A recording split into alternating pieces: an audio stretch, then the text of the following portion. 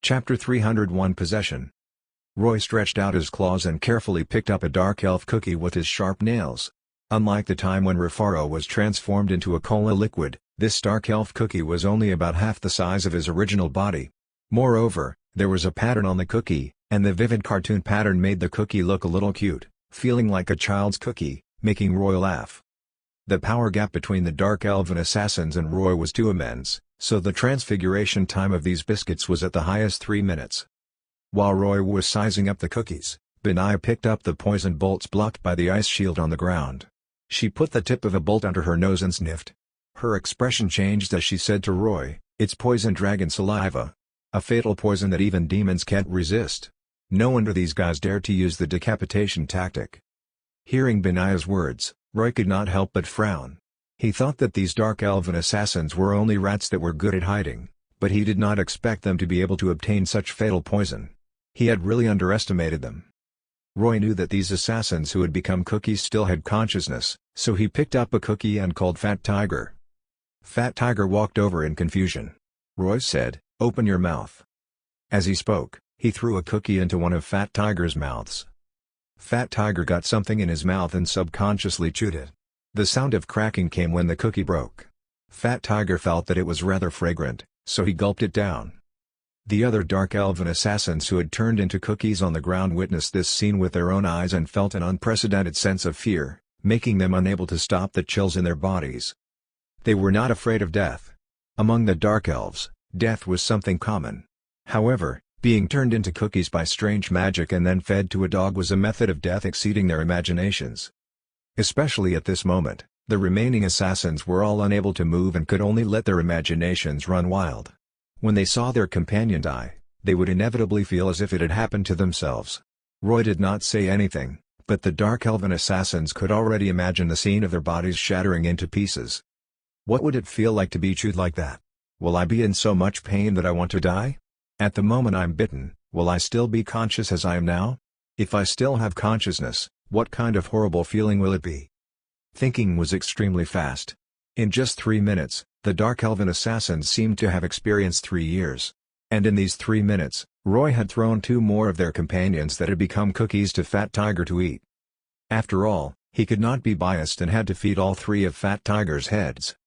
Just like how Fat Tiger had drunk the cola that was Rafaro before, this was the first time Fat Tiger had eaten cookies, so he naturally felt that it was very delicious. But there had only been 3 cookies, which was not enough for Fat Tiger. He was a little anxious as he stepped on the spot and whimpered at Roy, salivating as he urged Roy to continue feeding him. Roy dilly-dallied and then picked up another cookie. There were 5 dark elven assassins in the ambush for 5 biscuits, and Fat Tiger had eaten 3 of them, leaving only 2. Before Roy could throw the 4th cookie, it was time for it to transform back.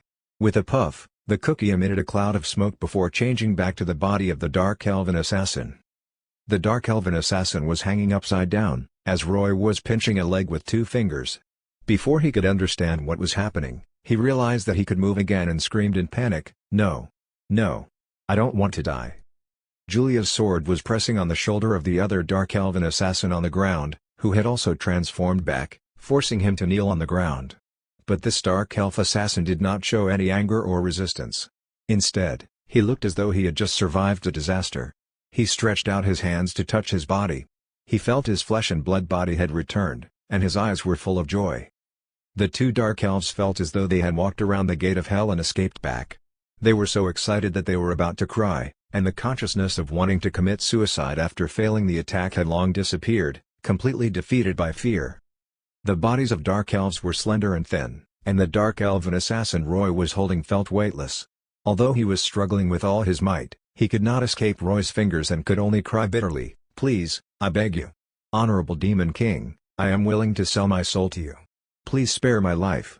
Seeing this scene, Julia and Benaya could not help but look at each other and saw the smiles in each other's eyes. Dark elves were like this. Cunning, insidious, scheming, and traitorous, these were all labels stigmatizing their race.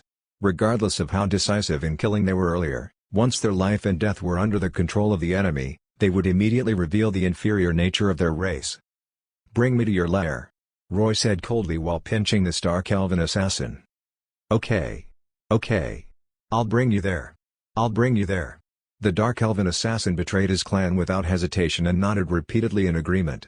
The other Dark Elven assassin pressed down by Julia's sword was the same. Roy shook the pinched Dark Elf. After shaking all the weapons on his body to the ground, he threw him casually. The Dark Elf hurriedly got up and checked his body. After confirming that there were no missing parts, he carefully looked at Roy with lingering fear and then looked at the enormous dog, Fat Tiger. Fat Tiger was a little unhappy that the cookies were gone, so he bared his teeth and looked fiercely at the Dark Elven assassins. After seeing the cookie crumbs in Fat Tiger's teeth, the two Dark Elven assassins could not help but shiver. The memories of the fear occupied their minds again. Roy and Fat Tiger's cooperation completely broke the defenses of Dark Elven assassins' hearts. Without needing Benaiah to help, they obediently brought Roy to their lair. And along the way, they answered all of Roy's questions. Sure enough, this matter did not exceed Roy's expectations. Some time ago, the Dark Elves who were injured by the mutants and zombies brought great trouble to the Shadowbrand clan after returning, causing many casualties to appear among the Shadowbrand clan. Finally, when they found that they were unable to cure this infection, Raylag, the war leader of the Shadowbrand clan, immediately ordered the death of all the infected. Even though these people were still alive, it was the same. This cruel method temporarily stopped the spread of the infection, but at the same time, the Shadowbrand clan suffered heavy losses. At present, there were almost no low-level troops in this Dark Elf clan. Only the strong spellcasters and the Black Dragons and Shadow Dragons were immune to the infection. But even so, Raylag did not evacuate his people from the territory of Eophil and remained in this part of the underground world. In order to make up for the loss of the clan, they had been capturing troglodytes, beholders, and harpies underground to fill their combat strength. After Roy led his army into the underground, the Shadowbrand clan had actually already discovered them. Because they saw the mutants and zombies again in the army, after receiving the news, the Shadowbrand clan did not dare to come and expel Roy and his army, afraid that the infection would erupt and spread again. But judging from the signs of the army advancing, they realized that this demon army was looking for them, so they had no choice but to send the remaining assassins to kill Roy. This was actually one of the reasons for the betrayal of the two Dark Elven assassins. Their clan had already declined and was no longer as powerful as before. Raylag's obstinate actions had made some people gradually have some ideas. As for what Raylag wanted to find in Eophil, the two Dark Elven assassins could not say. This high-level decision was not something that low-level people could know, so Roy did not ask further after asking twice. Anyway, he had already roughly guessed it. With the two leading the way, Roy's army did not take any wrong paths. But even so, it took them half a day to find the lair of the Shadowbrand clan. This was an enormous underground canyon. From the fractures on both sides of the canyon, it looked new. It seemed that the ground was torn by a large earthquake caused by demons detonating a volcano not long ago. At the bottom of the canyon, a simple city stood there. The dark environment, black walls, savage-looking serpent head sculptures, and the fences enclosing raptors in the city all showed that this was a city of dark elves. The city was not large, and it was probably only a small town that could accommodate a few thousand people at most. It seemed that the population of the Shadowbrand clan was not much. Roy's army caused a huge commotion when moving, so when they reached the canyon, they heard alarm bells ringing in the city. It was apparent that they had already been discovered. Numerous troglodytes and harpies hurriedly rushed to the low city wall and set up a few ballistas. The raptors in the enclosures were also driven out by some raptor cavalry and lined up in the city. But because there were too few riders, it seemed that the raptors were not obedient and always ran around. Over 10 bulky hydras moved to the city gate and planned to guard it, and there were some minotaurs holding axes guarding them. Some dark elven shadow witches occupied the few defense towers in the city. After the alarm bells rang, many black dragons and shadow dragons flew over from the darkness behind the canyon. It seemed like they were preparing to fight alongside the dark elves. Black dragons and shadow dragons looked similar in appearance, but in fact, they were two different species. Black dragons were top dragons who used flame dragon breath and dark power, while shadow dragons were dragons with the talent to control shadows. They were smaller than black dragons, and their scales were much darker. This underground canyon was not suitable for large-scale army deployment, and only a small portion of Roy's army could stand in front of the city, which gave the Dark Elves a bit of confidence. A Dark Elf riding a raptor arrived on the city wall under the protection of a group of cavalry. He held a staff in his hand, and Roy could feel powerful magic power surging in his body. Standing on the city wall, this Dark Elven hero shouted at Roy, who was not far away, Demon. Even if you've found this place under the lead of traitors, don't even think about defeating me, Raylag. The Shadow Brand clan will make you feel the humiliation of defeat. Oh? You're Raylag? Roy looked at him with interest. That's right. Raylag replied expressionlessly before pointing his staff at Roy. I know you. You're Demon Osiris, right? Moreover, you're the one who spread the plague. Your intelligence work is quite good. Roy grinned evilly. His body floated in the air as he pointed at Raylag. Listening to the Dark Elves, I know what you want to do here in Eofor. You wanted to find Queen Isabel of Arathia, right? Let me tell you, give up this thought. Isabel will give birth to the King of Darkness for Sovereign Ka-Beleth. This world is about to come to an end. The flames of destruction will devour everything. And you and your people will die here. Roy was now acting as though he was possessed by an award-winning actor as he laughed maniacally. But the edgy and pretentious lines in his mouth completely stunned Raylag. Chapter 302 Framing. Roy did not know who Raylag was. After all, there were so many heroes in the Heroes of Might and Magic world. How could he remember them all? Other than some famous ones, he did not know many. But in fact, Raylag, this dark elf, was also a big figure. Because he was actually a hybrid of dark elf and demon. Strictly speaking, Raylag was also a child of Taboo, but his background was no longer verifiable. The unique living customs of the Dark Elves destined him not to know who his mother and father was. Because of this hybrid identity, he had been expelled from the Dark Elves at a young age. However, even though he was expelled, he did not collapse under the harsh pressure of survival. Instead, he successfully grew up. After he became an adult, he put on thick armor, sneaked into the demon camp as a demon, and assumed a pseudonym known as Agriel. Due to his demon bloodline, his body naturally exuded the aura of a demon. Under the disguise of the helmet, the demons did not see through his true identity and instead accepted him. And Raylag, under the pseudonym of Agriel, stood out in various battles and trials. His identity as a child of Taboo had given him infinite power. It had to be said that this hybrid who could successfully be born could really only be described as a genius. At that time, Agriel's strength had soared in a short time, and he had even exceeded many high-ranked demons. Therefore, Ka-Beleth had taken a fancy to him, appointed him as his deputy, and gave him an important mission. It was to monitor and protect Isabel. At that time, Isabel, a woman of the lunar eclipse, was still young. The order Ka-Beleth gave Agriel was to protect Isabel and not let her die. After all, Ka-Beleth needed Isabel to reach adulthood smoothly. At that time, Agriel did not think much about it and followed the order. However, an accident happened. Agriel had watched Isabel grow up, and over time, he actually fell in love with her. Precisely because of this love, as Isabel grew up day by day, Agriel became increasingly anxious. He knew that something very terrifying would happen after Isabel fell into the hands of the demons, so for this reason, the demon hero Agriel rebelled. He decided to save Isabel. Due to the strength he possessed, when he began his attempt to rebel against Ka-Beleth, he had been misunderstood by Benaya's sister, the succubus Biara. She thought that he wanted to become a demon lord and challenged Ka-Beleth, so she secretly wanted to join him. After discovering his true motive, she flew into a rage out of humiliation and ran to report to Ka-Beleth. Thus, Agriel began to be hunted down by the demon camp. Due to Biara's merit of informing Ka-Beleth, she became trusted by him and began to grasp authority. He sent her to Arathia to pretend to be Isabel. After losing Agriel, Ka-Beleth's plan was short of manpower, and he could only promote Ziron.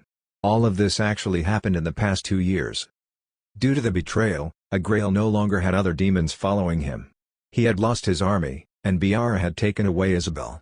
Therefore, in order to take back his beloved and stop Ka-Beleth's scheme, Agriel found the elven prophet, Tiru. With his help, he purified his demon bloodline, restored his original dark elf identity, and returned to being Raylag. After restoring his original identity and name, Raylag returned to the territory of the Dark Elves. At that time, the Shadow Brand clan had lost its chief and needed to choose a new one through a competition. And Raylag, this dark elf of unknown origin, joined the competition and finally won it to obtain the power of the clan, thereby becoming the chief. After obtaining an army again, Raylag led his clan to find Isabel. He knew that Isabel was definitely in the demon's territory, but even though he sent out many assassins and spies to inquire, he did not know where she was.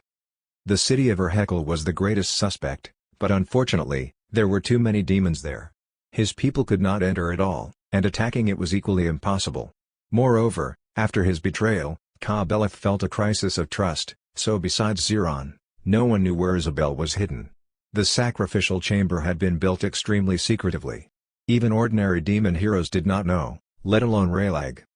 After wandering aimlessly in Ithil for a long time, Raylag could not do anything, so he could only send his clan to ambush and assassinate demons. He wanted to use this to divert the attention of the demons and see if he could get them out of Urhekel to create a chance for himself. Unexpectedly, Roy came with his army at this time. After an ambush and assassination had brought back a strange and terrifying plague virus, the Shadowbrand clan had suffered heavy losses and lost almost all the low-level Dark Elves. They had no choice but to retreat underground to recuperate. However, before Raylag could replenish enough troops, Roy, the demon who spread the plague, appeared in front of him again. Not only did he bring an enormous army, but he even arrogantly told him a terrifying truth. Words could not describe the shock in Raylag's heart. As a child of Taboo, he naturally knew how terrifying a child of Taboo was. It had to be known that Raylag's original hybrid identity was only from the bloodline of a low-level demon. Even so, his magic power had grown to a level comparable to a demon lord in just a few decades. Although his demon bloodline had been purified and his strength had declined, he could almost imagine how terrifying the power of a child of Taboo with the bloodline of a demon lord would be once he matured. Especially when such a child of Taboo would grow under the nurturing of demons, it was even more terrifying. His thoughts and behavior would become the same as demons, eager to destroy and kill. Perhaps at that time, the world of Ishan would welcome a terrifying dark demon king. No. I absolutely can't let the demon's scheme succeed. Raylag made up his mind almost instantly. At the same time, Roy did not give him much time to think. After finishing his act, Roy immediately commanded all the troops to attack the Stark Elven city. The demon troops that had been waiting impatiently immediately roared and changed when Roy gave the order. The echoes of their bloodthirsty roars filled the underground canyon in an instant. In no time at all, the battle broke out. The demons holding sharp blades rushed to the bottom of the city wall and began to destroy it. The vampires in the air turned into big bats and swooped toward the city wall with sinister smiles. They grabbed the troglodytes and harpies and sucked their blood in large mouthfuls. A large amount of fire magic shot toward the city from the rear, igniting the flammable material in the city. Choking smoke spread, causing the guards in the city to tear up. Realizing that the city might not be able to hold on any longer, the Dark Elves in the city no longer bothered staying inside it. They opened the city gate and charged out, seeking a decisive battle. The gigantic hydras ran out with thundering steps and bit anyone they saw. The numerous heads on their necks could attack enemies within 360 degrees. Even though many hydras suffered injuries due to the blades of the Death Knights, the corrosive blood splattering out from their bodies also struck back at the enemies. In the towers on the city wall, Dark Elven witches shot out one lightning ball after another. The lightning balls plowed gullies in the low-level undead troops and finally landed on some middle-ranked demons using magic attacks, turning them into charcoal. With several loud and clear dragon roars, the Black Dragons and Shadow Dragons took part in the battle. They swooped down from the top of the canyon, and their enormous figures filled almost the space in the canyon. They opened their mouths full of sharp teeth and spat out thick pillars of black fire that began bombarding the battlefield. A dragon flew past, and another followed closely, forming an endless stream. Thanks to them, the battlefield was already full of raging flames. The flames devoured any troops burned by them. However, the Black Dragons and Shadow Dragons were not complacent for long before a group of Bone Dragons pounced on them in the air. These Bone Dragons did not have the slightest concept of compatriots at all. They grabbed their necks and bit them while tearing their abdomens and wings with their claws. After they were unable to fly, these enormous creatures fell from the sky. Before they could furiously deal with the Bone Dragons on their bodies, pillars of flames exploded beside them. High-ranked demons holding heavy weapons appeared from the flames. With savage smiles, they raised their weapons and smashed the heads of the dragons. The sound of skulls shattering rang out, accompanied by the tragic roars of numerous Black Dragons and Shadow Dragons. In such a short time, several dragons died. But at the same time, the high-ranked demons paid the price. The furious dragons grabbed some high-ranked demons with their claws. When they flew into the air, they bit these high-ranked demons in half. Finally, the demons turned into ashes and died, their souls returning to the abyss. Rafaro, Fat Tiger, Julia, and Benaya also took action. They each looked for opponents on the battlefield to fight, but their main targets were the Black Dragons and Shadow Dragons. The order Roy gave them was to fight with all their might but to let Raylag escape in the end. Yes, he did not intend to kill this dark elf named Raylag but instead wanted him to flee in defeat. He knew very well that after Raylag escaped, he would definitely find the alliance of the elves and Brickadans. He would tell the Alliance army about Isabel and the birth of the Dark Messiah. At that time, Roy was certain that the Alliance army would never let the child of Taboo of Kabelith be born. They would attack her Heckle with everything they had and think of a way to save Isabel. This was why Roy had said those dramatic words like a devious actor. He had used this method to leak information about Isabel. As enemies, it was impossible for Raylag and the others to tell Kabelith that Roy had disclosed this to them. In this entire matter, Kabelith and Xeron would be kept in the dark. They would never have thought that Roy had leaked the situation about the Dark Messiah. In their understanding, Roy had never come into contact with the sacrificial ritual, so it was impossible for him to know their plan.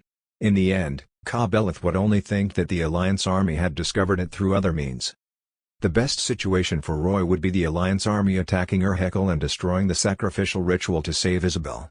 In this case, even without Roy taking action, Kabelith would personally kill Xeron in anger. Even if the situation were to be slightly worse, and the Alliance army was unable to take down Ur-Heckle, after the fierce battle, the number of demons in Ur-Heckle would certainly be substantially reduced. At that time, Roy could take advantage of the chaos to kill Xeron and then frame the Alliance army, making the Alliance army be the scapegoat. No matter what, Roy would not lose. Chapter 303 Running Away. The siege was intense, and as the leaders of the army, Raylag and Roy were not idle either. Raylag rode on his raptor, and his staff danced in his hand. After spinning the staff a few times, he suddenly raised it. A gust of wind blew out of thin air and then turned into thousands of small cyclones. These cyclones blew across the bodies of the Dark Elven army, immediately making the soldiers who received the magic lighter. They moved quickly during the battle, as though they had divine help. This was the Air Element Mass Haste spell. However, before these soldiers who received magical support could play their role, Roy, who was in the air, waved his hand. Countless black mists immediately shrouded the battlefield. The black mists drilled into the bodies of the Dark Elves, and the Dark Elves seemed to have lost their strength in an instant and became extremely weak.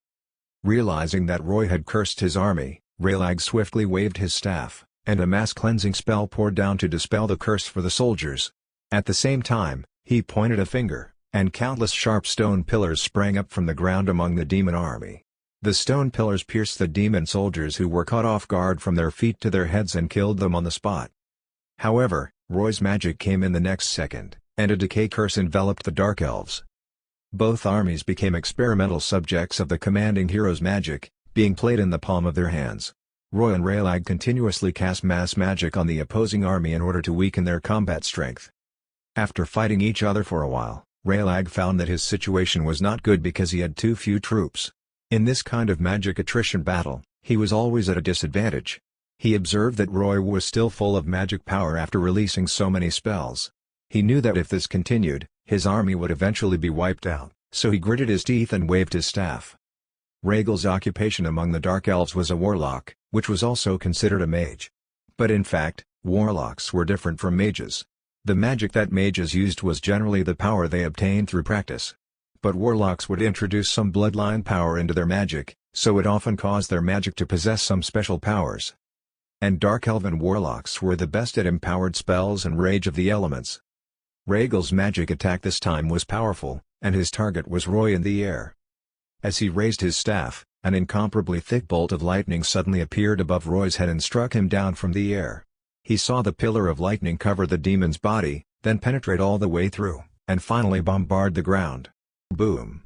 After the lightning fell, the power contained in it turned the rocks on the ground into dust and triggered a tremendous explosion. With Roy as the center, an immense pit appeared, and all the demons within a 100-meter radius screamed as they turned into black carbon scraps. It hit. Raylag heaved a sigh of relief. This demon will be heavily injured even if he doesn't die. However, before he could finish sighing, Roy's uninjured body appeared in his eyes. The black and light refracting armor did not show any signs of damage. Raylag's eyes widened in astonishment. But before he could understand what happened, Roy's body leaned back slightly, and his chest swelled. As Roy took a deep breath, a black lightning ball appeared in his mouth. He suddenly leaned forward and spat out this lightning ball at Raylag. The lightning ball was so fast that it turned into a beam of light in the air. Raylag was shocked and quickly dodged to the side. Then he saw the lightning ball flying past, leaving only a black flash of light in his vision. The lightning ball finally hit dark elven witches on the city wall. The moment the lightning ball landed, an intense flash lit up the entire battlefield. But unlike Raelag's lightning, the explosion of the lightning ball did not bring any sound. After the light dissipated, all the dark elven witches disappeared. Only an exceedingly high temperature remained as all the creatures and objects within it vaporized. A terrible chill hit Raelag, and he could not help but shiver. His entire back was full of cold sweat. Had such a terrifying attack struck him, then he would probably be dead. How could he know that Roy had never thought of hitting him from the beginning? This lightning ball had deliberately missed. However, through this lightning ball containing mighty lightning power, Raelag realized that Demon Osiris also possessed formidable lightning magic. No wonder the powerful lightning bolt did not cause him any damage. Therefore, when Raelag attacked again, he immediately changed his magic element. In his knowledge, demons were generally good at using flames. Demon Osiris had lightning magic as well, so he used frost magic this time. A deep freeze spell froze Roy. But the moment he froze, Roy easily broke free of the frozen state and then directly counterattacked with a powerful ice storm. Countless sharp black icicles fell from the sky and covered the entire dark elven city. These black icicles killed all the remaining soldiers inside who did not go out to fight, as well as destroyed the defense towers. These two high-intensity magic confrontations had caused Raelag to suffer losses. But they also made him realize that Osiris was a demon that could not be understood by common sense. He was actually proficient in the three elements of darkness, lightning, and frost at the same time, and each of them was much stronger than what Raelag used. During the decades he spent in the demon camp, he had not seen even one. He turned his head to glance at the city and knew that this city was no longer of use. It could not even provide the most basic defense to his troops, so he simply abandoned it and rode his raptor off the city wall and onto the battlefield. Raelag was very clear that holy light magic had the greatest restraint on demons. But unfortunately, he could not use it at all, so he could only test other elemental magic on Roy. He did not believe that this demon Osiris could be proficient in all elements of magic. This time, he used earth magic. The moment he jumped off the city wall, he had already cast a boulder weighing tens of tons condensed out of thin air and smashed down on Roy without giving him any time to dodge. This time, it finally worked. Raelag saw Demon Osiris holding his hands in front of him in panic to block the boulder. But the massive weight still pressed him down from the air.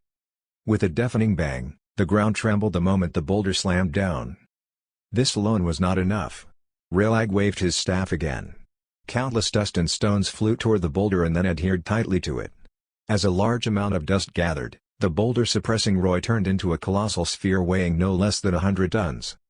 At first, Raelag was still staring intently. But when he found that there was no movement below the boulder, he wiped the sweat on his forehead and thought, this should be able to suppress him for a while, right? Unfortunately, this silence only lasted for less than half a minute before Raelag saw the colossal rock sphere trembling and shaking. With a crisp sound, a circle of white light appeared around the surface of the rock sphere. A moment later, under Raelag's amazed gaze, the rock sphere was cut open and turned into two hemispheres that fell to both sides. The surfaces of the cut were all smooth.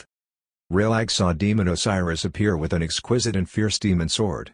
The demon sword in his hand had cut open the rock sphere. Had he not seen countless spiderweb-like cracks on the opponent's black armor and a trace of purple blood flowing out from the corner of his mouth, he would have been depressed. Earth magic is still effective. Raelag thought. It seems that this Demon Osiris isn't the kind with brute strength. Although he is good at using magic, his body is relatively weak. Phew. Phew. Roy panted heavily as he looked at Raelag with a grin. Good job. You actually forced me to use my weapon. You are really strong. Hearing this, Julia, who was still flying in the air and fighting the black dragons and shadow dragons, could not help but have a strange expression on her face. But it's over. Roy pointed his sword at Raelag and shouted, I will bury you and your troops here. With that, Roy held Frostmourn's hilt with both hands and chanted. As he chanted, the demon characters on the sword lit up one by one. Not good. Although Raelag did not know what Roy wanted to do, he still felt that something was wrong. He immediately waved his staff, and another boulder appeared in midair and smashed down at Roy's head. But this time, Raelag's magic did not work. A ball of black ice suddenly appeared and enveloped Roy's body. The boulder hit the hard ice and shattered the surface. Then cracks spread all over the boulder, causing it to crumble quickly. After the boulder crumbled, the black ice on Roy's body instantly disappeared. At this moment, he stopped chanting, and the demon eyes at Frostmourne's hilt glowed with an intense scarlet light. Under Railag's gaze, Roy stabbed his sword into the ground. Ice Age. With Roy as the center, the ground turned into black ice crystals and spread rapidly, covering the entire battlefield. When Roy used his ultimate move, the soldiers of both sides immediately noticed something was wrong. Under Julia's loud shout, the demon troops quickly flew up and floated in the air. But the Dark Elves were in a miserable situation. They did not have wings like demons and vampires and could not fly off the ground. So when the black ice crystals spread over, the moment their feet touched these ice crystals, they immediately turned into black ice sculptures. The zombies and undead in Roy's army also turned into ice sculptures, but they were already dead, so it was not a big problem even if they were frozen. But the Dark Elves were all living creatures. Once frozen, they would really die. Although Roy's large O damaged both sides, it was not to the degree of killing 1,000 while losing 800, but at most 100. When Raelag saw the ice crystals spreading over, he immediately began to retreat. But he also saw the damage to his troops, and his heart began to bleed. However, he did not hesitate. He cast a haste spell on himself and ran desperately to the end of the canyon, where there was an exit leading to the surface. After seeing Raelag fleeing, the remaining black dragons and shadow dragons quickly flapped their wings and chased after him to escape. Julia and Benaya led the demons and vampires to hunt down these dragons. Roy had said to let Raelag go, but the rest had to stay. After Raelag disappeared from sight, Roy stopped releasing the power of Ice Age and slowly withdrew his magic power. The spiderweb-like cracks on Roy's armor also recovered in an instant. As expected, I still have to kill his troops before he thinks of escaping. Roy wiped the blood from the corner of his mouth. I shouldn't have performed too overboard, right? I exposed some of my strength. But seeing that I was injured, he should think that I can still be defeated and should be spending time to recuperate next. This way, after he meets up with the Alliance army, he won't be too wary of me and will instead take the opportunity to attack Ur-Hekal with all his might. Chapter 304 Depressed Rufaro. Raelag eventually escaped as Roy hoped, but the troops he led basically remained underground. Before the battle ended, Rufaro impatiently began cleaning the battlefield. In the army of the Shadowbrand clan, about 60 black dragons and shadow dragons had participated in the battle. Most of them were adult dragons around 300 years old. But despite there being many of them, the fight had erupted in this underground world after all. There was limited space they could use, so most of the black dragons and shadow dragons could not fully display their effectiveness. On Roy's side, the main force in slaughtering the dragons was Julia, Benaya, Fat Tiger, and Rufaro. Under the cover of Cassandra's bone dragons, they struck down numerous dragons from the air. These black dragons and shadow dragons they beat down suffered severe injuries. But with the support of their powerful vitality, they would not die anytime soon, which gave Rufaro the opportunity to absorb the life force of these dragons. This colossal black spectral dragon walked on the battlefield and did not care about the feelings of his race at all. He took away the last remaining life force from the dying black dragons and shadow dragons, as well as some other creatures of the Dark Elves that had not died. The massive amount of life force turned into specks of starlight and fused into his body. Roy was also standing in the middle of the battlefield, with a soul-attracting flag inserted into the ground, collecting the souls of the entire battlefield. At the same time, he witnessed Rufaro's changes. He watched as fascia appeared on Rufaro's black skeleton bit by bit, followed by blood vessels and muscles. It was slightly horrifying to see him slowly recover his body from the inside out, especially in his empty chest. The process of his internal organs gradually appearing was truly terrifying. Dong dong. Dong dong. A muffled, drum-like sound came. Rufaro's dragon heart started beating again. The sound started low, then slowly became more powerful. At this moment, Rufaro had become... how should he put it? He was like a colossal skinned dragon because his dragon skin had not recovered. Roy could clearly see all his muscle tissues, as though he was looking at an anatomical diagram. Not enough. Not enough. Just a little more. Rufaro's depressed roar came, seeming very anxious.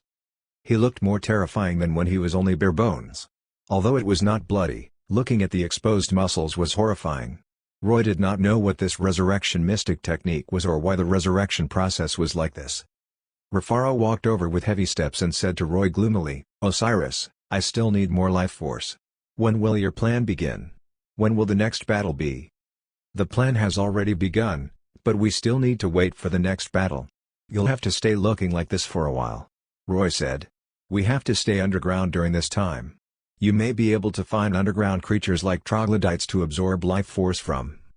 "No, I can't absorb much from those lowly fellows."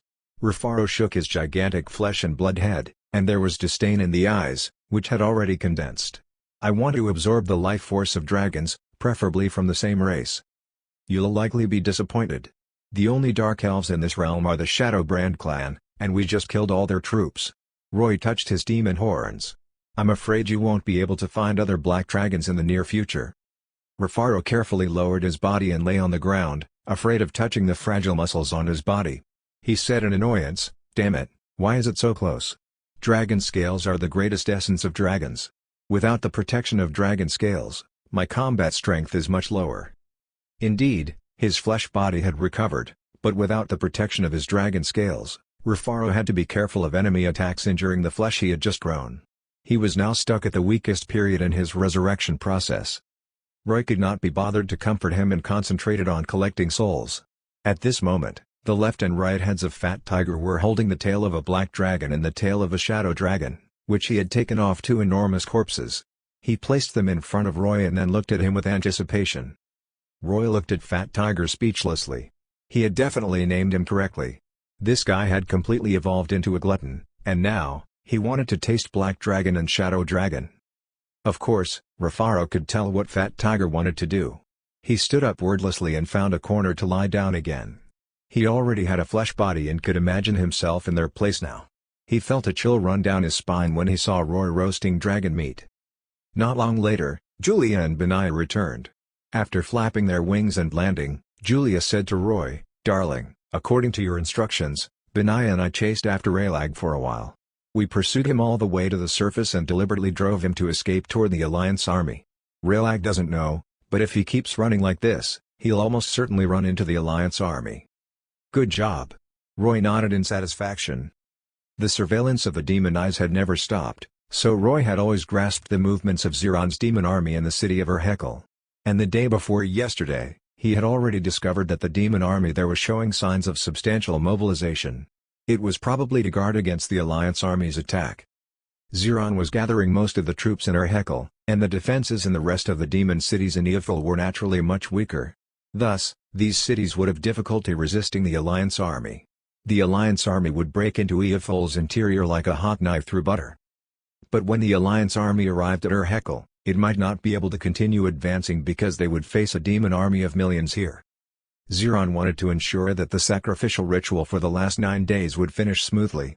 If the Alliance army did not know his plan, then after probing the massive demon army a few times, it would definitely realize its powerlessness and retreat.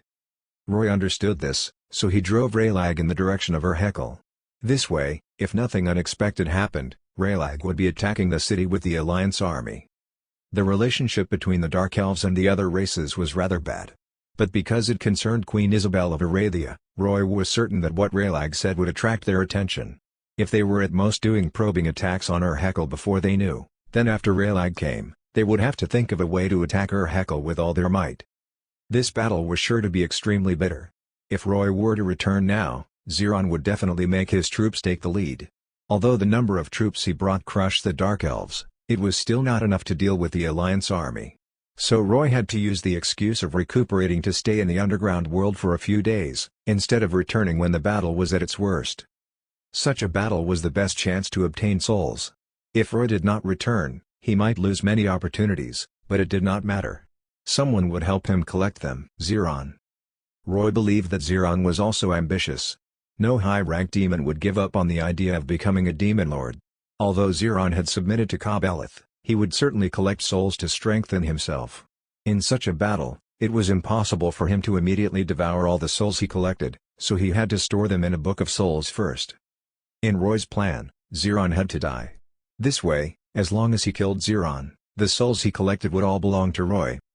Standing in the middle of the battlefield, Roy swayed his tail and pondered over the situation. The only thing he was worried about now was Kabelith. There might be a big battle if he wanted to kill Ziron. If the fighting dragged on for too long, it would inevitably lead to Kabelith discovering it. If he suddenly appeared to help Ziron while they were fighting, then Roy would be in big trouble. Therefore, Roy had to choose the right moment to fall out and fight Zeron. Now, the most important and concerning thing for Kobeleth was the child of Taboo in Isabel's stomach. This was his top priority. Roy's greatest advantage now was that he had used the demon eye to spy on the sacrificial chamber and learn the time needed to complete the ritual. If he chose to fight Zeron when Isabel was about to give birth, Kobeleth might not dare to appear to help Zeron. He would definitely wait by Isabel's side to ensure the successful birth of the Dark Messiah. Roy's eyes gleamed. He decided to fight Zeron on the day Isabel gave birth. Although Zeron did not know that he was the low-ranked demon Osiris, he had been guarding against him. Or rather, he would not completely trust any of his subordinates now. When the time came, and he appeared with his troops, there might not be any chance to sneak attack. In that case, let's fight openly.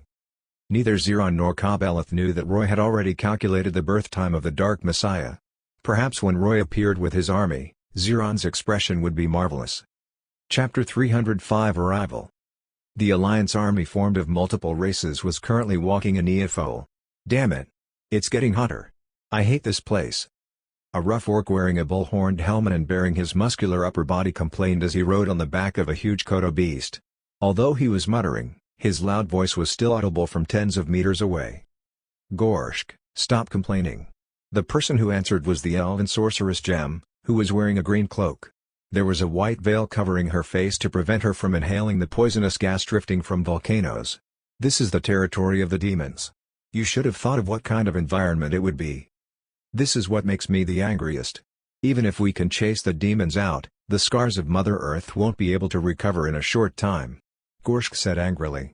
These fellows should go to hell. Demons come from hell. Your curse is utterly meaningless. The Prince of Bricada, Zahir, mocked him in a frivolous tone. Bastard, you know that I don't mean that. Gorshk shouted at Zahir. Gem stopped them in time. Okay, stop arguing. Keep your spirits up. Farther ahead, and it'll be the demon capital, Ur-Hekal. The real test is right in front of you. You still have the mood to quarrel? After hearing Gem's words, both Gorshk and Zahir became much more serious. Indeed, after coming from Aglin Fortress, although the Alliance army had encountered some demons, they found that these demon troops were basically only small units, with at most a few thousand. In the beginning, they did not understand what was going on. After fighting a few demon cities consecutively, they realized that the demons had probably abandoned the outer cities in Neaphol. The Alliance army did not encounter any decent resistance at all and was advancing in a crushing manner. But these victories did not make Gem and the others rejoice but instead made them even more cautious. They knew that most of the demon troops had probably gathered in Ur-Hekal. If the estimate isn't wrong, there may be a demon army of more than 1 million in Ur-Hekal. Zahir sighed. In terms of military strength, we won't have the advantage, and it'll be a siege. I'm afraid we'll have to return without success this time.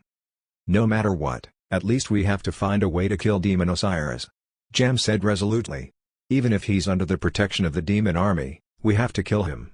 Not only to avenge the 2 fortresses but also to stop the source of the plague. What if he doesn't show up? Gorshk asked. Then keep attacking Ur-Hekal. It's impossible for Zeron to let Osiris, this new demon, sit back and relax. Gem said. As long as the battle is dire, he'll definitely make Osiris lead troops into battle. Yes, that's very likely. Zahir nodded. But before he finished speaking, a voice suddenly appeared. No. I'm afraid he won't appear. Who is it? Hearing this voice, Gem, Zahir, and Gorshk immediately became nervous. They stopped and held their weapons tightly. They looked to the right and saw a figure gradually becoming clearer on the top of a charred volcano mound in front of them. Invisibility. A dark elf? Gem immediately recognized him and clenched her staff tightly. The wood elves and dark elves had always been enemies, so when she saw this figure, she immediately thought that an enemy had appeared. But what surprised them was that no other dark elves appeared. There was only one figure on the volcano mound. Calm down, Your Excellency Gem. The man spread his hands and panted slightly. Please restrain your emotions because I am not an enemy. Zahir held onto Gem's shoulder to calm her. He rode an elephant forward and asked curiously, Who are you? I'm Raylag, the new chief of the Shadowbrand clan. The man replied. That's right. This man was Raylag, who had just escaped from the underground world. His army was completely wiped out, and the few black dragons that escorted him to escape had deserted in the end. Now, he was alone. But he still managed to find the Alliance army. "Okay, Chief Raylag." Zahir touched his mustache and asked, "Why are you here?" "A warning." Raylag slowly walked down from the hill. While walking, he said, "A warning of great danger to the entire Ashan world." Hearing this, Jem said sarcastically, "Since when did a dark elf like you become a seer of the Blind Brothers?" "Your Excellency Jem, I repeat, I'm not an enemy," Raylag said solemnly. "In fact, I have the same goal as you. It's just that I was rather unlucky and encountered Demon Osiris and his troops ahead of time." "Huh?" Hearing this, everyone finally took it seriously. Gorshk asked impatiently, "You said you encountered Demon Osiris? Where is he?" Rhaegar shook his head. "I can tell you where he is now, but in my opinion, it's probably not the time to look for trouble with Osiris because there's something more serious." "What do you mean?" Jem and the others frowned. Raylag told them in detail about his arrival to find Queen Isabel. Jem and the others listened quietly, but their expressions became more and more unsightly. After Raylag talked about the Dark Messiah, they were finally shocked. "Damn it! Is what you said true?" Zahir pulled 2 hairs off his mustache in agitation. "Yes. I swear in the name of Malasa," Raylag said solemnly. "My words have no deceit at all." The expressions on everyone's faces changed rapidly, especially Jem. Out of her distrust for the Dark Elves, she instinctively did not want to believe this. But what Raylag said perfectly explained the situation they had encountered since entering Ithol. Given the violent nature of demons, it did not make sense for them to swallow their anger after being invaded. Perhaps it was because something more important made the demons keep a low profile. She then thought of the various strange administrative decisions that the Kingdom of Erathia had made during this period of time. It had always been the main force against demons, but after the fall of Dendera Fortress and Aglin Fortress, it did not send any troops at all. The matter corresponded to each and every one of them, invisibly confirming Raylag's words. Seeing that everyone had fallen deep in thought, Raylag continued, "Demon Osiris is very strong, but he's only a high-ranked demon. Behind the matter of Queen Isabel, there's a demon lord controlling it. You can naturally tell which one is more important." "Then, your opinion is?" Zahir asked Raylag hesitantly. "I know that you don't see me as an ally, and you can't completely believe what I say," Raylag said. "But I really don't have a choice. From Demon Osiris's tone, I'm afraid that the Dark Messiah will soon be born. We have to hurry. Let's do this. Although I've lost my army, there are still some assassins and spies sent out to investigate. I'll gather them as soon as possible. When you attack Ur Hekal, I'll bring these assassins and spies and think of a way to sneak into the demon city to find Isabel's whereabouts. If I can't find her, you have to withdraw your troops as soon as possible. But if I find her..." Raylag took a deep breath and said in a deep voice, "Even if I die in the hands of the demons, I hope you can find a way to rescue her." "Of course. If you find the real Queen Isabel, then it means that what you said is true." Zahir nodded. "Even without your reminder, we must save Queen Isabel." Raylag did not hesitate to take the risk, and of course, Zahir could tell. So at this time, he actually believed Raylag by about 70 to 80%. "Then, what about Demon Osiris?" Jem suddenly asked after pondering for a while. "What if Demon Osiris suddenly appears to attack us during our siege?" "Don't worry. My spell heavily injured that demon. He needs some time to recuperate. As long as we move quickly and leave some troops to guard against him, there won't be too much of a problem," Raylag said. "What I'm worried about now is that he has returned to the city. In that case, there will be a few more powerful high-ranked demons and tens of thousands of troops in the city." After they settled the discussion, the Alliance army quickly moved again. This time, it was no longer slow and cautious. Instead, it marched rapidly all the way to Ur Hekal, while Raylag temporarily separated from the Alliance army to find his remaining troops. However, an invisible demon eye had seen all of this. At noon the next day, the Alliance army's hundreds of thousands of troops finally arrived at the city of Ur Hekal. From afar, when they saw the dense demon army in this city, even though Jem and the others had been mentally prepared, they still gasped. Not only was there a massive difference in military strength, but the other party was also guarding the city, and Jem and the others were now deep in the enemy's territory to fight. Logistical support was extremely difficult, and there were no reinforcements. No matter how they looked at it, there was no possibility of winning this battle. If it were not for the fact that they had encountered Raylag, perhaps after seeing this scene, Jem and the others would have slowly retreated after a small probing attack. But now, They had no choice but to brace themselves and order the troops to line up, pull forward the catapults and ballistas, and prepare to attack the city. Only when the siege began and attracted the attention of the demons could Raylag and his assassins sneak into this city full of demons. Chapter 306 Siege. The Alliance army was quietly preparing for the siege, and the demons were also preparing to defend. There was no need to say anything fierce. In fact, with a high city wall separating them, both sides could not shout because they could not hear clearly. Everyone knew what the other party's purpose was, so they just started directly. With the formation of hundreds of thousands of siege troops, if you looked down from the city wall, they were simply endless. The army was outside the range of the demons' long-range attacks and occupied all the open space near Hekel, surrounding the entire city. They had set up hundreds and thousands of catapults and ballistas and began loading boulders and bolts nervously. All the preparations took several hours. During this time, the Alliance army was also guarding against the demons leaving the city to attack. But the demons did not leave the city and instead chose to continue defending, which made the Alliance army heave a sigh of relief. Finally, when everything was ready, the heroes commanding the army looked at each other and nodded. They raised their hands and shouted, "Attack!" The soldiers guarding beside the catapults swung their swords and cut the ropes. The straight arms of the catapults immediately bounced back. Then with powerful kinetic energy, they shot out boulders in a parabola. In an instant, the sky above Hekel became dark. Countless boulders flew in the air and blocked all the light in the sky. This scene of blotting out the sky only lasted for a few seconds before countless boulders smashed onto the barrier. Yes, as the capital of Eofoal, in addition to the high city wall, Hekel also had a powerful defensive barrier set up. This barrier was usually not open, and the demons only activated it when there was a large-scale battle. When the boulders hit the barrier, it immediately appeared.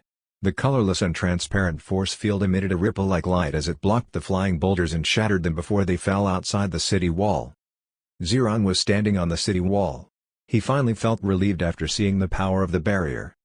In Eofoal, many trees and forests had been burnt down because of the eruption of volcanoes, causing the Alliance army to be unable to build more catapults nearby.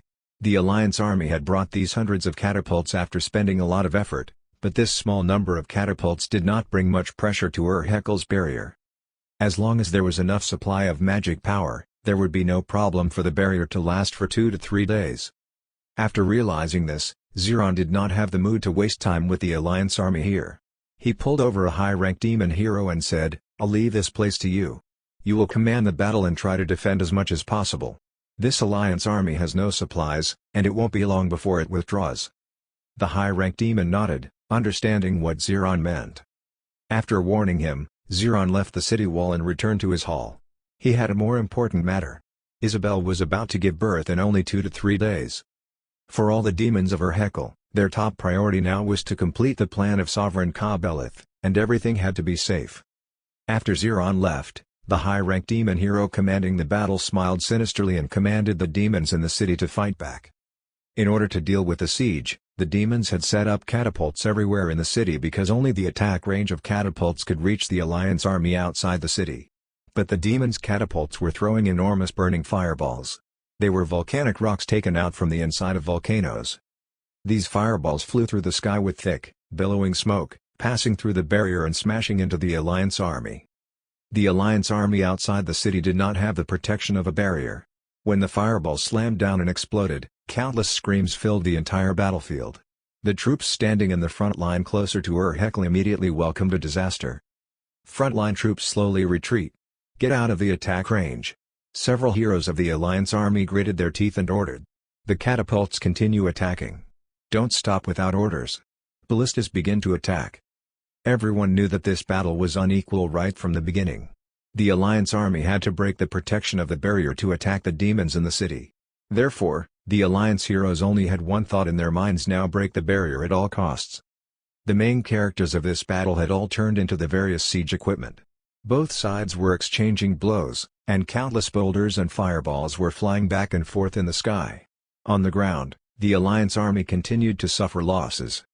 The souls of the dead turned into rays of white light and flew toward Hekel. Jem and the others knew that it was a device set by the demons to collect souls in the city. Not only did the Alliance soldiers die in battle, but even their souls could not escape from the claws of the demons. This was extremely damaging to morale, but Gem and the others could no longer worry about it so much anymore. The demons clearly had more troops than the Alliance army, but abnormally, they did not leave the city to fight and even use the barrier to defend the city. No matter how Gem and the others looked at it did not seem right. They were increasingly convinced by Raylag's words, the demons must be guarding something in the city. Not long after the battle started, the Alliance army was basically being suppressed. But after a while, the Alliance army gradually figured out the number of catapults in their positions in Urhekal. It then sent the mages to the blind spots of the catapult attacks and had them begin to use magic to assist in attacking the barrier of the city. The mages of Brikata were actually formidable soldiers. When others protected them, these mages could become powerful artillery towers. Under Zahir's command, the mages exerted their might, and enormous fireballs continually flew toward Urhekal. After colliding with the barrier, immense explosions thundered, and some gigantic sharp ice pillars fell from the sky from time to time, stabbing into the barrier before disintegrating. Dark clouds were densely covering the sky above the city. These were the thunder clouds summoned by the storm titans. After the thunder clouds gathered to a certain extent, countless lightning snakes started down crazily. With so many magic attacks, the barrier of Urhekal immediately became strained. Under the continuous bombardment, the layer of transparent ripples was continuously compressing. In the city, the numerous succubi, who were maintaining the core of the barrier and inputting magic power into it, were gradually drained of their magic power and had no choice but to start an emergency rotation. The demon heroes under Ziron panicked when they saw this.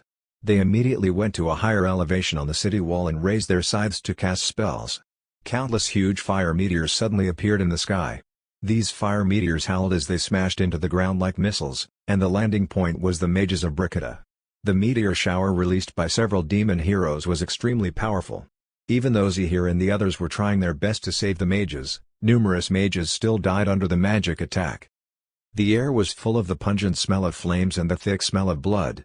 Be it the Alliance army or the demons, they had all entered a white-hot state. They stared at each other ferociously. Even though they could not see each other clearly, they still wanted to convey their killing intent. The battle was bitter, but the Alliance army was still clenching their teeth and enduring. The siege lasted for several hours.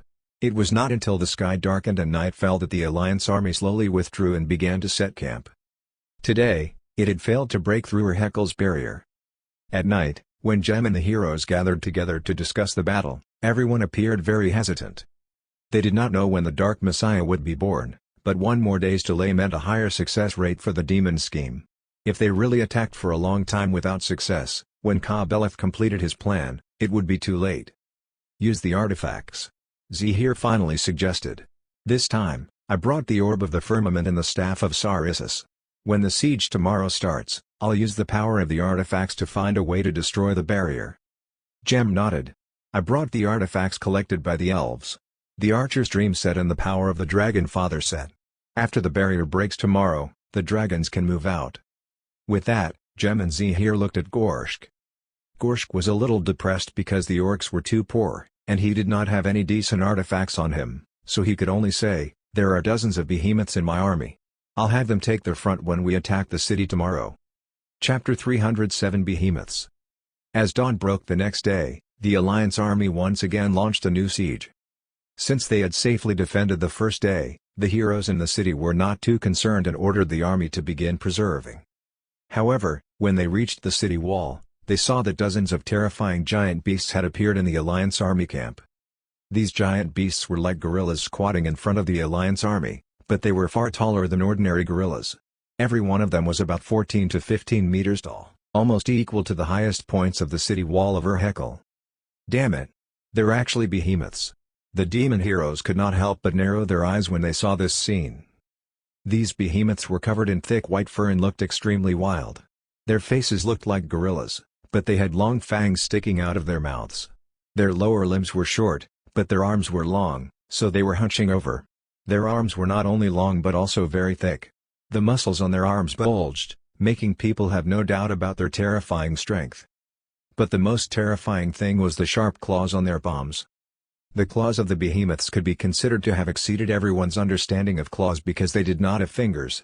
Their claws were their fingers, and each finger was nearly 2 meters long. Moreover, every finger was emitting a dark cluster, seemingly made of metal, and had unimaginable hardness. The entire world of Ashan recognized behemoths as true dragon killers. Their thick fur could resist magical and physical attacks, and their claws could easily tear apart the scales and bodies of dragons. Behemoths had immense strength. Although these behemoths were squatting in front of the formation, dozens of incomparably thick chains tied up each of them. Hundreds of orc soldiers were responsible for pulling these chains, almost by force, to make them quiet. But even so, these behemoths were struggling restlessly. What do they want to do? The demon heroes were puzzled. Although they were clear that these terrifying ferocious beasts were tough to deal with war machines, wasn't it a little silly for the Alliance army to send them out before breaking the barrier? But before the demon heroes could understand, the Alliance army's attack began. Densely packed boulders and ballista bolts attacked, smashing ripples on the barrier. So the demon heroes did not think too much about it and directed the demon army to counterattack. However, they did not realize that the hero Zahir had already mixed into the mages of Brikata. He was holding a crystal ball in his left hand and a strange staff in his right. This crystal ball was not transparent but full of white inside. Clouds and mist filled the crystal ball, and lightning flashed from time to time. The orb was the orb of the firmament, an extraordinary artifact. Holding it could amplify air magic to an extremely formidable degree. The staff was the staff of Sarissus, an extraordinary artifact. It did not amplify the power of any magic, but it had a unique effect, giving the effect of spell penetration to the caster. During the siege yesterday, although the Alliance army did not break the barrier, it had roughly figured out its magic power flow. And it had already roughly sensed the location of the magic power core in the center of the city. To put it bluntly, barriers were still a type of magic. Zahir's idea was simple. Since the power of all kinds of attacks was not enough to break the barrier, then he would pass through it and directly attack the core. As long as he destroyed the core, the barrier would naturally collapse. However, if he wanted to use magic to attack the center of the city, he had to be close to the city wall. So he could only conceal his identity as a hero, hide among the mages, and do his utmost to get as close as possible. The approach of the mages inevitably welcomed the magic attacks of the demon heroes, but Zahir was already prepared. With his defense, he forcibly resisted the meteor shower and then quickly ran forward under the cover of the flames and smoke. After he was about 10 meters away from the city wall, he stopped and raised the staff and orb high. He expended most of his magic power and summoned a mighty bolt of lightning. Under the enhancement of the thunder clouds of the storm titans, this bolt of lightning broke through the sky and descended. The moment it appeared, it illuminated the entire city of Urhekel. This bolt of lightning had a diameter of about 10 meters. From afar, it looked like a beam of divine punishment. The moment it descended, none of the heroes of the demon camp could react.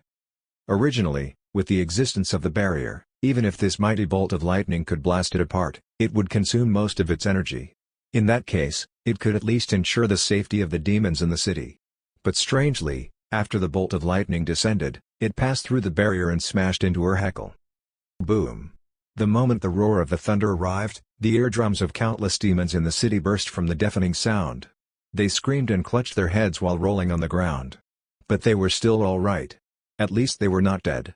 At the core of the barrier, the thousands of succubi in charge of supplying magic power to the core did not even make a sound before the lightning directly vaporized them. The lightning bolt crashed into the ground and then exploded, blasting an enormous black pit at the core of the barrier. If anyone looked at the bottom of the pit at this time, they would find that it was utterly bottomless. This magic not only smashed the core but also erased the magic formation on the ground.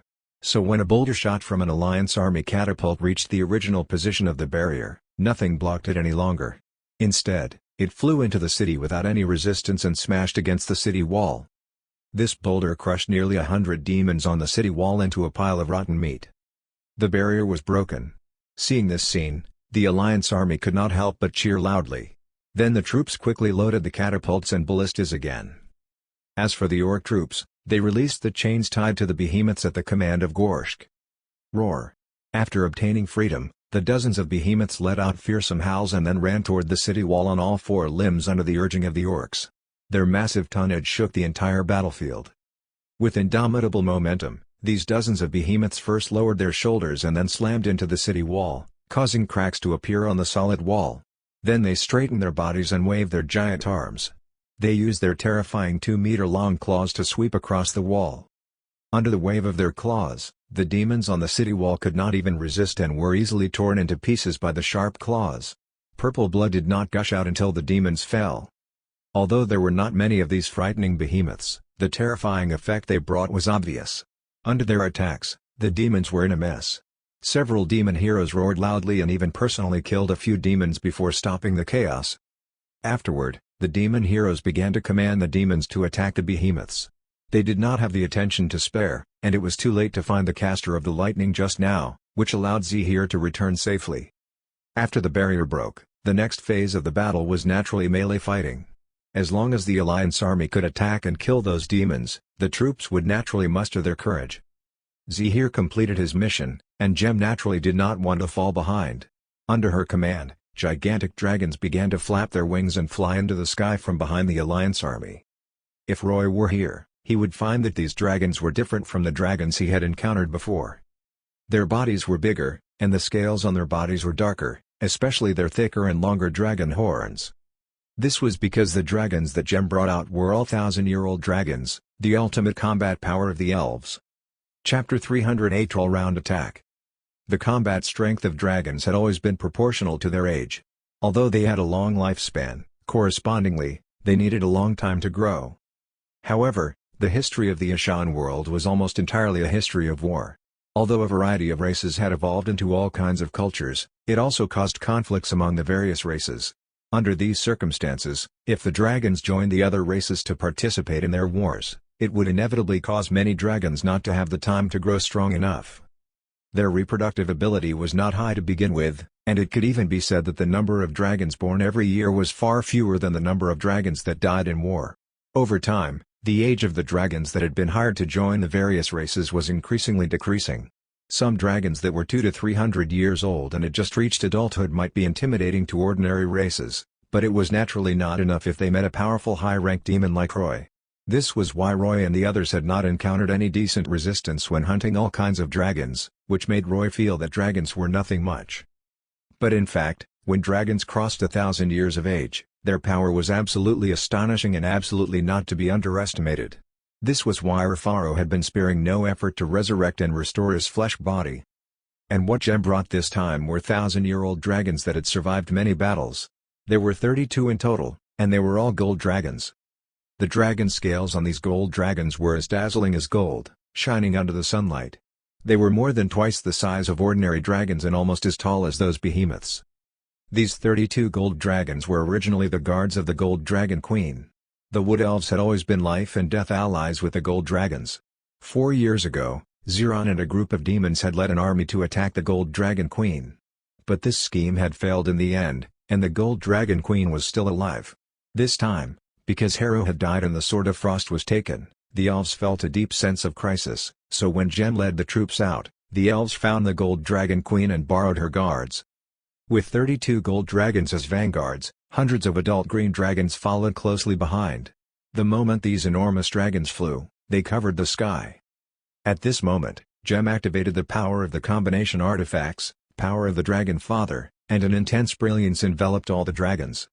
Since it was called the power of the Dragon Father, it naturally had a tremendous amplification effect on dragons. After this radiance enveloped all the dragons, as if bloodlust had enhanced them, their bodies swelled. The dragons let out cheerful roars, flapped their wings, and flew high into the sky.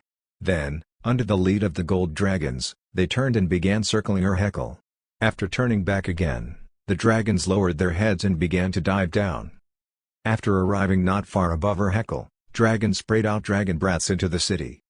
Flames, lightning, acid, the dragon breaths of 3 different attributes immediately ravaged the entire city of Urhekel. The whole city plunged into a hell-like sea of flames, and countless demons began to scream. The dragons did not descend directly into the city to attack. They knew that there were too many demons, and ants could bite an elephant to death. If they dared to land, the demons would definitely pile onto them to death, so they only circled and washed the land with dragon breaths. Outside, the behemoths and siege equipment were bombarding the city wall, and the dragons were attacking in the sky. In addition, the Elven Rangers were borrowing the effect of Gem's Archer's Dream artifacts to shoot arrows like raindrops from afar. For a time, the demons in the entire city of Urhekel were in a terrible situation. Seeing the demons falling continuously in the city, the demon heroes in charge of commanding the battle became angry. They ordered the low-level demons to withdraw while dispatching their high-ranked demons. Whoosh! Whoosh! Whoosh! The high-ranked demons in the city spread their wings and flew toward the dragons circling in the sky. On the ground, as numerous flame pillars erupted, high-ranked demons with scythes and heavy hammers teleported out of the flames. They came to the location of the behemoths outside the city and swung their weapons at them. The lower limbs of a behemoth that had been charging forward were cut off by several high-ranked demons and fell to the ground with a bang. But before it could cry out, several heavy hammers slammed onto its head, sinking into it and smashing its skull into pieces. Both sides had mobilized high-level combat forces, and the battle entered an increasingly fierce state. However, no matter how many forces the Alliance army invested and how many demons they killed, there was still a steady stream of demons to supplement. This scene caught the eyes of Jem and Zahir, and they were anxious in their hearts. They knew very well that there was probably a large number of gates of the Abyss in Urhekel, and the demon army could quickly replenish. "We've broken the barrier. Is Raylag still not here?" Zahir asked worriedly. But before he finished speaking, a voice suddenly rang out beside him. "No, Chief Raylag has already arrived." Jem and the others were shocked and could not help but place their hands on their weapons. But then they saw a hazy figure appear about 2 meters to their right. The figure gradually became clearer, and then a dark elven assassin wearing a grey cloak emerged. The elusive ability of dark elven assassins was indeed worthy of its reputation. Even Jem and the others had not noticed when this dark elven assassin approached them. Fortunately, the Dark Elves were not their enemies currently. On the contrary, they were now allies. After appearing, the Dark Elven assassin said to Jem and the others, "Chief Raylag sent me to inform you that he has already led people into the city of Urhekel. However, there are too many demons, and it's not necessarily safe to turn invisible. Therefore, he hopes that all of you can intensify the attack and attract the attention of the demons as much as possible to create an opportunity for him to go deeper into the city." "Understood." Jem nodded expressionlessly. "I hope he won't die in the hands of the demons." Hearing this, the Dark Elven assassin smiled in disdain and turned invisible again before leaving. Knowing that Raylag was following the plan, Jem and Zahir heaved a sigh of relief. They ordered to get as many troops onto the battlefield as possible and stepped up the offensive against Urhekel. On another side, in the north of Urhekel, Raylag was walking cautiously with the assassins he had regrouped. Urhekel was built based on a massive volcano. All the Alliance army could attack was merely the 3 frontal positions, which was a fan-shaped range of about 270 degrees. The north of the city had the volcano behind it, so it was impossible to deploy troops here. This resulted in the demons not defending this position after the siege started, creating the condition for Raylag to infiltrate. In fact, Raylag had long been in position. After the barrier broke, he immediately brought the assassins into the city. Although the front battlefield had attracted the attention of the demons, this place was their lair after all. Raylag and the others could still see many demons running around the city along the way. Thus, they had to be exceedingly careful and move slowly. Raylag was a warlock, but he was still a dark elf after all. It was the talent of dark elves to hide themselves in the shadows, so he actually knew invisibility. This time, he brought 20 assassins. After entering the city, he got the assassins to spread out and investigate in all directions.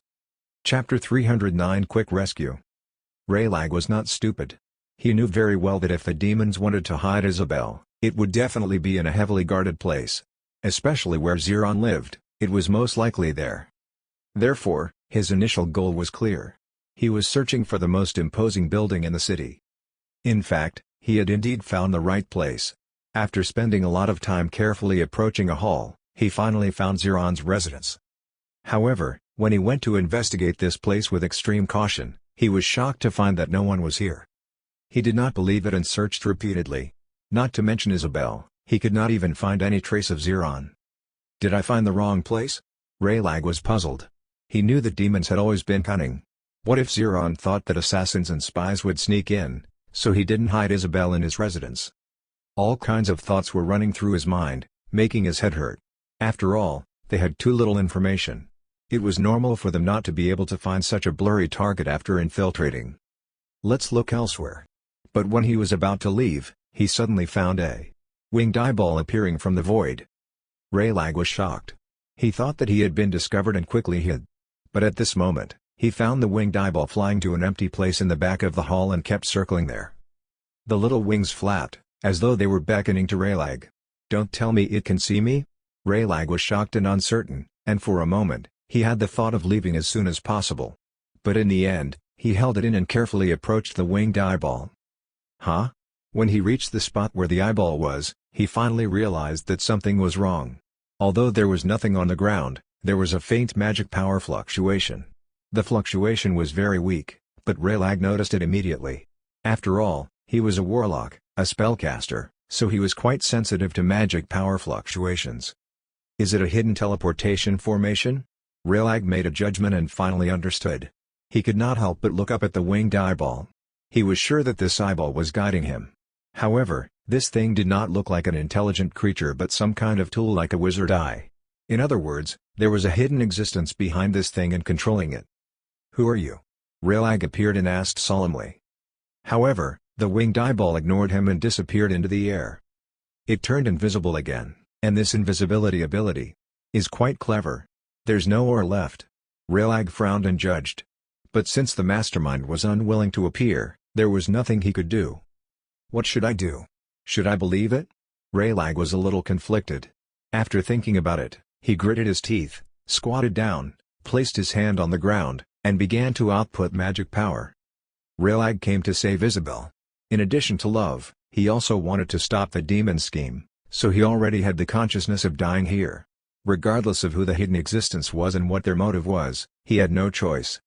Sure enough, after inputting magic power, the outline of a magic teleportation formation appeared on the ground, glowing with a shining brilliance. Raylag no longer hesitated as he stepped forward to stand in it. With a flash of light, the teleportation formation activated, and his figure instantly disappeared from the hall. His vision suddenly turned dark. It took him some time to adapt to the light before he realized that he had been teleported to a secret underground room. At this time, there was no one around, but there was a burning torch on the wall of the corridor. And at the end of the corridor in front, Raylag could faintly hear a voice. Taking a deep breath, he re-entered invisibility and lightened his steps while walking carefully through the corridor. At the end of the corridor was a spacious room. With the smell of sulfur and smoke entering his nose, he saw a tall demon. That's Ziron. Raylag immediately reacted and stood in the corner. Fortunately, Ziron did not notice that someone had snuck in. He did not even think about it. After all, there was a massive siege outside, and all the enemies were thinking of ways to attack the city, so Ziron was confident that no enemy could enter the city before the demon army was utterly annihilated. At this moment, Ziron was standing beside the altar where Isabelle was. His hands were shining, and he was transferring the life force of the living sacrifices at his feet to Isabelle. To be precise, he was transferring it to the fetus in Isabelle's womb. The sacrifices kneeling beside the altar had dark elves, humans, dwarfs, and elves, but all of them were dazed and seemed to have lost consciousness. Under Ziron's sacrificial ritual, these sacrifices were sucked dry and eventually disintegrated and turned into dust. Seeing this scene, Rhaegar did not have any angry thoughts. He carefully suppressed his emotions and kept himself calm as he looked at Isabelle on the altar. Only at this moment did Raylag realize that what Demon Osiris said was all true. His beloved Isabelle was already pregnant with the child of Demon Sovereign Ka-Beleth. Moreover, judging from her bulging stomach, this child was about to be born. Looking at Isabelle's condition, Raylag felt that it would be extremely difficult if he wanted to rescue her and escape. Looking at Isabelle's big belly, he was afraid that problems would soon occur under the intense exercise. They probably would be unable to run far. According to the thinking of the Dark Elves, the best choice at this moment was not to assassinate Ziron but to directly stab Isabelle and the child in her stomach to death. This way, not only could it prevent the birth of the Dark Messiah, but it also eliminated any measures the demons could take to remedy the situation. It could completely defeat the demon scheme. But the one who came here was Raylag, a man who loved Isabelle deeply, and he could not make such a cruel decision. In the shadow in the corner of the wall, the demon eye that Roy had left here the last time was silently observing everything in the secret room. Roy, who was far away underground, was also interested to see what Raylag was going to do. Raylag moved. He carefully controlled his steps and slowly approached the altar. When he came behind Ziron, he decisively took out a sharp black blade and stabbed it at Ziron's back with all his might. As the sharp blade coated with poison dragon saliva was about to stab Ziron, an astonishingly vast amount of magic power suddenly appeared in the secret room and instantly suppressed Raylag to the ground. "Damn little rat. Finally waited until you appeared." Demon Sovereign Ka-Beleth's voice echoed in the void of the secret room. Ziron, who was still performing the sacrificial ritual, was shocked. He turned his head and saw Raylag. At the same time, the projection of Demon Sovereign Ka-Beleth appeared in the secret room above Isabel's altar. What's going on? How did a dark elf come in? Ziron was clearly confused. This accursed fellow. Ziron, you disappoint me too much. Ka-Beleth roared angrily. After you left last time, I vaguely felt that something was wrong. There seems to be something else in this room, so I've been secretly observing this place. As expected, I finally caught it. It's actually a dark elf assassin. Ziron, if it weren't for me, you probably wouldn't even know if someone killed you. Sorry, Sovereign Ka-Beleth. Ziron broke out in cold sweat and quickly bowed his head. This is my fault. Roy could not help but feel his heart jump when he heard what Ka-Beleth said through the demon eye. Although he had completely eliminated the aura and traces of magic power from the demon eye, he did not expect Ka-Beleth to be so sensitive and vaguely sense something. Fortunately, he had been keeping the demon eye motionless in a corner. Otherwise, he would have likely been long discovered. On the other hand, Raylag was unlucky. It seemed that Ka-Beleth mistook him for the infiltrator from the last time. This black pot was not light. Next time, I will throw your soul into the sun and burn it for 10,000 years. Ka-Beleth gnashed his teeth. Now, let's look at this damn little rat. A familiar smell. It seems like we've met someone familiar. Oh, Agriel, I didn't expect it to be you, the traitor. How strange. You've actually changed back to the status of a dark elf. You've purified the demon bloodline in your body? Ka-Beleth. Raylag was currently being suppressed by Ka-Beleth's magic power. With his face pressed against the ground, he said with difficulty, your scheme won't succeed. Humph. What do you think you can do? Ka-Beleth said disdainfully. Stop you. After Raylag said this angrily, he used all his strength to break free from Ka-Beleth's suppression. The magic power that was already ready to burst surged out, turning into a giant fireball that flew toward Isabel on the altar. Seeing this, Ka-Beleth exclaimed in alarm, but what he said was, protect Isabel. Ka-Beleth's figure was only a projection. He did not have a physical body, and the magic power transmitted from the void could not respond accurately. The only person here who could stop Raylag was Ziron. Therefore, Ziron did not even think about it and directly blocked the path of the fireball. Due to the assassination earlier, the distance between him and Raylag was very close. Ziron hastily blocked the fireball but did not have time to arrange any protection, so the moment he came into contact with it, he was blasted flying in a deafening explosion. The explosion of the fireball caused the entire basement to shake violently. Not only was there smoke in the secret room, but rubble streamed down, looking as though the room was about to collapse. Raylag had cast this fireball with actual purpose. He deliberately attacked Isabel because he knew that Ziron would definitely save her. After Ziron was sent flying, he immediately rushed over and cut off the bindings on Isabel's wrist. He picked her up with both hands and turned around to escape into the corridor. After quickly reaching the teleportation formation, he input magic power and instantly teleported, disappearing from the secret room. Chapter 310 The Demon Sovereign Descends. Covered in dust, Ziron got up from the ground. Raylag's fire magic did little damage to him, but the power generated from the explosion still made him feel a little pain, so what followed was anger. Damn it! Damn it! Ziron cursed. Only then did he realize that he should not have blocked the fireball at all because Agriel just wanted to save Isabel. Just like him, he did not want Isabel to be injured, so even if he had not blocked it, maybe that bastard Agriel would have forcibly withdrawn his magic power midway and caused a magic power backlash. In that case, let alone rescuing Isabel, even Agriel would have died here. However, he had not thought of this in his hurry, so Agriel had succeeded. And the person angrier than him was Ka-Beleth. Ziron. Ka-Beleth's roar resounded in the secret room. Chase after him immediately. If you can't bring Isabel back, don't ever come back. Yes, Sovereign Ka-Beleth. Ziron replied solemnly. With that, he went straight to the corridor and returned to his hall through the teleportation formation. When he rushed out of the door, he saw Agriel in the distance. With a whoosh, 2 pairs of wide demon wings spread out from his cloak. He flew into the air and rushed after Agriel. Agriel, or Raylag, was currently running desperately while holding the unconscious Isabel. He was carrying a woman with a big belly, so it was evident that his mobility was not high. But when he rushed out of the hall, he had already urgently contacted the assassins he brought. Ziron looked ferocious as he charged at Raylag from behind, but several figures suddenly emerged in the air and fearlessly stabbed at Ziron with sharp blades. These Dark 11 assassins intercepted Xeron, but they could not stop him for long. In his anger, Xeron grabbed them and ripped them in half. Using this short opportunity, Raylag cast a spell on himself, Fly. This high-level air magic allowed him to obtain the ability to fly for a short time. Then he embraced Isabel and flew toward the city wall. "Stop him!" Xeron roared after killing the last Dark Elven assassin. After hearing Xeron's roar, some nearby demons who had noticed the commotion immediately charged toward Raylag. A few succubi spread their wings and flew up, and the flame whips in their hands swung at him, wanting to pull him down. But he suddenly moved in the air, causing the succubi's whips to miss. Even so, more and more demons appeared. They spread their wings and flew toward Raylag, and Xeron pursued closely behind. When Raylag saw that it was becoming more and more dangerous, the sweat on his forehead was pouring out.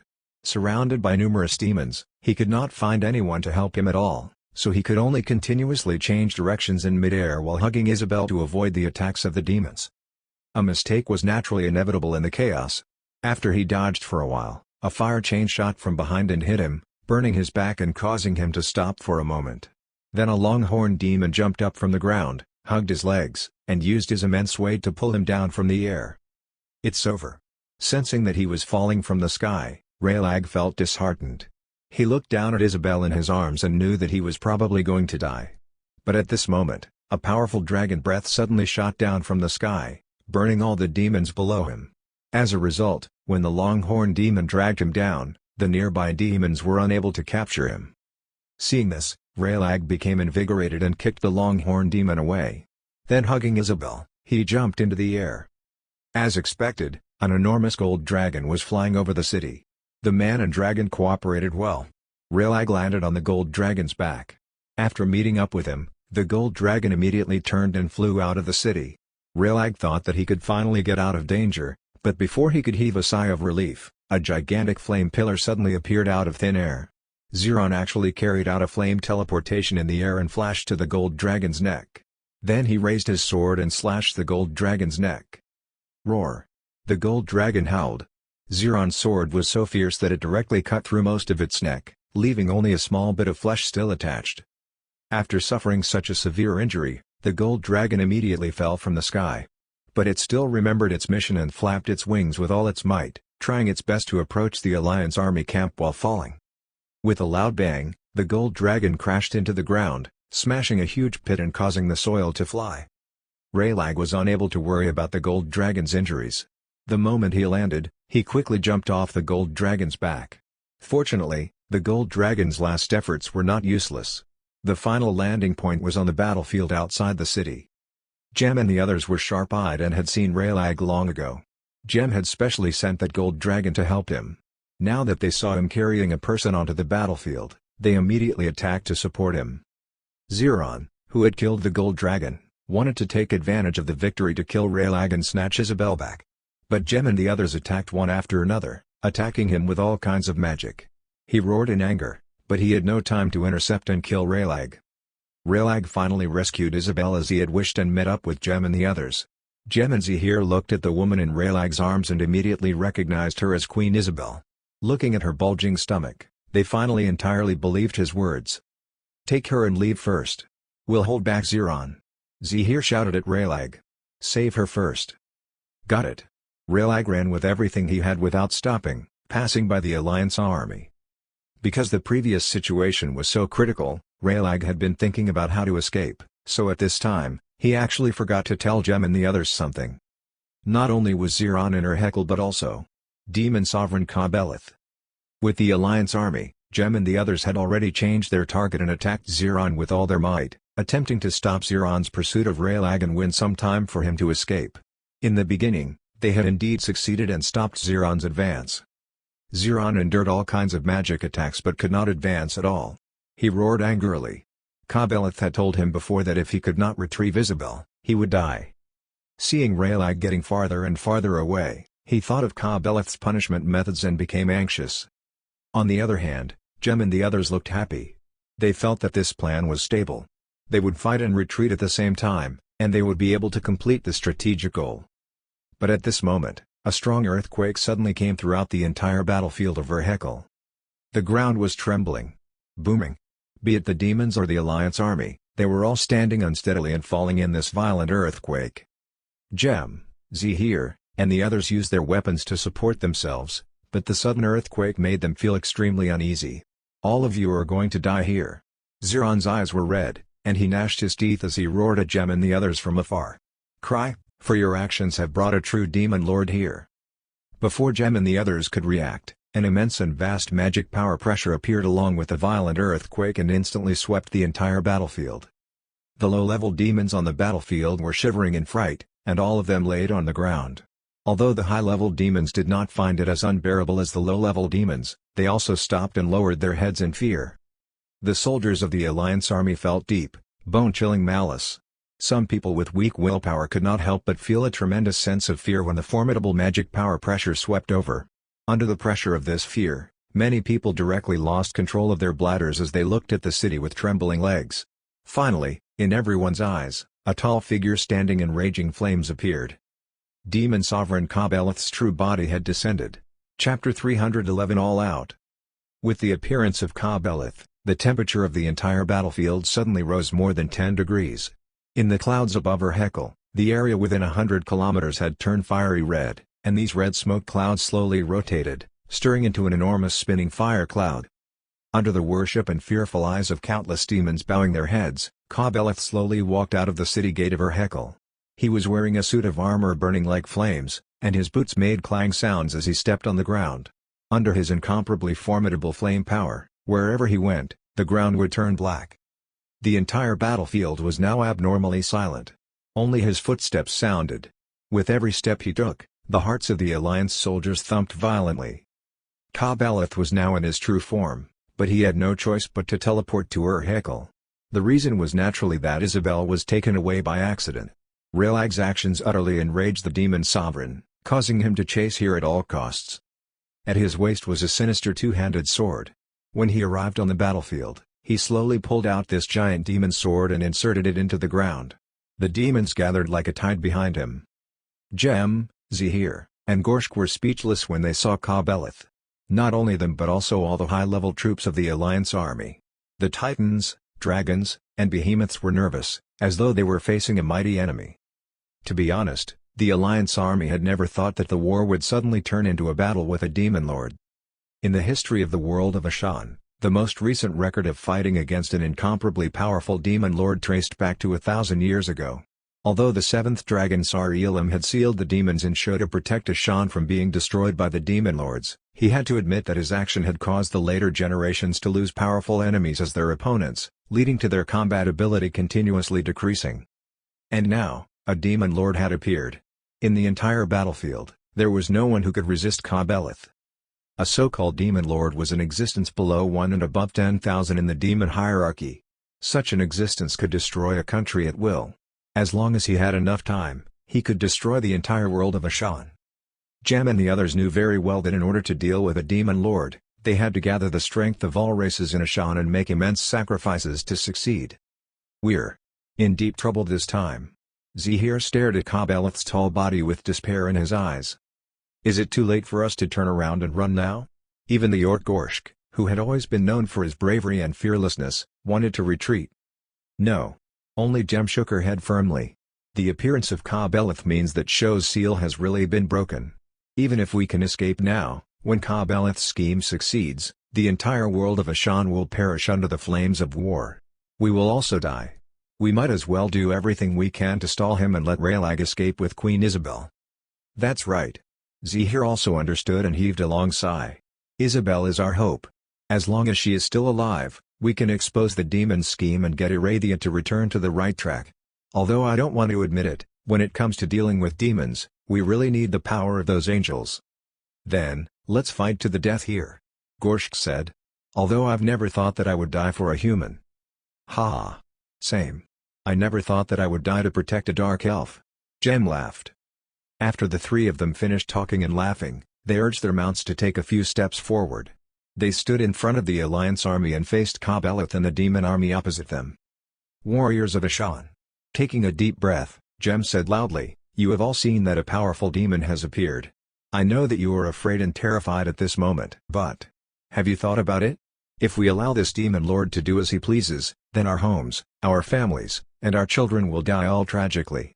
Their souls will be toyed with by the demons as they wish, and they will not even be able to rest in peace." With Jem's voice, the soldiers of the Alliance army gradually regained their senses and could think again. They struggled to stand up, hitting their trembling legs, feeling resentful for their weakness, forcing themselves to stand up and listen to Jem's speech. "But what I want to say is, whether it is elves, humans, or orcs, we have been fighting to the death with demons for thousands of years," Jem continued. "We have driven them back to their lair time and time again. We have destroyed their plots. We have gotten the entire world to remain standing on this planet. We are still reproducing and spreading our cultures and beliefs. We are still continuing our bloodlines. Demons. They are not as terrifying as you think because they have never succeeded. And the people of Asha have never succumbed." Blood began to boil in the bodies of the Alliance soldiers. Under Jem's encouragement, the morale of the Alliance army began to rise at a visible speed. "Take your weapons, my people." Jem raised her staff and shouted loudly, "Today, we are fighting for Asha. Long live Ishan." With Jem's words, the morale of the soldiers finally reached its peak. They tightened their grips on their weapons, raised them high into the sky, and shouted ferociously, "Fight for Asha! Long live Ishan!" Hundreds of thousands of Alliance troops roared and charged fearlessly at the demons like a tsunami. However, watching this scene, Demon Sovereign Ka-Beleth's expression hidden under his mask did not fluctuate at all. "Your courage is commendable, but ants are still ants." Ka-Beleth snorted coldly.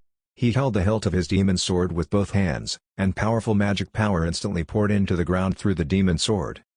Flames, countless flames centered around the demon sword, appeared on the ground. These flames were like electric currents snaking and spreading out rapidly. All the plants and rocks on the ground turned black as the flames flowed past. If you looked down from the sky, you would be able to see that this black color was like a circle continuously expanding. In an instant, it covered nearly 100 kilometers of the ground. Be it the demon army in the city of Urhekel behind or the Alliance army's battle formation, this scorched ground enveloped all of them. At this moment, the expansion abruptly stopped and then suddenly rose. A thin membrane made of flames instantly rose and enclosed everyone in a massive barrier. Annihilation Cage. After completing the magic, Ka-Beleth pulled out his demon sword from the ground, held it in one hand, and pointed it at the Alliance army. Following his command, the dense demon army behind him roared maniacally and charged at the charging Alliance army. As a demon lord, Ka-Beleth's flame power was naturally not ordinary flames but destruction flames. Unlike hellfire, which could burn like maggots in your bones, destruction flames were another type of flame power. In theory, destruction flames were ultra-high temperature flames that could ignite everything fiercely and destructively. Now, the barrier cage constructed by destruction flames enveloped the entire battlefield. Without Ka-Beleth's permission, no one could escape from this barrier. Watching the fierce battle coldly, Ka-Beleth stood motionless and said to Ziron, "No one can interfere now. Immediately get back Isabel. If you fail again, I will personally tear your head off. Do you understand?" "Yes, Sovereign Ka-Beleth." Ziron bowed respectfully, spread his wings, and flew into the sky. The barrier of the annihilation cage opened a gap at the right time to let him fly out. Jem and the others saw this, but they were powerless to stop it. They could only pray that Raylag could find a place to hide and avoid Ziron's search before taking Isabel back. In the underground world, Roy slowly stood up. With a whoosh, he spread his demon wings and stretched vigorously before waving at everyone. "Okay, let's go. It's our turn to come on stage now." Julia and Benaiah smiled, spread their wings, and followed behind Roy. Tens of thousands of troops poured out. Chapter 312 Waiting. Raylag was running for his life. It felt familiar. The last time he escaped, he was still the demon Agriel. At that time, he had betrayed Demon Sovereign Ka-Beleth and was hunted down by the demons. The difference was that he had at least some followers then, but now, he was alone. Oh, it could not be said that he was alone. He was hugging the big-bellied Isabel. Of course, if he continued to run with Isabel in his arms like this, his arms would probably become exhausted before Ziron caught up to him. So after leaving the Urhekel battlefield, he found a mount. It was a unicorn that Jenny had deliberately left for him, and with the support of the unicorn, he ran a long distance in a short time. However, looking at the enormous, burning vortex cloud above him, his mood sank to rock bottom. Such an abnormal weather phenomenon could only mean one thing: Demon Sovereign Ka-Beleth had appeared. He had once attempted to challenge Ka-Beleth, but he had failed and was beaten to the point of fleeing. But it was precisely because of this that he understood how terrifying a demon lord was. What he was most worried about now was that Ka-Beleth would ignore his status and chase after him personally. In that case, the chances of him escaping with Isabel were almost negligible. The unicorn was fast, but even after running for a long time, it had not been able to escape the range of the burning cloud, making Raylag extremely anxious. But he did not dare to stop. In order to truly escape, he at least had to leave Eofol's territory. But at this moment, a loud roar came from the sky behind. A grill. Turning his head, he saw a figure flying quickly from the sky behind him. It was Ziron, who was in a fierce rage. As he flew in the air, the blazing flames on his giant demon wings drew a red light trail in the sky, representing Ziron's current mood. "It's coming. But it's not Ka-Beleth. I still have a chance," Raylag thought calmly and squeezed his unicorn's abdomen, urging it to speed up. But as a high-ranked demon, Ziron's flying speed was not slow at all. Moreover, Ziron was flying in a straight line, but the unicorn had obstacles blocking its way that it had to go around. Thus, the distance between Ziron and Raylag was shortening bit by bit. "Traitor, die!" Ziron gnashed his teeth when he saw that he was almost close. With a wave of his hand, dozens of magic arrows flew out of his hand and shot at Raylag below. On the unicorn's back, Raylag waved his staff to create a magic shield for himself and the unicorn, blocking the magic arrows, rendering Ziron's attack unsuccessful. But Ziron had already expected this situation, and another round of magic arrows came. After blocking several waves of magic arrows, Raylag realized that it could not continue like this. Ziron could easily attack him from above, but he was running with his back facing him on the ground and had no way of counterattacking. "I have to eliminate his airborne advantage." A glimmer flashed in Raylag's eyes. He suddenly pulled the reins, controlling the unicorn to turn in another direction. "Humph! Let's see where you can go." Ziron snorted coldly and immediately turned to follow. Ziron attacked while flying with all his might, constantly shrinking the distance between him and Raylag. But after Raylag changed directions, he just blindly created magic shields to block Ziron's attacks, gradually making Ziron suspicious. Where does he want to run to? Ziron wondered. This direction doesn't seem to be heading out of the country. Suddenly, Ziron thought of Raylag's current identity. He wants to escape to the underground world. Yes, the direction that Raylag was fleeing in was to the entrance to the underground world. As a dark elf, Raylag was confident that he could use the complex environment of the underground world to get rid of Ziron. Moreover, after arriving in the underground world, Ziron's flying ability would be greatly restricted. "I can't let him succeed. Die." Ziron noticed Raylag's intentions and gritted his teeth. He abruptly stopped in the air and started his big move. Dozens of meteors with thick, billowing smoke suddenly appeared in the sky. Ziron used a meteor shower to cover the area in front of where Raylag was going to escape. These flaming meteors smashed toward the ground with indomitable momentum. Boom! Boom! Boom! Massive tremors continuously echoed. The destructive power of the meteor shower began to display its might. The ground within a 2-kilometer radius began to shake, and smoke filled the area after the meteors exploded. To be honest, Ziron was still holding back.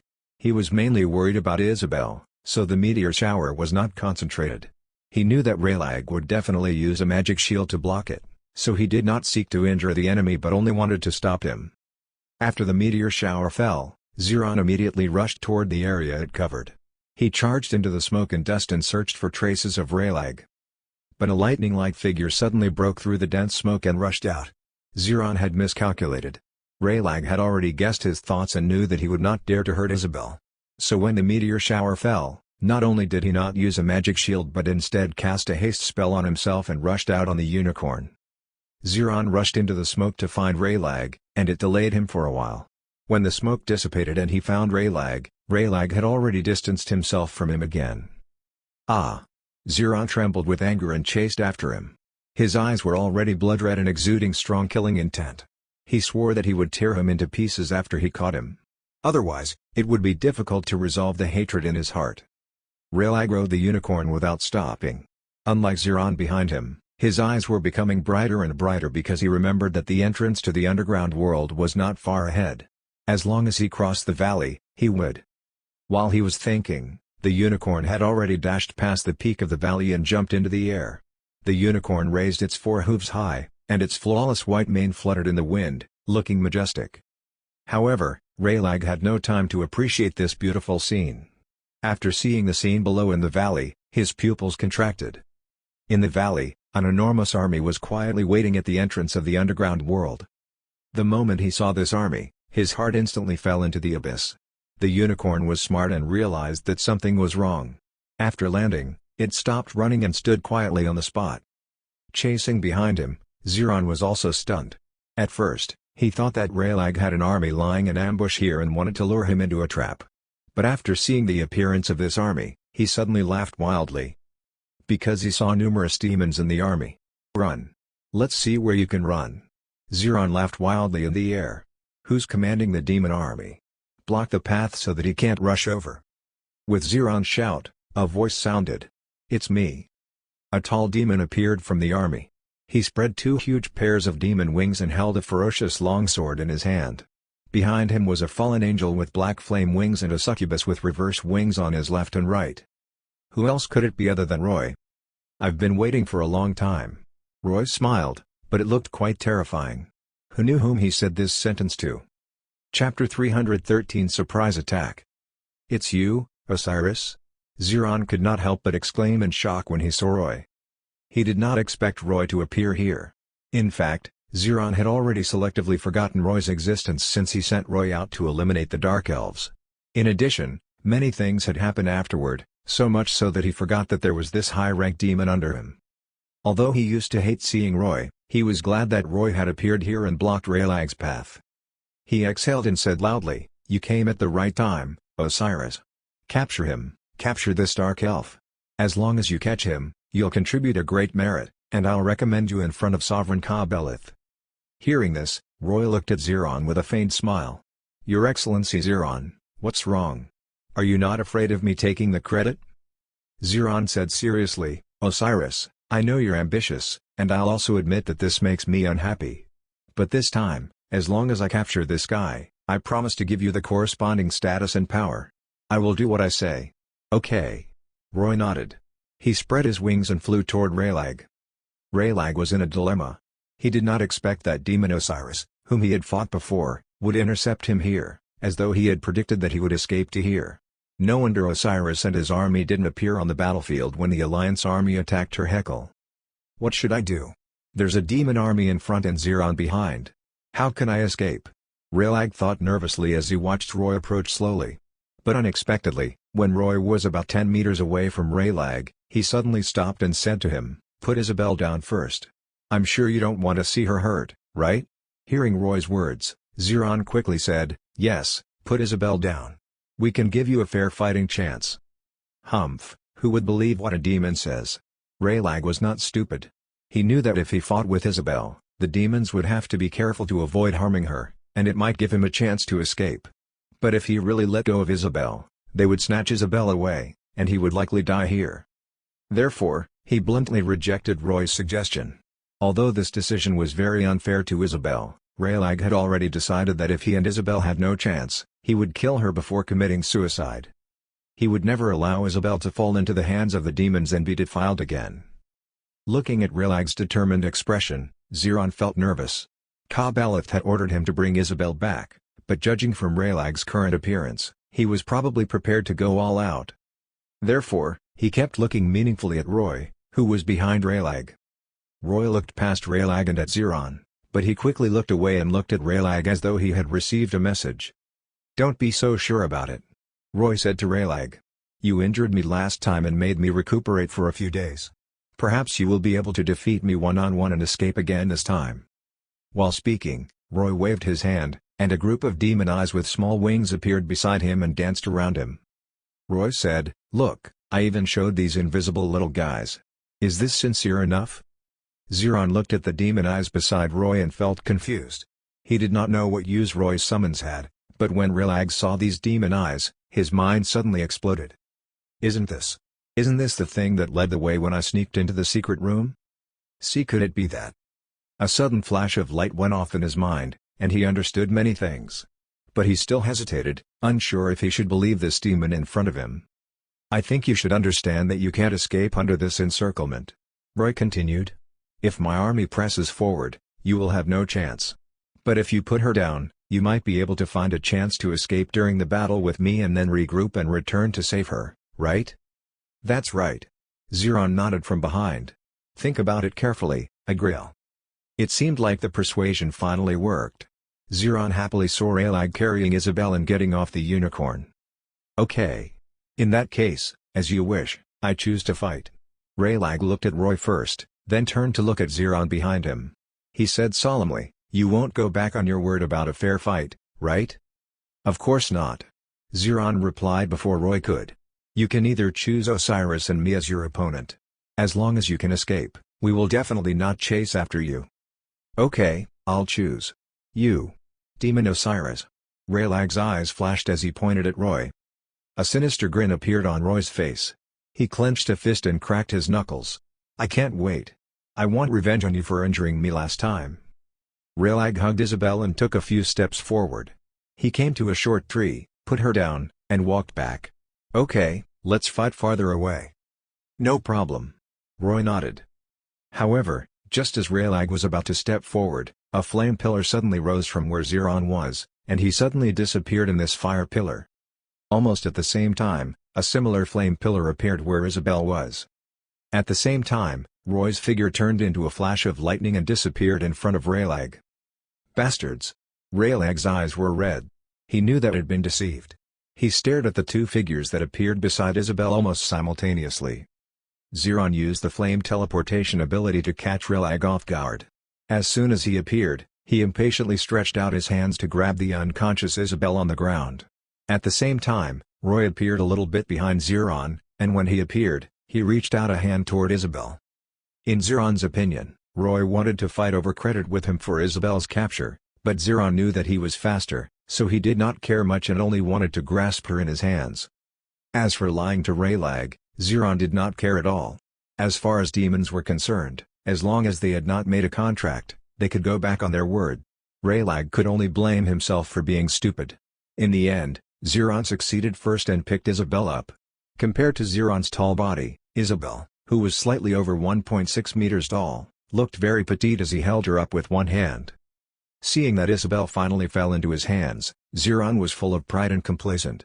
He raised her high and laughed wildly. "Ha ha ha ha! Uck?" His laughter stopped halfway because he suddenly discovered a demon claw stained with purple blood had pierced out of his chest. And this claw looked familiar. Zeron was stunned, and then severe pain came. He had been sneak attacked. He could not help but scream as Isabel fell from his hand. But another big hand caught her halfway. "Osiris? You want to kill me to snatch merit?" Zeron turned around and looked at Roy, who had just pulled his arm out of his chest. He was in disbelief. On another side, Raylag had witnessed the entire process of Roy's sneak attack on Zeron. He was dumbfounded. Roy held Isabel in his right hand and shook Zeron's demon blood off from his left arm. He mocked, Zeron, I didn't expect you to still be so stupid since the last time we met. Doesn't my name remind you of anything?" "You. Osiris. You." Zeron was covering the big hole in his chest that was spurting blood. Roy's words reminded him of the little demon from before, and he roared, "Impossible. You can't be that low-rank demon Osiris. You can't fool me. No demon can grow so fast. It's only been 4 years. It's impossible for you to grow so powerful from a low-rank demon. Believe it or not, I'm that little demon from back then."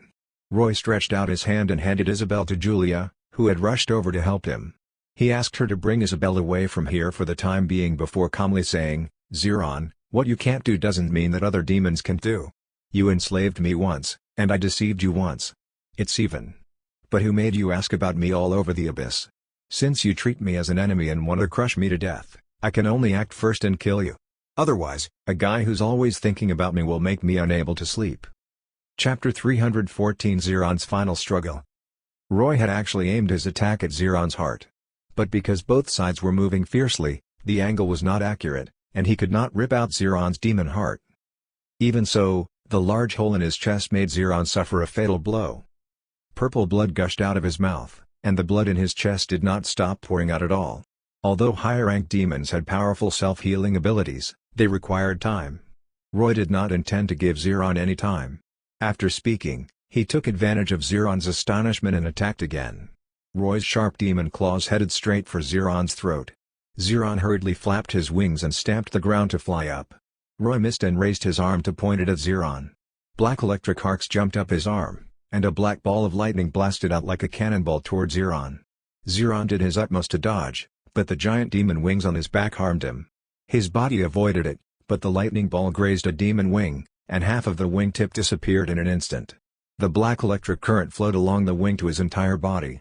Almost in an instant, the powerful repulsion from the high-voltage current sent Zeron flying into the air, seemingly like a bomb had exploded. With a loud bang, Zeron smashed into the ground. When he staggered to his feet, his entire body had completely changed color. His originally crimson skin had turned scorched black, and green smoke was rising from all over his body.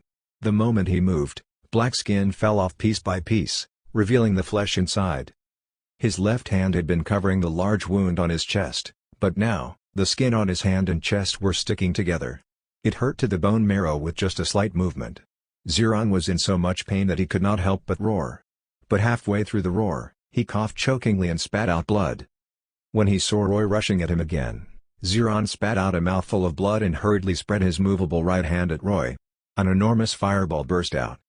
Roy did not dodge or evade and collided with the fireball as the power of frost protected his entire body. After the fireball exploded, he safely passed through the blast unharmed, arrived in front of Zeron, and punched straight at his palm. Roy's formidable frost power first froze Zeron's arm before the punch arrived, and then the physical force came. Under Zeron's terrified eyes, Roy's fist smashed his right arm into countless ice fragments. Not far away, Julia, Binaya, Rufaro, Raylag, and the demons under Roy just watched the tragic battle between the two top high-ranked demons. But the so-called tragedy was only for one side, and only the word tragic could describe the current situation of Zeron, whom Roy was beating like a punching bag. His right arm was gone, but Zeron did not feel any pain. The frost power had corroded his arm, preventing him from feeling any pain. Although Zeron knew that Roy was strong when he saw him in her heckle, even stronger than him, when he was truly facing Roy, Zeron realized that he had underestimated Roy's strength. Feeling Roy's surge and killing intent, Zeron knew that he had to go all out. He pulled off his left hand that was sticking to his chest and stretched out his hand. A huge and savage scythe appeared in it. The entire blade of the scythe had dense dark power wrapping around it, and the moment he summoned the scythe, he swung it at Roy. Roy had never seen this weapon before and did not know how powerful it was, so he chose to be cautious and avoid it. But he did not expect that Zeron was actually a weapon master.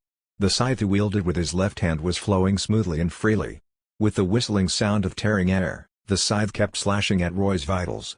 But no matter what, Zeron was heavily injured, while Roy was not injured at all. He was naturally in a much better state than Zeron. Facing Zeron's continuous attacks, Roy dodged calmly. Finally, he caught a gap and summoned Frostmourne and slashed, beginning to fight back. Clang! Frostmourne's blade clashed against Zeron's scythe. The sound of metal colliding rang out, and the magic power contained in Roy's and Zeron's scythe exploded because of this collision. A strong shock wave suddenly erupted from where the two of them collided, sweeping across the entire battlefield and blowing a storm of dust. Roy's feet remained motionless during the explosion, but it pushed him a few meters back, and his feet plowed two long gullies in the soil. But Zeron had lost an arm, causing his balance to be unstable, so the explosion sent him flying. His entire body somersaulted in the air, smashing through a dozen trees in the forest opposite before falling. He stood up unsteadily in the forest, and the moment he looked up, he saw a black beam of light flying toward him. It was an ultra-high-pressure lightning beam that Roy shot out from his mouth. In a hurry, Zeron only had time to use his demon scythe to block in front of him. The next second, the lightning struck. Sizzle! An intense black flash of light suddenly erupted in the forest where Zeron was and enveloped a radius of nearly a kilometer. This flash lasted only for a moment, but when the light disappeared, the area covered, be it trees or rocks, had turned black. A breeze blew, and these black trees and rocks disintegrated, turning into countless flying black carbon powder that silently collapsed onto the ground. A circular, barren hole appeared in the lush forest, as though someone had suddenly gouged a piece out of it. Zeron was not dead, but he was standing on the ground and trembling crazily, almost unable to stand. Roy's attack had destroyed most of his cells in an instant. Although the remaining cells were still dividing tenaciously to boost his self-healing, Zeron was already nearing his end. He had consumed at least 2/3 of his massive amount of magic power to resist Roy's attack, and he was using the remaining one-third to restore his body, but it was merely a drop in the bucket. The demon scythe in his hand crumbled into ashes at this moment. Seeing Roy rushing toward him with Frostmourne, Zirron finally felt despair. The next second, a violent red light suddenly erupted from Zirron's entire body. In an instant, he squeezed out all the magic power stored in his demon heart and released it into the sky. Roy did not know what he wanted to do, but he had been on guard against Zirron's counterattack, so when he saw Zirron's anomaly, Roy did not hesitate to transform into lightning and instantly appear in front of him. He grabbed one of Zirron's demon horns with his left hand while holding Frostmourne with his other hand. He raised his sword and slashed. A flash of light appeared on Zirron's neck.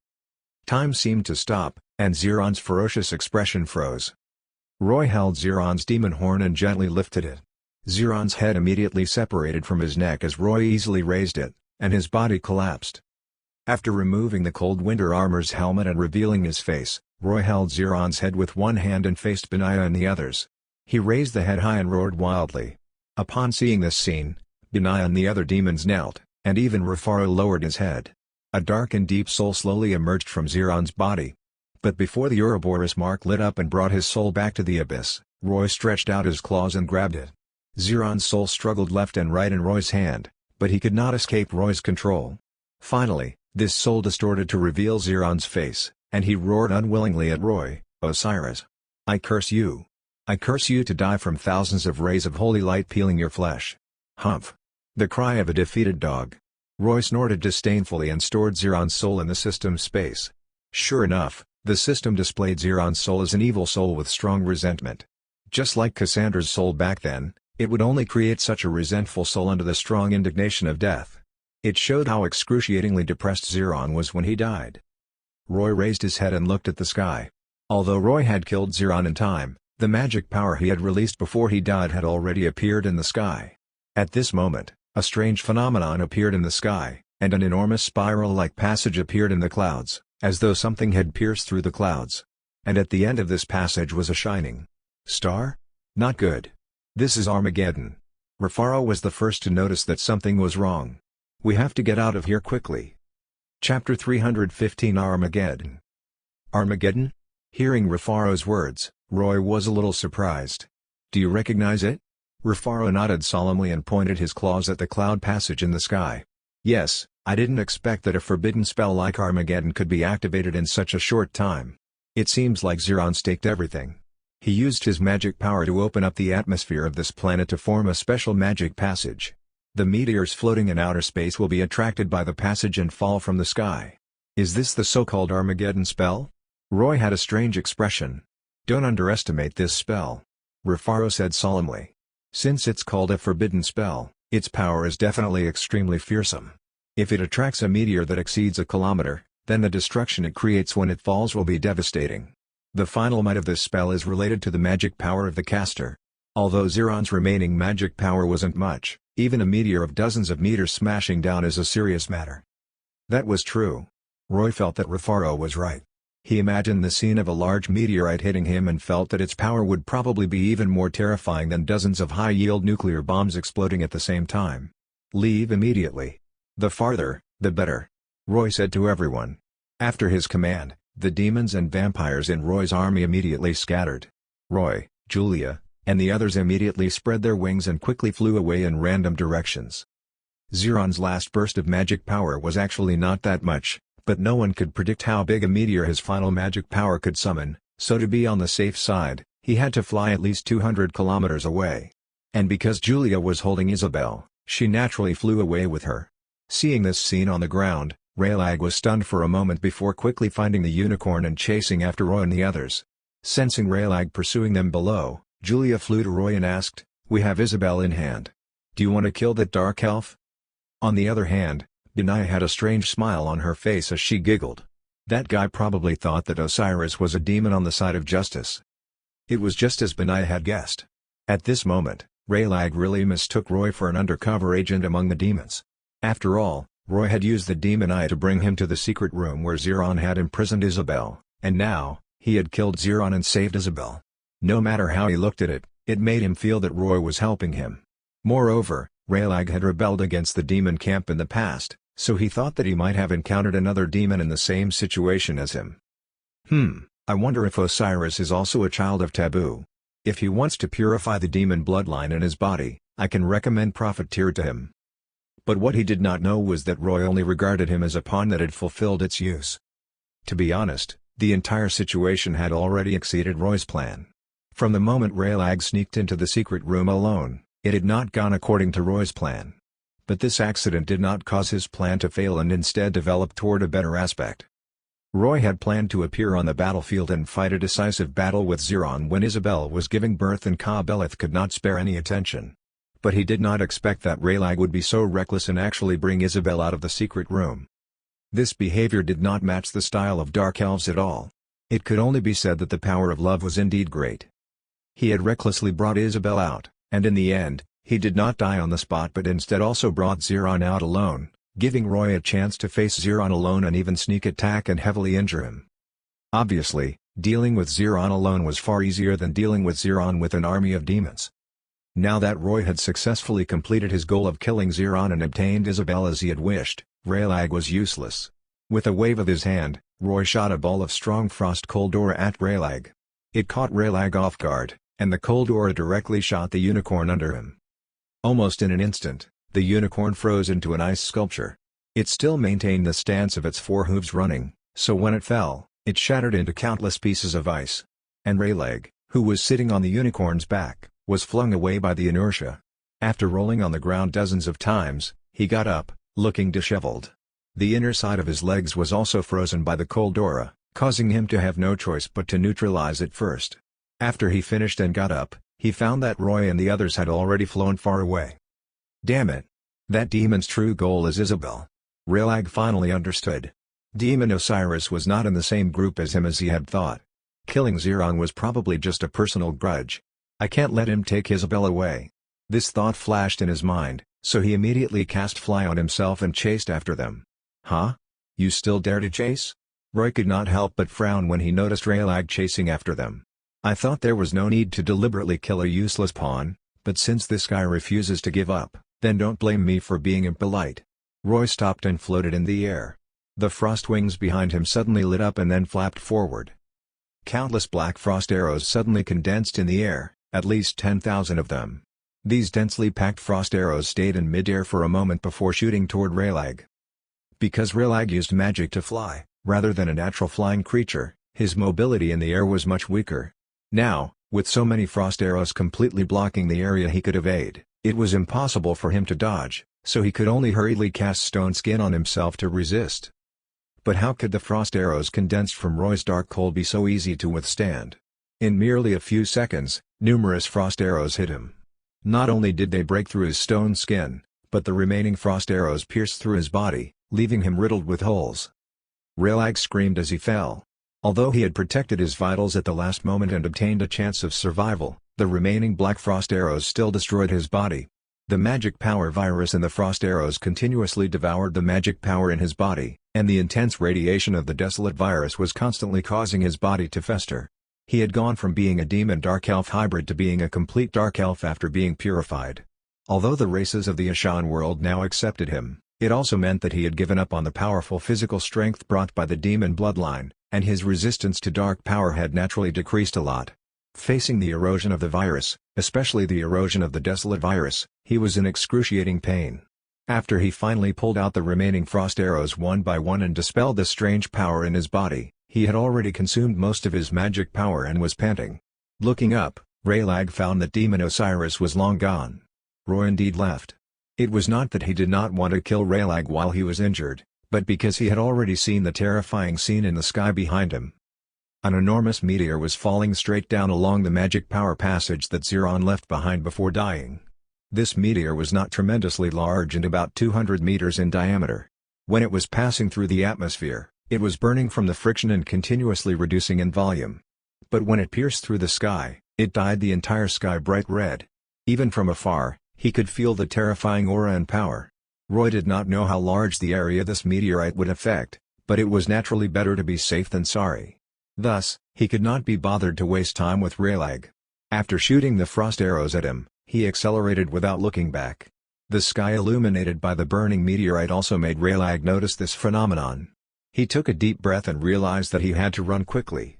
But he had lost his mount and was delayed by the frost arrow attack, so he did not know if he could run out of the range. About half a minute later, the Armageddon arrived. The enormous meteorite crashed into the ground like a pillar of light that broke through the sky. The moment it touched the ground, it fully released its massive kinetic energy. Boom! A huge dazzling light ball appeared at the impact point. This light instantly spread out and illuminated the entire sky. Then a colossal mushroom cloud slowly rose. As the mushroom cloud slowly rose, a terrifying shockwave rushed out with unparalleled power, directly flattening several nearby mountains. A violent storm swept in all directions with billowing dust and smoke. At this time, Raylag could no longer worry about his consumption of magic power. He used the fly spell to desperately escape in the air, but the storm behind him was still drawing closer at a visible speed. Isabel. Raylag finally let out a roar of despair as the storm overtook him. His body spun around and around, drowning in the storm. Chapter 316 Zeron's Memories. The final range of the Armageddon was a radius of more than 150 kilometers. Roy and the others flew with all their might until they finally escaped the explosion range.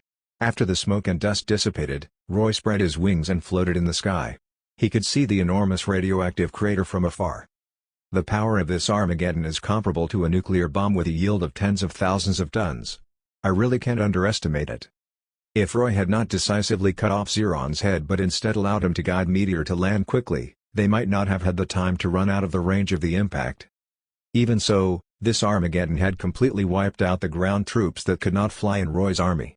The skeleton soldiers, Death Knights, and most of the low-level demons died when the blast hit them, leaving not even a scrap. The hearts of Giovanni and his vampires were palpitating. If not for the fact that vampires could transform into bats and fly, their entire clan would have perished here. Your Excellency Osiris, what should we do now? Giovanni asked Roy carefully. After killing Zeron, not only did the demons under Roy submit to him obediently, but even Giovanni's group was abnormally respectful. Perhaps Roy did not feel anything, but for the natives of the Ashan world like Giovanni, Zeron's name was like thunder in their ears. Over these years, the demon camp had always been under Zeron's leadership, but it was this demon that the various races of Ashan hated and feared that Roy killed quickly and easily. Now, Giovanni felt more and more that it was the right choice to follow Roy. Roy did not answer Giovanni's question for now. He floated in the air and took out Zeron's evil soul. Frostmourne did not need Zeron's soul, so Roy chose to devour it without hesitation.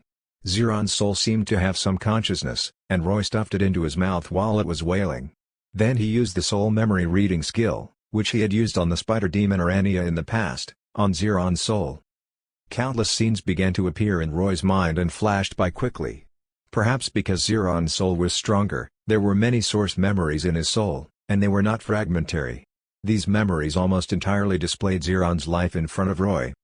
From his memories, Roy learned Zeron's age. He had lived for 404 years in the Abyss. Zeron had promoted to high-rank demon more than 100 years ago. In other words, this guy had used around 300 years to become a high-rank demon. Don't think that this time was very long. In fact, in Zeron's memories, he had been proud of this for a long time. In other words, Zeron could already count as a genius among demons for being able to grow to a high-rank demon in 600 years. Roy had actually never dared to mention his age in front of any demon because it was too exaggerated for him to become a high-rank demon in just a few years. This unbelievable promotion speed could not be viewed with the common sense of any demon.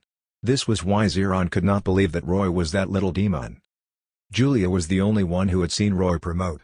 But since she was a fallen angel, when Samael created her, she directly became a fallen angel at the high-rank demon level. This made her not have much concept of the promotion age of demons, so she had never been surprised. And from the moment Benaiah met Roy, she knew that his strength was about to promote to Demon Lord, so she would not be too surprised even if he really became a Demon Lord soon. But Roy received a reminder from Zeron's memories. He absolutely could not let anyone know his age in the future. Although Zeron's memory fragments were pretty complete, most of them were of Zeron killing and plundering souls. Moreover, these memories were basically memories of facing tough enemies. In addition, there were also memories of him being defeated and escaping. Perhaps these memories were relatively profound, so they remained in the source memories of his soul. However, Zeron's most distinct memory was probably the one of Roy entrapping him. In this memory, While Zirron was being beaten to death by several dragons, Roy's small figure in the sky stared coldly at the scene below. It was especially clear and appeared repeatedly. It was no wonder that Zirron could not forget this. In all his memories, this might be the worst time he had been tricked. It was indeed a humiliation. On the contrary, after Roy killed him, he did not have any memory of it. He probably died too quickly and did not have time to think about it. After checking for a while, Roy finally found the memory he wanted to find the most. It was a memory about Demon Sovereign Ka-Beleth. From Zirron's memory, Roy could clearly see the figure of Ka-Beleth and the entire process of him swearing loyalty to Ka-Beleth. Roy learned from his memories that despite Zirron being loyal to Ka-Beleth, it was because Ka-Beleth had promised him many benefits and advantages. But deep in Zirron's heart, there was a trace of ambition lurking. It seemed that every high-ranked demon whose strength was close to Demon Lord would have similar emotions when facing a Demon Lord. On the one hand, they were afraid of the strength of the Demon Lord, but on the other hand, they also wanted to become a Demon Lord. Among the many benefits that Ka-Beleth promised Zirron, one was to help him become a true Demon Lord. Ka-Beleth told Zirron that as long as he was loyal and accomplished all of Ka-Beleth's plans, he would give Zirron a wisp of the soul of a Demon Lord and help him complete the promotion. This was very important information for Roy. In order to become a true Demon Lord, not only did he need to accumulate enough magic power and complete his control over spatial power, but there also seemed to be an extremely important step: a ritual. A promotion ritual. All along, the promotion of demons had a very significant relationship with their bloodlines. While constantly refining their bloodlines, it was also a process of refining magic power. From low to middle, and from middle to high, it was the same. From high-rank demon to demigod-level Demon Lord, it was a process of sublimation. During this process, it required the promotion ritual. This promotion ritual was a process of qualification verification. If demons could obtain a wisp of source power from a Demon Lord, it would be equivalent to the examiner giving the promotee a qualified certification. In the promotion ritual, the promotee would smoothly obtain a promotion. This was also why there was a tradition of challenging a Demon Lord among the demons in the world of Ashan. Only by challenging a Demon Lord could they obtain recognition. Of course, under normal circumstances, Demon Lords did not want to see other demons promote. The fewer people on equal footing, the better. Therefore, Demon Lords would not easily give such a promise. This often led to the situation where they could only succeed in promoting by challenging Demon Lords, killing them, and plundering their source power. Otherwise, they would only suffer defeat and death. Then, the question was, without the approval of a Demon Lord, would the promotion ritual certainly fail? The answer was, not necessarily. If high-ranked demons had enough accumulation and obtained enough power, they could also survive the promotion ritual and become a new Demon Lord. Demon Lords who used this method were naturally stronger. However, this method usually did not have a high success rate, and it could even be considered extremely low. Therefore, the source bestowment of Demon Lords naturally became a special gift and reward, becoming a method for high-level rulers to control and win over demons. Seeing this, Roy finally understood. When he was in the Darksiders world, the Lord of the Hollows saying that he would give Roy a chance to experience the power of a Demon Lord, it was actually a similar reward. If Roy had agreed at that time, it would have meant that he would have obtained a wisp of the power of the Lord of the Hollows, which would have been beneficial for his future promotion. Unfortunately, Roy had not understood this at that time. Orania was merely a newly promoted middle-rank demon after all. In the inherited memories Roy obtained from her, she did not know much about the promotion process of a Demon Lord. At that time, not only did the Lord of the Hollows say it very vaguely, but Roy did not trust him. In addition, the Lord of the Hollows had asked him to challenge another Demon Lord. This mission was too risky, so Roy agreed perfunctorily. Even until he left the Darksiders world, he did not carry it out, so he missed an opportunity. Of course, Roy did not regret it much. Even if he had another chance to choose, he would not carry it out. On the other hand, the Lord of the Hollows might still be foolishly waiting for Roy to report on the mission. After all, the passage of time was too meaningless for demons. Looking at these memories, Roy was enlightened and curious about what the so-called promotion ritual was. Therefore, he searched the depths of Zirron's memories for a while and finally found the content of the promotion ritual. Roy was stunned when he saw the content of the promotion ritual. Because he really did not expect that the Demon Lord promotion ritual was actually crashing through a gate of heaven. Chapter 317 Oriole. This truly surprised Roy. At first, he thought that this was impossible. How could a demon open a gate of heaven? but after reading through Zeron's memories, he found out that this was real. The Gate of the Abyss and the Gate of Heaven were ultimately just a kind of spatial teleportation magic. The only difference was that opening a Gate of the Abyss required building a magic formation with demon characters, and opening a Gate of Heaven required building a magic formation with angel characters. In the millions and millions of years of continuous usage by angels and demons, these two types of spatial magic had long been very, very mature. The patterns, characters, and incantations needed to construct the magic formation had almost reached an unchangeable level. In simple terms, it was simply foolproof. As long as you engraved the magic formation correctly, you could activate it by inputting a bit of magic power. This was probably the first type of space magic that angels and demons could come into contact with. Whether they used it for going somewhere or returning, it was very simple. Therefore, in fact, as long as they had the mind to spend some time, be it angels or demons, they could actually learn the other party's spatial gate magic. Of course, even if they could learn it, they might not necessarily be able to use it. Demon characters often contained dark power, and angel characters contained holy power. If demons rashly used angel characters, holy power would definitely injure them. Similarly, when angels used demon characters, dark power would definitely corrode them. This was the tremendous restraint and attributes of the two races who were natural enemies. If they were not strong enough and rashly used the other party's characters, they would certainly suffer. In addition, there was another very important problem. Because both sides were not familiar with each other's world, when opening a spatial gate, the gate would use a random spatial coordinate. Before passing through the spatial gate, no one knew where it connected to in the other side's world, so weaker angels and demons who wanted to go to the other's world were really courting death. In history, the war between angels and demons had been going on for an immensely long time, but neither side had been able to eliminate the other because they could not destroy the other's lair. During certain times, it was not that there were no radical angels and demons who formed a powerful expedition army and directly attacked the other party's world. But without exception, these so-called expedition armies had all failed. Be it angels wanting to destroy the abyss or demons wanting to conquer heaven, they were naturally restrained by the environment when fighting in the opponent's territory. And in the end, they were all annihilated. From this, it was not strange that angels or demons could open a spatial gate of the other's world. However, if they wanted to use the other party's text and magic to open a gate to the other's world, not only did they need to be proficient in space magic, but they also needed to have sufficient strength. In the past, there had been many cases of invasions. But as time passed, such cases became fewer and fewer. In the current era, opening a gate to the other's world had gradually become a trial, a ritual. Every time high-ranked demons wanted to become demon lords, they would think of ways to learn space magic to prepare to open a gate of heaven independently. This was why advancing to demon lord required knowing space magic. After these demons felt that they were strong enough, they could open a gate of heaven and enter heaven under the witness of many demons. Due to the repulsive force of this world, the gate of heaven opened by these demons would only last for a short period of time. What these demons needed to do was to play a survival game in heaven until the gate of heaven closed and pushed them out. Then the ritual was complete. When demons entered the world of heaven, they would often cause the angels to feel an induction in their hearts and come to hunt them. Similarly, when angels entered the abyss, they would attract numerous demons to hunt them.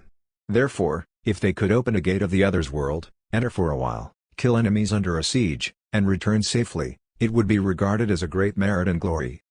In order to become true demon lords, they had to have this merit in order to gain recognition.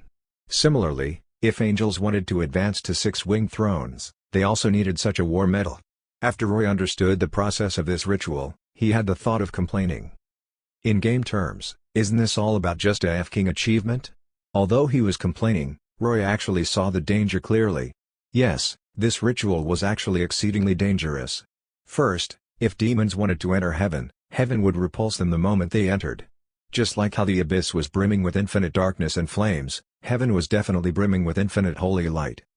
The demons who entered would be under the attack of holy light at every moment, and it could be said that their strength was suppressed to the extreme. Under such circumstances, they also had to fight against an unending stream of angels. It was evident how much pressure they would have to face. Coupled with the fact that they were natural enemies, once they died in battle, even the Ouroboros mark would not be able to protect them, and the angels would immediately capture and purify their souls, truly and utterly annihilating them.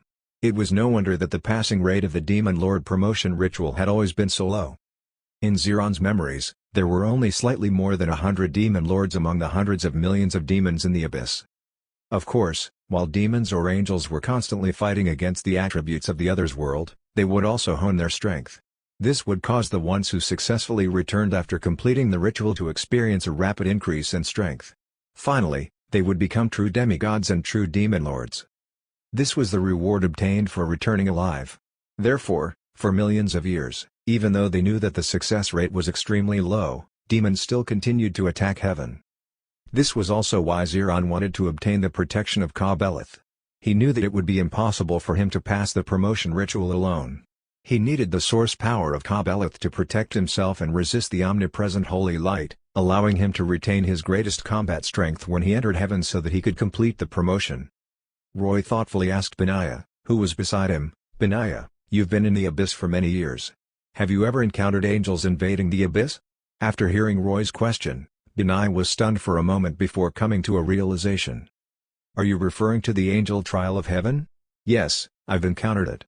Although it was only once and about 200 years ago, an angel opened a gate of the abyss, and it just happened to open about 300 kilometers west of where I lived. That was a magnificent scene. The demons within a radius of thousands of kilometers sensed this angel and flooded toward the angel. There were probably more than 10 million, and they used the demon sea tactic to overwhelm the angel to death. At that time, I was still a middle-rank demon, and I attacked with magic several times from the back. Although I wasn't in danger this way, I didn't personally experience the feeling of killing that angel." As she spoke, Benaiah revealed a regretful expression. Roy nodded. It was easy to imagine the scene of using numbers to consume the magic power of an angel and then killing them. With Benaiah's description, Roy could roughly imagine that it was likely a similar situation when demons entered heaven. After sighing in relief, Roy gathered all the remaining troops and said, "Let's go. Xeron is already dead. Next, we should go to the battlefield of Verhekel." "Are you going to attack Ka-Beleth?" Julia understood Roy's meaning and asked worriedly, "Darling, are you confident?" "Regardless of whether I'm confident or not, I have to go." A red light shone in Roy's eyes of nightmare, and the pentagram in them became more and more clear. He clenched his demon claws and said, "It's too rare an opportunity to encounter a lone demon lord. If I miss this opportunity, it won't be easy to challenge a demon lord." There was something else that Roy did not say out loud. In fact, he was quite confident in his heart because he had a trump card that he had not used. If he really could not defeat Ka-Beleth, he would use it without hesitation. However, Julia and the others did not know about this. After hearing Roy's words, Benaiah nodded. "Indeed, and we still have Isabel in our hands. She's pregnant with Ka-Beleth's child and can make him cautious. Such an opportunity really won't happen again. Okay, leave the demon army of Verhekel to us. We will do our best to create an opportunity for you," Julia said. "Your Excellency Osiris, we will do our best to help you." Giovanni bowed respectfully to Roy with his vampires. "What else do you want to say?" "Just kill him." Rufaro said anxiously, "Let's go quickly. If Ka-Beleth kills too many of the Alliance army, I won't be able to absorb enough life force to resurrect." Roy nodded. He flapped his wings and flew into the sky, quickly flying toward Verhekel. Behind him, an enormous group of black shadows flew out, just like a group of orioles behind the cicada stalking mantis. Chapter 318 Excited Ka-Beleth. At this moment, on the battlefield of Verhekel, the Alliance army could only be described as having suffered a crushing defeat. Demon Sovereign Ka-Beleth's annihilation cage firmly confined the entire battlefield. The Alliance army could not escape and could only muster the greatest courage to charge toward Ka-Beleth and fight against the demons resolutely. But no matter how much self-sacrificing spirit they had and how strong their fighting spirit was, in front of the endless flood of demons, they were still smashed into pieces like waves crashing into a reef. And Demon Sovereign Ka-Beleth was that reef. He stood in the middle of the battlefield and did not move at all, but there was no attack that could shake him. All the arrows flying at him would spontaneously ignite when they were hundreds of meters away and then burn down. All the magic cast against him would collide against a powerful magic shield and disappear. He, whose entire body was burning with flames, was like a candle luring moths to charge at him continuously, which then burned to death and fell one by one. The soldiers under them fell one by one, but Jem, Zahir, and the others could not worry about so much. They desperately joined forces to bombard all kinds of powerful magic at Ka-Beleth, but it had little effect. In the end, they only exhausted their magic power. Seeing that magic attacks were not working, Gorsh Krord brandished his battle axe, and led a team of elite orcs to attack Ka-Beleth. His appearance finally made Ka-Beleth, who hated orcs, move a little. But this movement was only Ka-Beleth picking up his terrifying demon sword and swinging it. The next moment, a flame wave cut the still-running Gorshk, along with his troops, into two. Gorshk died before he could not even get close to Ka-Beleth. The 1,000-year-old gold dragons and green dragons that Jem brought had already mostly perished. They could have become a significant force in attacking Ka-Beleth, but in the end, they were ripped apart by countless demons flying in the sky. Even though these dragons had survived 1,000 years of battle, they still ultimately did not escape death. The corpses of the Alliance army and demons had already piled up on the battlefield. The smell of blood was so thick that it permeated the battlefield and did not dissipate, stimulating the demons to become more bloodthirsty and the Alliance forces to lose their rationality. Jem and the others had thought that a demon lord was only merely stronger than a high-ranked demon, but it was only now that they realized that this was not only a little bit more powerful. Demon Sovereign Ka-Beleth displayed a strength that made them feel despair. Back then, it was not without reason that the 7th dragon Sar-Elam had sealed these demon lords in the prison that was Sho. As long as he could have eliminated them, he would not have chosen to seal them. After Sar-Elam sealed the demon lords, the Ashan world had indeed avoided the misfortune of being destroyed. But at the same time, it also caused Jem and the others, who had experienced the power of a demon lord for the first time, to be totally dominated by fear and despair. "I'm going to die. I'm really going to die," Zahir muttered to himself, using this method to relieve his immense pressure. "I haven't inherited the throne yet." Jem, who was annoyed by his whining, could not help but scold, "Shut up. If you can't eliminate Ka-Beleth, your country will be ruined. How would there be any throne for you to inherit? If you have time to whine, why don't you use the Phantom Forces spell again? The left-wing troops are about to collapse, so you can at least give them some support." Zahir did not say anything as he watched the Titans constantly attack Ka-Beleth in the distance, but he did not care at all. He thought that since they were all going to die here, it did not matter whether he supported the troops or not. "I wonder if Raylag has escaped." Jem suddenly sighed. That Armageddon just now should have been cast by Ziron. He also has to protect Isabel from such a large range attack. "I'm afraid it will be difficult to escape." Yes, even though the annihilation cage enveloped them, Jem and the others still saw the earth-shaking enormous meteorite that fell. When the meteorite landed, they felt the strong tremor even from Merhekel. "So what if you're worried?" Zahir rolled his eyes. "Besides believing in him, can you do anything else?" "The only good news is that Raylag is probably making Ziron anxious. Otherwise, Ziron wouldn't have used a spell like Armageddon," Jem said. "That's a spell where both sides suffer. The meteorites that crash down can't tell who the enemy is. By forcing Ziron to use Armageddon, it means that Raylag should have the upper hand. I hope he can survive and escape with Isabel. This way, our sacrifice will be worth it." Because they did not know what the battle situation in the distance was, Jem and the others could only use these words to comfort themselves. Similarly, although Ka-Beleth was standing tall and unmoving, he was actually puzzled in his heart. Of course, he knew that the fleeing Raylag was actually a Grail, a demon who had been under him. He also knew that a Grail was not weak, or else he would not have arrogantly wanted to challenge him. But a Grail seemed to have purified his demon bloodline and become a dark elf. Logically speaking, his strength should have fallen by a lot, so how did he force Ziron into using a big move like Armageddon? Is it possible that a Grail has reinforcements? Should I send someone to see what's going on? I can't just wait like this. If that idiot Ziron messes up again, it'll take even more effort to recapture Isabel. Although he was worried, there was actually a reason why he did not pursue her himself but instead got Ziron to go. As time passed, the barrier of Sho gradually weakened. Ka-Beleth was one of the weaker demon lords, so he came out first through the gap in the seal. But his coming out was actually to create a weaker clone and have it come out first through the gap, then slowly transfer his power to the clone to achieve his ultimate goal of escaping. Therefore, in fact, during this period of time, Ka-Beleth had been staying outside the barrier seal in the depths of the earth and was still transferring his power.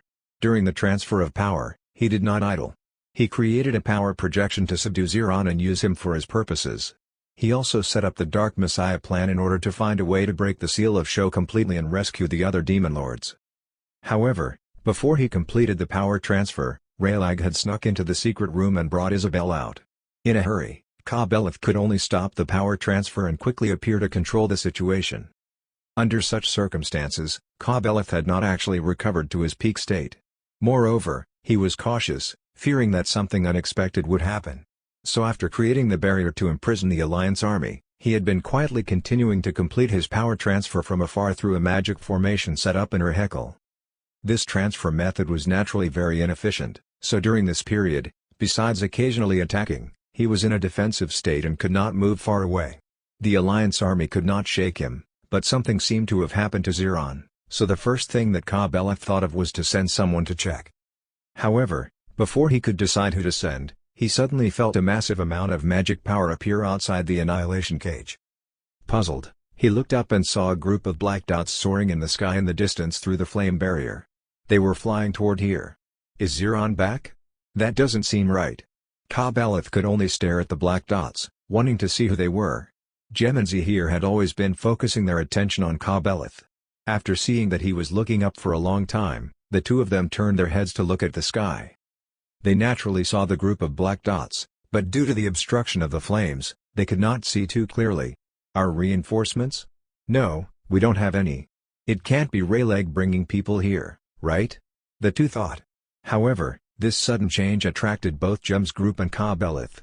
It was not until this group of black dots finally approached, allowing Jem and the others to see them clearly, that they fell into utter despair. They saw that the one flying at the front was a tall and ferocious demon. The two pairs of demon wings on his back showed his status as a high-ranked demon. And one of his arms was holding a small person. The familiar clothes made Jem and the others immediately recognize that it was Isabel.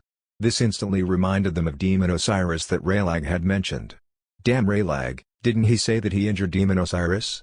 Great, this unexpected demon has really become the straw that crushes everyone. It's over. Rayleigh is probably dead, and Demon Osiris captured Isabel. For a moment, Jem and the others were heartbroken. All their strategic plans had turned into smoke. On the contrary, when Ka-Beleth saw Roy and Isabel in his arms clearly, his arrogant laughter instantly resounded throughout the entire battlefield. Ha ha ha ha. Well done, well done. Osiris, I didn't expect you to give me a surprise. Ka-Beleth had never seen Roy before, but Zeron had mentioned Roy to him. Seeing this unfamiliar face, he immediately guessed who Roy was. Chapter 319 Scheming Against Each Other. Roy was surprised when he heard Ka-Beleth's words. Shouldn't the first thing Ka-Beleth asks be where Zeron is? Or is Isabel far more important than Zeron to him? With this thought, Roy arrived outside the flame barrier. He did not try to force his way through but stopped in the air and pretended to be proud as he shouted, "Your Excellency Ka-Beleth, it's our first time meeting, but I think I'm better than that trash Zeron. Right?" "That's right," Ka-Beleth said with satisfaction. "Zeron is trash. He wasted the opportunities I gave him twice. And in the end, it was you who brought Isabel back. Of course, you're better than him." Roy laughed. "So, do I have a chance to replace him?" "Of course." Ka-Beleth extended out an arm toward Roy. "Come, offer Isabel to me. From now on, you'll be the supreme commander of Urhekel. The entire demon army will obey your command." Hearing this, the high-ranked demon heroes who had fought alongside Zeron were very upset, but no one dared to speak up. It's not enough just having authority alone. Roy shook his head. "Your Excellency, shouldn't you transfer your promise to Zeron to me?" Hearing this, Ka-Beleth was slightly angry, and he said unhappily, "Osiris, your greed shocks me. Don't I deserve it?" Roy grinned fiercely. "We're demons." Ka-Beleth was somewhat helpless. Indeed, just as Roy said, this was the nature of demons. He could not blame Roy on this point, so he could only nod. "Sure. I promise you. Now give Isabel to me." As he spoke, he withdrew the Annihilation Cage so that Roy could enter. "Okay." Roy nodded. After the blazing flame barrier disappeared, Roy slowly landed. Due to his arrival, the battle between both sides on the battlefield had stopped. The Alliance army was currently in a state of collapse and unable to fight. Ka-Beleth also ordered the demon camp to stop their attack for the time being, fearing that they would provoke Jem and the others, causing them to attack Roy, thereby hurting Isabel in his hands. Thus, under the watchful eyes of everyone, Roy walked through the formation of the Alliance army, and the soldiers blocking his path subconsciously moved away. No one dared to attack Roy at this time. Currently, with the battle suspended, the soldiers of the Alliance army, who had fallen into a desperate situation, suddenly had the thought of survival. Although they knew that they could not escape, it was good to be able to catch their breath and extend the coming of death. Jem and Zahir stared intently at Isabel in Roy's hand, wanting to see if she was the true queen. This kind of mentality was very strange, and they were always holding on to the idea of being lucky. However, Roy's tall body walked past them without even looking at them. Julia and the others landed behind with the troops and blocked the Alliance Army's escape route. Roy came in front of Ka-Beleth and looked up at him. As a demon lord, Ka-Beleth was naturally taller. Roy was 2 heads shorter than him. Ka-Beleth's entire body was covered in a fiery red flame armor, making Roy unable to see his true appearance. He only saw Ka-Beleth's elemental flame face through the gap between his mask. "Your Excellency, it's a pleasure not to disappoint you." Roy passed Isabel over with both hands. "Good, very good." Ka-Beleth's pair of blazing eyes under the mask flickered with fiery red light, appearing very excited. He was not surprised about Isabel being unconscious. In order to successfully give birth to the Dark Messiah, Isabel, the mother, had most of her life force taken away. The only thing he wanted from the beginning to the end was his demon son, and he had never cared about her life. He stabbed his demon sword into the ground and reached out to receive Isabel. His huge palm gently lifted her. However, the moment he received Isabel, his other hand suddenly threw a burst of flames at Roy. At this close range, this burst of flames blasted Roy away. This change caused a commotion among the people on the battlefield, but they quickly restrained themselves. Roy struggled to get up, his face covered in dust, and asked, "Your Excellency, why?" Ka-Beleth snorted coldly. "Demon Osiris, do you think I don't know what you've done? Zeron didn't direct that Armageddon just now at the fleeing Agriel, but at you, right? You've killed that idiot Zeron, right? So what?" Roy said coldly. "Humph." Ka-Beleth looked at Roy and gnashed his teeth. "Who gave you the courage? Without my permission, you killed my follower. And you even dared to use Isabel to threaten me, yet you still want a reward." After hearing what Ka-Beleth said, the remaining high-ranked demon heroes in the demon camp finally heaved a sigh of relief. It turned out that Sovereign Ka-Beleth did not throw Zeron away after using him.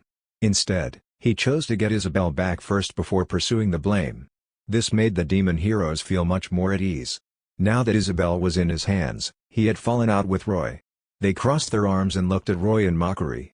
However, Roy did not show any signs of fear and trepidation in the face of Ka-Beleth's questioning. Instead, he stood up nonchalantly, patted the dust off his body, and then shook his head. Sigh. "It seems like a demon of unknown origin like me really can't obtain true trust. If I had known earlier, I would have been better off just attacking immediately." After hearing Roy's words, Ka-Beleth was stunned.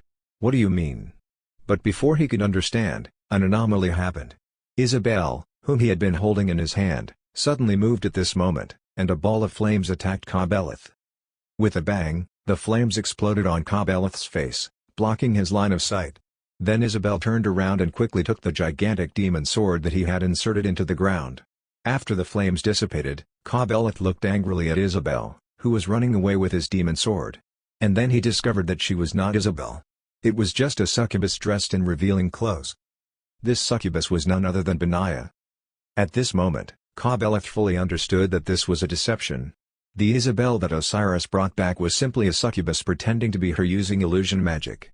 What was laughable was that he, a dignified demon lord, had not even noticed. Now that the succubus suddenly attacked and caught him off guard, it allowed her to snatch his weapon away. "Damn it! Damn it! Damn it!" The flames all over Ka-Beleth suddenly increased in size, making him look extremely angry. Just as he was about to kill Benaiah, a near-piercing sound of wind came. Ka-Beleth looked up alertly and saw that Roy was in mid-air, emitting a blood-red light, holding a ferocious demon sword in his hand, and slashing at his head. Ka-Beleth quickly raised his wrist to shield his head. The next second, Roy's Frostmourne slashed heavily on the gauntlet. Clang! A deep sound resounded throughout the entire battlefield, and an immense gust of wind blew up the surrounding soil. Under the astonished gazes of the countless Alliance soldiers and demons, the tremendous force from Roy's sword actually pressed Ka-Beleth into the ground half a meter deep. Especially the high-ranked demon heroes, they never expected this to happen. Ka-Beleth was punishing Demon Osiris a second ago, so why did it suddenly turn into Osiris fighting him directly in the blink of an eye? You. Ka-Beleth looked at Roy, who was shrouded in black ice armor at a close range, and said in disbelief, "You actually dared to attack me." "Not only did I attack you, but I also want to kill you." Roy revealed a sinister smile. He activated the Eyes of Nightmare and launched the Fear technique against Ka-Beleth. Ka-Beleth looked at Roy's pentagram eyes and suddenly felt flustered. Although he immediately suppressed this fear, It allowed Roy to swing his tail and slam his head fiercely while he was in a daze. With the enhancement of Bloodlust, Roy's attack hit solidly and sent Ka Beleth's tall body flying. He rolled twice in the air before crashing heavily on the ground. Ka Beleth was not injured, but he had really lost face. After turning over and getting up, he roared angrily, "Demon Osiris! You will pay!" No matter how slow he was, Ka Beleth understood that Osiris wanted to challenge him, a demon lord. He wanted to promote. He could not tolerate it. He had to kill this rebellious challenger mercilessly. After Ka Beleth roared, he stretched out his hand and began to summon his demon sword. Generally speaking, demons would integrate a portion of their soul fragments into their weapons, making them easy-to-hand weapons. Ka Beleth's demon sword was like this. Because it had fused with his soul fragment, he could summon the weapon back even if he lost it. However, how could Benaya not think of this when she snatched his weapon? After grabbing it, she immediately flew into the distance and handed the demon sword to Fat Tiger. Fat Tiger took it, and his three big mouths were tightly biting onto Ka Beleth's demon sword.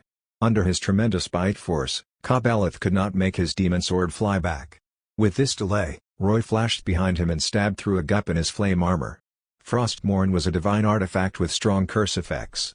Roy's intention was only to injure Ka Beleth first and use the wound to let the curses on the sword invade him, thereby achieving the goal of weakening him. However, when he pierced the sword in, he immediately realized that something was wrong because he did not feel any feedback from the sword piercing into his body. Chapter 320 A Demon of Science. The sword did not work after stabbing in. Roy immediately felt that something was wrong, so he quickly retreated. The next second, an enormous wave of fire swept toward Roy, almost covering all the space he could dodge. Feeling the violent high temperature contained in the flames, Roy took prompt action and placed a thick layer of black ice on himself. The fire wave surged and completely enveloped Roy. It carried him hundreds of meters away before gradually disappearing. Amid the smoke, Roy appeared. The ice on his body had totally melted in the fire wave just now. Ka Beleth's flame power was more powerful than he had imagined. Had he not continued to output magic power, it might have burned him after the ice melted. Looking up, he found that Ka Beleth was in a giant sphere of flames covering his entire body. The flames burned fiercely from bottom to top, giving off the feeling that they were soaring into the sky. He merely stood on the battlefield, but even the clouds above him illuminated. The intense heat spread across the battlefield, and together with the strong smell of sulfur, the temperature of the entire battlefield rose, forcing the Alliance soldiers to retreat. The change came so fast, so much so that neither Jem nor Zahir knew what was going on. But the sudden battle between Demon Osiris and Demon Lord Ka Beleth finally made them see hope again. They began to gather their troops. Looking at the solid ground beneath Ka Beleth melting into flowing magma under the high temperature, Roy finally understood. He asked with a sneer, "Flame Demon?" Ka Beleth did not answer him but laughed wildly. "Frost Demon?" Neither Roy nor Ka Beleth had expected to encounter a demon of a hostile bloodline here. The extreme disgust for the other party's bloodline made the two of them agitated. Black frost spread under Roy's feet and quickly surged toward Ka Beleth. When the frost arrived not far from him and encountered the melted magma, it immediately made sizzling sounds. While extinguishing the magma, the frost also turned into steam under the high temperature. Roy and Ka Beleth could see the other's image distorting through the steam. In unison, Ka Beleth and Roy both turned their heads and ordered their respective troops, "Kill them." The next second, the battlefield that had paused exploded. The demons on Ka Beleth's side howled as they rushed toward Julia and the others. At the same time, Rufaro, who could no longer hold back, let out an earth-shaking dragon roar and flew into the air with a group of bone dragons behind him toward the demon army. Giovanni laughed sinisterly and rushed down with his vampires. Their target was the low-level demons. Fat Tiger bit Ka Beleth's demon sword firmly. Although he could not use his mouths anymore, his enormous body was his biggest weapon. When this gigantic beast rushed into the demon formation, he immediately caused a bloody storm. The alliance forces of Jem and Zahir were the most unlucky because they were between the two sides on the battlefield. "Fuck, damn it." Zahir gritted his teeth. "Let's help Demon Osiris." Hearing this, Julia, who was flying over his head, praised, "A wise choice." Zahir and Jem looked at each other and smiled bitterly. If possible, they would actually be more willing to watch the two groups of demons tear each other apart. But the problem was that Osiris's troops seemed to have schemed against them from the beginning. When the troops came, they were behind them. Now that the two sides were fighting, they could not even hide. If they were unwilling to be killed just like that, they could only take action. Compared to the even more terrifying Ka-Beleth, they would rather choose Osiris. At least he had not killed their people. The battle began again, but no matter which side the soldiers belonged to, they tacitly avoided the location of Ka-Beleth and Roy. Because they knew very well that no matter how they fought and lived or died on the battlefield, the final outcome depended on which of these two demons won. Ka-Beleth could not retrieve his demon sword, so he temporarily did not want to take it back. He stretched out his hand, and an enormous flame whip condensed in his palm. With a light swing, the flame whip twisted like a snake as it tore through the steam and lashed at Roy. Several black ice walls appeared around Roy, blocking the lash from Ka-Beleth. Holding Frostmourne, Roy slashed at the air and shot an ice blade at Ka-Beleth. Facing the ice blade flying over, Ka-Beleth stretched out his hand to block it. The ice blade quickly melted under the high temperature of his palm and was unable to cause any damage to him. Roy's attack inspired Ka-Beleth. He continuously swung the flame whip, and each swing would produce a half-moon-shaped flame blade that flew toward Roy. Roy continuously slashed out ice blades that collided with Ka-Beleth's flame blades. Both sides attacked each other like this for a while but found that this ordinary attack method could not produce any effect, so they began to change their moves in unison. Roy raised his hand into the air and created an immense ice storm above Ka-Beleth. Countless sharp black icicles fell like torrential rain, forcing Ka-Beleth to raise his protective flames to melt the icicles as they smashed down. When he found an opportunity, he immediately shot a massive pillar of fire at Roy.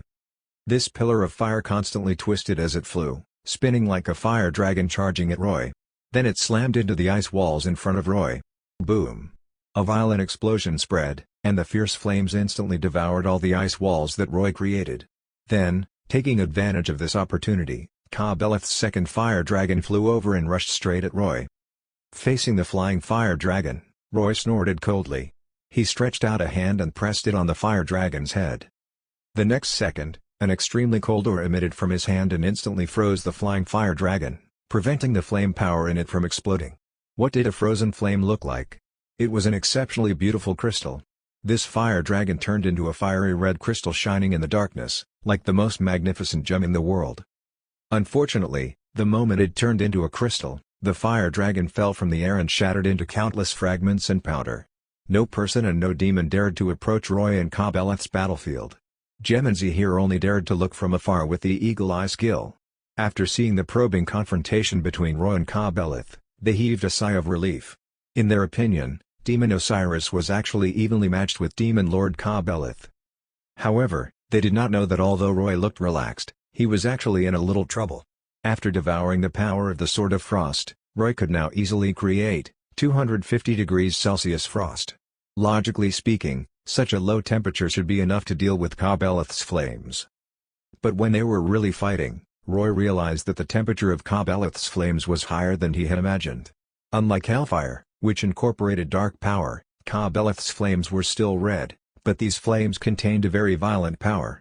The slightest contact could cause an explosion, making the temperature of the flames increase dramatically in an instant, melting everything that came into contact with them.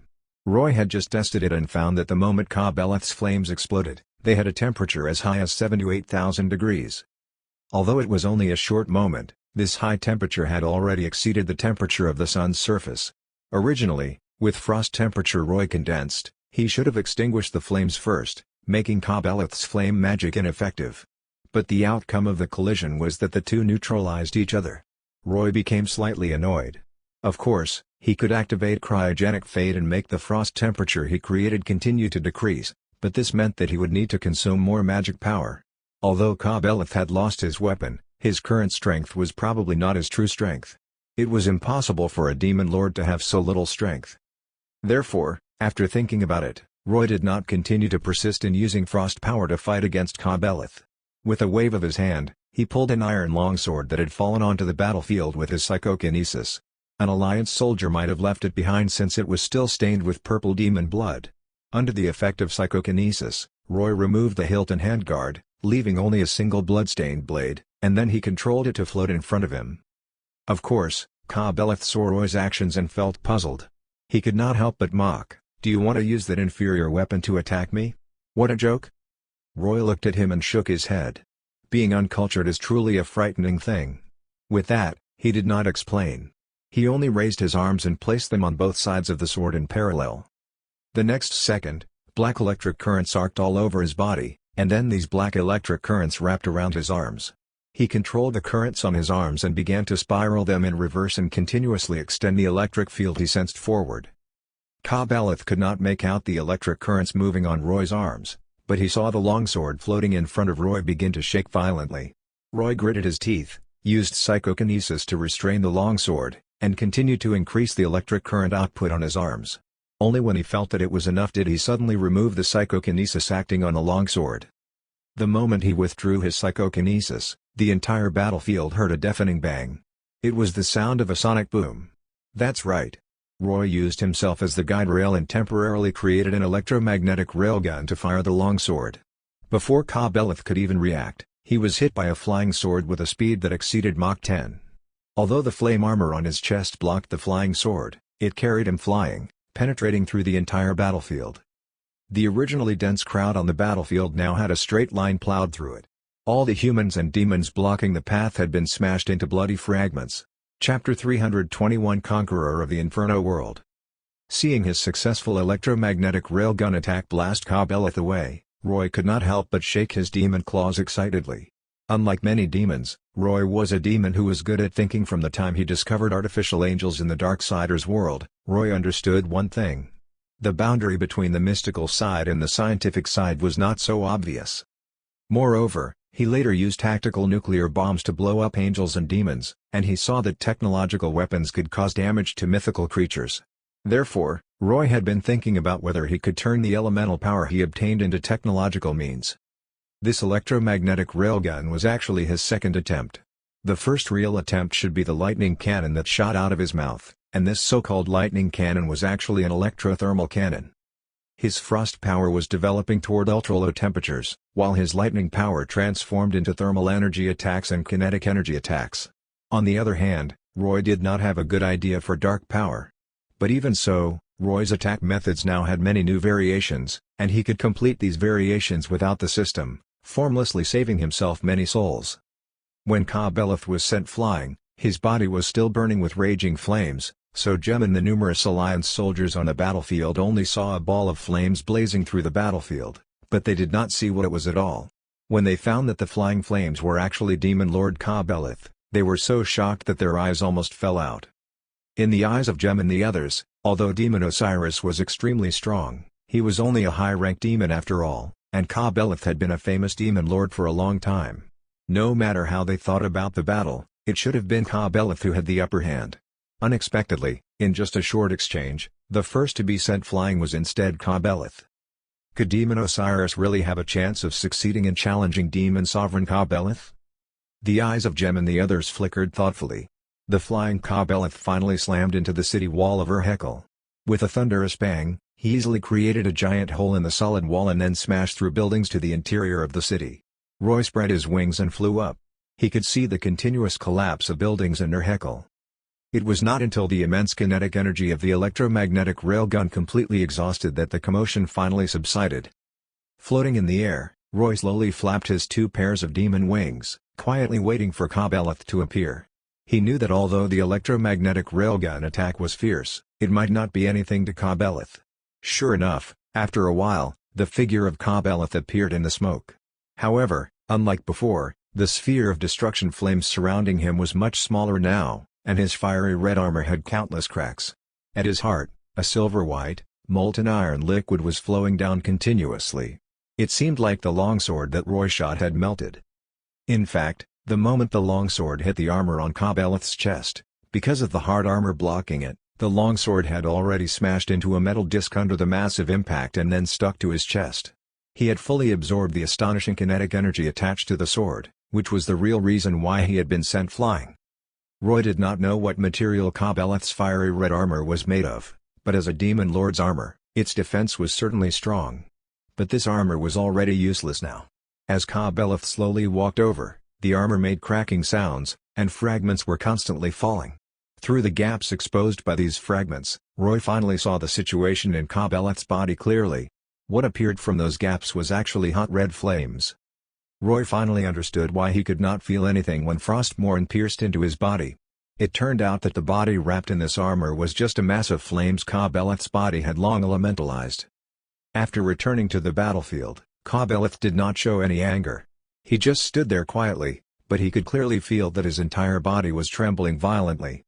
With a bang, the armor on his body completely disintegrated, turning into countless fragments.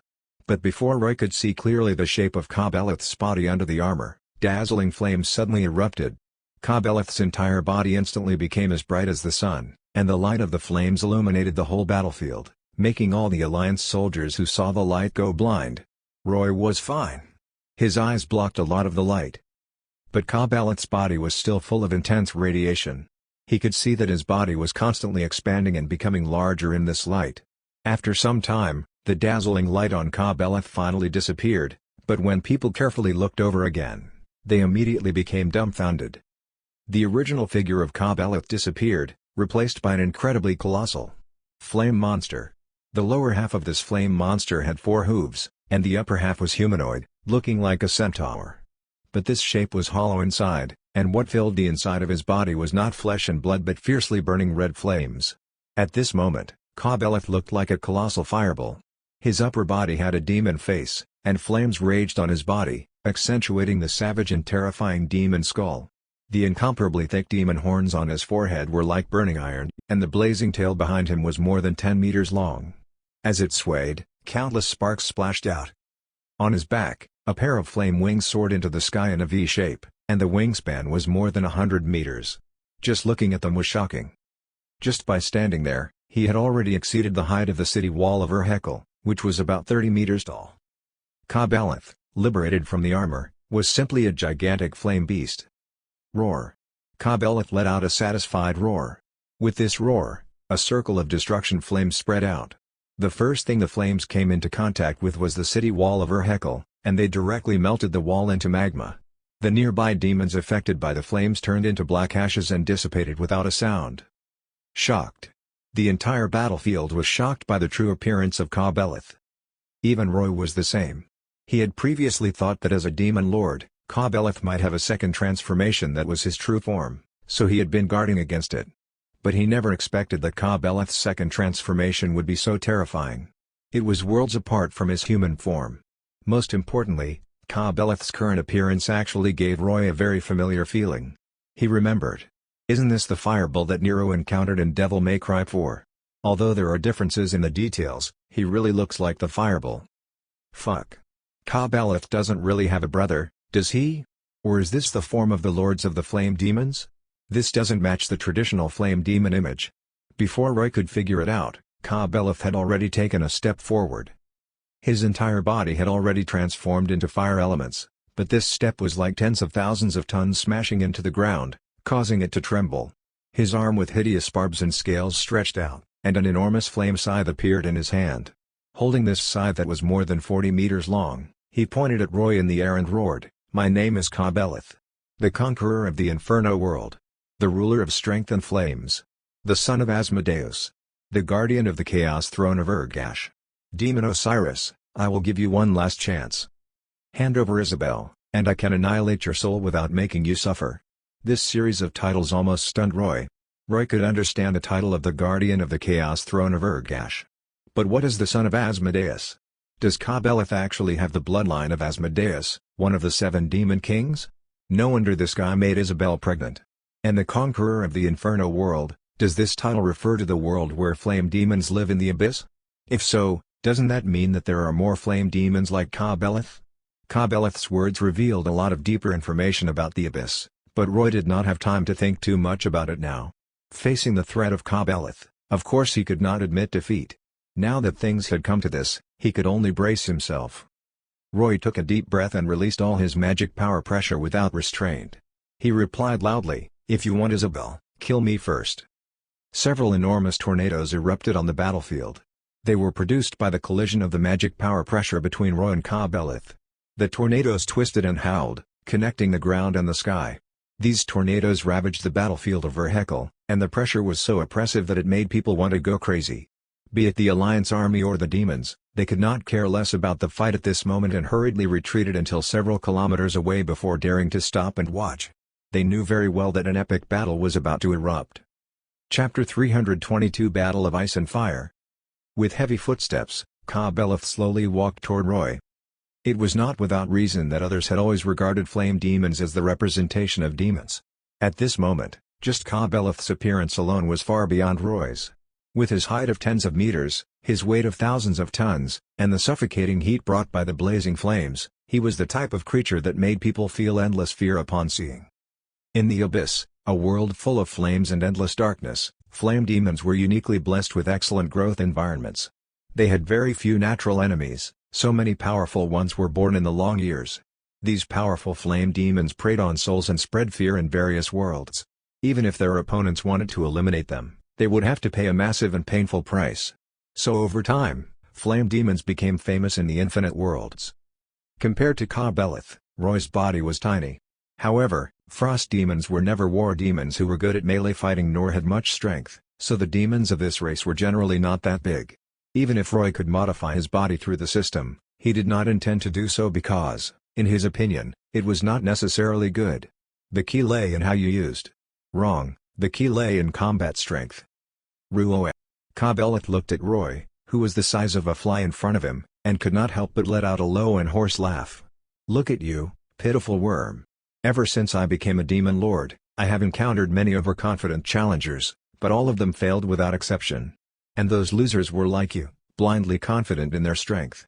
It was only until I tore their bodies apart bit by bit and devoured their souls that they would think of begging for mercy. Demon Osiris, how long can you last? Roy smiled and shook his head. He could not be bothered to talk nonsense with Ka-Beleth. It was useless besides increasing his sense of superiority. Roy did not waste time with words and directly used actions to speak. His body turned into lightning and left a trail of light in the air. Roy instantly appeared on Ka-Beleth's forehead, and his entire body glowed with the light of bloodlust. A thick layer of ice wrapped around his right fist as he punched through Ka-Beleth's protective flames, ruthlessly pounding one of his demon horns. With a loud bang, Ka-Beleth's enormous head suddenly tilted, and then he roared painfully. After Roy's frost power corroded his demon horn, which was like burning iron, several cracks appeared. As a demon, Roy was very aware of the weaknesses of demon horns. Demon horns were not only a symbol of a demon's identity and status, but they were also an organ on the demon's body. And this organ was the most difficult to elementalize. Although many demon horns looked very thick and powerful and usable as weapons, in fact, very few demons directly used their demon horns to fight. This was because demon horns grew on their heads and connected to their brains. Once they suffered an injury, it was absolutely painful for demons. Under normal circumstances, it was difficult to attack a demon's demon horns deliberately, and a punch might not necessarily break them. But Ka-Beleth's body had become so colossal that his demon horns were naturally very conspicuous. To Roy, this was a target that he could easily attack. In particular, Ka-Beleth's demon horns, which were already in a high-temperature state, suddenly became even more fragile after being corroded by the ultra-low temperature frost power on Roy's fist. This was the principle of thermal expansion and contraction. It was a supreme law that even mythical creatures could not avoid. After the pain was endless anger. Ka-Beleth raised his head, opened his mouth, and bit at Roy on his forehead, wanting to devour him in one bite. When he saw Roy flying up to dodge, he paused for a moment before spitting out a powerful flame wave. Boom! Like a flash cannon, Ka-Beleth's destruction flames instantly illuminated the dim sky. The light of the flames soared thousands of meters into the sky, leaving a trail of light in the twilight before slowly disappearing a few seconds later. Such a powerful attack broke a massive hole in the clouds in the sky, but even though it was powerful, it was useless if it could not hit anyone. The moment Ka-Beleth opened his mouth, Roy had flapped his wings and instantly entered sonic speed. He turned and moved along Ka-Beleth's neck. Frostmourne reappeared in his hand with intense frost power and pierced into Ka-Beleth's protective flames. After Roy circled around Ka-Beleth's neck, the low temperature on his sword made a dim S-shaped spiral mark on Ka-Beleth's formerly bright protective flames. Roy stored his sword, and the cloud of a sonic boom appeared under him as he calmly avoided the flame scythe that Ka-Beleth slashed at him. Yes, everyone could tell that Roy's current mobility was much higher than that of Ka-Beleth. There were gains and losses. Although Ka-Beleth's astonishing size had brought him an unparalleled sense of deterrence and power, his speed had decreased significantly as a result. Of course, if it were any other opponent, Ka-Beleth's mobility would not be a weakness because the destruction flames surrounding him had an extremely high temperature. No one would be able to approach him easily and use Roy's method to fight. Unfortunately, his current opponent was Roy, a frost demon that could use frost power to offset the high temperature of his flames. Ka-Beleth's flame scythe swept through the air and passed by Roy. Finally, the tip of the scythe slashed onto the ground. Formidable flame power erupted, turning the area around the tip of the blade into a sea of flames. In response to Ka-Beleth's attack, a black lightning bolt suddenly blasted Ka-Beleth, suppressing and causing the flames on him to shrink sharply. While the electric arcs on Ka-Beleth were still flowing, Roy flashed to his forehead once again and punched the giant demon horn that was injured just now. Ka-Beleth, who had gone crazy from the pain, directly slashed his scythe at his head, forcing Roy to dodge. Then Ka-Beleth became smarter. He strengthened the protective flames on his forehead and enveloped both demon horns. At the same time, he used his enormous palm full of flames to continuously swat Roy like a fly. After Roy dodged left and right in the air and dropped to a certain height, the flame wings on Ka-Beleth's back suddenly spread and brought his colossal body forward to crash into Roy. The range of this collision with his chest was too large, and Roy could not completely dodge it in a flash. He was grazed by Ka-Beleth rushing past, and his entire body violently rolled and crashed into the ground with a boom, creating a giant pit. If not for the protection of the cold winter armor, Roy would have been in danger. Even so, he still felt pain all over as he climbed out of the pit. When people describe being hit by an immense force, they usually used hit by an elephant or hit by a tank. But what about Roy? If he had to describe how he felt just now, he felt like he was hit by an aircraft carrier. The increase in strength brought about by this colossal body was not something Roy's bloodlust could contend against. It was no wonder that Ka-Beleth had called himself the ruler of strength and flames. Such astonishing strength was indeed incomparable. On the other side, when Roy climbed up, Ka-Beleth had barely completed his turn. When he rushed out just now, it was difficult for him to stop, so he only stopped after about 300 meters. When he turned his forehooves and head around, he was already quite a distance away from Roy. But he did not rush back. He raised his scythe and pointed it at the sky. A huge red fireball the size of the entire football field grew on the top of his scythe, and after appearing, it flew high into the sky. With a swing of his scythe, the huge fireball suddenly changed direction and smashed toward Roy from high in the sky. Seeing the fireball flying over, Roy immediately spread his wings and flew up to avoid it. But unexpectedly, the fireball suddenly exploded, turning from one into millions in an instant, and the range they covered instantly increased by dozens of times. This time, Roy could not dodge, so he brought his wings closer to his body and looked for the gaps between the fireballs to evade them. If he could not avoid any, he would use frost armor to block them. After all, the fireballs were scattered, so their power naturally decreased. Although this attack did not cause much damage to Roy in the end, it had consumed a lot of his stamina and magic power. Ka-Beleth knew he was not as mobile as Roy, so he simply used this super large range attack to suppress him. Now that Roy was a distance away, it was time for Ka-Beleth to attack wantonly. As a true demon lord, Ka-Beleth felt that he had vastly more magic power than Roy, so it did not matter if he could not catch Roy. He could continuously consume Roy's magic power to obtain the final victory. Roy could see Ka-Beleth's aim, so he naturally could not let him continue being arrogant. He raised his hand and poured powerful magic power into the sky. The next moment, the temperature of the entire battlefield suddenly plummeted. The cold and hot air collided with each other, stirring up a hurricane. With the hurricane, black snow began to fall. He and Ka-Beleth restrained each other, so Roy wanted to create a battlefield environment that was beneficial to him. Chapter 323 Radical Thought. The hot and suffocating battlefield suddenly became cool the moment the first black snowflake fell. The first snowflakes that fell melted due to the high temperature emitted by Ka-Beleth, instantly turning into rising water vapor. However, they did not disappear but entered the clouds again to circulate. Heavy black snow fell toward the ground. Under the continuous effort, the temperature on the battlefield became lower and lower. At the edge of the battlefield, snow was already piling up on the ground. If Ka-Beleth had to use a word to describe how he currently felt, it was anxiety.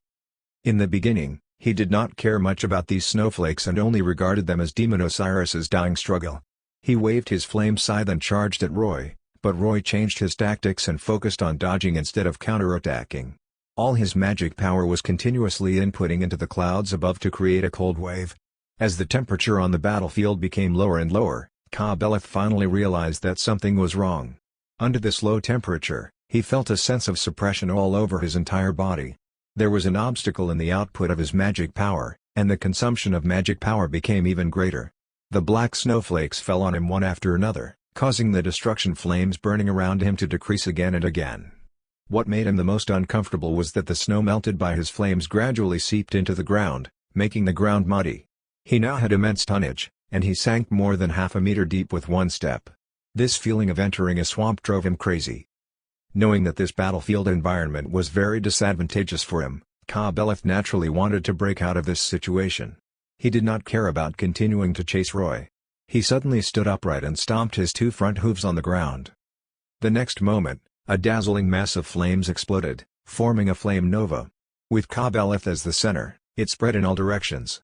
The flame nova affected a radius of more than 100 kilometers, and all the snowflakes affected by the flames instantly vaporized.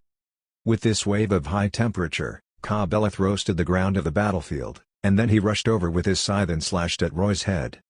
Sizzle! Roy turned into lightning and instantly retreated 3 kilometers away. He floated in the air and looked at Ka-Beleth with a sinister smile. Ka-Beleth was about to say something angrily when he realized that snow was falling from the sky, continuously, incessantly, endlessly. So the crazy Ka-Beleth exploded another flame nova. Seeing Ka-Beleth's response, Roy's smile became even more sinister. Although the snow brought by the dark frost wave kept falling, it actually consumed very little of Roy's magic power and lasted for a long time. But Ka-Beleth's response consumed too much magic power. When the flame novas exploded, not only was the consumption massive, but the effect was also not that good. Most importantly, after Roy's heavy snow cooled the entire battlefield, the power of Ka-Beleth's flames naturally weakened. The temperature of Ka-Beleth's destruction flames was as high as 8,000 degrees Celsius, and Roy's frost temperature was only -250 degrees Celsius. Although the difference in the value of the two appeared to be very large, it was actually Roy who had the advantage because he'd always transferred from high temperature to low temperature. Every time Ka-Beleth used magic power to create flames, a large portion of the energy was consumed during the heat transfer. Of course, the battle between the two was actually a battle of consumption. While Ka-Beleth was being consumed, Roy was also being consumed. But Roy was not afraid of him at all because he had the 10 times magic power recovery speed increase of the cold winter armor. Roy could fight it out slowly for an entire day. The battle thus entered a deadlock. The fierce flames fought against the heavy snow filling the sky. The battlefield of Roy and Ka-Beleth looked magnificent, but no one dared to approach the edge of their battlefield. The soldiers of the Alliance army and the demon camp that had escaped far away earlier only dared to fight at a place more than 200 kilometers away from Merhekel. Even so, people would be affected by the power coming from afar from time to time. The bodies of some of the Alliance soldiers and demons stained with black snow began festering, and their entire bodies were in severe pain. They eventually fell to the ground and died amid endless screams. Some Alliance soldiers and demons were brushed by Ka-Beleth's flames and instantly turned into charred corpses. The souls exposed by these dead people were eventually dragged toward Merhekel. Be it the Alliance army or the demons, they all knew that the battle between Demon Sovereign Ka-Beleth and Demon Osiris was terrifying. But unfortunately, no one dared to witness this battle. They could only focus on the enemies in front of them and keep fighting. Julia and Benaya's current opponents were the demon heroes under Ka-Beleth. Both sides were evenly matched, and it would be difficult to determine the winner in a short time. But Rufaro was slaughtering in the crowd. Whether it was demons or the Alliance soldiers, as long as they were living creatures, they had life force in them. Rufaro was wreaking havoc on the battlefield excitedly and constantly absorbing the rich life force to replace the death power in his body. Now, large patches of hard black dragon scales had appeared on his body, and he was about to complete the life conversion ritual. There were still a few gold dragons under Gem's command. These gold dragons naturally could tell what Rufaro wanted to do, so their eyes were full of worry. Although black dragons were also their compatriots, black dragons had extremely violent tempers since ancient times. The black dragon in front of them, who had reincarnated from the state of death, would surely increase his strength once he obtained a flesh body. At that time, if he attacked the Alliance army, he would definitely cause immense casualties to the Alliance army. Therefore, the gold dragons were quietly contacting Gem to ask if she wanted to take action and suppress this black dragon. But Gem looked at the massive demon army and suppressed this thought. Now that the two armies were entangling with each other, the Alliance troops could not retreat even if they wanted to. They could only try their best to eliminate the vitality of the demon army, So they had to rely on Demon Osiris's army, which naturally included this raging black dragon. "Haven't you found Isabel?" Jem whispered to Zahir next to her. Zahir had not taken many actions, but he was actually using Eagle Eye to investigate the situation on the battlefield. He replied softly, "I've found her, but it might be extremely difficult to save her." "Where?" Jem asked. "There's an undead army about 40 kilometers behind the battlefield," Zahir said. "That's Demon Osiris's army. In my impression, this army hasn't appeared on the battlefield. We only saw it after we retreated. If he has Isabel in his hands, she can only be there." Indeed. The Isabel that Demon Osiris brought was a fake, but she's definitely in his hands. Given the personality of demons, Isabel is a good card for him, so of course, he will think of ways to make use of her. Jem nodded. "So I think she should be there because only in that place can Demon Osiris play this card when he needs it. But what's the problem you mentioned?" "There's a Lich Master guarding there." Zahir shrugged. "And that enormous three-headed hellhound is also there. It's still holding Kabeleth's demon sword in its mouths." Upon hearing this, Jem frowned. From the sound of it, the undead army guarding Isabel was not weak. Even if she and Zahir led a surprise attack there, they might not be able to take it down quickly. If they alarmed Demon Osiris's subordinates, they would probably not mind beating the Alliance army as well. "Actually, I think we can wait and see first." Zahir thought for a while. Since Isabel is a card that Demon Osiris is using to deal with Kabeleth, he will use it sooner or later. If Demon Osiris can really use Isabel and the child in her stomach to deal severe damage to Kabeleth, it won't be a bad thing. At least we can watch both sides suffer losses. "I hope so." Jem sighed. Things had long gone beyond their control, and they could only take things one step at a time now. Although they really wanted to stop the birth of the Dark Messiah, the problem was that they could not even protect themselves now. In front of Urhekel, the battle between Roy and Kabeleth was still in a deadlock. Kabeleth's flame scythe smashed onto the ground, creating a series of explosive magma bursts. The magma erupted from the ground, and the flames shot straight at Roy. But when they arrived in front of him, Roy directly froze them with Ice Age, turning the magma into fiery red ice spikes that soared into the sky. Taking advantage of the time that Kabeleth's line of sight was blocked, Roy covered himself in thick black mist, hid in the flurries of black snow, quietly moved to under Kabeleth's abdomen, and stabbed at it. The ice on his sword collided with the flames, creating a sizzling, explosive sound. It was the sound of the instantaneous boiling of water vapor. Kabeleth screamed in pain and immediately spread his wings and rushed forward, knocking Roy out from under his abdomen. "Disgusting fellow. Do you only know these disgusting fighting methods?" Kabeleth roared as he turned around, waved his flame scythe, and shot countless flying fire crows at Roy. Roy spread his wings and flew up. While dodging the fire crows, he snorted coldly. "Then how do you want me to fight you? Fight head-on? I'm not some idiot with only muscles in my head." Kabeleth gnashed his teeth as he listened. He had never thought that a high-ranked demon would give him so much difficulty. Although he was a demon lord and the other party could not deal any fatal damage to him, he could not deal with this frost demon in a short time and could only be dragged into a battle of attrition. Why did Kabeleth maintain his human form usually? It was because the consumption of his true body was too great. The longer this battle of attrition dragged on, the more disadvantageous it was for him. Or should I directly use my ultimate move to destroy Ifol? This thought suddenly flashed in Kabeleth's mind. No matter how mobile Osiris is and how he can dodge, he can't fly thousands of kilometers away in such a short time. Don't doubt this. As a demigod-level demon lord, he had the ability to destroy most of the land at once. It just depended on whether he wanted to do so. However, he never had such thoughts in normal times. After all, such destruction did not give him any sense of accomplishment. But now, facing Roy, this difficult opponent, he was a little exasperated and had this radical thought. Chapter 324 Backlash.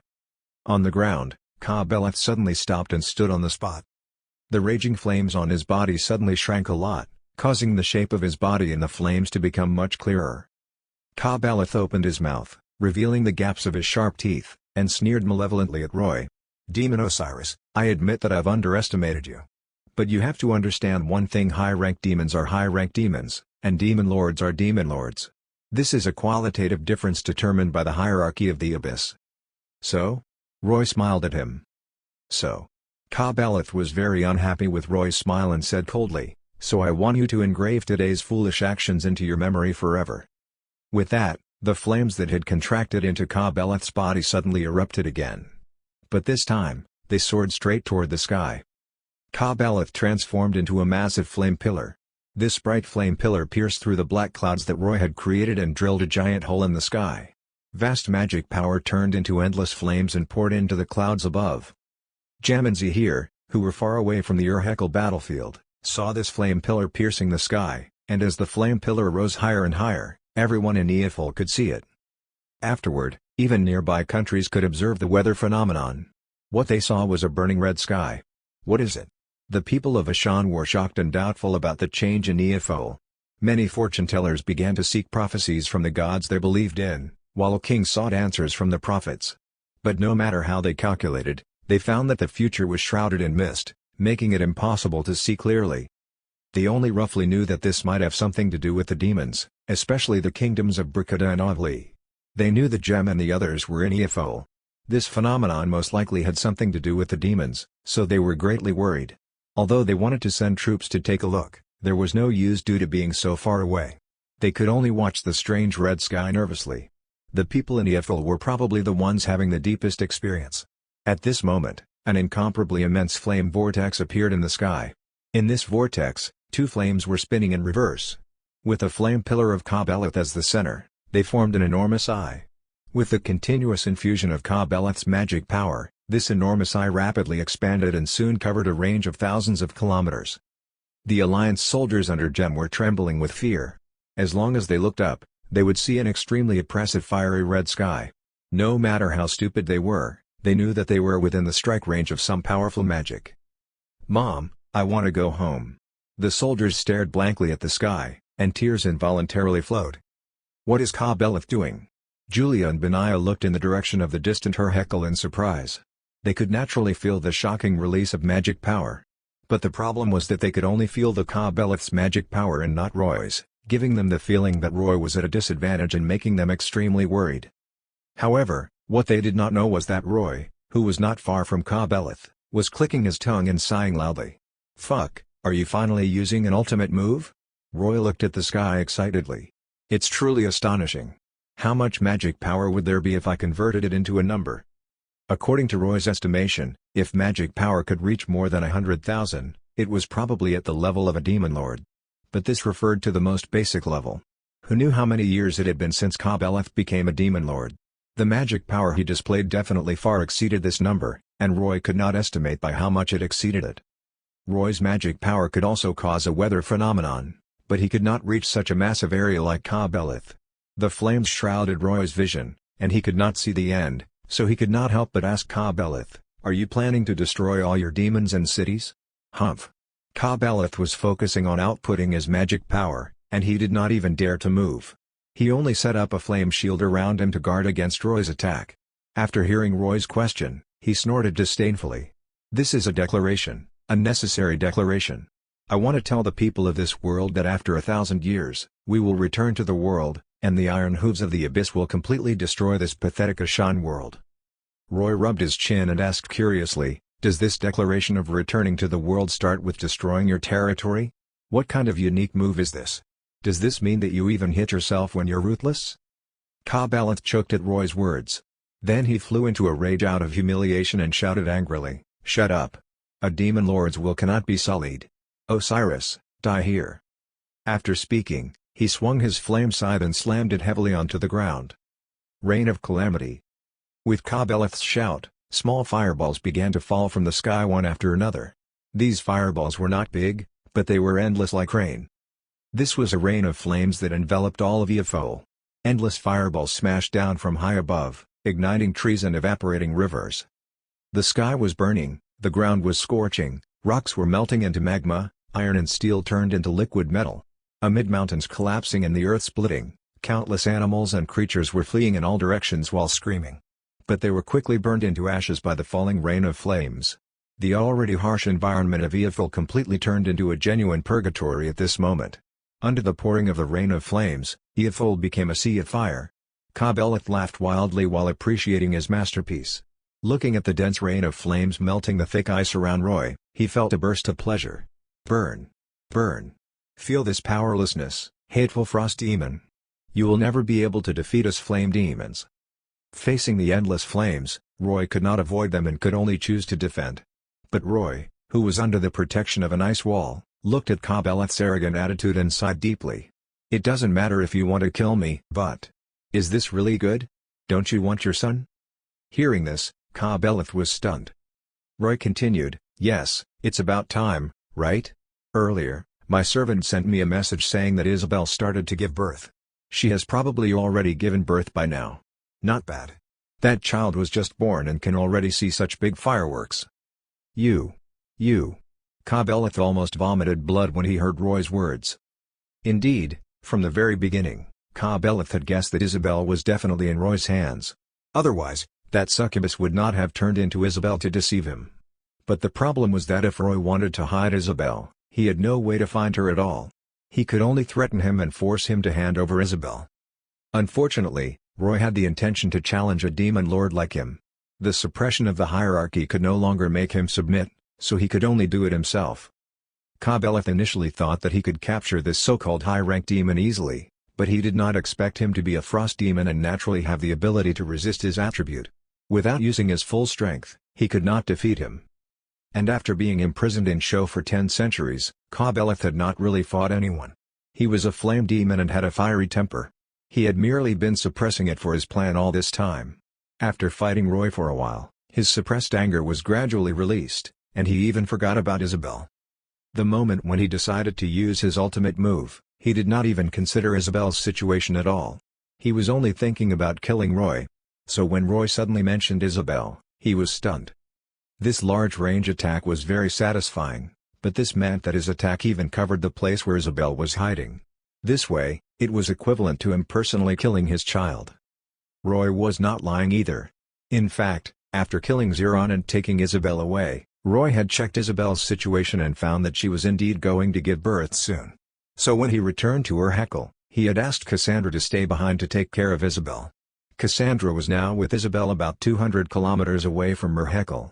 After Roy and Ka-Beleth started fighting, the Alliance army had also retreated to a nearby place, so under Roy's command, Fat Tiger ran to guard alongside Cassandra. Just over 20 minutes ago, Cassandra reported that Isabel woke up through telepathy with Roy, and her waking up meant that she was about to give birth. Under the protection of Cassandra and Fat Tiger, the rain of flames falling from the sky could not harm Isabel and her child in a short time, but it was hard to say after a long time. Of course, Roy could not let Ka-Beleth continue like this, so he chose to say it at this time. Roy had planned this from the beginning. He knew that Ka-Beleth, as a demon lord, definitely had some trump card. And Isabel and the Child of Taboo, the Darkness Messiah, were what he was using to counter Ka-Beleth. Now, this card was in effect. After Ka-Beleth finally recovered from his dumbfounded state, he hurriedly revoked his ultimate move. However, after preparing for so long and releasing such a massive and astonishing amount of magic power, how could he take it back so quickly? Under Roy's gaze, Ka-Beleth suddenly howled and spat out a mouthful of blood that was as hot as magma. This guy suffered from magic power backlash. Chapter 325 Weaken the body, destroy the will. This outcome was within Roy's expectations. As a mature demon, it was another matter if he was evil or not, but he had to use all the resources and cards he could use to fight. He had been in a deadlock with Ka-Beleth, using harassment attacks and fighting guerrilla warfare, in order to force out his ultimate move and then use the Isabel card. This was because Roy knew very well that demons, humans, and even angels, titans, and dragons were all the same. All creatures that used magic power to release magic had a common problem: the stronger the magic was, the more likely it would cause a magic power backlash when interrupted rashly. This was due to the nature of magic. Ka-Beleth's situation was like this. Perhaps he wanted to defend his dignity as a demon lord and easily kill Roy, his army, and enemies like Gem. He needed a glorious victory to make people fear him, so it was understandable for him to choose to use formidable magic such as the Rain of Calamity.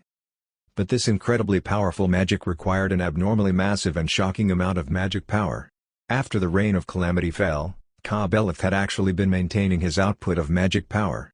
But after hearing the news of Isabel giving birth from Roy, not only did he want to shut off his magic power output, but he even wanted to take back his magic power and make the Rain of Calamity dissipate. This was an extremely dangerous action.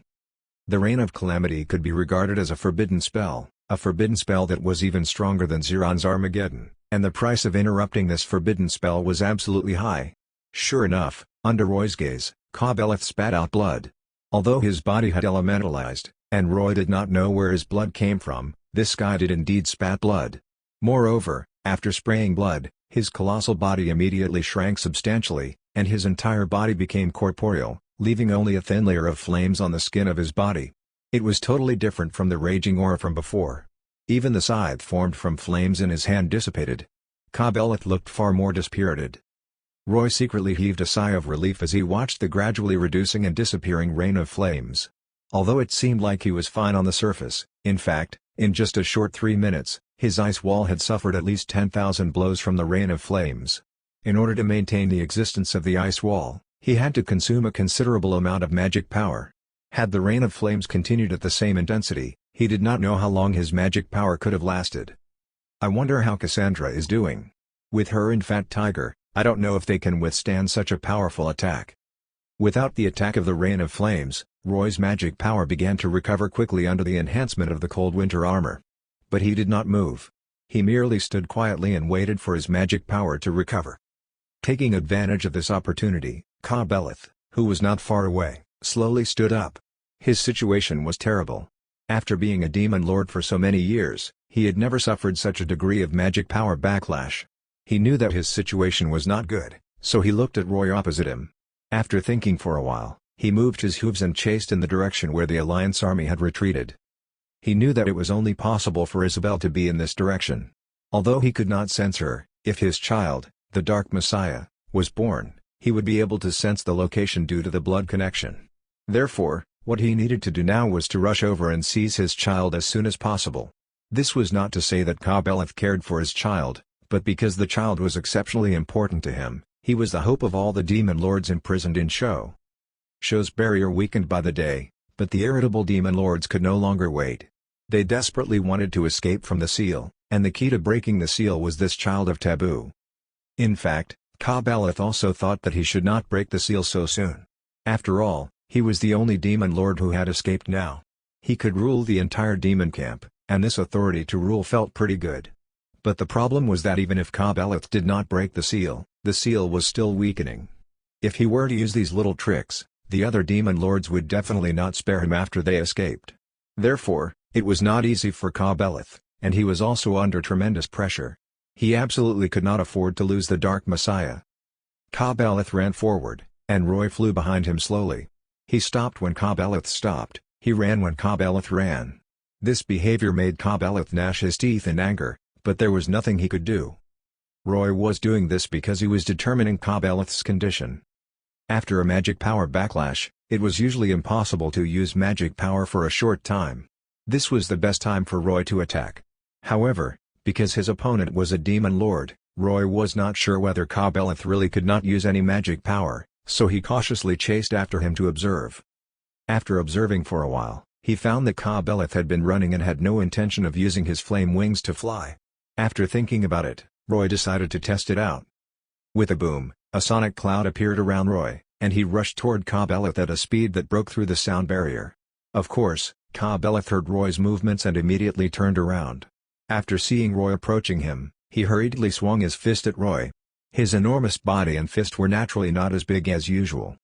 However, what he did not know was that his reflexive action exposed the fact that he could not use magic power temporarily because he could not even attach flames to his fist with his punch. At this point, Roy no longer had any reservations. The moment Ka-Beleth's fist was about to hit him, he suddenly transformed into a bolt of lightning and rushed straight to his shoulder blade.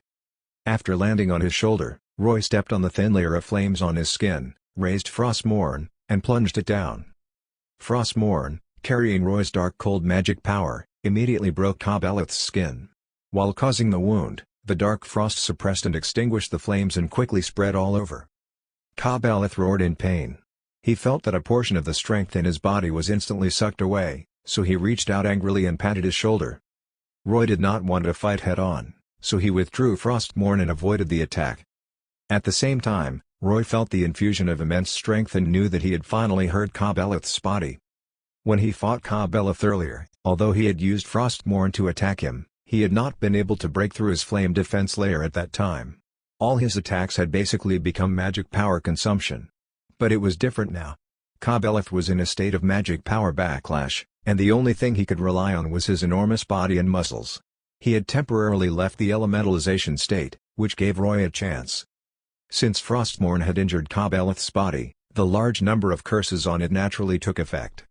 The enhanced version of strength absorption let Roy instantly snatch a lot of strength from Ka Beleth. The enhanced version of bleeding caused blood to gush out continuously from the wound on his shoulder blade, and it was constantly frozen into ice.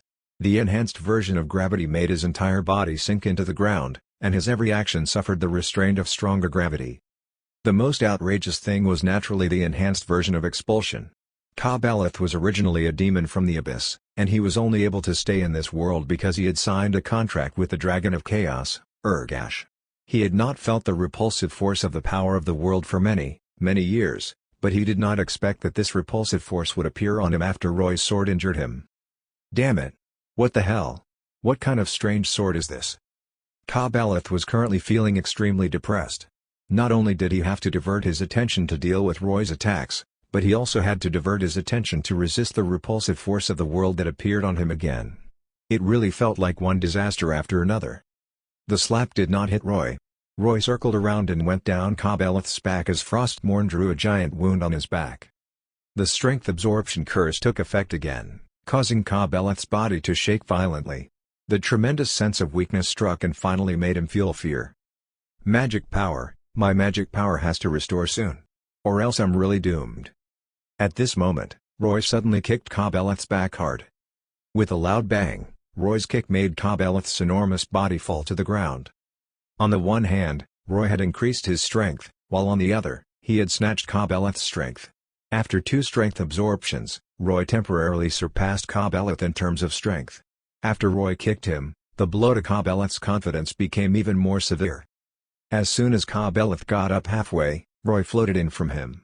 The pentagrams in his eyes lit up, and the fear effect of the Eyes of Nightmare pierced directly into Ka Beleth's mind.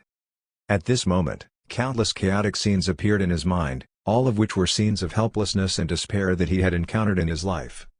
Ah! Ka Beleth screamed in horror. He got up, hugged his head, and rushed forward without care. Seeing him rushing forward, Roy could not help smiling. The fact that the Eyes of Nightmare was effective meant that Ka Beleth's will was gradually being destroyed. Under these repeated blows, Ka Beleth was no longer the demon sovereign with the invincible faith. I'll take advantage of this to kill him. While flying and catching up, Roy began to accumulate magic power. By the time Roy arrived behind Ka Beleth, he had already recovered from his fear. But at this moment, he did not have any good means to fight back against Roy. He could only roar and swing his fist to attack Roy. Roy dodged Ka Beleth's attacks nimbly and finally found a gap. The tail behind him suddenly bent, and a purple ray of light shot out from the tip and directly hit Ka Beleth. Become a fruit pudding. Chapter 326 The Birth of the Dark Messiah. The moment the purple transfiguration beam Ka Beleth, it immediately spread across his entire body at the speed of light and enveloped his enormous body. With a faint thud, Ka Beleth instantly turned into a swaying, soft pudding. Among all the skills Roy created, the transfiguration beam was a godly skill. This short-lived ability to change the physical attributes of the target's entire body was simply amazing. Seeing Ka Beleth turn into a mass of thousands of tons of pudding, even Roy felt that it was an eye-opener and unbelievable. But he did not dare to delay.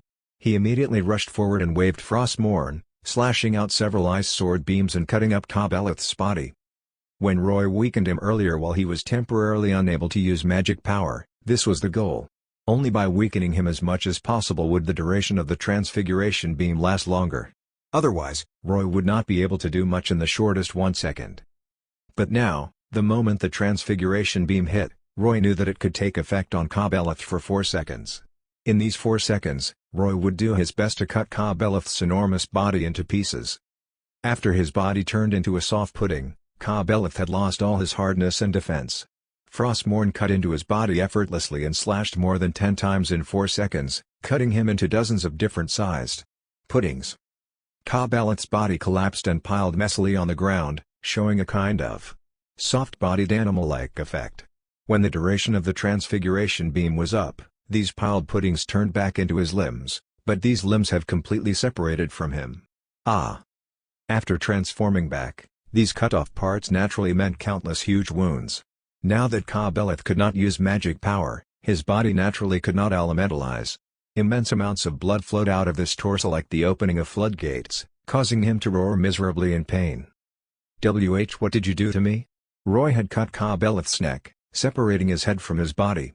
At this moment, his head was tilted on the ground, looking at Roy with his eyes bulging. You didn't die? Roy was greatly surprised.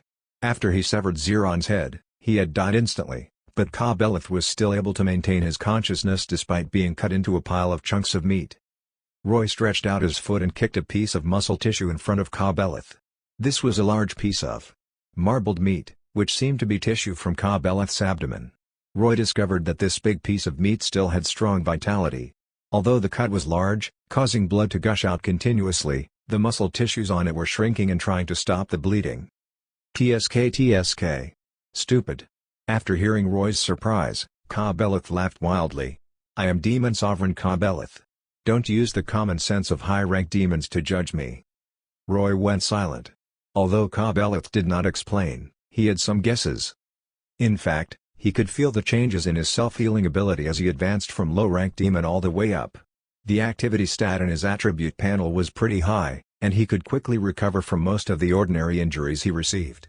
Back in the Darksiders world, he had once cut off one of his arms, but after some time, his arm grew again. Of course, this powerful self-healing ability had a limit. At least after suffering fatal damage, it was exceedingly difficult to save his life. After being cut into two by Raphael's holy sword, Roy had almost died on the spot. It was the same as cutting off Zeron's head. They were both fatal blows. However, Ka-Beleth was a demon lord, an existence known as a demigod. A demon of this level far surpassed high-rank demons. Not only did it reflect in magic power, but it also reflected in the physical body. Demon lords, six-winged angels, and mythical creatures of this level were all advancing in the direction of elementalization. The giant flame beast that Ka-Beleth was earlier was actually his elementalized body. And this kind of body that could already elementalize had already caused their original bodies to change. Although not being able to use magic power temporarily had made Ka-Beleth appear in physical form, his current physical form was probably in between the physical and elementalization states. In other words, the limbs that Roy cut off had both physical characteristics and the mystical characteristics of elementalization. This was probably the so-called demigod body. In other words, for a demigod like this, the vital points in the conventional sense had already disappeared. It was remarkably difficult to kill them at this point. Ka-Beleth could already be considered to have an immortal body. In fact, according to the words in the Ashan world, existences at the level of Ka-Beleth could already be called immortal.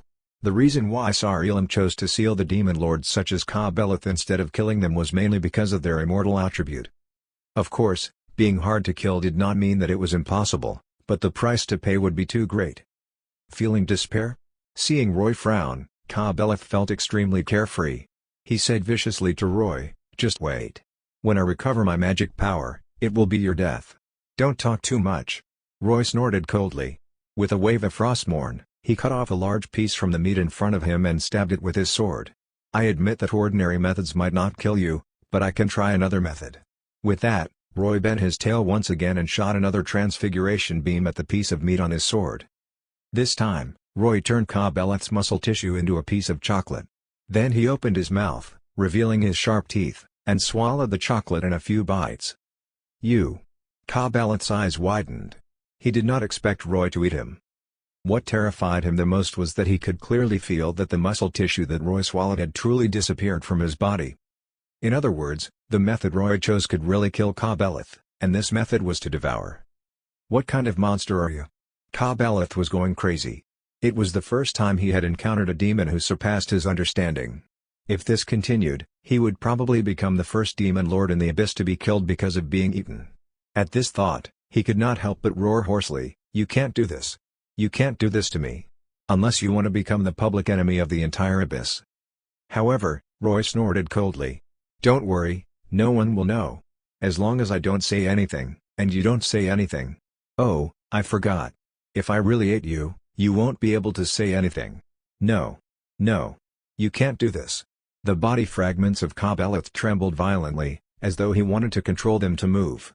It seemed like the psychological trauma Roy caused him was too great, and he was desperately trying to escape from Roy. The shadow of fear affected his thoughts, causing him to be unable to think calmly. He did not want to think about how big of a stomach Roy needed to eat him if Roy really wanted to kill him. His body was now thousands of tons, and even if Roy used Transfiguration Beam to transform him into chocolate, it was still thousands of tons of chocolate, enough to make Roy full to the point of bursting to death. Moreover, the most troublesome thing was that Roy felt that something was wrong after swallowing that muscle tissue. Ka-Beleth was a flame demon, and he was already an elementalized flame demon. Although what Roy ate was chocolate, what he was actually trying to digest was a mass of flames with the destruction flames attribute. These flames naturally conflicted with his frost demon bloodline. Therefore, Roy seemed to be having a stomachache. An incomparably scorching power kept churning in his abdomen, forcing him to channel frost magic power to suppress this heat. This won't do. Even if I want to kill him this way, I shouldn't be the one to devour him. Roy thought gloomily. If I want to eat him, I should let Fat Tiger do it. Of course, Ka-Beleth could not know what was going on inside Roy's body. He only saw the savage expression on Roy's face and felt an indescribable panic. He desperately tried to regain control of his body to regain his mobility, but he did not think about why Roy had not continued to devour a second piece. Although Roy looked calm on the surface, his mind was spinning quickly. Do I really have to use that move to deal with this guy? Roy thought. But once I use that move, I'll lose my magic power for a short time. If I can't kill this guy, it may become even more troublesome. The move Roy was referring to was naturally a condensate attack. It was very possible to kill Ka-Beleth directly with a low temperature infinitely close to absolute zero. But just as Roy and Ka-Beleth were in this strange confrontation, something suddenly happened. A massive and vast dark power suddenly appeared in the distance. When Roy felt this dark power, he raised his head and found that it came from where Julia and Cassandra were. Even from afar, Roy could see countless dark auras gathering and converging in this spot. These dark auras condensed into a substance, turning into a thick black mist that enveloped the distant sky. Seeing this, Roy was shocked. As expected, he heard the mental message from Cassandra. Master! Master, come quickly! The Darkness Messiah is born. Chapter 327 Black Domain of Silence. Roy did not expect the birth of the Dark Messiah would be so grand. Roy had seen the half-human half-demon body of the illusion demon Caesar. But he had not seen the birth process with his own eyes at that time, so he did not know what it was like. But this time, he saw it. Perhaps it should be said that he was indeed worthy of being a child of Taboo, and he was a child of Taboo who had inherited the bloodline of a demon lord. The moment the Dark Messiah was born, an immense amount of dark power gathered around him and even triggered a phenomenon. From Cassandra's flustered tone, she did not expect such a situation to happen. Roy knew that he had to go and take a look. The Dark Messiah was a card in his hand. It was precisely because Ka-Beleth was worried about the Dark Messiah that he was able to suppress his destructive power. However, judging from the gathering of so much dark power, it was possible that Gem and her alliance army might take action against the Dark Messiah. This was also why Roy had Cassandra and Fat Tiger protect Isabel. He knew what this child of Taboo meant to the people of this world. Don't think that humans would not do anything overboard to a baby. On the contrary, as long as they wielded their stick of morality, humans could do even more cruel things than demons. Roy taking Isabel from Zeron meant that only he could decide and handle the matters regarding the Dark Messiah. He was the one who grasped the power of life and death, so he would not give Gem and Zahir any chance. At least, before he completely settled Ka-Beleth, the Dark Messiah could not die in the hands of the Alliance army. He immediately sent a message to Cassandra. Tell Rufaro and Giovanni that if anyone from the Alliance army dares to attack the Dark Messiah, kill them all. The reason why he had left the Alliance army alone was to have them share the attacks of the demon army. After all, Roy's army did not have the advantage. Moreover, he had lost almost all his ground troops during his battle with Zeron. In order to prevent the demon army from overwhelming his army, he kept the lives of the Alliance army and made them a temporary tacit ally. But if they dared to touch his interests, then he would not be polite. Anyway, the numbers of the demon army had decreased substantially, and the value of the Alliance army was no longer high. Upon receiving Roy's order, Cassandra immediately understood and informed Rufaro, Julia, and the others. And here, after sensing the immense dark power when the Dark Messiah was born, Ka-Beleth was ecstatic. What he had been working hard to plan for so many years was this child of Taboo. Now that the Dark Messiah was successfully born, his goal was more than half completed. Furthermore, under the shock of this surprise, Ka-Beleth calmed down. He immediately realized that the Dark Messiah was his hope and his weakness. Now that Demon Osiris was in control of the situation, he would not allow him to obtain the Dark Messiah so easily. He had to get to the Dark Messiah before Osiris and take him back. After sensing the condition of his body, Ka-Beleth found that the side effects of the magic power backlash were about to disappear, and his magic power was showing signs of recovery. After all, he was a demon lord. Although the magic power backlash had caused him great damage, it could not really kill him. He could tell that although Demon Osiris could completely eliminate his demigod body through devouring it, it was impossible for him to kill him in a short time due to how much there was and his limited eating speed. As long as I sacrifice a part of my body, I can get the time to recover. Although Ka-Beleth thought that, he still felt extremely humiliated. It was too horrendous to be eaten by a high-ranked demon. Come on, eat. I, Ka-Beleth, am already lying down. But when I recover, I swear to Demon King Asmodeus that I will tear your body into pieces, rip your soul into 100 million, and feed you to the inferior monsters of the upper abyss. Just as Ka-Beleth was thinking this, he found that Roy was already walking toward him. He thought that Roy would continue to use that strange light to turn his body into food to eat, but as Roy approached, he discovered that this was not the case. He could feel a vast amount of magic power gathering in Roy's body. Moreover, he was at the place where his body had piled up the most. Cold, utterly intense cold. Ka-Beleth's body still had the ability to sense, and he could feel the extremely powerful cold aura emanating from Roy.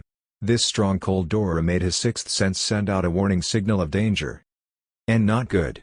A huge sense of crisis struck, causing him to immediately give up any wishful thinking in his heart. His soul instantly gave up his body and escaped from it. The moment his soul left his body, Roy, who was standing in front of Ka-Beleth's pile of flesh, raised his hand and pointed at the sky. With this action, the space in this area instantly became incomparably dark. Black domain of silence. The moment Roy's magic power in the cold aura burst out, it was as though the lights of the world had turned off. Even the light within the range of the ultra-low temperature of the condensate was about to freeze, causing the black domain phenomenon that Ka-Beleth had never seen before. Unfortunately, his soul had left his body, and he could not see this terrifying scene with his own eyes. In this black domain, the ultra-low temperature instantly swept over Ka-Beleth's immortal and indestructible body. But strangely, his body did not show any signs of freezing but maintained the original appearance. It was as though nothing had happened. But that was not the case. Roy's black domain of silence only lasted for a short moment, probably less than a second. The state of Ka-Beleth's body was just like taking a picture, leaving a snapshot with a click. The moment the black domain disappeared and light returned, the pieces of his body actually disintegrated silently. It was not even appropriate to describe it as flying ashes because there was no dust at all. They disappeared just like that. It was not only Ka-Beleth's body, but the exact same scene had happened to all the soil, water, air, and so on under him. A real empty cavity directly appeared on the spot. In the eyes of those who did not know, this was definitely an extremely strange scene, but to the expressionless Roy, it was easy to understand. He knew that the reason for this strange scene was that Ka-Beleth's body had undergone quantum collapse. Yes, for all the matter within the range of the black domain, almost all the atoms were gathered into the lowest energy quantum state and presented a unique uniformity. This was the true essence of a condensate. In other words, the matter at this temperature was actually in a very stable special quantum state. At that time, you could say that Ka-Beleth's body still existed, but the moment Roy removed the black domain, the stable quantum state broke, and the matter directly entered the state of the quantum collapse. This was the horror of the ultra-low temperature that was infinitely close to absolute zero. It was truly worthy of being called silence. It had to be said that, as a frost demon, Roy deciding to pursue absolute zero was correct. The black domain phenomenon he created was like Schrödinger's box. The moment the black domain disappeared, it was equivalent to the box opening. In this way, Roy's black domain destroyed Ka-Beleth's demigod body. Of course, this kind of trump card was also a tremendous burden to Roy. All of his magic power could maintain this black domain state for not even a second, and the range of coverage was extremely limited. Once he used it, the magic power in his entire body would dry up. His body would become very weak, and he would need time to recover slowly. So Roy would only use this move when he was confident in success. Roy looked up at Ka-Beleth's soul floating in the air. Even a high-ranked demon like Zeron still had consciousness after his soul left. Ka-Beleth's soul was stronger, so he was naturally conscious and could even move freely to a certain extent. His soul floated in the air, and his flame-like face on the surface of the soul was looking at Roy in horror. What did you just do? A wave of soul fluctuations came. The demon language was a language of soul communication, so his soul could use this method to speak. He shouted in horror, "What did you do to my body? You sure run fast." Roy sneered as he looked at Ka-Beleth's soul. Roy's body was empty currently, but his expression did not show the slightest timidity. Your decision was decisive. But what can you do in this state? If Ka-Beleth's soul were still in his body just now, then he most likely would have totally perished by now. Roy did not believe that a soul could still exist in that state of quantum collapse. He was confident that he could have obliterated Ka-Beleth's soul, but unfortunately, this guy actually gave up his body. At the moment danger struck, his soul escaped the range of the black domain and avoided a catastrophe. However, what was the use of leaving behind a soul after losing a demigod body? A naked soul had no self-protection ability. Anyone would covet a soul that came from a demon lord. In the hands of demons, it was a delicious soul, and in the hands of angels, it was a soul that had to be purified. Unless. After hearing Roy's words, Ka-Beleth instantly understood that he was in an extremely dangerous situation, so he did not dare to say anything else. The soul turned into a ray of light and flew into the distance. Roy looked in the direction his soul was flying with an unsurprised expression. He could not move at this moment, so he could not capture Ka-Beleth's soul. But he knew that if Ka-Beleth did not want his soul to be destroyed, he had to find a place to take shelter. At present, one of the places he could find was his demon sword, as his soul fragment was in it. If he returned to the demon sword, he could make his soul whole and temporarily seal his soul in the demon sword. As long as Roy could not extract his soul from the sword, he could still live on for a while. Benaiah had taken away Ka-Beleth's demon sword to reduce his combat power. After all, with a weapon created by his soul fragment, his strength when holding this demon sword was absolutely different from his strength when fighting with a flame scythe. When the demon sword was taken away, Ka-Beleth was vexed, but he did not expect it to become one of his life-saving straws. As for the second method, even Roy thought of it for him. It was to think of a way to possess a body. Chapter 328 Entrust. Demons were experts at playing with souls, so things like possessing a body were easy. But in fact, few demons would do this. The reason was naturally very simple, the compatibility between the soul and the body. Since Roy had experienced the soul replacement event of the illusion demon Caesar, he was well aware of what kind of adverse consequences there would be if a demon rashly placed their soul into a body that was not so compatible. Moreover, generally speaking, if the body did not obtain the corresponding power, even if the demon changed bodies, they would fall into a pit instead. Ka-Beleth's body was now destroyed, but he had signed a contract with the Dragon of Chaos, Ur-Gash, so his soul did not return to the abyss. The Ouroboros Mark was naturally unable to reconstruct his body, so if he did not want to survive in such a dangerous soul state, he would have to find another body. Logically speaking, the Dark Messiah had half of Ka-Beleth's bloodline, so this child was definitely the best choice for his soul because the compatibility would be very high. However, Ka-Beleth was not an ignorant fellow like the illusion demon Caesar. He should be clear that even with the names of the Dark Messiah and the Child of Taboo, it could not hide the fact that he was a baby. If he possessed the body of the Dark Messiah, then Ka-Beleth would become a 1 to 2 feet long baby from a gigantic flame beast, which would be nothing short of a nightmare for him. In addition, the Dark Messiah was an essential tool in his plan, so Roy was certain that if he wanted to possess a body, there was a high chance that he would not target the Dark Messiah and might instead target others. There were many targets to choose from, such as Cassandra, Julia, Benaiah, Giovanni, and Rufaro. They all had formidable dark power, and they should be among Ka-Beleth's first choices, especially Julia. She also knew how to use the power of flames and was the most compatible with Ka-Beleth. Although Roy suspected that Ka-Beleth would mind becoming a woman, it was not impossible if he was desperate. Thus, Roy had to rush over as soon as possible. He had finally set up a trap to this extent, so of course, he was unwilling to let Ka-Beleth cause any trouble at the last moment. Standing on the spot, Roy opened the system interface and began to make an MP potion.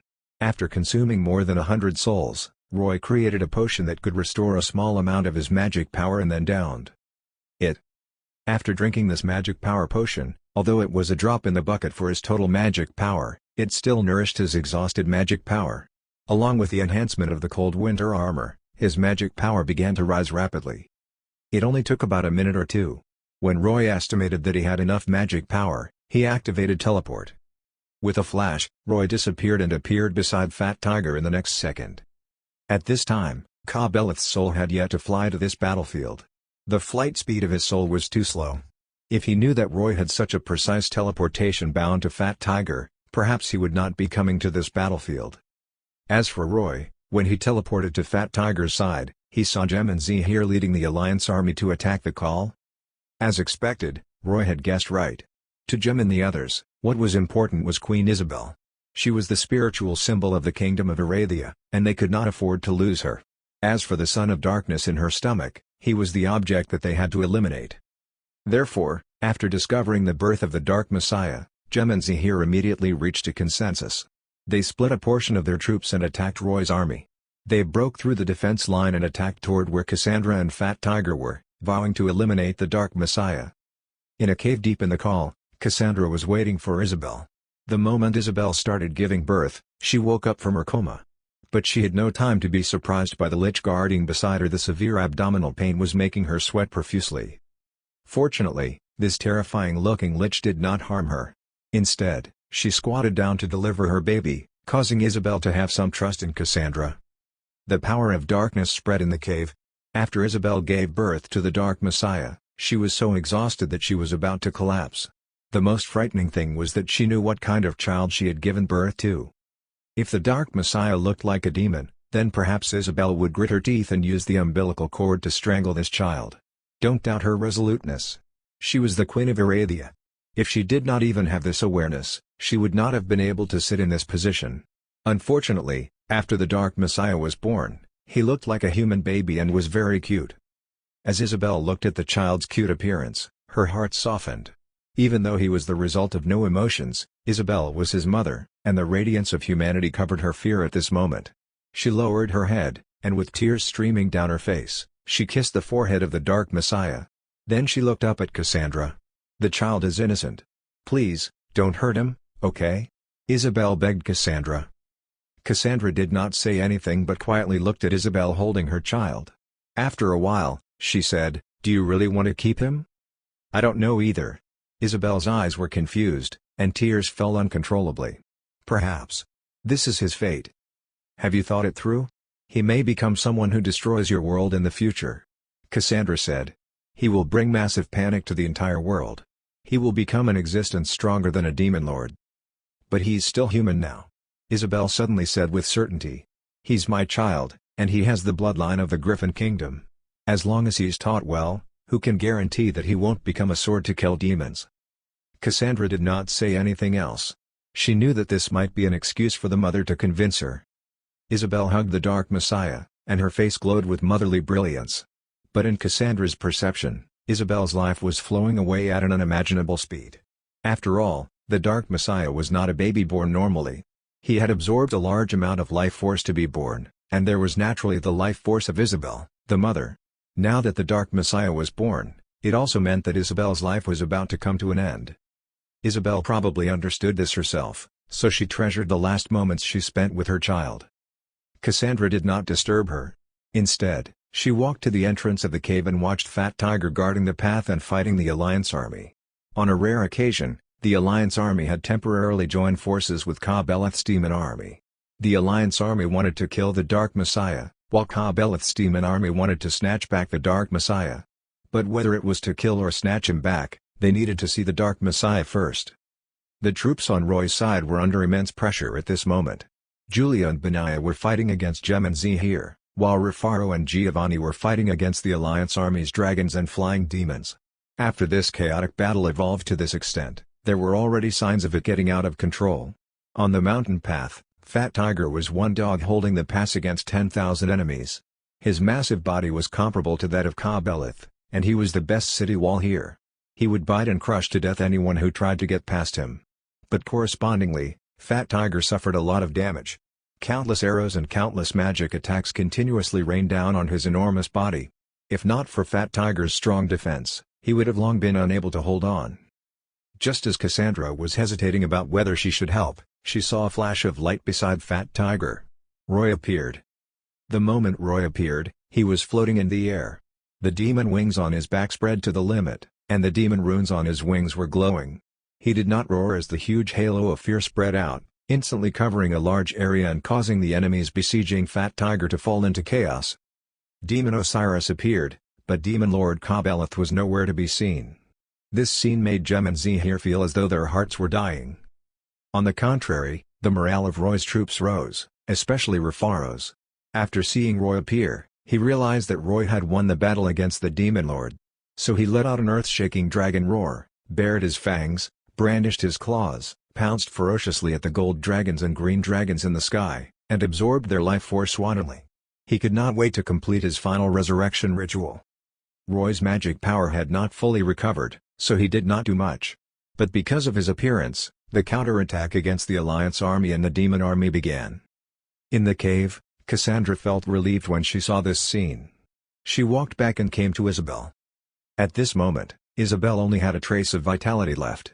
She knew that her death was coming, so she looked at Cassandra with pleading eyes and handed the Dark Messiah in her arms to her. "I know that you were once a human, so can you take care of this child for me? Regardless of whether he becomes a human or a demon in the future, I only want him to grow up healthy." Cassandra stood in a daze for a while, seemingly not expecting that Isabel would entrust this child to her. But looking at the child's sleeping appearance, Cassandra could not help but take the child. Cassandra stared blankly at the baby in her arms for a while before asking, "Does he have a name?" "Sareth. Call him Sareth." As Isabel spoke, her voice became softer and softer. Finally, she fell into eternal slumber. After she died, a dazzling golden noble soul emerged. This soul passed through the top of the cave and slowly moved toward the sky. In the sky, the light of the soul was like a real sun. Chapter 329 Heaven has a path, hell without a door. When Isabel's golden noble soul floated into the sky, Jem and the Alliance army did not see, but almost all the demons saw this soul. Demons had soul vision that ordinary races did not have. It was not strange to see a soul on the battlefield, but the moment this golden soul appeared, the demons, who were still fighting, all became crazy. It was not only the demons under Kabelith but also the demons under Roy.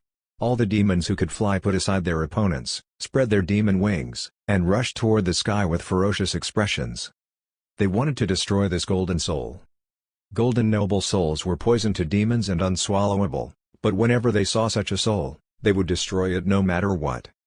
This situation stunned Jem and the rest of the Alliance army. They could not see souls, so they did not know why the demons were rushing toward the sky crazily. But then, they discovered a great change. As Isabel's soul flew up, a faintly discernible song that sounded like an aria came from the sky. Then golden holy light began to fill the sky, and an enormous circular, hollowed magic formation slowly appeared above the battlefield. It was facing the ground and slowly began to rotate. "Damn it, a gate of heaven!" Roy looked up, and his expression changed when he saw the golden magic formation. This gate of heaven was exactly the same as when he encountered Gabriel. The appearance of this gate of heaven here was obviously to welcome the golden noble soul. At this moment, Cassandra reported the news of Isabel's death through a mental message to Roy. He instantly realized that the golden noble soul belonged to Isabel. Who was Isabel? She was the queen of Erathia, and the kingdom of Erathia was a kingdom guarded by angels. As a queen, even if Isabel's soul had not sublimated because of her great motherly love, her soul after her death would still most likely return to heaven. And now, the gate opened. If it was only to receive Isabel's soul, then it was fine. What Roy was most worried about was a high-level archangel coming out of the gate of heaven. When Gabriel appeared for the first time, it truly made Roy have some trauma about the gates of heaven. As expected, when the demons were about to fly to Isabel's soul, the gate of heaven opened completely.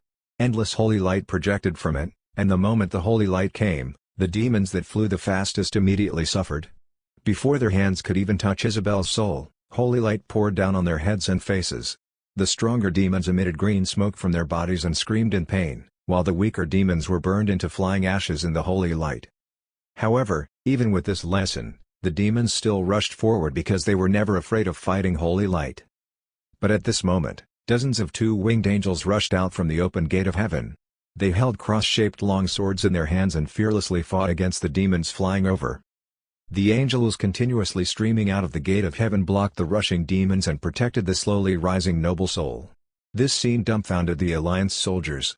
They could not see the soul, so they did not know what was going on nor why the gate of heaven suddenly opened.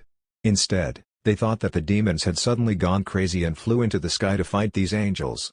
However, the appearance of the gate of heaven and the angels greatly boosted the morale of the Alliance soldiers.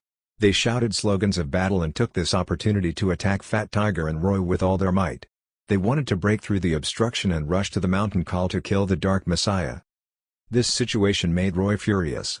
To be honest, because his previous opponent was Ka-Beleth, he had placed almost all his attention on the Demon Sovereign. Regarding the Alliance forces led by Jem and Zahir, he only regarded them as pawns that he could use and did not put too much importance on them. But he did not expect them to cause him a lot of trouble now. Roy had destroyed Ka-Beleth's body and was in the midst of bursting with confidence. How could he tolerate the Alliance soldiers provoking him as though they were on steroids? However, what Roy did not expect was that before he could show his might and teach the Alliance army a lesson, an immense pressure suddenly appeared. It was extremely oppressive, and this pressure gave people the feeling that they were facing a prehistoric giant beast. Ha ha ha ha! Arrogant laughter resounded from the sky. Roy looked up and found that it was actually Rufaro. The pressure he felt just now was the dragon might emanating from the sky. He flapped his gigantic dragon wings, floated in the sky, and stretched his black dragon scales that were as dazzling as obsidian. Success! I, faceless Rufaro, have finally resurrected.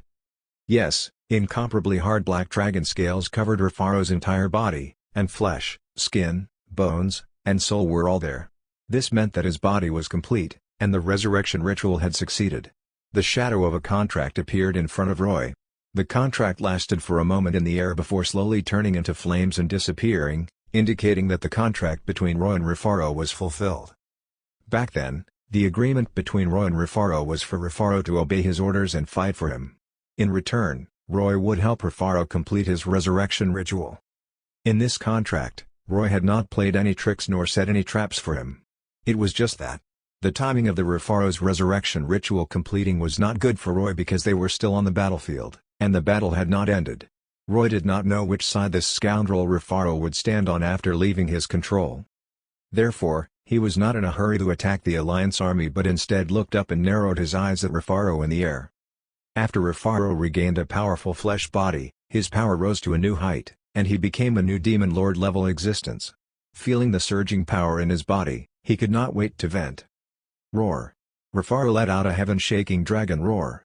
Under the violent sound waves, let alone the Alliance soldiers on the ground, even the angels and demons fighting in the sky felt dizzy and fell from the shock of the sound waves.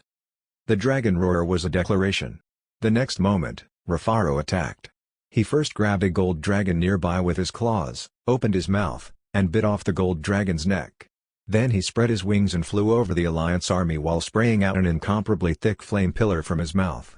His dragon breath washed the ground. After resurrecting, Rufaro had already escaped the entanglement of the death aura and regained the flame dragon breath of the black dragons. Under this fierce dragon breath, all the Alliance soldiers that the flames touched could not even make a sound before burning to death. The Alliance army fell into chaos. Rufaro was like a true evil dragon as he flew around and burned the soldiers. Although Jem organized archers to fight back, when the elves' arrows hit Rufaro, they bounced off his hard dragon scales, causing no damage at all. The remaining dragons of the Alliance army charged at Rufaro. But facing him, these dragons folded their wings and fell one by one. Their claws only left traces on his body at best, but his counterattack caused their dragon blood to splash through the air as he defeated them one after another. This crushing sense of slaughter made Rufaro immensely proud. After killing all the dragons, he swooped down to the ground again.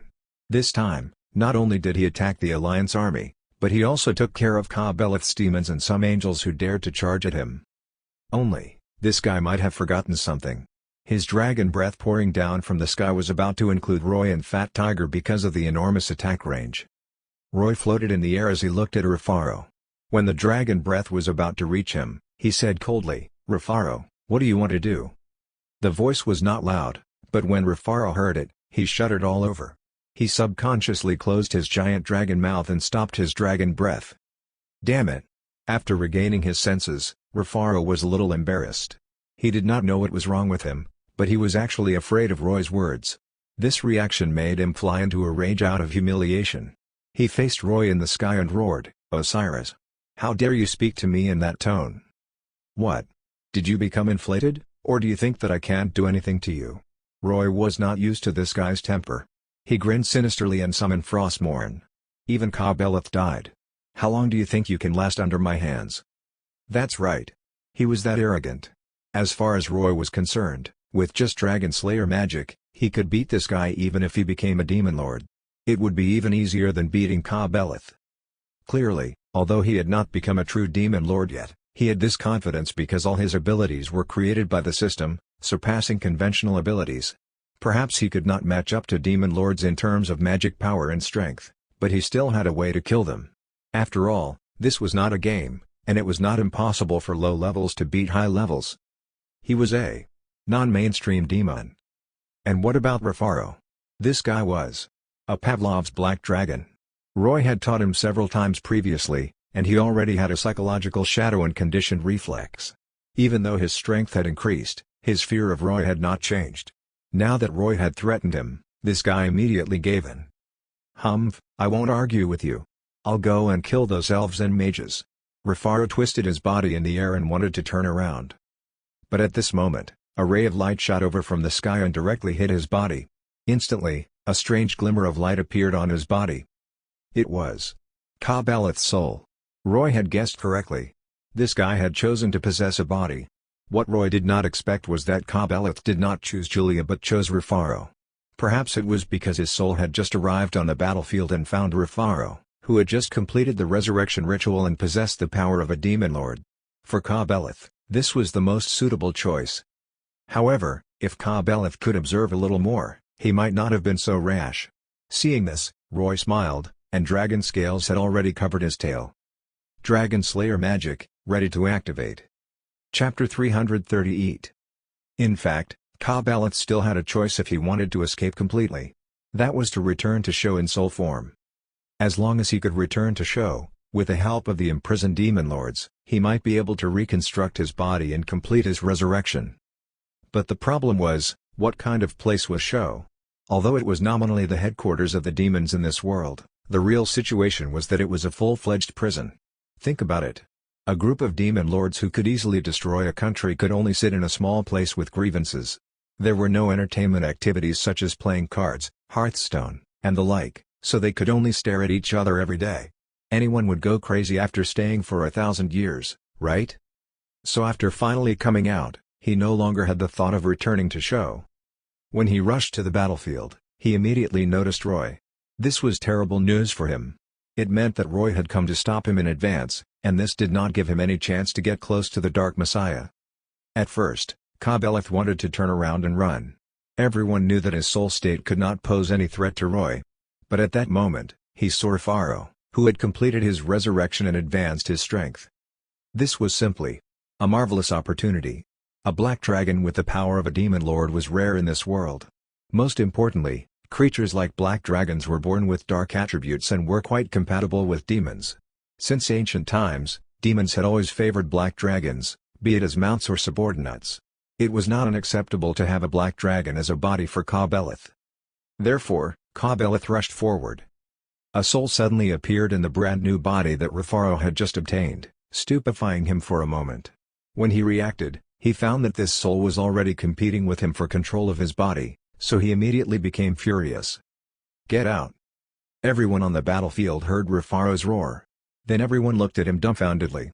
The awe-inspiring faceless Rafaro, who was on a killing spree just now, was fiercely slapping his head with his claws. Is he so ruthless that he won't even let himself go? But then, Rafaro performed an even more strange scene for them. He flapped his wings in the air, then stopped, and then flapped them again, causing him to move up and down. He clearly wanted to spit out dragon breath, but when dragon breath reached his mouth, he immediately shut his mouth, forcing him to swallow it back. Rafaro's entire dragon body seemed to have become crazy as he fought himself in the air. Outsiders found it strange and comical, but it was extremely dangerous inside Rafaro's body. If Ka-Beleth wanted to seize Rafaro's body, without the help of a ritual, he could only rely on the most primitive method to snatch it, and that was to devour. Between him and Rafaro, a soul had to disappear, and Ka-Beleth certainly wanted to survive. And what about Rufaro? After he died, he was lucky enough to preserve his soul. In the middle, Aranor had summoned and enslaved him as an undead for many years. It was absolutely not easy for him to survive until now, so he cherished this hard-won resurrection. How could he be willing to be devoured by a demon lord? Therefore, their souls were currently fighting in this dragon body. Of course, there was no technique to talk about in soul-level battles. It only depended on whose soul quality was higher. In this aspect, Rufaro definitely could not compare to Ka-Beleth. Ka-Beleth was a demon lord, and demons were experts at playing with souls. They devoured souls to strengthen themselves, and this growth naturally included their souls. Rufaro had never devoured the souls of others, so his soul was naturally at a disadvantage. When the two souls continuously collided, his soul was melting away each time. One side was powerful, while the other was weak. Rufaro slowly began to lose control of his body. When he realized that if he continued like this, and his soul would really dissipate, he used all his strength to control his body and let out an anguished wail. "Your Excellency Osiris! Save me!"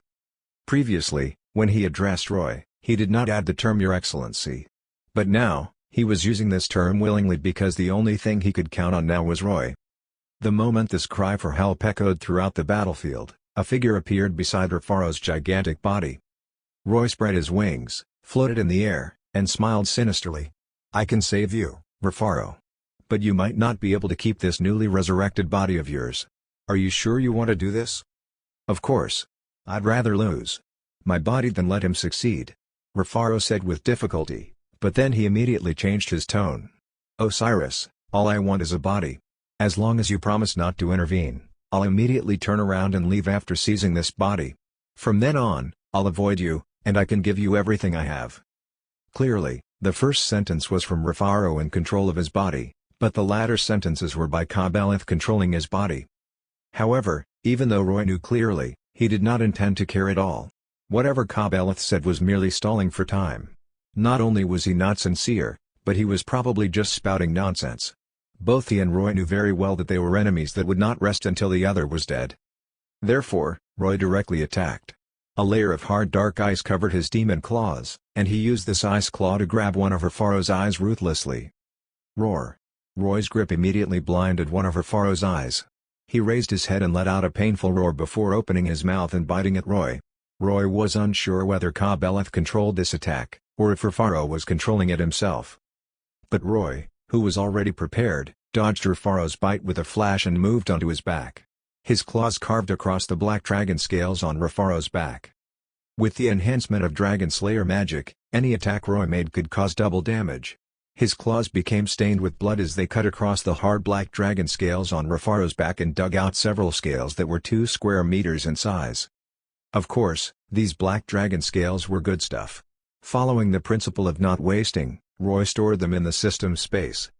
Rufaro twisted his neck and spat out a thick pillar of black fire at Roy, who was on his back, but it only evaporated the thick ice wall that Roy condensed. The moment the flames disappeared, Frostmourne appeared in Roy's hand and slashed down at the root of one of Rufaro's wings. With a crack, the dragon bone that should have been as hard as diamonds was easily cut half an inch deep by Roy, causing Rufaro to howl in pain. And in Rufaro's body, Ka-Beleth finally realized that something was wrong.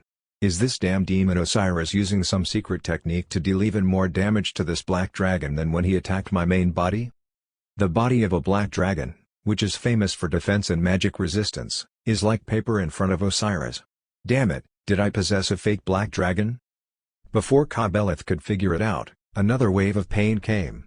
Roy's second slash cut into Rufaro's wing bone. This time, it went deeper. Since Ka-Beleth was fighting for control of Rufaro's body, he naturally had to accept this physical pain fully. After a few strikes, Roy actually removed one of the wings. Without this wing, Rufaro's enormous body immediately tilted and crashed from the sky. Over 1,000 tons of weight fell, and the momentum was astonishing. The Alliance soldiers and demons that could not dodge in time were crushed into meat paste. After crashing, Ka-Beleth really panicked. He had already realized Osiris's intentions. Although he could not directly pull out his soul, he could destroy the body of this black dragon. This was like attacking a problem at its source. Ka-Beleth chose Rufaro's body because he wanted to use this body to survive. But if Roy destroyed this body, wouldn't his soul be forced out? Ka-Beleth hurriedly controlled the black dragon to stand up. He raised his claws and tail to attack Roy while shouting, "Do you want to kill your own subordinate, Osiris?" But while dodging, Roy stabbed his sword into Refaro's body again. After absorbing his strength, he sneered. "You've made a mistake. This black dragon isn't my subordinate." The moment he completed the resurrection ritual, my contract with him ended. This sentence choked Ka-Beleth speechless for a long time. He could only grit his teeth and communicate with Refaro inside the body. "Damn stupid dragon, even if you expel me, you will still die." But Refaro immediately responded with maniacal laughter. "Even if my body dies, my soul is still here. I can just find another chance to resurrect. But what about you? Do you think Osiris will give your soul a second chance to escape?" I. Ka-Beleth was so angry that he almost vomited blood. But at this moment, the black dragon's body shook violently. Roy had also removed the remaining wing. This powerful black dragon body was top-notch material for Roy, so he tried his best to dismember it during the battle. Without the wings, Ka-Beleth could no longer fly even if he succeeded in possessing the body. "Lunatic! Lunatic!" Ka-Beleth roared angrily. "You shouldn't have chosen me as your possession target," Refaro said gloatingly. "Even if you had chosen that fallen angel chick, it would have been better than choosing me." Even without Refaro's deliberate reminder, Ka-Beleth naturally realized that his choice was wrong, but it was too late for him to regret. His soul could no longer escape to possess another person's body, so he could only resist futilely while waiting for death to come. Finally, when Roy pierced through Refaro's dragon scales, and Frostmourne stabbed into the dragon heart in Refaro's body, the gigantic black dragon fell to the ground. Unlike the last time when he could not move, Roy's magic power had mostly recovered, so when the souls of Ka-Beleth and Refaro finally emerged from the body, Roy did not give Ka-Beleth any chance. He grabbed their souls with each hand. "Your Excellency Osiris." Refaro learned to be smart this time and directly begged Roy through his soul fluctuations. "On account of me helping you capture Ka-Beleth, please don't devour my soul." Roy nodded in satisfaction. "Don't worry, Refaro. You made the right choice this time. I promise you that I will give you a new body." Really? Refaro was somewhat astonished and pleasantly surprised as he asked Roy in disbelief. "Of course." Roy nodded. "I'm very trustworthy." However, Roy did not say something. Even if he agreed to giving Refaro a body, he could not guarantee if the entity controlling the body would still be Refaro. After dealing with Refaro, Roy turned his head and looked at the struggling soul in his right hand. He smiled sinisterly. "Sovereign Ka-Beleth, why did you come back? Oh Osiris, let me go." Soul fluctuations came from Ka-Beleth. "I can do whatever you want, just please let me go." However, Roy only had one response to Ka-Beleth's pleas. He opened his mouth and directly swallowed his soul. The next moment, countless memories appeared in Roy's mind. Yes, to Roy, although the quality of Ka-Beleth's soul was very high, it was only comparable to thousands of standard souls in the system. But after devouring his soul, Roy could directly use his memory-reading ability to read everything that Ka-Beleth knew. This included his life, the plans of him and the other demon lords, the memories of his treasures, and the memories of his promotion to demon lord. Chapter 331 Cleaning the Battlefield. The moment Roy swallowed Ka-Beleth's soul, the first chain reaction he caused was the collapse of the demon army. Among the surviving high-ranked demons, especially the ones who were the commanding heroes of the army, strange flames suddenly appeared in front of them and burned to ashes their contracts. Almost all of them had signed a demon contract with Ka-Beleth to protect their interests. But now that Ka-Beleth was dead, one of the parties of the contracts was naturally gone, and it could not continue to take effect. Thus, the moment the contracts burned, the repulsive force of the world started acting on them. These commanding high-ranked demons had suffered injuries in the battle with Julia and Benaiah. As the repulsive force of the world surged over, someone was sucked into a gate of the abyss that suddenly opened. They were directly expelled from this world. As soon as these commanding demon heroes were expelled, the troops they brought with them through summoning naturally followed their bad luck. Facing the powerful force of world repulsion, low and middle-ranked demons found it even harder to resist. They were sucked into the gate of the abyss one after another, causing the originally large demon army to immediately welcome a large number of casualties. This situation not only relieved the Alliance soldiers, but it also made the angels who came out of the gate of heaven heave a sigh of relief. These angels were only here to welcome Isabel's soul into heaven, and they had never thought about engaging in a large battle with the demons here. Now that the demons were expelled, the madness from earlier naturally lessened. Only the demons summoned by Roy were still looking at the angels restlessly. But under Julia's rebuking, these demons did not attack them. After all, Roy had now achieved his main strategic goal, and there was no need for further conflicts with the angels. The angels were vigilant as they protected Isabel's rising soul. After this golden soul entered the gate of heaven, they quickly turned around and flew into the gate of heaven. However, the last few angels turned to look at Roy, who was standing motionless on the field below, at the moment the gate of heaven closed.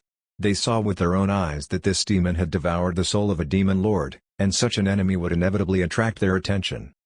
After most of the demon army was expelled, there was only a small group of demons left.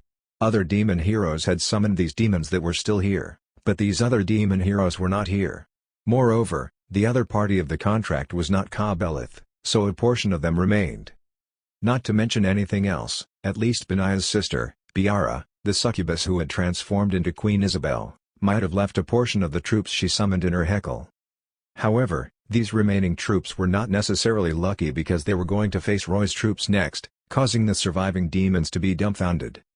There was not much remaining of the Alliance army led by Jem'Hadzi at this point. When the hundreds of thousands of troops attacked her heckle, more than half of them had perished. Now, after fighting Ka-Beleth's army and Roy's army one after the other, there were only about 20,000 left. Moreover, all of them were the better protected spellcasters. The rest of the melee troops were almost completely wiped out, and high-level troops such as dragons, titans, and behemoths had suffered even more casualties. After all, these troops were the priority targets in the battle.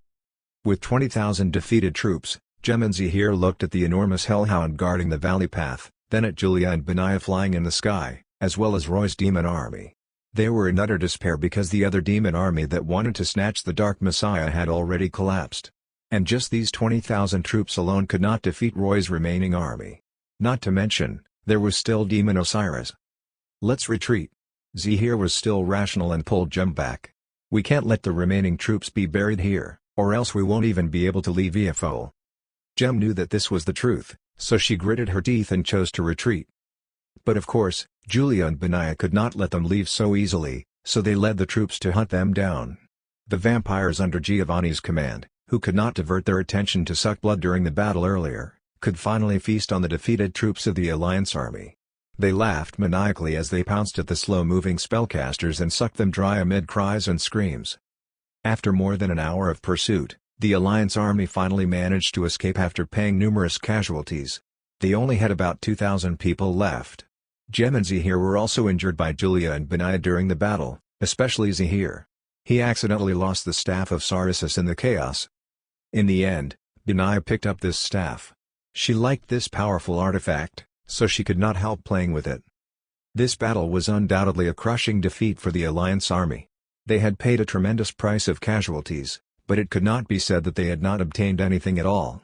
At least after this battle, the threat of Demon Lord Ka-Beleth no longer existed. In the history of the Ashan world, Ka-Beleth was a relatively famous demon lord. His death was indeed good news for the people of the Ashan. Unfortunately, the one who eliminated Ka-Beleth was not the Alliance army but a stronger Demon Osiris. Demon Osiris did not leave behind any deeds in the history of Ashan, so the people of Ashan did not know anything about him before. But after this battle, the name of Demon Osiris would spread throughout the world through the mouths of Jem and Zahir. This was a demon who could spread terrifying plagues and had powerful combat strength. He was cunning, cruel, and played with the Alliance army and the Demon Sovereign in his hands. Jem and Zahir had both witnessed this. He would become a new demon lord that could threaten the entire world of Ashan. Moreover, the most worrying thing was the Dark Messiah. The reason why Jem and Zahir wanted to kill the Dark Messiah was that they thought that even though the Dark Messiah was the son of Ka-Beleth, Demon Osiris might keep this child of taboo. They felt that demons were all the same. Osiris killed Ka-Beleth only because he coveted his authority. But in the end, he would also use the Dark Messiah to open Sho's cage and release the other demon lords. When the demon lords returned to this world, what would happen next? The Dragon of Chaos, Urgash, would come again. All of Ashan would be destroyed in flames. Thinking of such tragic consequences, the only thought in the minds of Jem and Zahir, who had managed to escape with great difficulty, was, "I must seek Kasha's guidance." After the pursuers returned, Julia and Benaya folded their wings and landed beside Roy. The moment they arrived in front of him, they knelt on one knee, put a hand to their chests, and bowed to him. They were congratulating him. He had defeated Ka-Beleth and proved his bravery. Even though he had not yet completed the final ritual, Roy was already a true demon lord in Julia's and Benaya's hearts. This etiquette was the respect and loyalty to a demon lord. At this moment, Roy had already digested Ka-Beleth's soul and memories, and his magic power increased once again. He accepted Julia and Benaya's greeting calmly, but his eyes were now on Cassandra, who was floating out of the valley. Still in that gorgeous, petal-like lich robe, Cassandra was now a lich master.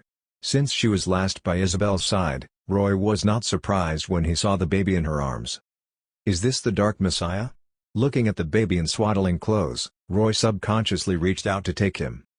But unexpectedly, Cassandra's skeleton arms retracted slightly at this moment. This action stunned Roy. "Master," Cassandra said hesitantly. "How? Will you treat this child?" Roy guessed what Cassandra was thinking almost immediately. Even though she had immense hatred at first, Cassandra was a lich transformed from a human woman after all. "Don't worry. I won't do anything to a harmless baby," Roy said. After hearing Roy's words, Cassandra silently breathed a sigh of relief and handed over the Dark Messiah. Queen Isabel named him Sareth. Roy's palm was very big now, and he could gently hold this little baby in the hollow of his palm. Fat Tiger also came over and looked curiously at Sareth in Roy's palm, feeling that he had never seen such a small person before. This little human-like baby was worthy of being called the Dark Messiah, and he was full of a powerful dark aura. Roy felt it and found that it was at the middle-rank demon level, close to the high-rank demon level. But this child could not control and use such powerful dark power, so his power was constantly spreading around. Sareth's eyes were wide open at this moment. Facing Roy's ferocious demon appearance, he was not afraid at all. He stretched out his little hand at Roy, seemingly asking for a hug. This was not a normal infant. Roy could smell the demon smell on him. The blood in his body was likely purple like a demon's. Looking at this child of taboo, Roy could not help but ask, why is he named Sareth? It would have been amazing if it was Dante or Virgil. What? Cassandra, Julia, and Benaya were stunned when they heard his words, not understanding what he meant. "It's nothing." Roy also realized that he had lost his cool, so he handed Sareth to Cassandra and let her hold him. "Let's go back to Ur-Hekal. Ka-Beleth and Xeron left us a great inheritance that is waiting for us to receive." Chapter 332 Harvest Time. When they returned to Ur-Hekal, all they saw was a melted city. Thick smoke swept up and slowly drifted toward the dim sky. Hot magma was flowing randomly in the city, and houses would collapse into the magma from time to time. The flammable objects burst into fierce flames when they came into contact with the magma. The entire city was burning. Apart from the Alliance Army's attack, the reason why the city of Ur-Hekal had become like this was mostly because of Ka-Beleth. When he transformed into a flame demon and fought Roy, the nearby Ur-Hekal naturally became the first place to suffer. As Roy was worried that this melting state would be disadvantageous to his search, a large amount of black frost quickly spread out from beneath his feet the moment he landed. Not only did the black frost freeze the flowing magma in the city, but it also strengthened the crumbling buildings. After identifying the direction, Roy brought Julia and Benaya straight to the city hall of Ur-Hekal, while the other demons scattered into the city and tried their best to find something useful. The city hall was also melting. Roy's arrival caused the frost to freeze the collapse. After entering the interior of the hall, Roy raised his head and looked at the circular dome above. There was an enormous purple crystal embedded on the dome, exuding a warm light. "That's a soul crystal?" Julia looked up and was shocked. "Such a big soul crystal?" Benaya also came to a realization. No wonder the souls of those killed on the battlefield would drift to Ur-Hekal. So there's actually such an enormous soul crystal here. Yes, this was the first harvest Roy obtained in Ka-Beleth's memories. Soul crystals were also a method to store souls. Compared to storage methods such as soul contracts and other documents, soul crystals could store more souls. Moreover, soul crystals had a special characteristic. After the number of souls stored in one reached a certain number, a special ability to attract and absorb souls within a certain range would appear. This was similar to Roy's soul-attracting flag. Benaya's eyes were shining as she stared at the soul crystal on the dome and whispered, "How many souls are stored in such an enormous soul crystal?" "We've made a killing." "About 3,430,000. Roy replied.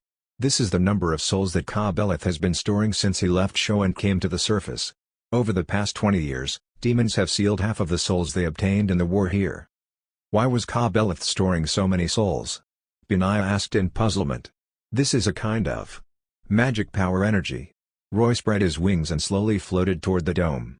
Julia and Benaya quickly followed. As they flew, Roy explained, although Ka-Beleth wanted to use the Dark Messiah to break Sho's seal and release all the Demon Lords, he didn't know if the Dark Messiah would have such powerful magic power to break the seal after growing.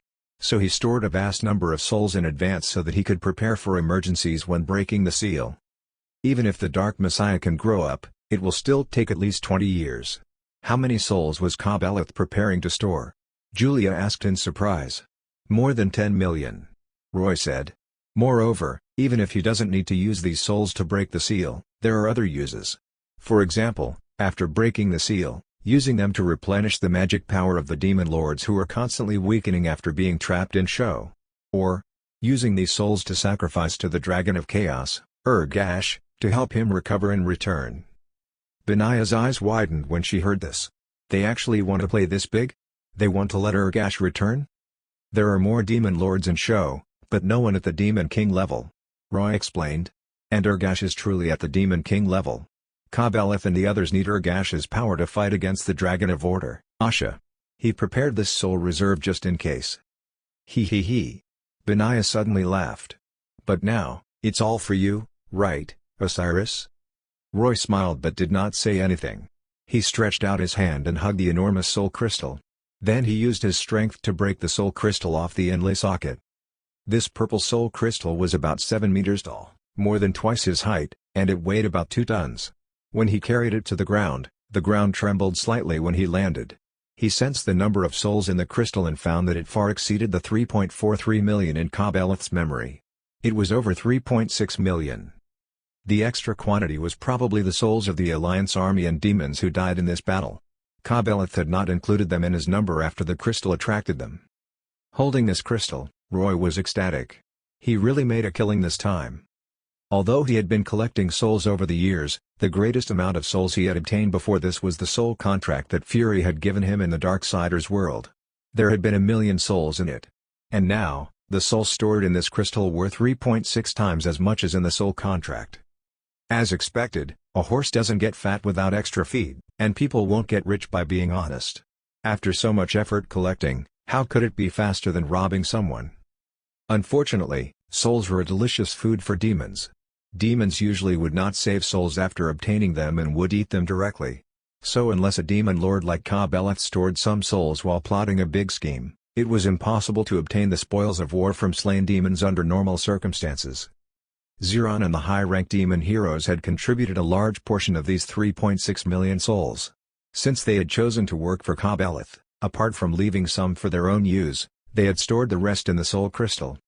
When Roy fought against Ka-Beleth, it was fortunate that he did not think of draining his magic power. If Ka-Beleth had really run out of magic power, he might have thought of this soul crystal and used the souls inside to replenish his magic power. In that case, Roy would not have been able to maximize his benefits. Julia, Benaya, each of you take 200,000 souls from it. This is your reward. Roy patted the soul crystal. Benaya was ecstatic with this one-time reward of 200,000 souls. It was a huge fortune. But before she could rejoice, she saw Julia shaking her head. I don't want them. I can't absorb souls to increase my strength, so it's useless to give me so many. Dear, it's time for you to promote to Demon Lord, and you should use these souls. You don't have to give me any. Benaya was stunned when she heard this. Yes, Julia was a fallen angel. Her strength could only grow by continuously absorbing dark power and could not grow through devouring souls like a true demon. But now that she said this, it was not good for Benaya to take them because the comparison would make it seem like she was not thinking about Roy. She was now loyal to Roy. The stronger he was, the higher his status, the greater the benefits for her, so she gritted her teeth and said, "Then I don't want mine." Roy understood their intentions and smiled. It's fine if Julia doesn't want them. Take them, Benaya. Don't you want to take revenge on your sister? You also need to increase your strength as soon as possible. I'll use Julia's share to reward the demons under me. After I modify Ka-Beleth's demon sword, I'll use it to compensate Julia. Okay, I have no objections. Benaya quickly nodded. Her weapon was usually a flame whip, and she was used to it. But Julia used a sword, and she was indeed the only one who could use Ka-Beleth's demon sword. Benaya stepped forward and placed her hand on the soul crystal. Then one soul after another flew out of the crystal. Benaya opened her mouth and swallowed them. The entire process lasted for quite a while. After reaching 200,000, she stopped. At this moment, her magic power was surging all over her body, and her charming face looked very satisfied. She looked at Roy seductively. Then, "My dear lord, I'll go and digest them first." "I'm going to." Julia hugged Roy affectionately. "I'll go to Fat Tiger and get the demon sword." Seeing Roy nod, the two of them flew out of the city hall. Only after they left did Roy place his hand on the soul crystal and began to take out the souls in it. It was the same process as before, but unlike with Benaya, the souls Roy took out merged into his body and were stored in the system space. The originally empty soul counter in the system began to rise rapidly. 1 million, 2 million, 3 million, and finally stopped at about 3.2 million. Roy took away 3.2 million souls and left more than 200,000 in the soul crystal. He was going to use them as bonus pay for his demon subordinates. As the leader of these demons, he had to give his subordinates enough benefits to trick them into continuing to work for him. After temporarily leaving the soul crystal here, Roy began to walk slowly in the city hall, sensing for something as he walked. Soon, he stopped and muttered, "It's here." Roy stretched out his arms and condensed magic power on his fingertips.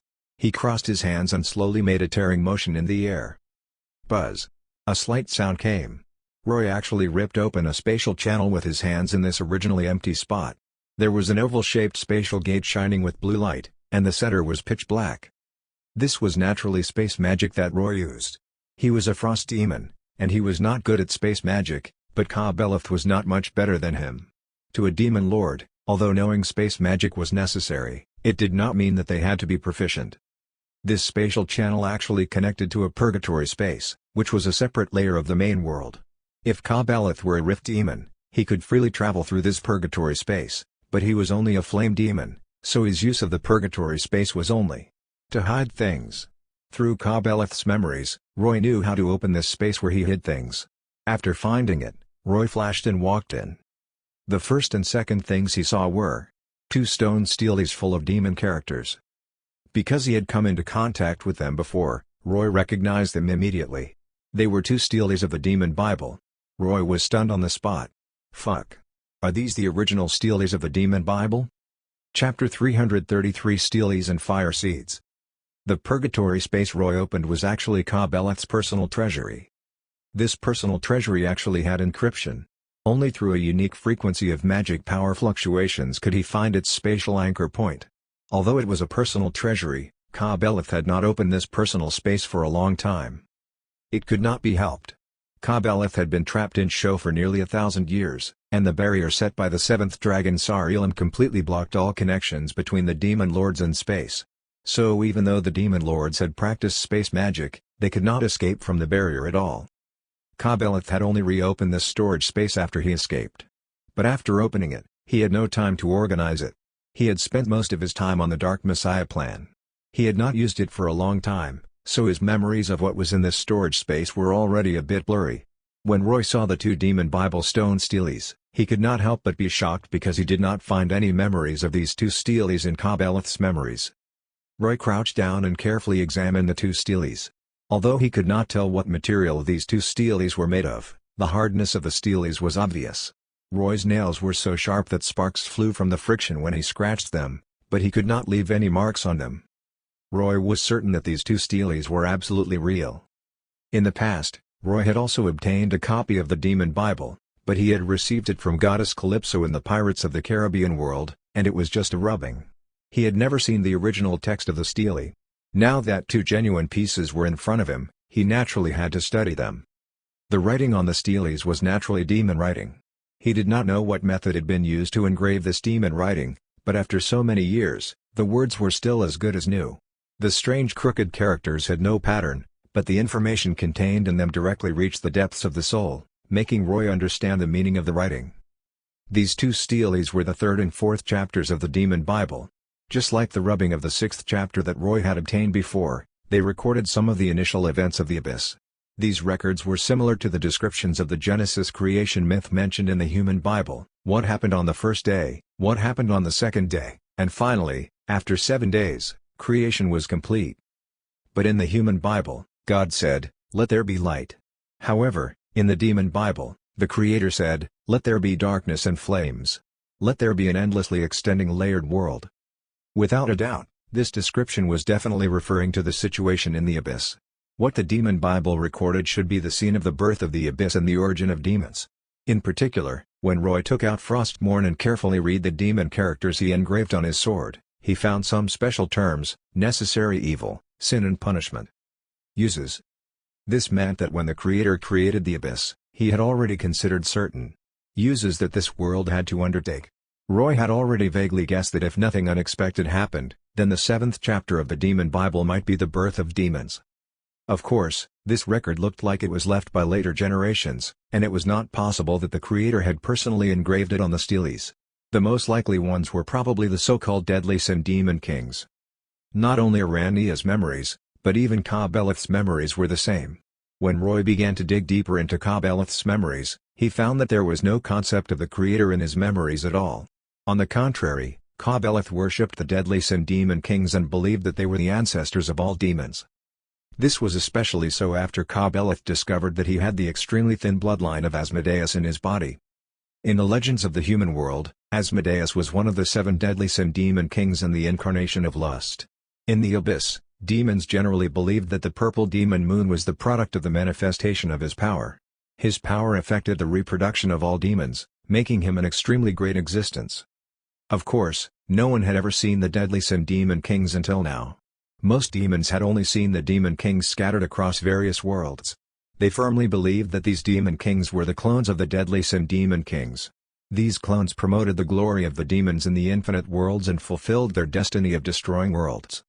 Not to mention ordinary demons, even Demon Kings themselves thought so. Roy had seen Demon King Samael in the Darksiders world, and he also thought that he was one of the incarnations of the Deadly Sin Demon King. Perhaps one day, when the Demon Kings eliminated the demon's natural enemy and their clones merged again, the Deadly Sin Demon Kings would return to the abyss. At that time, it would be the end of the infinite worlds. This thought was one that Roy had read from Ka-Beleth's memories, and it seemed to be widespread among the upper-level demons throughout the abyss. But for some reason, when Roy read these thoughts, he was not affected by them. Instead, he thought of a question. Since all the Demon Kings in the infinite worlds are clones of the Deadly Sin Demon Kings, which one is the true main body? Even if they want to fuse, there should be a distinction between primary and secondary. Due to his doubts, Roy did not believe this explanation. But he also realized that compared to the illusory Creator that they had never seen before, demons were more willing to believe, or rather, have faith in the Deadly Sin Demon Kings. Moreover, they had always been fighting to destroy worlds as their lifelong goal. This was the corporate culture of the abyss and demons. It was really nothing short of amazing. Roy had no idea where Ka-Beleth had obtained these 2 Demon Bible steles because he had forgotten them.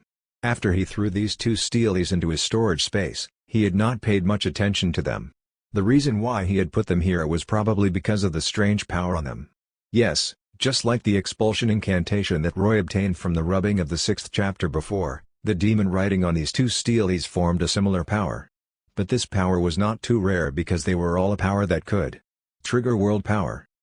Ka-Beleth had tested this power before and found that it was not of much use, so he gradually forgot about the steles. However, Roy felt that if the 7 steles were all powers that could trigger world power, then there might be some special connection, so he thought about it and searched Ka-Beleth's storage space. He found some paper, made rubbings of the 2 steles, and attempted to put the steles into his system space. But then he found that he could not put in the steles at all, but the rubbing could go in.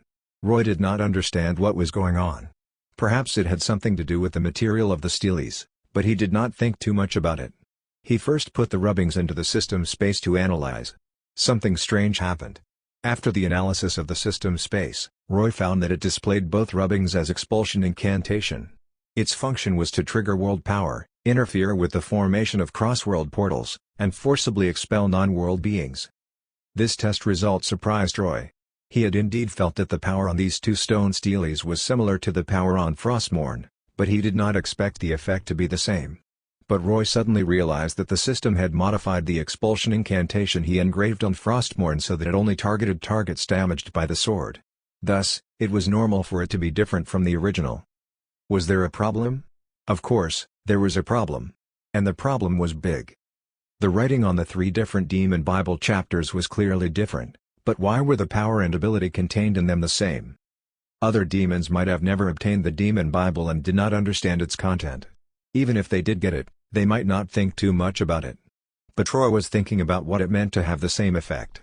Is this power left behind by the person who engraved the Demon Bible?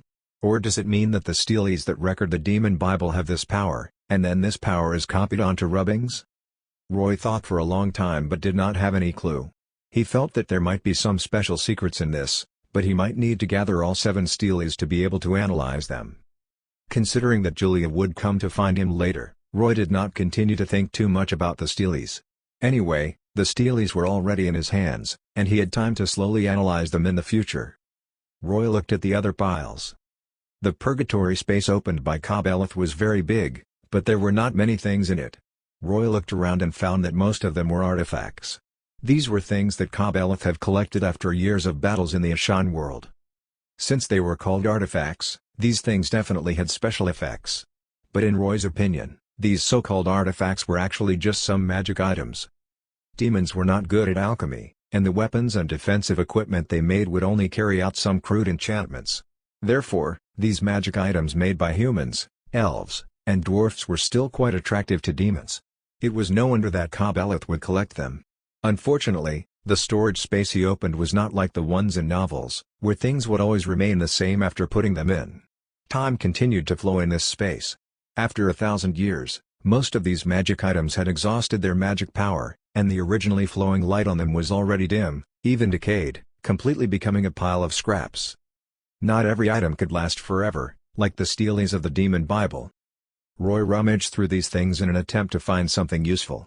Finally, he found 2 strange small boxes.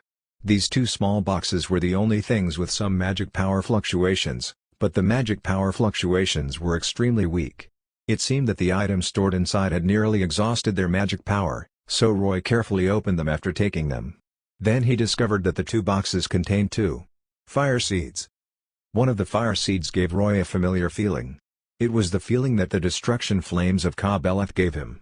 Combined with the experience of obtaining the Hellfire Fire Seed, Roy could immediately tell that this was likely the Fire Seed of Destruction Flames. With a Fire Seed, it meant that it could transform the flame power used by demons. Although Roy was a frost demon, Julia and Fat Tiger could use flames. If they could transform their flame power into violent destruction flames, it would be quite useful. Since one Fire Seed was destruction flames, then the other Fire Seed should also be some kind of special flames.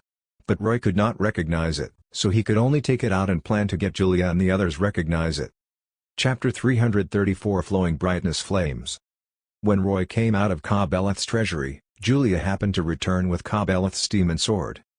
Because the human form of Ka-Beleth was tall, his demon sword was naturally gigantic. It was a fiery red longsword. Standing upright, it could reach Roy's chin, which was about 2.3 meters. The edges on both sides of the blade were full of sharp serrations, brimming with the usual savage style of demons. Since its owner had been a flame demon, this demon sword naturally burned with raging flames. As a demon lord's sword, it was also extremely powerful. Overall, the style of this sword was not suitable for Julia, but Roy could not just abandon such a powerful weapon so easily, so he planned to modify it.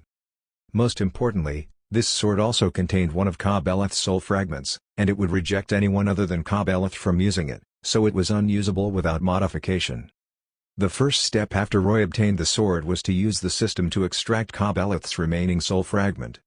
The size of this soul fragment was not small, but because it had been too long since it left Ka-Beleth's main soul, Roy was unable to obtain any useful information from it. He only learned the name of this sword after devouring at the jaw of Urgash. As the name implied, the material for forging this demon sword came from the Dragon of Chaos, Urgash, as a reward to Ka-Beleth. Or rather, all demon lords loyal to him. After Roy put the sword into the system space, among the materials that the system analyzed, there was the Dragon Fang of the Dragon of Chaos, Urgash. In addition, there were many material names that Roy had never heard of, all of which were valuable ores from the Abyss. The system's definition of this demon sword was also a divine artifact-level weapon. Unlike Roy's Frostmourne, which was mostly curse effects, the attributes of this sword inclined more toward destruction. When the battle started, Roy's decisive decision to get Benaiah to snatch Cobb-Eleth's sword had been right. While holding this sword, Cobb-Eleth's combat strength would increase by at least 30%. Through the system, Roy shortened the length and width of this sword, making it more suitable for females to use. He imitated Julia's wings and modified the guard into a pair of flame wings. He did not remove the serrations on the sword, but Roy erased the sinister demon reliefs on the sword and changed them into an artistic style similar to Julia's fallen angelic armor. Finally, Julia split a small piece from her soul and infused it into the sword. Then it was done. Julia waved the modified sword a few times in satisfaction and then asked Roy, "Darling, since you've modified it, you should change the name of this sword as well. Do you have any good suggestions?" Roy thought about it and then said with a strange expression, "How about calling it Fiery Delight?" Julia opened her mouth and looked at Roy in astonishment. "This? Do we have to call it this name? Does this name have some special meaning?" "No, I just thought that since my sword is Frostmourne, and your sword happens to be the fire attribute, with this name, we can make them a pair." As Roy spoke, he saw Julia's face collapse, and his voice became softer and softer before finally sighing. "Forget it. If you don't like this name, you can choose one yourself. In addition, the flames on this sword are destruction flames, so if you want to use it, it's best to absorb this." With that, Roy took out the 2 boxes with the 2 fire seeds, one red and one blue. Destruction Flames Fire Seed? Julia immediately recognized the fire seed in the first box and asked happily, "Is this from Cobb-Eleth's treasures?" "Okay, see if you know the other fire seed." Roy nodded and showed Julia the fire seed in the second box. "This is..." Julia frowned and carefully sensed the power in the fire seed. Gradually, the color of surprise on her face became stronger and stronger. "Is this Flowing Brightness Flames?" "Flowing Brightness Flames?" Roy's heart stirred. "You can tell? What kind of flame is this?" "An extremely rare flame," Julia said calmly. "You're a frost demon, so you may not understand the division of flames in the Abyss. Let me explain it to you. In the Abyss, fire seeds are divided into naturally produced and unnaturally produced. Among the naturally occurring fire seeds, hellfire is the most common one. It is a kind of fire seed produced by the fusion of fire elements and dark elements in the Abyss under high pressure. Generally, they can be found in some enormous volcanoes. They are pretty common fire seeds. Demons who know how to use flame power often look for hellfire to absorb and transform their flame power into hellfire. Hellfire has characteristics that ordinary flames do not possess, and it's extremely difficult to extinguish. It's a very powerful upgrade for ordinary demons. Roy nodded. He recalled that when he accepted the execution mission of Demon Lord Rogeros, he had obtained a Hellfire fire seed among the rewards. Hellfire was indeed not too precious. Fire seeds that aren't naturally produced are artificial fire seeds. Julia condensed a black flame in her palm and showed it to Roy. "Look, this is my flames of recovery. When His Majesty Samael created me, he only gave me ordinary hellfire. But for some reason, after the hellfire combined with my body, it mutated, causing my flames to have the healing characteristic that ordinary hellfire does not possess. If my armor and weapon suffer damage in battle, I can easily repair it through the flames. I can even bathe the injuries on my body in flames to recover if they aren't too serious. Although the flames of recovery are unique to me, I can also inject it with magic power and separate it out in the form of a fire seed. If other demons who understand flame power can absorb my flames, there is a certain chance that they can obtain this recovery characteristic." Roy nodded, understanding Julia's meaning, and asked, "So, the Destruction Flames Fire Seed and Flowing Brightness Flames Fire Seed were unnaturally produced?" "Destruction flames are actually naturally produced," Julia replied. "In the Abyss, there are many volcanoes that erupt all year round for tens of thousands of years, and there's a very small chance that fire seeds of destruction flames will be born from them. But these volcanoes are usually suitable for the living environments of flame demons, so most of the time, flame demons will find these fire seeds. The flame demons who obtain destruction flames can condense unnaturally produced fire seeds to exchange with other flame demons. So although destruction flames are precious, they aren't rare." Julia picked up the fire seed of the Flowing Brightness Flames and said, "The truly rare one is this. Under natural conditions, Flowing Brightness Flames are impossible to produce. It is a kind of completely artificially created flame. It's said to be the experimental product of some demons in the past, and it's very rare now. I almost couldn't recognize it when I saw it just now. What are the characteristics of this flame?" Roy asked with interest.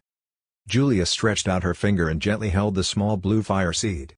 She did not even dare to output magic power into the fire seed because she was afraid that it would suddenly extinguish under the stimulation. She carefully held the fire seed and said to Roy, "No matter what kind of flames they are, their essence is the same, and their purpose is to destroy. But flowing brightness flames are different. It's a type of flame used to create." "Huh? What do you mean?" Roy was stunned. "This flame is an alchemy flame. It's impossible to know who its creator is," Julia explained. "It doesn't have the destructive power of ordinary flames. On the contrary, when it attaches to an object, it can refine the object into what the user wants." "Refine?" Roy was a little puzzled. "This flame doesn't sound useful?" "Of course, the more powerful a demon is, the less useful it is. What this flame refines is all external objects, while the power of a demon belongs to themselves." Julia nodded. "But, dear, I recommend you absorb this fire seed." "I absorb it?" Roy was in disbelief. "Yes." Julia nodded. "Because this is the most docile flame I know. It's the least conflicting one with your frost demon physique." Julia had seen Lilith with Roy in the Darksiders world, and then she had seen with her own eyes how Roy obtained lightning power as a frost demon. From then on, Julia realized that Roy seemed to be evolving in the direction of the Chaos Demon that Lilith mentioned, fusing all powers and giving birth to the strongest demon, a demon who Lilith had imagined that could contend against void power. But it was not easy to fuse all the powers. Roy had awakened the Frost Demon bloodline, so his body naturally repelled flame power. If he wanted to forcibly fuse with flame power, the chances of success were minute. Moreover, the stronger the power of the flames, the smaller the probability. To Roy, although the system was omnipotent, the price he needed to pay to achieve something almost impossible was naturally higher. But it was different now with the flowing brightness flames. Although this flame was called flames, it did not possess the destructive characteristics of ordinary flames. It was the most gentle flame, and Roy would only have to pay the lowest price if he were to fuse with it. Roy understood what Julia meant after her brief explanation. This suggestion was indeed quite good, but Roy could not make a decision so quickly. He could only say, "Let's put this matter aside for now." Julia nodded. "Okay, but it's best if you make a decision within 3 months because this fire seed of the flowing brightness flames will be completely exhausted and extinguish in at most 3 months. It won't be easy to find another one in the future." Holding the fire seed of destruction flames, Julia left. She planned to find a place in her Heckle to quietly absorb the fire seed to better use the new demon sword. As for Roy, he played with the box of the flowing brightness flames fire seed over and over. Finally, as he played with it, he suddenly slapped his forehead. "Damn, I remember now. I was wondering why it felt so familiar when I heard Julia's description. This refining characteristic, isn't this the flames in Ghost Rider?" Chapter 335 The First Negotiation. When Roy thought of Ghost Rider, he could not help but wonder if the so-called Infinite Worlds included the Marvel world. After carefully recalling, Roy felt that this might really be possible because, in his memories, one of the sources of the power of the Ghost Rider was the elemental demon lord, Zarathos. Since he was called a demon and an elemental demon, no matter how you looked at it, it was the power division of the Abyss. If this demon lord Zarathos was really a demon from the Abyss, then it meant that the Abyss was really connected to the Marvel world. In addition to Zarathos, there was a more famous demon in the Marvel world, Mephistos. And this demon known as a Hell Lord was definitely a Demon King level existence. Most importantly, thinking of Mephistos, Roy thought of another world, the Diablo world. Because in the Diablo world, the name Mephistos was also famous, the Lord of Hatred. In other words, as long as Roy returned to the Abyss and inquired if there was a Demon King level demon like Mephistos, he could basically confirm whether the Marvel world and the Diablo world existed in the Infinite Worlds. Perhaps some people might ask, if there was such a Demon King level demon in both worlds, does that mean that those two were Demon King level clones? Roy was not sure. As a Demon King level demon, his history and age must have been very long, and he must have gone to countless worlds, so he could not lump him together with a clone. Shaking his head, Roy temporarily expelled these complicated thoughts from his mind. He understood that even if he knew that there were these two worlds, he might not be able to go to them now. Generally speaking, demons were not actually able to travel freely through the Infinite Worlds. Due to the special protection mechanism of the repulsive force of severe the repulsion toward powerful demons. Worlds that could accommodate Demon King level demons for a long time were definitely high-level magic worlds. Such worlds had weaker repulsive force, but the natives of these high magic worlds had a high chance of being powerful, and some existences that could contend against demon kings would appear. Of course, the rules of world power protection were not unchanging, and it might increase or decline. Just like the heroes of Might and Magic world that Roy was currently in, the inhabitants of this world were extremely powerful a long time ago. It was apparent from the dragons being able to reproduce freely in this world. But with the disappearance of the Dragon of Order, Asha, and the Dragon of Chaos, Urgash, the residents of this world began to weaken in terms of combat strength.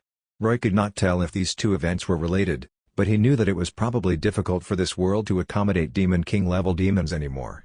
If a demon with strength equal to the Dragon of Order and the Dragon of Chaos wanted to enter this world, there was probably no hope. Looking at the box of the Flowing Brightness Flames fire seed in his hand, Roy thought for a while and decided to listen to Julia's opinion and absorb it. In fact, what Julia said earlier was not entirely right. He had indeed hesitated about whether to add fire element abilities, but this was mainly because he was already used to using frost power to fight. If he rashly added a new and opposing ability, it would naturally cause him to have psychological rejection. However, after the battle with Ka-Beleth, Roy found that he was still quite restrained by Ka-Beleth's flame power. His frost power moves, except for the final move, the Black Domain of Silence, did not have much effect on him. He had relied on other magic abilities to defeat Ka-Beleth. In other words, if he could add even more attack methods, it would definitely be able to cover up his weaknesses. In other words, if Roy could use effective means to deal with any opponent he encountered, then he would not have any weaknesses. Roy naturally did not fancy ordinary flame power. But if the Flowing Brightness Flames could really attach to objects he wanted to change the shapes of, like in Ghost Rider, producing an alchemical creation characteristic, then this flame was very useful to him. However, he still needed to consider the exact method of fusion. Moreover, he had to take advantage of the time after defeating the Alliance army to integrate the entire demon army of Eofol, complete the Demon Lord promotion ritual, and so on. He had many things to do. It could be said that Roy was now truly the enemy of the world. After defeating Demon Lord Ka-Beleth, he became the greatest enemy to the people of the Heroes of Might and Magic world because their hatred had now completely shifted to him. In the eyes of the world, he was now the representative of the entire Eofol demon camp. In addition, the dangerous T-virus that he had released when he captured Dendera Fortress and Aglin Fortress had already caused immense damage in Ashan. Furthermore, as time passed, the virus continuously spread. Even though the people of this world had strong combat strength and could effectively resist the invasion of the virus and zombie attacks to a certain extent, if they did not eliminate the source, Roy, the master of the plague, then the entire world would be in danger of being devoured by the virus. The collapse of the Alliance army this time would not cause the various races and countries to be afraid. On the contrary, they might become more worried about the threat of the demons, thus thoroughly uniting again to launch an even more powerful crusade. This time, it was the Wood Elves of Avli, the Mages of Brikada, and a small number of orcs. The next time they came, it would probably be all the races and forces in Ashan. At the thought of the sky above Urhekal being full of flying angels, dragons, griffins, and fire phoenixes, and millions or even tens of millions of soldiers on the ground rushing over like a tide, this scene even made Roy feel tremendous pressure. In addition to this, he might even have to face a new demon army. After killing Ka-Beleth, he inevitably had a conflict with the demon lords of Sho. After all, what these demon lords were seeking was how to escape. Roy killing Ka-Beleth was equivalent to cutting off a glimmer of hope for them.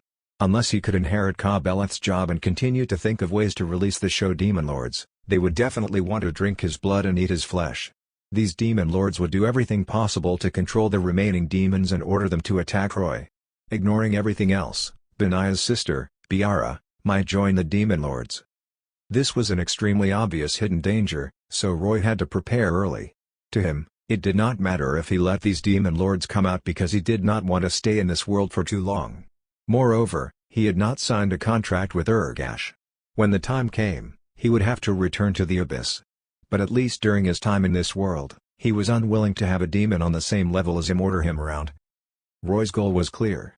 He went to every world to obtain as many benefits as possible to strengthen himself. So the first thing Roy did after coming out of the city hall was to pass through the hidden teleportation formation and enter the secret room that Ziron and Ka-Beleth had used to imprison Isabel.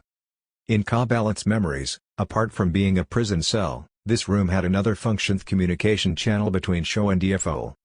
Although a small portion of this secret room had been destroyed when Raylag saved Isabel, most of its functions were still there. After arriving in the room, Roy found the stone bed that Isabel had been lying on and input magic power to activate the magic formation on the. With a flicker of lights and shadows, a projection appeared, just like a video call. The screen displayed a dark and fiery environment. Not long after the projection appeared, a group of flames suddenly exploded on the screen. In the flames, a tall and burly figure suddenly appeared. "You bastard, Ka Beleth. I've been trying to contact you for so long. Are you finally willing to respond?" The tall figure said impatiently the moment he appeared. But then he saw Roy clearly on the screen. He was stunned and said in astonishment, "Who are you? Where's that bastard Ka Beleth?" Under the dim light of the flames, Roy could clearly see the appearance of the tall figure. He was also an enormous demon, but unlike Ka Beleth, he seemed to be a demon lord that was a war demon. The skin of his entire body was dark red, and the muscles on his arms and chest swelled as though they were about to explode. There was a terrifying giant scar on his left ribs, and it looked as though some monster had torn off the flesh there. This demon lord did not wear a full armor like Ka Beleth, and only a few vital parts had thick and fierce armor. He held a heavy hammer in his hand. One end of the hammer was normal, but the other end was full of sharp spikes. The 3 pairs of overlapping demon wings behind him showed his identity as a demon lord, but Roy could only see a small portion on the screen. Facing this demon lord's question, Roy said calmly, "You're looking for Ka Beleth? Sorry, he's already dead." "Dead?" The demon lord's eyes widened. "How could he die? Don't tell me he encountered a siege by Seraphim?" "No, he only encountered me." Roy was still expressionless as he said calmly, "So he was killed." Hearing this, the demon lord even lost control of his expression. He stared at Roy for a while before asking, "Report your name, demon." "My name is Osiris. Remember this name." Roy raised his chin. "Because you're facing a demon about to promote to demon lord. Is that so?" "Perhaps." The demon lord on the other side finally restrained his expression, but he said with slight mockery, "Let's wait until you complete the ritual. But it looks like you are indeed strong. No wonder Ka Beleth died in your hands. He lost too much power after 1,000 years of imprisonment." "Even if he didn't lose his power, he would have still died in my hands," Roy interrupted. This was how communication with demons was. When you had enough strength, you could not be afraid because demons only worshipped the strong. If you treated them with respect, they would look down on you. Since Roy could kill a demon lord, he had the right to speak as equals. "Okay, Demon Osiris." The demon lord did not argue. "It doesn't matter if you killed Ka Beleth, but what about the Dark Messiah? Did he fall into your hands?" "That's right." Roy nodded. "That's good. Tell us your purpose. What do you want?" the demon lord asked. "Since you took the initiative to contact us, you can't just be giving us an obituary." "Good, straightforward." Roy praised in satisfaction. "My request is very simple.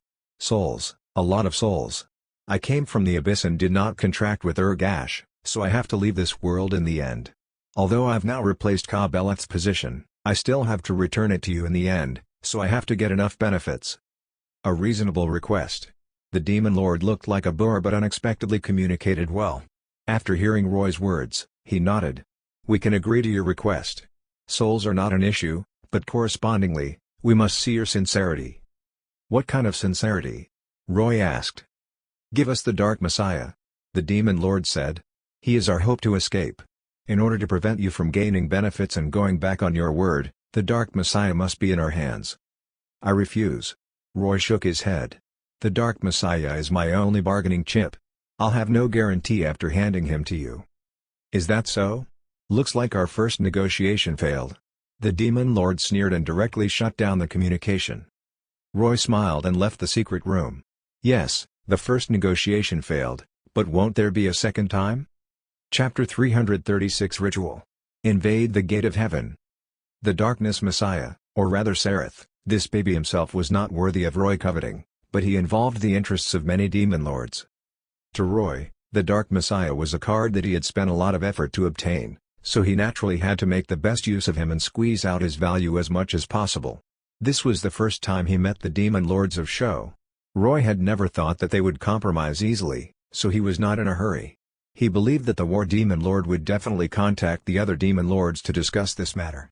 Roy only needed to wait.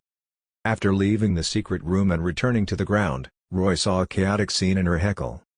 After the deaths of Ka Beleth and Ziron, The demons of the original Eothal camp had practically disappeared.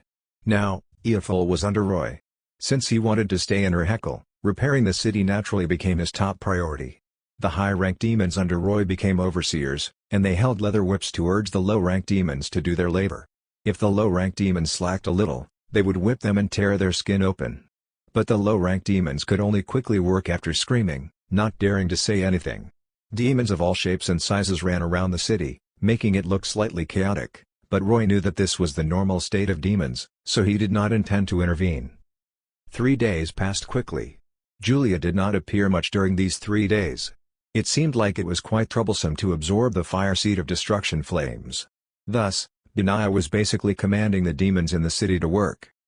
Rufaro's soul had been harassing Roy for the past few days, begging Roy to find a body that could accommodate his soul as soon as possible.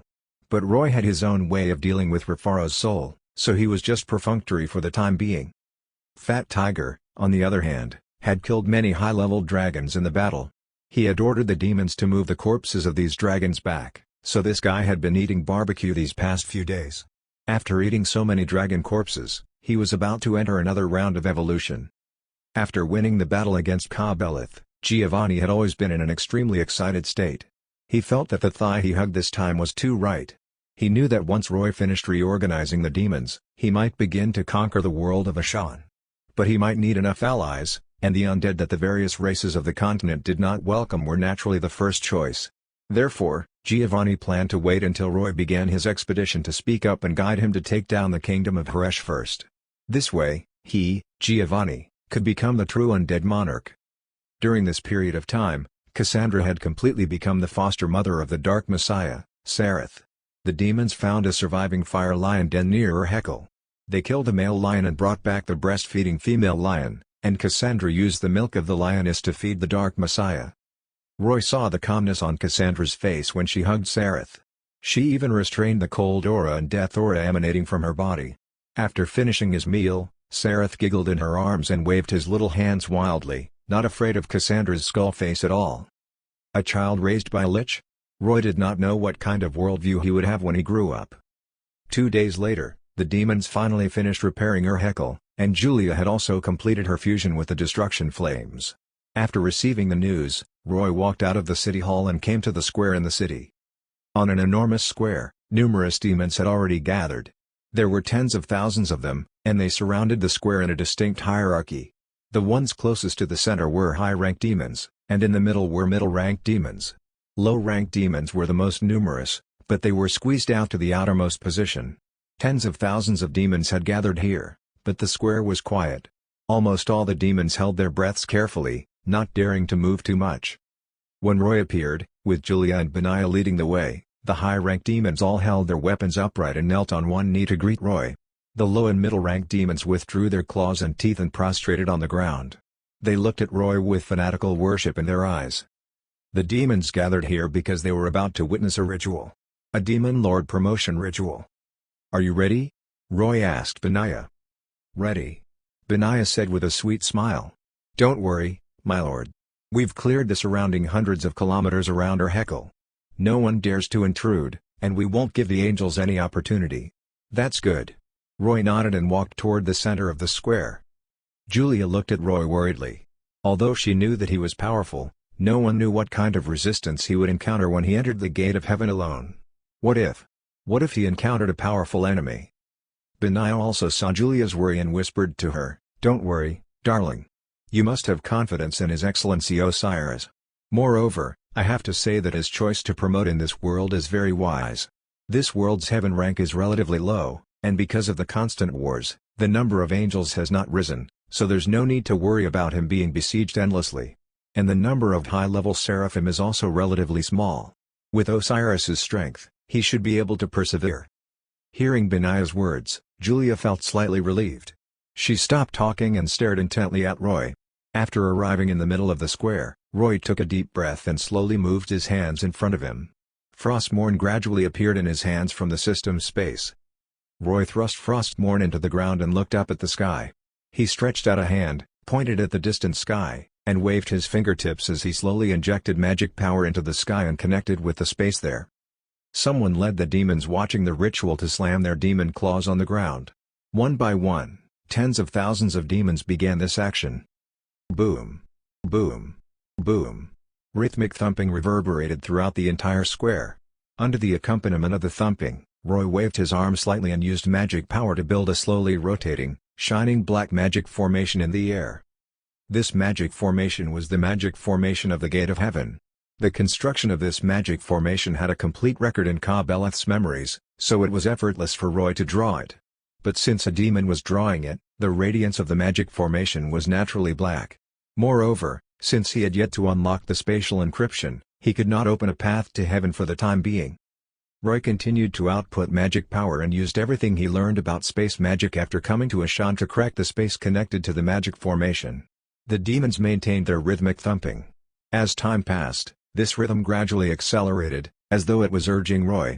After some time, a buzz suddenly came from the sky, and a ray of golden, holy light suddenly appeared in the black magic formation. When Roy saw this golden holy light, his spirits immediately raised. It opened. He immediately increased his output of magic power and continued to open the gate in the magic formation wider.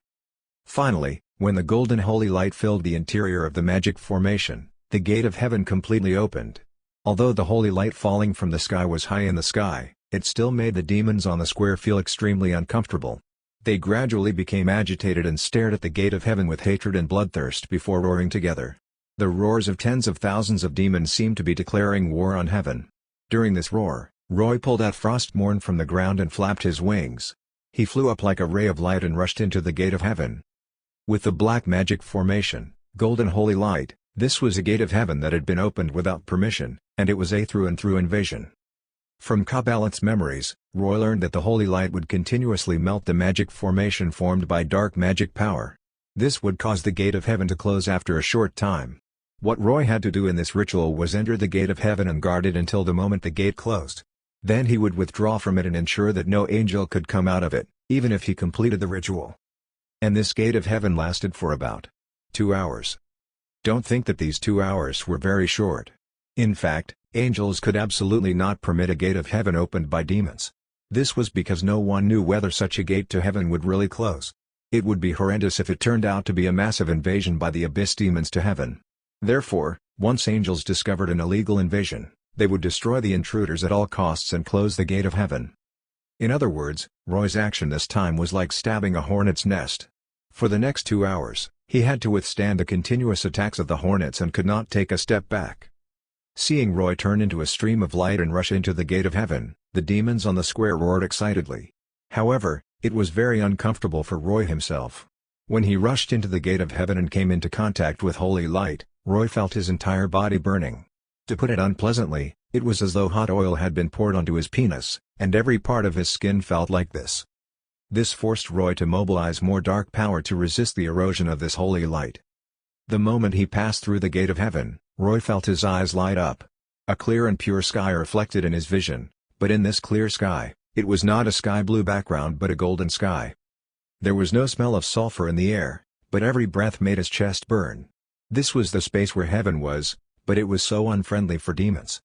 Chapter 337 Besieged. The so-called heaven was actually just a general term. If the heaven that existed separately like the abyss was a company, then the heavens that were distributed across the infinite worlds could only be regarded as branch companies. These branch companies would sometimes have their own name according to their size or importance, such as the White City in the Darksiders world. Roy had now entered heaven through cracking a Gate of Heaven, which was naturally the heaven of the Ashan world. Roy did not know if the heaven here had a separate name, but the humans here had collectively called the place where angels came from Cloud City. Perhaps it was to maintain a sense of mystery or not wanting to interfere too much in the human world. In Roy's impression, angels liked to place their strongholds in every world in a purgatory space. Purgatory spaces were what demons called them. In fact, a so-called purgatory space was the middle layer of a main world, an additional space that was different from the main world. Perhaps it would be more appropriate to call it an inner world. The strongholds established by angels in these spaces were the heavens of these worlds. In these spaces, they were full of the omnipresent power of light. This power was holy light. As Roy was of the dark attribute, he naturally felt very uncomfortable in this place. But this discomfort only lasted for a moment before changing. After entering, Roy felt the holy light strongly repulsing him. He was a dark attribute demon, so he had eaten the dark fruit, and it had fused well with his body. But because he awakened the frost demon bloodline, he mostly used frost power and did not use dark power much, causing the dark power in his body to often remain dormant. But now, in order to resist the holy light, the dark power in his body began to become abnormally active under the stimulation of the holy light. This was a very abnormal phenomenon. It was as though the external pressure was too strong, and the internal pressure increased to achieve a balance. After sensing the activation of his dark power, that incomparable burning feeling on Roy's body gradually lessened. Most importantly, he felt that his body was evolving once again, and the cells in his body began to transform rapidly under the stimulation of the dark power. This made him understand why promoting to Demon Lord required this ritual. It seemed that entering heaven to resist holy light allowed the dark power in his body to surge and achieve the goal of transforming his body. If nothing unexpected happened, he would evolve his demon body to a new peak state after completing this promotion ritual and have an immortal body like Ka-Beleth. Roy did not know where he was now in heaven. He could not see any angels here at all, but he knew that this situation would not last long. The angels would quickly notice a gate of heaven opened with dark power. Before the angels arrived, he still had some time, so he temporarily put away Frostmourne and took out a new item from the system space. This thing was a vambrace. It looked like a demon claw and extended from the glove to the forearm, but there were two raised sharp blades on the forearm. Roy took off the left arm piece of the cold winter armor and put the vambrace on his left hand. The vambrace fit nicely with his arm. He stretched his left palm and nodded in satisfaction. This item was a new piece of equipment that he had created through the system in the past few days in Ur-Hekal. He called it the Red Dragon Emperor's Gauntlet. Yes, he had tried to create a new divine artifact, and the inspiration for this divine artifact was naturally the Red Dragon Emperor's Gauntlet, one of the Longinus. This divine artifact was very similar to the original Red Dragon Emperor's Gauntlet, so he did not even bother changing the name. Red Dragon Emperor's Gauntlet. Attributes. Boost. In the form of exponential growth, it can activate once every 10 seconds and double the wielder's strength. The current limit is 6 times. The strength increase lasts for 1 hour. Transfer. You can transfer the increased strength to your companions or weapons. When you transfer to many people, the strength obtained by each person will decrease comparatively. Roy had spent about 460,000 souls to define the 2 attributes of this new equipment. This was mainly because Roy had set certain limits. For example, the first boost attribute had a limit of 6 times, meaning that Roy could complete the strength increase in 1 minute. Moreover, this increase in strength would be 64 times his normal strength. This was already a very terrifying number. Anymore, and Roy was worried that his body would not be able to withstand it. In addition, this boost in strength was not permanent and only lasted for an hour. These 2 restrictions combined allowed Roy to materialize this item with fewer souls. He was about to become a Demon Lord soon, so how could he do without 1 or 2 divine artifacts? However, Frostmourne mainly focused on weakening enemies, so he naturally made the new divine artifact, the Red Dragon Emperor's Gauntlet, to strengthen himself. Of course, this equipment was still not a true divine weapon now, but as long as he had more souls to modify its attributes in the future, he could make this new equipment a true divine artifact. Roy made the color of the Red Dragon Emperor's Gauntlet black. This way, it was the same color as the cold winter armor he was wearing. Anyone who did not understand would not realize that the vambrace on his left hand was a separate piece of equipment. The reason why he wanted to make this strength-increasing equipment was that he realized that his strength growth had almost stopped. But he might encounter enemies like the War Demon Lord and Sho in the future. Those demons with powerful physical strength were definitely the type with thick skin and thick flesh. Magic attacks might not work well, so it was a good choice to increase his strength to fight against them. Although he might not necessarily become hostile with the Shalgo Demon Lords, there were some things he had to guard against. After putting on the equipment, Roy did not wait long before he saw dense black dots appearing in the sky in the distance. Needless to say, these black dots were angels rushing over. Roy counted a bit and felt that there were probably more than 2,000, so he immediately understood that the angels here might have already turned out in full strength. The black dots were rapidly expanding as the angels quickly flew over. Soon, Roy saw their figures clearly. Similarly, the angels also saw him clearly, and they were immediately shocked and angry. The temples where the angels lived were actually very far away, but this space was one with them. When Roy opened the gate of heaven through dark power, The angels immediately felt a strong dark aura. When they sensed that a spatial channel had opened in this space without authorization, they realized that something big had happened and hurried over to investigate. In the end, they saw that a demon had appeared in heaven. The younger angels were angry and did not know what this demon was doing here. But when the older angels saw Roy alone, their hearts skipped a beat. There were only two possibilities for a gate of heaven to be opened forcibly. One was that the demons had invaded, but now, they could only see one demon, and no more demons were swarming over. This meant that it was the second possibility, this demon was here to complete the Demon Lord promotion ritual. This was very bad news. The Heaven of Ashan had been fulfilling the contract established nearly 1,000 years ago and participating in the wars between humans and the various races of Ashan. Over the years, the angels had fought titans, dragons, behemoths, and phoenixes. In such a long period of war, even with the help of the resurrection spell, many of the angels had died. There were also new angels, and many of them were born with the help of the power of the Dragon of Light, Elrith. But these new angels were often sent to the battlefield before their strength matured. Then, it became easier to die. In fact, it was not only angels. In this world where wars broke out all year round, the consumption of the high-level mythical creatures of the other races was also extremely grave, just like the angels. Under such circumstances, the number of high-level combat forces in the Heaven of Ashan had never been able to increase because there were no outstanding descendants who had grown up. Now, in the entire heaven, it had been a long time since a six-winged throne had been born. The only four remaining thrones were the ones who survived the battle with the Faceless in the Elder Wars. The rest were only four-winged and two-winged angels. Strictly speaking, the power of heaven was not comparable to the Sho demons because there were more than 12 demon lords imprisoned in Sho. This was why the world had been wary of the Sho demons escaping. Once these demon lords escaped, it would be exceedingly difficult for the entire world of Ashan to gather the power to resist them. It had been a long time since heaven had an angel promote to throne. But now, a new demon was attempting to break through to the lord rank. This contrast made the angels feel extremely heavy-hearted. But no matter what, preventing this demon from promoting had become the top priority. The angels would kill this demon here at all costs. When the angels were still some distance away from Roy, they had already spread out and surrounded him. And now, 2,000 angels were surrounding Roy. The pressure was a little too great. While Roy was thinking, he suddenly heard a cry of surprise. "It's you?" He looked up and found that the one who exclaimed was a two-winged angel. This two-winged angel seemed to be one of the angels who had appeared from the gate of heaven when Isabel's soul was received. After exclaiming, he immediately shouted to the other angels, "Be careful! He's Demon Osiris." Upon hearing this name, the angels were in an uproar, and their solemn expressions became even heavier. It seemed that after the Alliance army returned in defeat, Roy's name of Demon Osiris had spread throughout all of Ashan. Even the angels in heaven knew his demon name. Without waiting for Roy to sigh, the angels surrounding him attacked. More than 2,000 angels raised their angelic swords and pointed them at Roy. The next moment, countless holy light blasts with incomparably rich holy light instantly burst out with super intense brightness that could blind people. With a 360-degree attack without any blind spots, they attacked Roy in the center. Chapter 338 Seraphim.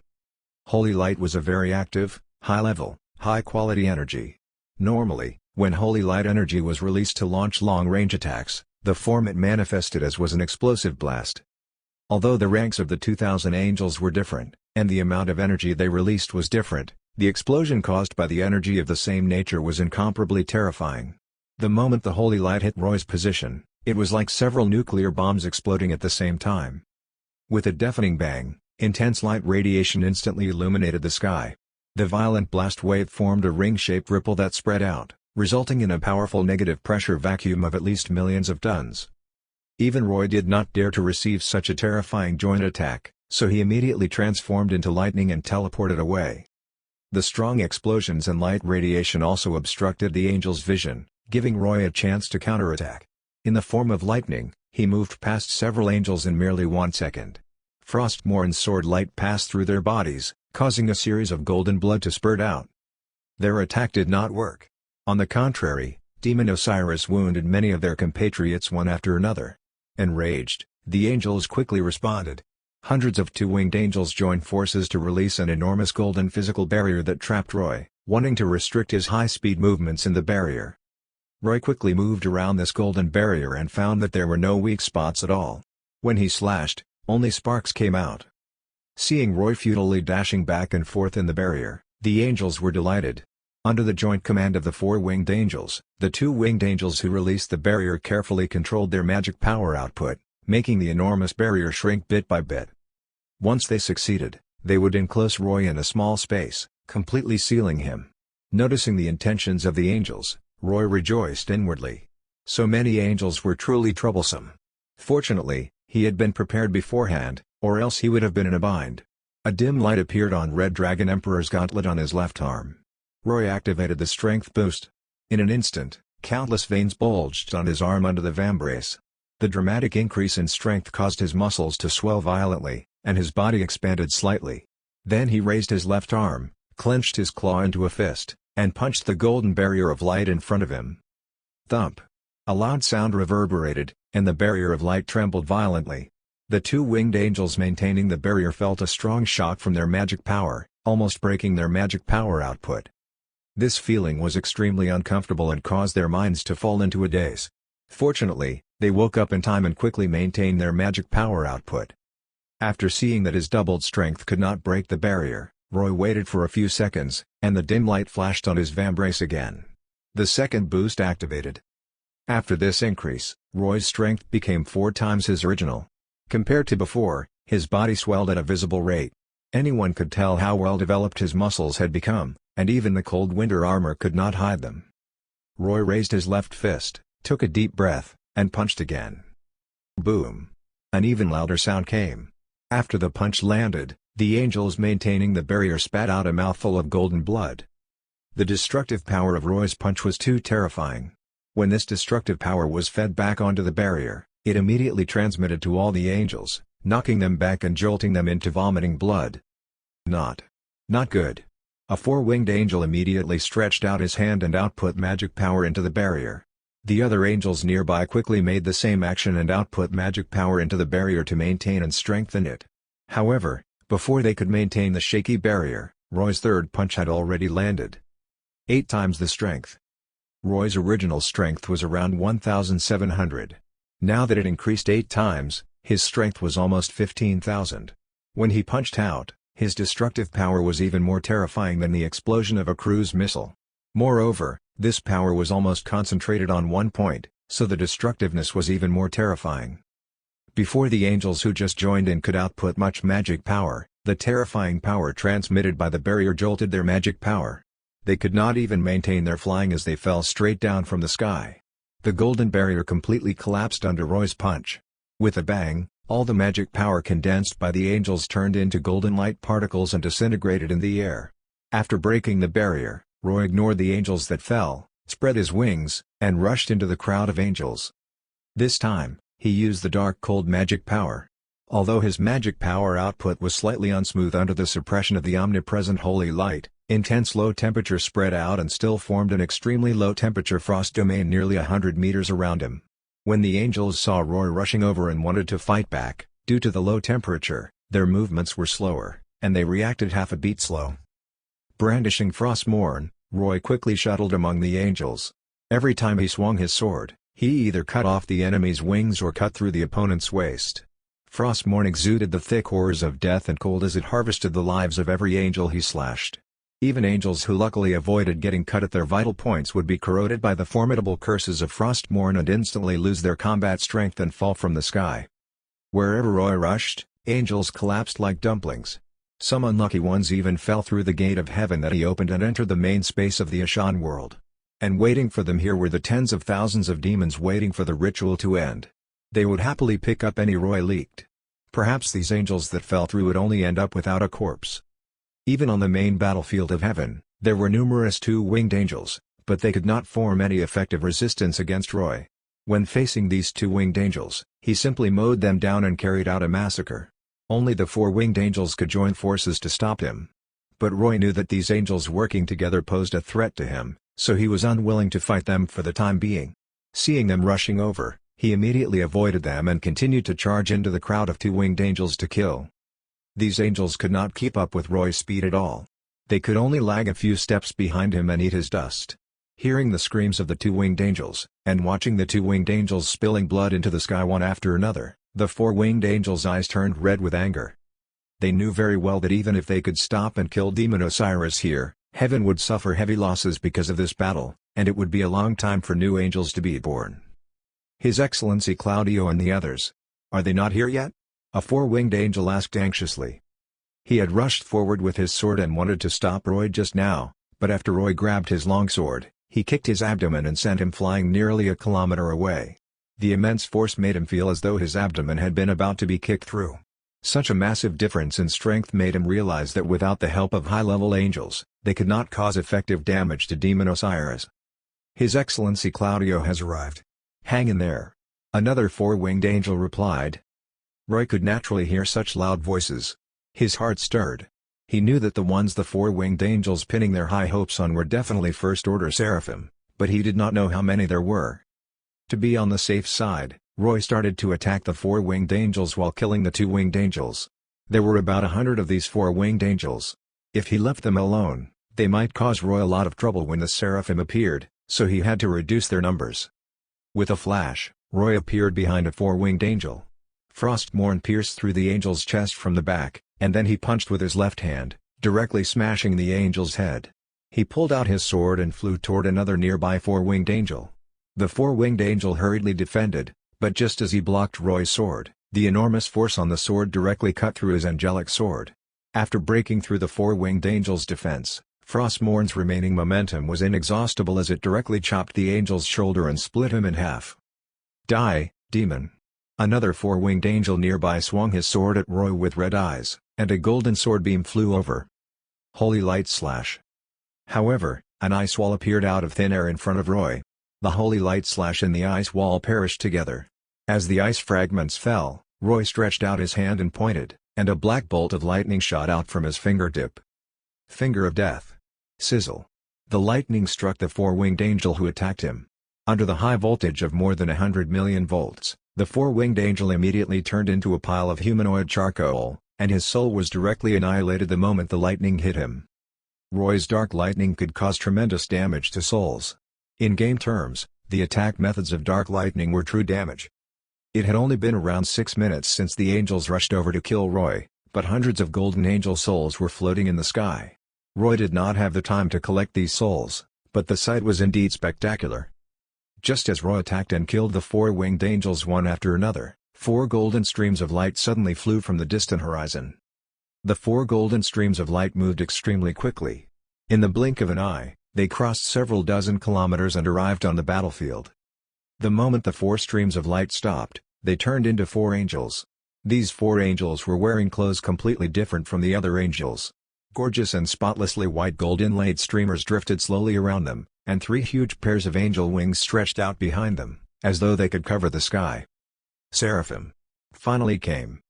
Not only did Roy see them, but the other angels also saw them. They immediately cried out in joy, "Your Excellency Claudio! Your Excellency Orfina! Your Excellency Sicily! Your Excellency Ista!" These 4 seraphim were not wearing hoods and did not hide their faces, so Roy could see them clearly. The 4 seraphim had the appearances of 2 men and 2 women. 2 male angels were blonde, and 2 female angels had black hair. All of them had beautiful and extraordinary appearances without exception. However, when they saw the flying bloody feathers and golden souls on the battlefield, the expressions of the 4 seraphim sank. They stared intently at Roy, as though they could not wait to tear him apart. The 2 male seraphim drew their angelic swords burning with golden holy flames and rushed at Roy without a word.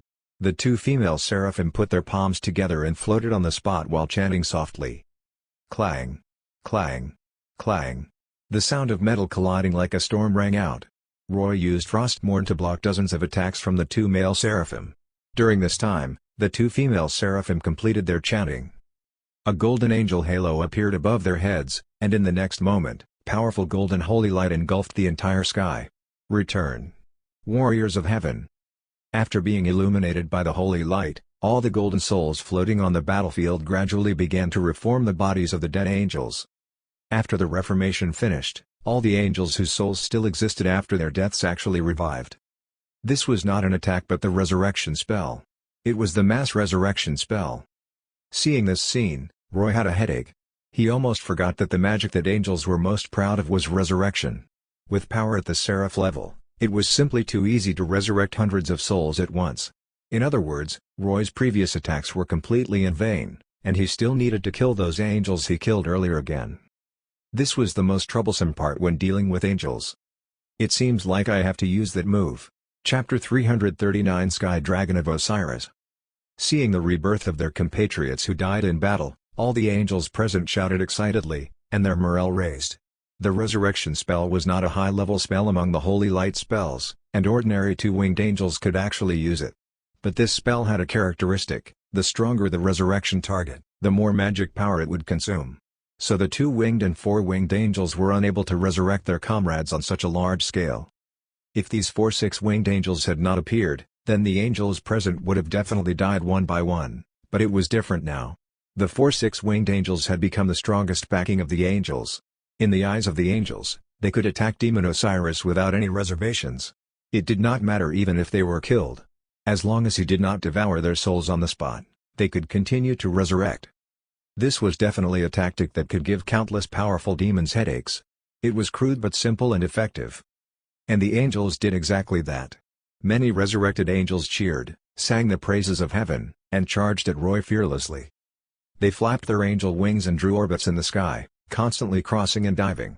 The swords in their hands stabbed at Roy, determined to kill Demon Osiris in heaven. Roy continued to deal with the attacks of the angels and felt that it was even more strenuous than the initial siege.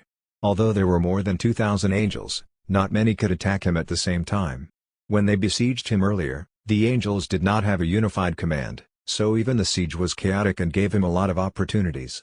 But now, under the direction of the 4 6-winged angels, these angels' attacks had become layered: a group of close-range attacks, a group of long-range attacks, and a group of non-stop support. All kinds of holy light magic fell on the angels, providing them with various beneficial enhancements and strengthening the angel army. The 2 male 6-winged angels, Claudio and Ista, were commanding the angels to fight. At the same time, they also participated in the siege against Roy. The 2 female 6-winged angels, Orfina and Sicily, did not participate in the attack. Their main job was to save the souls of the angels that Roy killed. Under the lead of the 4, the attacks of the angels were like a tide, coming one wave after another, never stopping. Even though Roy counterattacked and killed some angels, they would not give him the opportunity to devour the souls. It could be said that as long as this continued, the angels would be invincible, and the possibility of Roy running out of magic power and dying here was increasing. The dangerous place of the Demon Lord promotion ritual was here. Demons who dared to break into heaven would encounter such a battle. Over millions of years, there had been countless high-ranked demons who possessed the power of Demon Lords, but they had all perished during the promotion ritual. Only a few could truly become Demon Lords.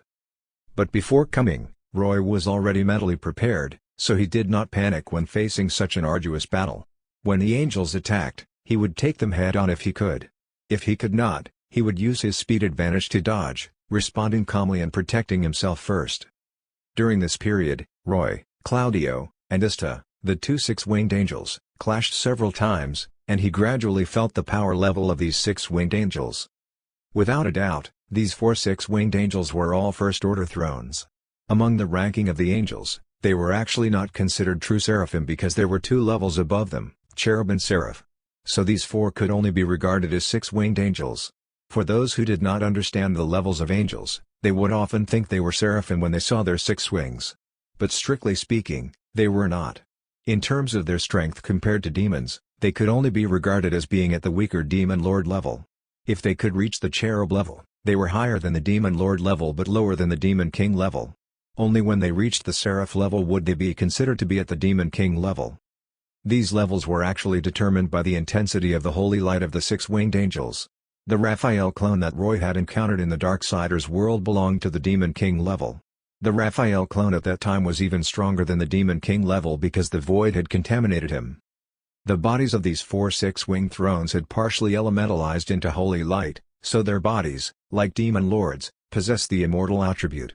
Even if they suffered fatal damage, they would recover given some time. But Roy felt that their individual strength was weaker than that of Ka-Beleth. However, these 4 6-winged angels seemed to have been battle partners for a long time, and their coordination with each other was very skillful and tacit. Their constant attacks gave Roy a lot of trouble. In particular, with their speed, they could barely catch up to Roy, allowing them to cause damage to his cold winter armor continuously. Of course, this could not go on.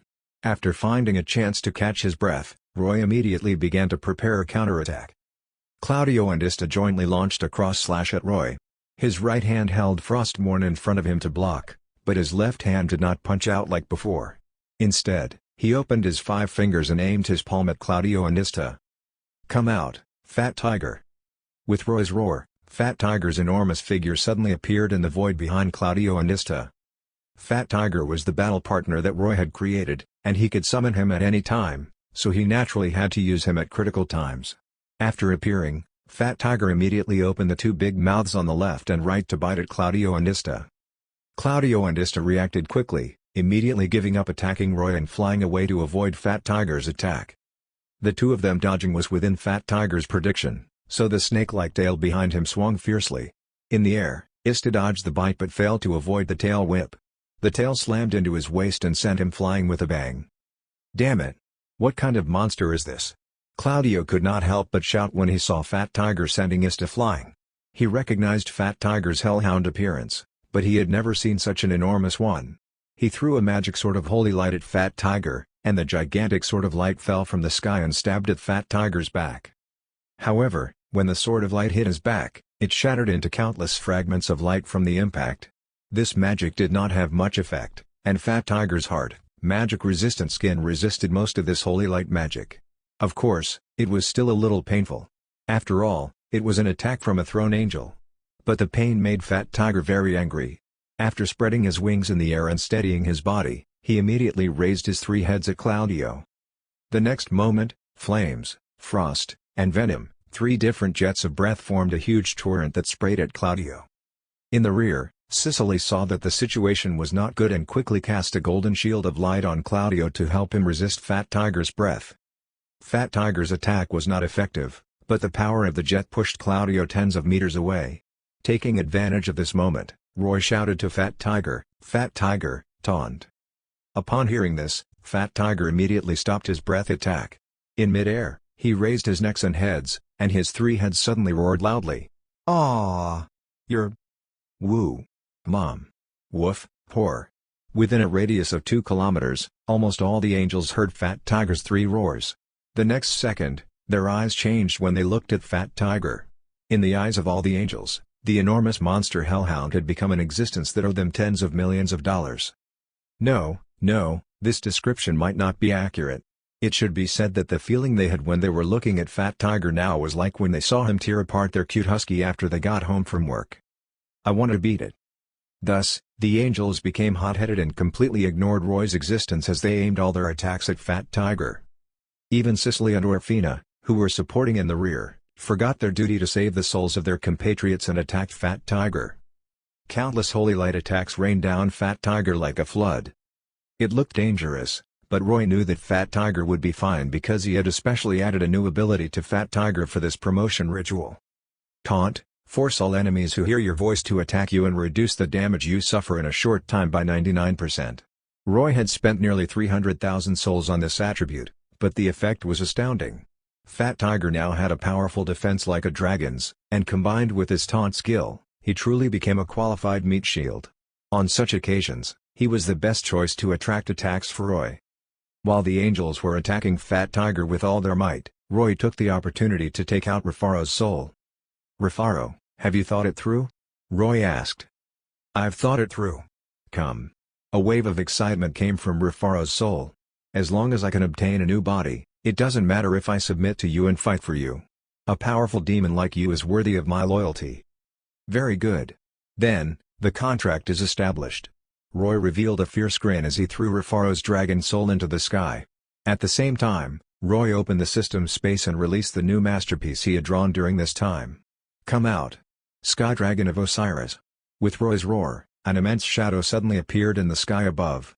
Strong lightning enveloped this shadow as it gradually condensed. Then a strange-looking dragon appeared in everyone's sight. Chapter 340 New Experimental Product. The world of Ashan was a world where dragons flourished. In this world, dragons were existences like faiths, worshipped by all races. Similarly, they appeared on all kinds of battlefields as the main combat forces. The Angels of Cloud City had also fought various dragon creatures on the battlefield. So logically speaking, angels should not be surprised by seeing a dragon. However, the Sky Dragon of Osiris summoned by Roy overturned the understanding of all the angels present. This dragon was not a conventional dragon. It did not have the fat abdomen of an ordinary dragon, and its entire body was like a massive snake, having a slender and well-proportioned body. But it was too massive. Its slender body meandered far into the distance, being more than 1,000 meters long from head to tail. Even if this body was coiled up, it covered a vast piece of the sky. In addition to the long snake body, this strange dragon also had something different from the other dragons. It had 4 dragon claws on its body, but these dragon claws did not seem to be for walking on land, so they were not thick at all and only stuck to its abdomen. The most ridiculous thing was its head. It had 2 overlapping jaws. It was the first time the angels had seen such a bizarre dragon. It was no wonder that this dragon was simply an abnormality in their eyes. But even though they had never seen it before, this strange dragon still gave the angels a sense of immense pressure. The reason was simple. This dragon was simply too big.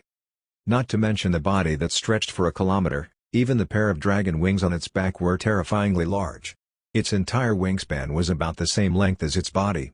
Such a gigantic creature suddenly appeared in the sky and directly blocked the omnipresent holy light in heaven. Its shadow shrouded the more than 2,000 angels present. Especially the dark red scales on the sky dragon, they gave off the feeling of blood and flames, and it was a suffocating color just looking at it. Even though it was floating motionless in the sky after appearing, no one dared not to look at it directly. Almost all the angels raised their heads and looked at the sky dragon in horror while gripping their weapons nervously. At this moment, Rufaro's soul in Roy's palm was shaking in excitement. The soul light was flickering at a high frequency as he transmitted a message to Roy. "Great, this is great. This is the powerful body I've dreamed of." In fact, this was not the first time that Rufaro had seen this Sky Dragon of Osiris. In Ur-Hekal, when Roy first created this dragon, he saw it. It was precisely because of this that Rufaro readily agreed to submit to Roy. Rufaro knew very well that Osisir created this Sky Dragon. This dragon, which he called a divine dragon, was not a normal dragon. Now, the Sky Dragon was immobile and needed the infusion of a soul to drive it. But any soul that entered the body of the Sky Dragon would become a slave of Demon Osiris, like that hateful Titan Hellhound. When Rufaro first knew this, he was somewhat reluctant and secretly declared that he would never be enslaved again. But when he truly saw this divine dragon's body, he only wanted to say, "Awesome." After summoning the Sky Dragon, Roy held Rufaro's soul and threw it up. Roy's actions awakened Sicily and Orfina, these 2 six-winged angels. They immediately realized what he wanted to do, so they tried to stop him. But their movements were slightly slower, and the holy light arrows they shot failed to stop Rufaro's soul. Rufaro's soul quickly rose to the sky and hit the hovering body of the Sky Dragon. At the moment of contact, the soul merged into it. The next second, the Sky Dragon of Osiris moved. The colossal body suddenly moved in the sky. The movements began from the head and went through the body section by section, giving off a sense of unending. From static to movement, the pressure from the Sky Dragon of Osiris became stronger.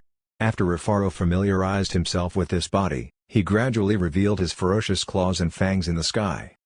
The double-layered jaws opened to the limit, and Rufaro suddenly roared thunderously at the angels below. This was probably an unprecedented super dragon roar in the history of the Ashan world. With his roar, a transparent shock wave that was so powerful that it was visible with the naked eye appeared in the air, just like a bomb with a yield of tens of thousands of tons exploding. The super shock wave instantly engulfed all the angels present. Explosion. It really did have the effect of an explosion. The ears of the weakest 2 winged angels exploded, and golden angel blood blasted out from their ears. They instantly fell unconscious, and they could not even retract their wings before tumbling down from the sky. The low-level 2-winged angels fell like dumplings. The stronger 4-winged angels grunted and immediately covered their ears in pain. They curled up in the air, and golden blood oozed out of their noses. Their internal organs felt as though a heavy hammer had struck them, and their hearts were about to stop beating. Even the 4 six-winged angels felt immense pain from the dragon's roar. All of them covered their ears tightly as they opened their mouths and screamed in pain. Only in this way could they lessen the pain a little. But the dragon's roar continued, causing their pain to continue. After some time, Rufaro finally stopped roaring in satisfaction. In his opinion, the roar he used as a black dragon was simply too weak, and it could only make low-level creatures feel a little afraid. At that time, the dragon roar could only be regarded as an ordinary roar. But now, this was a true dragon roar. Roy witnessed the effect of the roar and nodded in great satisfaction. Because in his settings, Refaro's roar was not only a dragon roar but also a large area attack. Sonic Destruction Cannon used super strong sound waves to shake and damage enemies in a large area. Roy naturally based his creation of the Sky Dragon of Osiris on the Egyptian god card from Yu-Gi-Oh! But the original Sky Dragon of Osiris was merely a card, and its ability leaned toward the direction of the card game. Of course, Roy could not use it completely, so he only used the appearance of this card. He set the specific abilities according to his own needs. If Fat Tiger's body, which was now close to 40 meters, was considered an enormous beast, then the Sky Dragon of Osiris that he created was a super colossus. This was also the first time he had given his creation such an immense size when creating it. Part of the reason was definitely due to the influence of the Inferno Overlord body of Ka-Beleth. It had to be said that this colossal body was indeed very intimidating, so when he set the size of the Sky Dragon, he simply went all out. Anyway, since it was known as the Sky Dragon of Osiris, Roy's position was naturally the Sky Overlord. He had never thought of letting this dragon land. The vast space in the sky, no matter how immense the body was, could accommodate it. While the angels were still suffering under the effects of the dragon roar shock wave, Roy spread his wings and flew straight into the sky, arriving above Refaro. Just this forehead alone was about the size of a football field. Roy easily landed on Refaro's forehead and asked him with interest, "How is this new body?" "Great." Refaro's voice came like thunder. He said excitedly, "I dare to say that even my ancestor, the Dragon of Darkness, Malasa, did not have such a massive body. Unless it's the Dragon of Order, Asha, or the Dragon of Chaos, Urgash, there's no other body in the entire Ashan world that is bigger than mine. I am now the king of the entire dragon race." "Ha! Then they have to acknowledge you as a dragon." Roy laughed out loud. "You've probably been expelled from the dragon race now, right?" "It doesn't matter. Strength is the truth." Refaro replied indifferently. "It doesn't matter whether they admit it or not. Now, I can beat every dragon I see into making them call me father." "Okay, let's not talk too much nonsense. Let's get rid of these angels first." After joking with him for a bit, Roy said seriously, "Let me complete this ritual." With that, Roy poured his magic power into Refaro's forehead. The next moment, an illusory pentagram appeared under Roy's feet. With a faint sizzling sound, the scales on Refaro's forehead suddenly rose like a machine, revealing a gigantic electronic eye. At this moment, Refaro's head had 3 eyes. He lowered his head slightly and looked down at the angels below. And in the place that was not visible inside his head, images formed one after another. They were the images of all the angels, but the difference was that all the angels had a circular crosshair on their bodies. Yes, only Roy, the maker, knew that this Sky Dragon of Osiris was not a real creature, but a combination of half biological and half mechanical. Flesh covered the exterior, but the bones inside were incomparably hard alloy steel, and he had consciously set his brain as a computer. Now, with the support of this computer, Refaro could precisely lock onto all hostile targets in his vision. Roy was now slightly not satisfied with just a purely mystical creation, and the Sky Dragon, this half-biological half-mechanical product, was an experiment he did. As long as there were souls, the system could create anything. What he wanted to create was a brand new concept of magic technology. Chapter 341 Canon Sky Dragon of Osiris, version 1.0 Definition, half-biological half-mechanical life. Skin and flesh, the corpse of Black Dragon Refaro. Bones, abyss demon iron and various metal alloys that have good magic power conductivity. Scale, 1 to 10,000 after summoning materialization. Magic power core, this life uses magic power as its driving energy. Soul engine, when using a dragon's soul to drive it, its power is 100%. Loyalty, any soul used to drive the soul engine will be loyal to Demon Osiris. Anti-gravity wings, will never fall when the wings exist and can fly in space. Quantum computer, it has powerful computing power. Sonic destruction cannon, use super strong sound waves to shake and damage enemies in a large area. External energy interface, this life can receive energy infusions through external sources and convert them perfectly. Energy amplification, all energy attacks released by this life will increase in range and attack power. These were the attributes of the Sky Dragon of Osiris that Roy had created. Unlike when he made Fat Tiger, He did not directly create a life with an angel soul but instead made a soulless, half-biological half-mechanical tool or weapon. This way, Roy could give Refaro's soul a new body to stay in. After all, the quality of a dragon soul like Refaro's, which had existed for several thousand years, was pretty high. It would be a pity to just devour it, so he would be better off making it a weapon in his hands. However, as a black dragon, Refaro was very arrogant. But now that his soul entered the Sky Dragon's body, Roy could completely control him. In fact, whether it was Refaro or Giovanni, as long as they abided by the agreement, Roy would definitely be willing to fulfill the contracts. Although demons often took advantage of loopholes in contracts, as long as it was within the rules, demons would do their best to fulfill the contracts. This was a good quality of demons. As for the new body that Roy gave Refaro, the position was his mount. Dragons were the most flashy mounts, especially black dragons. They had a very high affinity with demons, so the demons of the abyss often looked for black dragons to be their mounts. As an existence about to become a demon lord, Roy indeed needed such a powerful mount to accentuate his identity and status. However, Roy did not give the Sky Dragon of Osiris too many attack methods. The only direct attack method was the Sonic Destruction Cannon. Of the more than 3.2 million souls obtained for Cobelth, apart from the nearly 400,000 souls Roy used to create the Red Dragon Emperor's Gauntlet, he used the remaining 2.8 million souls to create the Sky Dragon of Osiris. During the manufacturing process, he found that after adding the concept of mechanized structures and magic technology, the system could construct it according to his imagination. But the consumption of souls was slightly higher. The colossal body of the Sky Dragon did not actually cost many souls. The consumption of souls was mainly in the three attributes of anti-gravity wings, quantum computer, and energy amplification. The anti-gravity wings were easy to understand. Roy hoped that the battle range of the Sky Dragon was no longer limited to land or the sky. Although he had yet to come into contact with battles in space, it was always right to plan ahead. Equipped with the anti-gravity wings, the Sky Dragon could ascend to low Earth orbit from a planet. Combined with the energy amplification attribute, it could directly transform into a powerful assault cannon and perform orbital bombardments on enemies on land.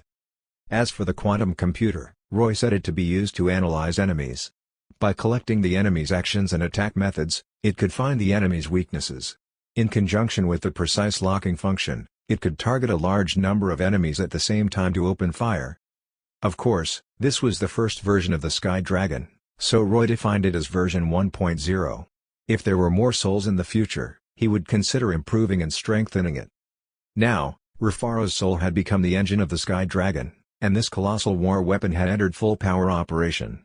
Rod rode on Refaro's forehead and grabbed his dragon horns with both hands. The magic formation beneath his feet was actually the external energy interface. When standing on this position, he and Refaro were a whole, and he could also pour his magic power into Refaro's body to use. As Refaro soared high in the sky of heaven, his electronic eye locked onto all the angels below. After the magic power Roy infused took shape, the Sky Dragon of Osiris's second attack finally erupted. Myriad lightning. With Roy and Refaro roaring in unison, an immense flare suddenly appeared in the sky. This flare flashed and then turned into thousands of lightning bolts that blasted down from the sky. Due to the suppression of the holy light in heaven, Roy's lightning power was not entirely in the form of dark lightning. These lightning bolts that were as thick as an arm were basically blue beams of light.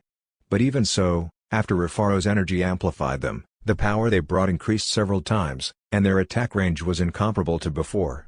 Even though more than 2,000 angels were spread out within an area of nearly 5 square kilometers, the myriad lightning that descended still enveloped them. The lightning was so fast that many angels did not have time to react before the lightning struck them and turned them into ashes amid screams. Their bodies turned into black powder and exploded. But there were high-level angels who reacted faster. The moment the lightning struck, they immediately dodged. For example, the 4 six-winged angels turned into golden streams of light and flew toward the gaps in the lightning, wanting to avoid the attack. However, a strange scene happened in the next second. The lightning that attacked them suddenly made a 90-degree turn and chased after them. This unexpected turn of events caused several 4-winged angels, who had already escaped, to be struck by lightning on the spot. As for Sicily, Orfina, Claudio, and Ista, after noticing the lightning chasing behind them, they were shocked as they quickly changed directions to continue flying away. As a result, when they changed directions, the lightning chasing them changed as well. The four of them flew for dozens of kilometers in different directions, and the lightning chased them for dozens of kilometers. Most importantly, their speed was not as fast as lightning. Seeing that the lightning was about to hit them, they knew that they could not avoid it at all. They could only grit their teeth, stop, and use magic power to collide with the lightning to alleviate the crisis. It was the first time Sicily and the others had seen such strange lightning. But before they could heave a sigh of relief, they suddenly saw another flare flash in the sky.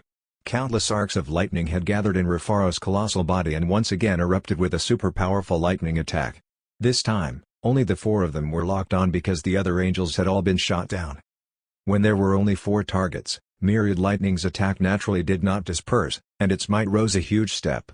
4 thick pillars of light about a meter in diameter descended from the sky and fell straight toward the 4 six-winged angels. Damn it! This power is comparable to divine punishment. Ista cursed. Roy's attack was similar to high-level magic in the holy light magic of angels. But his Myriad Lightning was high-energy lightning, while the divine punishment was high-energy holy light. But no matter what, the 6-winged angels did not dare to be careless in the face of such an attack. They knew that dodging was useless, so they did not run. They simply condensed all their magic power to resist these pillars of light. Boom! At almost the same moment, the 4 pillars of light hit the 4 of them. The space where heaven was vast and empty, but it also allowed the light to spread without any obstruction. The intense flash that erupted from the attack almost illuminated most of heaven. Even the remaining angels stationed in Cloud City, nearly 1,000 kilometers away, could see the dazzling light erupting in the distant horizon. Is the battle so fierce? A few angels looked in the direction of the dazzling light and were dumbfounded. Then they asked nervously, "See, can we win? His Excellency Claudio and the others." High in the sky, Roy did not attack a third time after the 4 lightning bolts. Rufaro sent the data feedback. After testing, the energy amplification effect is 187%, and the range expanded by 885%. Is it only an energy increase of 1.87 times? Roy was a little disappointed after hearing this, but he also understood that this was due to the lack of souls when he created the Sky Dragon. If there had been 5 million souls, he conservatively estimated that the energy amplification would have been more than 4 times. In other words, the same magic power released through the Sky Dragon would have its attack power increased several times. Roy was quite satisfied with the range expansion. If he wanted to use the same amount of magic power to release a lightning storm that covered nearly 100 square kilometers, he would probably have to rely on special weather conditions. The same was true for Ice Storm, but with the Sky Dragon, he could easily achieve this effect. "How many kills?" Roy asked. The bodies of 1,465 angels were destroyed, of which only the souls of 24 angels were annihilated and can no longer be resurrected. Rufaro gave a precise number. "Well, there's nothing I can do about it. My dark power is being suppressed to the limit," Roy said. "Among the myriad lightning just now, only a small amount of lightning is dark lightning, and it couldn't achieve a large-scale soul annihilation effect." Indeed, although dark power became active under the stimulation of holy light, this activity was only concentrated in Roy's body to counter the pressure of holy light, and he could not release it normally through magic power. He felt that the dark power in his body was like the feeling in a popcorn machine. Perhaps only when the pressure reached the true critical point would it completely erupt. Just as Roy was thinking, Rufaro suddenly reminded him, "The enemy is coming." 3. Huh? Roy looked at the 3 golden streams of light flying rapidly toward them. He knew that they were definitely 3 six-winged angels. He had never thought of killing these high-level angels with one attack, but what surprised him was that there were only 3 of them flying up into the sky toward them. The remaining one was flying away in the opposite direction quickly. Is that where their Cloud City is? Roy immediately became suspicious. Since one is flying back to their lair alone, could there be some trump cards in the city? "Do you want to stop her?" Rufaro asked. "She still has 3.7 seconds to get out of our attack range." "No need. Let's deal with the other 3 first," Roy quickly decided as he poured magic power into Rufaro's body. And this time, it was frost magic power. Chapter 342 Drawing. Attacking Roy and Rufaro were the 3 angels Claudio, Ista, and Sicily. They initially thought that Osiris was the only demon they needed to deal with, but who would have thought that he would suddenly summon 2 powerful summons, causing the situation to turn from a beating to an even match.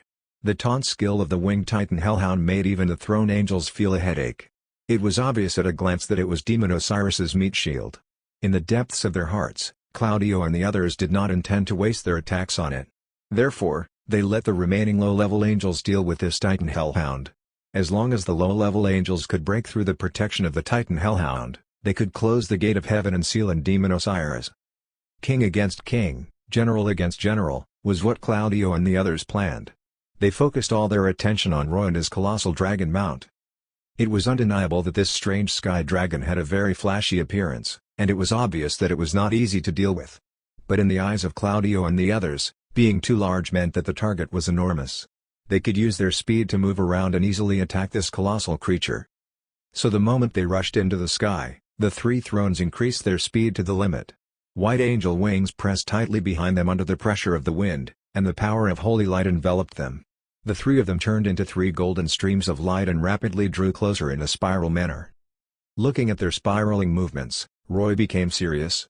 Frost magic power continuously poured into Rufaro's body from the magic formation under his feet. With a faint cracking sound, the atmosphere around Rufaro began to freeze.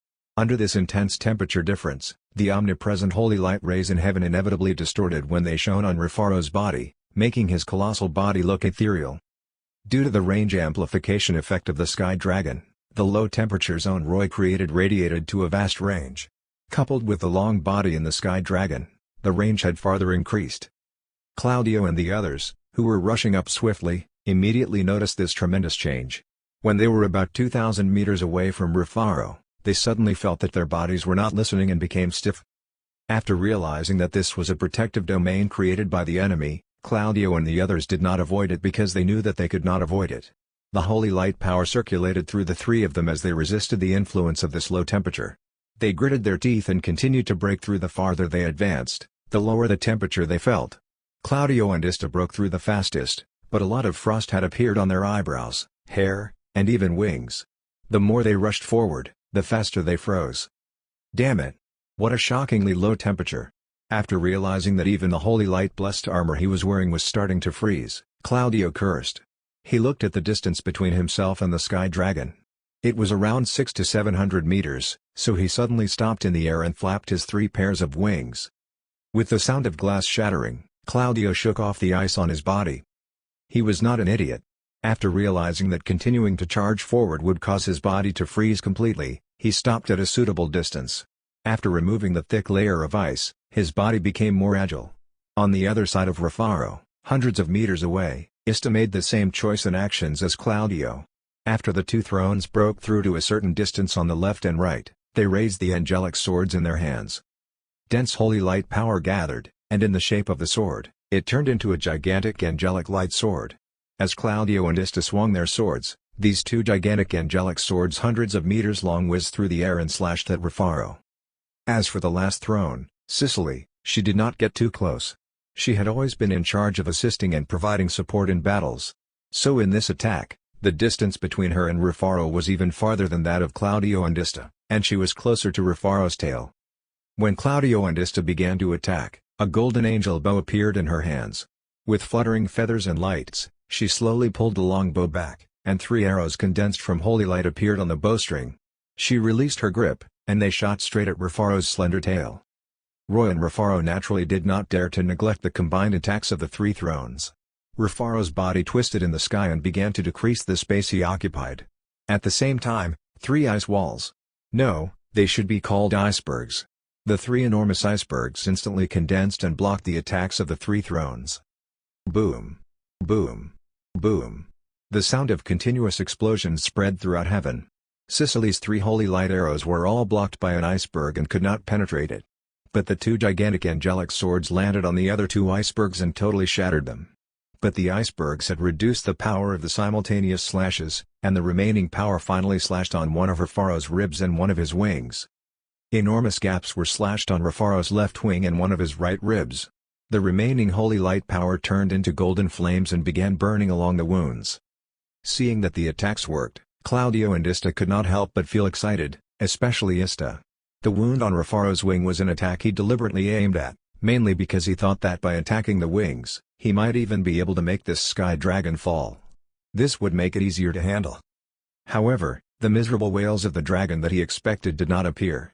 Although the two attacks injured Rufaro, They did not cause him to feel the slightest pain nor made him fall. His current body was not a creature in the conventional sense. The half-biological half-mechanical body made Rufaro lose the sense of pain he should feel after being injured. What Rufaro obtained was only the damage report from the core computer. To him, this was a very wonderful experience. He knew that he had suffered damage, but when the damage returned to his mind, it was only a piece of data. He did not understand the data at first, but he could understand the content and meaning of the data. Repair. With the command in Rufaro's mind, magic power immediately surged to the damaged locations and directly isolated and eliminated the parts burned by the holy flames. A moment later, the injuries recovered. When Roy created the Sky Dragon of Osiris, he had taken into account the problem of damage, so he used Rufaro's dragon flesh as a surface layer. With the powerful self-healing ability of the dragons, any damage to the surface could be healed. Even if the damage was severe and injured the mechanical bones inside, it was easier to repair the internal machinery. In other words, this was an extremely unique immortal body. For Rufaro, his current body no longer had any vital points in the conventional sense. If others wanted to kill the Sky Dragon, he would only stop if they directly attacked his soul. To Roy, even if a big shot really attacked Rufaro's soul, he could supply a dragon soul once more and make the Sky Dragon move again. Claudio and the others did not know this, so they were stunned when they saw that Rufaro's body was recovering quickly and that their attacks did not achieve the effect they expected. The next moment, Rufaro's counterattack arrived. A sonic destruction cannon suddenly exploded in the sky. Under the immense pressure, the atmosphere exploded, bringing with it an unparalleled shock force. The moment the impact arrived, Claudio and Ista felt their heads buzz, and they suddenly could not hear anything. The entire scene in their vision was shaking violently, and they completely lost control of their bodies. They even forgot to flap their wings and fell straight down. This time, the sound wave was more destructive than the first one because Claudio and the others were closer, and Rufaro's attack was even more sudden. The only one who could still control her body was Sicily, who was farther away. However, she also spat out a mouthful of golden blood. Before bodies fully elementalized, the power of this sonic destruction cannon was something that no creature could resist, and no magic resistance would reduce it. After spitting out a mouthful of blood, she saw Claudio and Ista fall. She ignored her injuries and flapped her wings to rush out to catch them. But at this moment, a burst of light erupted from Roy's left hand holding Rufaro's dragon horn. Transfer. Through the Red Dragon Emperor's gauntlet, Roy transferred all the strength he had boosted previously to Rufaro. Then Rufaro's long tail, which was dragging in the sky, suddenly twisted and lashed at Sicily. This was an extremely terrifying attack. The moment Rufaro's tail moved, the powerful force broke the sound barrier. The tail brought out a massive elliptical shock wave in the sky, and with nearly 1,000,000 tons of impact force, it struck the flying Sicily. An immense amount of golden blood and feathers burst out into the sky. The moment she was hit, the three relatively fragile pairs of angel wings behind her were all broken. Although her body did not explode into a burst of pulp, all the bones in her body shattered, and her entire body became soft. She folded into a U-shape and was shot down from the sky. Like a meteor falling to the ground, she drew a straight line in the sky, passing through the entire battlefield, flying into the distance, and finally landing somewhere. When Claudio and Ista woke up from their stunned state and stabilized their bodies in the air, this was what they saw. Such a terrifying physical force frightened all the low-level angels watching this scene in the sky below. They were dumbfounded and shivering, and they even forgot to go and fetch Sicily. It was not until she turned into a meteor and disappeared that they finally recovered and sent a few people to chase in the direction she flew away. Humph, first one. Roy smiled ferociously as he stood on Rufaro's forehead. Chapter 343 Slaughter, 1. As two races of natural enemies, the holy light power of angels had a tremendous restraining effect on demons. Similarly, the dark power of demons also had a restraining effect on angels. But Roy was now fighting on the angels' home ground, and the battlefield was not advantageous for him.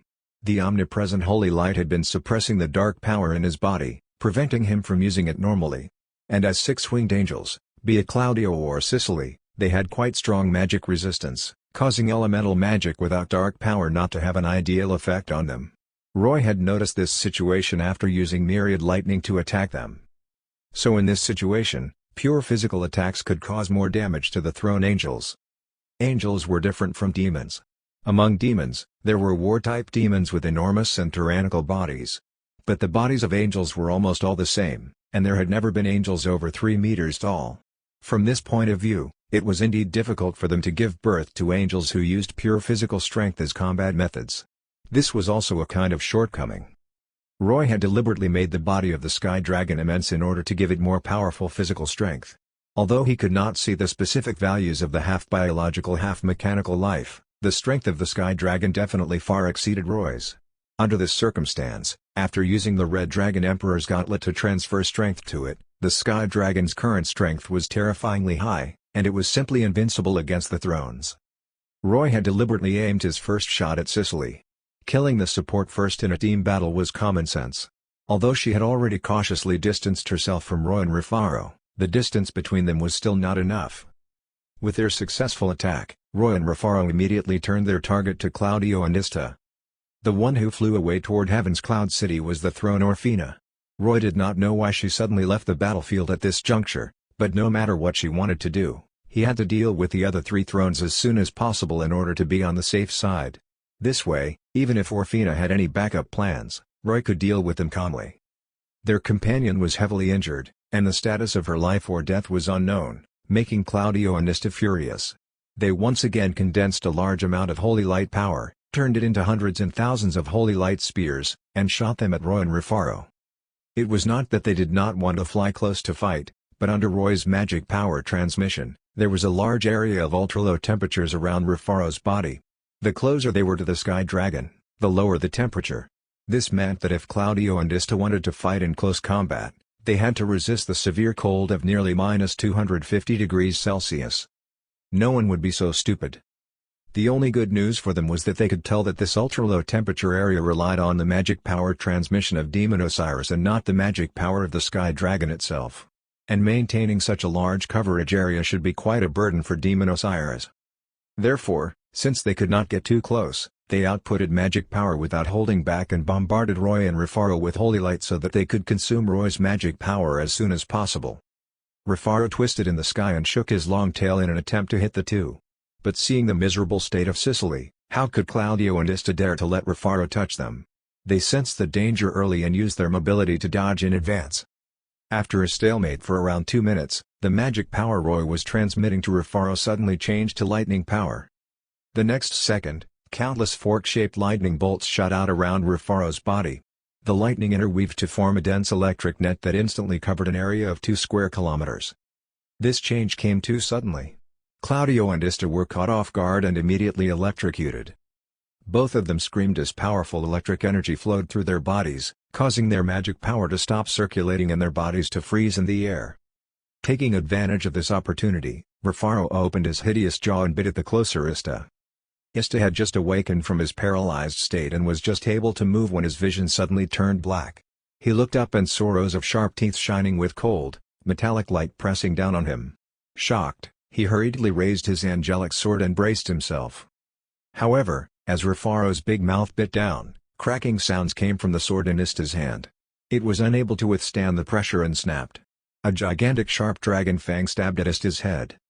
With life and death at stake, Ista abandoned the broken sword, condensed golden holy light with both hands, and raised his hands to block the incoming dragon fang.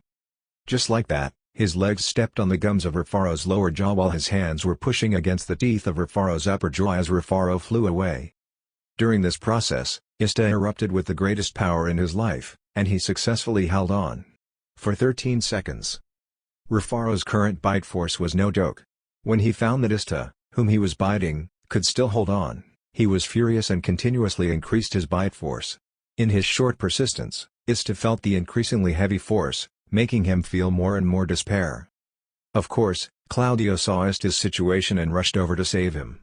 But Rufaro shook his head while flying and kept shaking Ista in his mouth, making it impossible for Claudio to reach his mouth. In the end, Ista found that he could no longer hold on and used the last of his strength to let out an unwilling roar. No. Kacha! Rufaro's jaw closed, and golden angel blood spewed out. Inside his mouth, most of Ista's lower body was bitten off, along with his wings. Ista did not die immediately, but he had already fainted after suffering the grave injury. Half of his body was in Rufaro's mouth, and the remaining half was hanging in a gap between Rufaro's teeth. Rufaro growled, raised his head, and swallowed the half of his body in his mouth. Unfortunately, Rufaro could no longer taste anything. After becoming the Sky Dragon, he had already lost the ability to eat, and he could not digest the swallowed angel body. Second 1. Roy looked at this scene coldly, showing no mercy at all. This was a battle of life and death, and there was no possibility of compromise between angels and demons.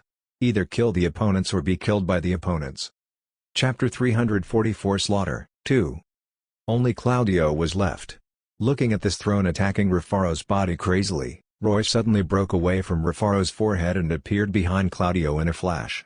He summoned Frostmourne and slashed at Claudio's wings. The grieving Claudio had not totally lost his rationality. He turned around to defend against Roy's attack, but the next second, Roy's left hand flashed and suddenly punched out, hitting Claudio's sword. With a loud clang, a tremendous force came. Claudio could not resist it and was knocked back tens of meters by Roy. When he stabilized his body and wanted to rush up to fight Roy again, a massive shadow suddenly struck at him from behind. It was Rufaro's tail, which was lashing out with violent shock waves. He cooperated with Roy and attacked Claudio together. Claudio tried his best to avoid it, but Rufaro's tail was too big. In the end, the side of Rufaro's tail grazed Claudio, hitting his entire body hard and sending him flying. Numerous white feathers scattered in the air, and the 3 wings on the right side of Claudio completely broke, leaving only 3 badly mutilated wing roots. He looked extremely miserable, and countless bones in his body were broken. Relying on his magic power, he barely floated in the air as he stared at Roy with hatred. But this stare could not affect Roy at all. Roy opened his mouth, and powerful lightning energy condensed into a blue ball of light in his mouth. The next second, the ball of light burst out and turned into a thick blue beam of light that shot toward Claudio. Roy was unable to use dark power, so his dark lightning became pure lightning power, and its power decreased a lot. But it was still an exceedingly dangerous attack for Claudio, who was currently heavily injured. Claudio looked at the beam of light and barely managed to use holy light to create a shield for himself. But under the impact of the lightning, this shield only lasted for a second before disappearing. But Roy did not give up. He fired lightning cannons from his mouth one after another and attacked Claudio from afar. He did not think of getting close to attack him because he suspected that Claudio was currently displaying insufficient magic power as a deception. The reason was simple. Claudio's injuries were not as serious as Sicily's and Nista's. They looked terrible, but they were not fatal. Sure enough, after discovering that Roy did not approach, Claudio realized that he could not lure Roy with his deception. He roared angrily, and dense holy light condensed on his body again. He held his sword and slashed the holy light at Roy. The two of them blasted each other with magic power in the sky, and Rufaro, who was roaming in the sky, attacked Claudio occasionally. After a while, Claudio could no longer hold on. He consumed his magic power faster than Roy, so after blocking Roy's wave of attacks, he suddenly turned around and swooped down.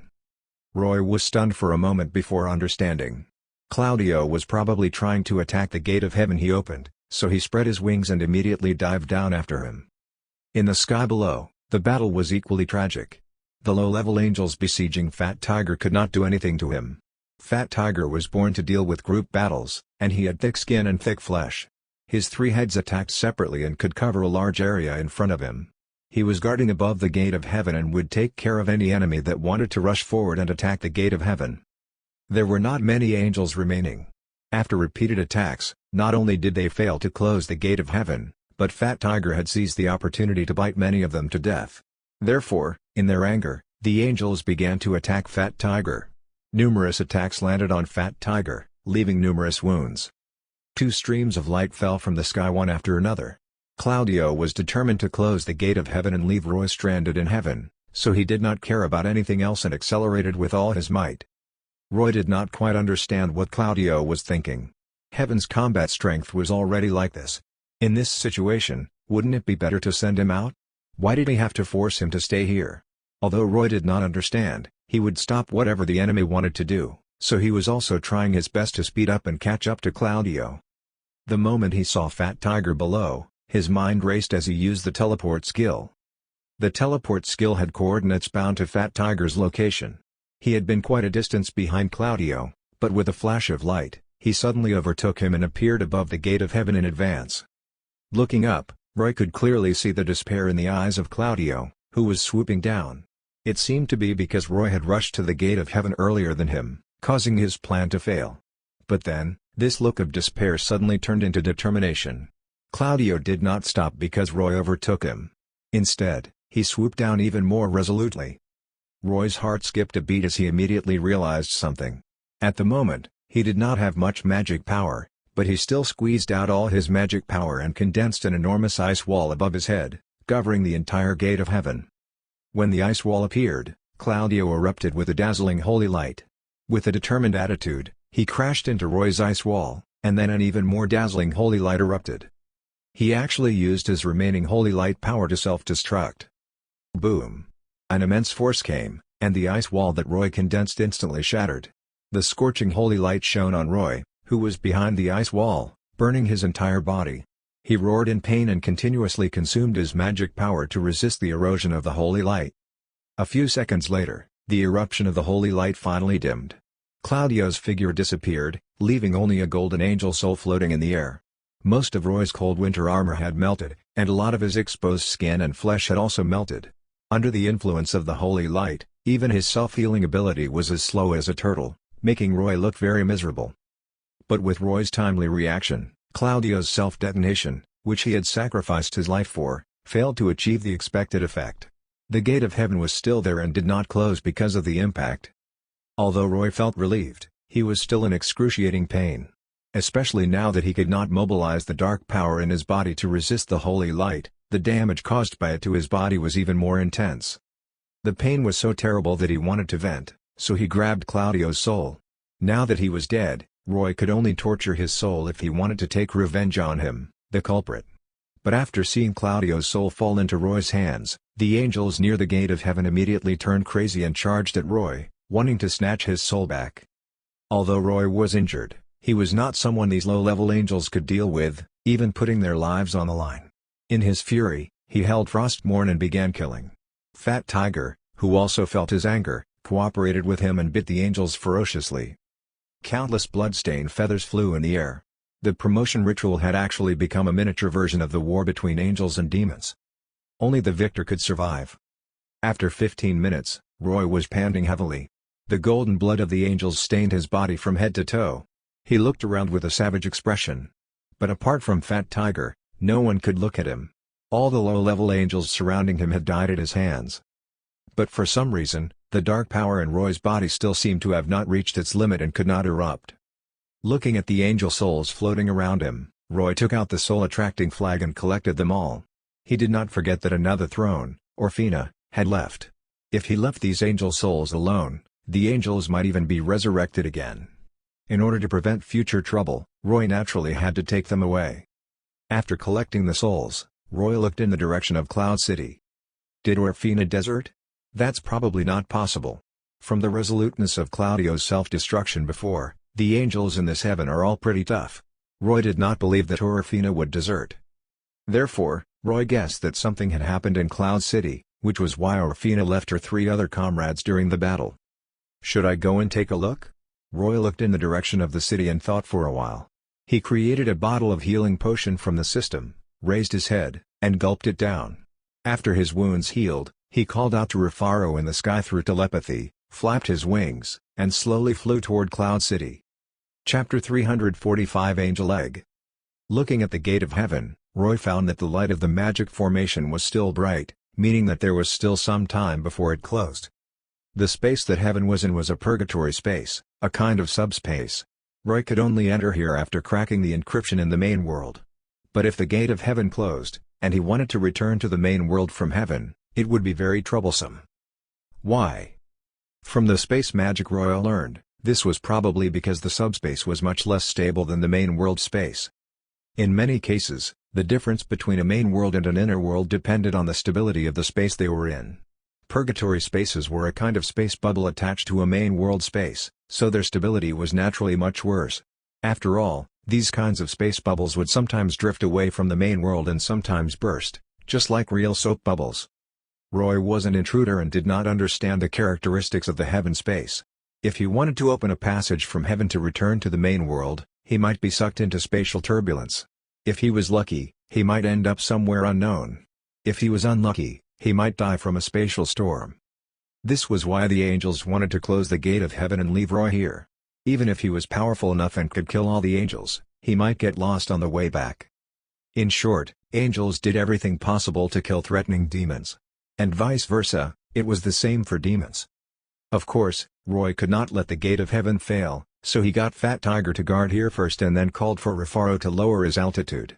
Roy jumped onto his back and had him fly toward Cloud City. Cloud City was the headquarters of the angels.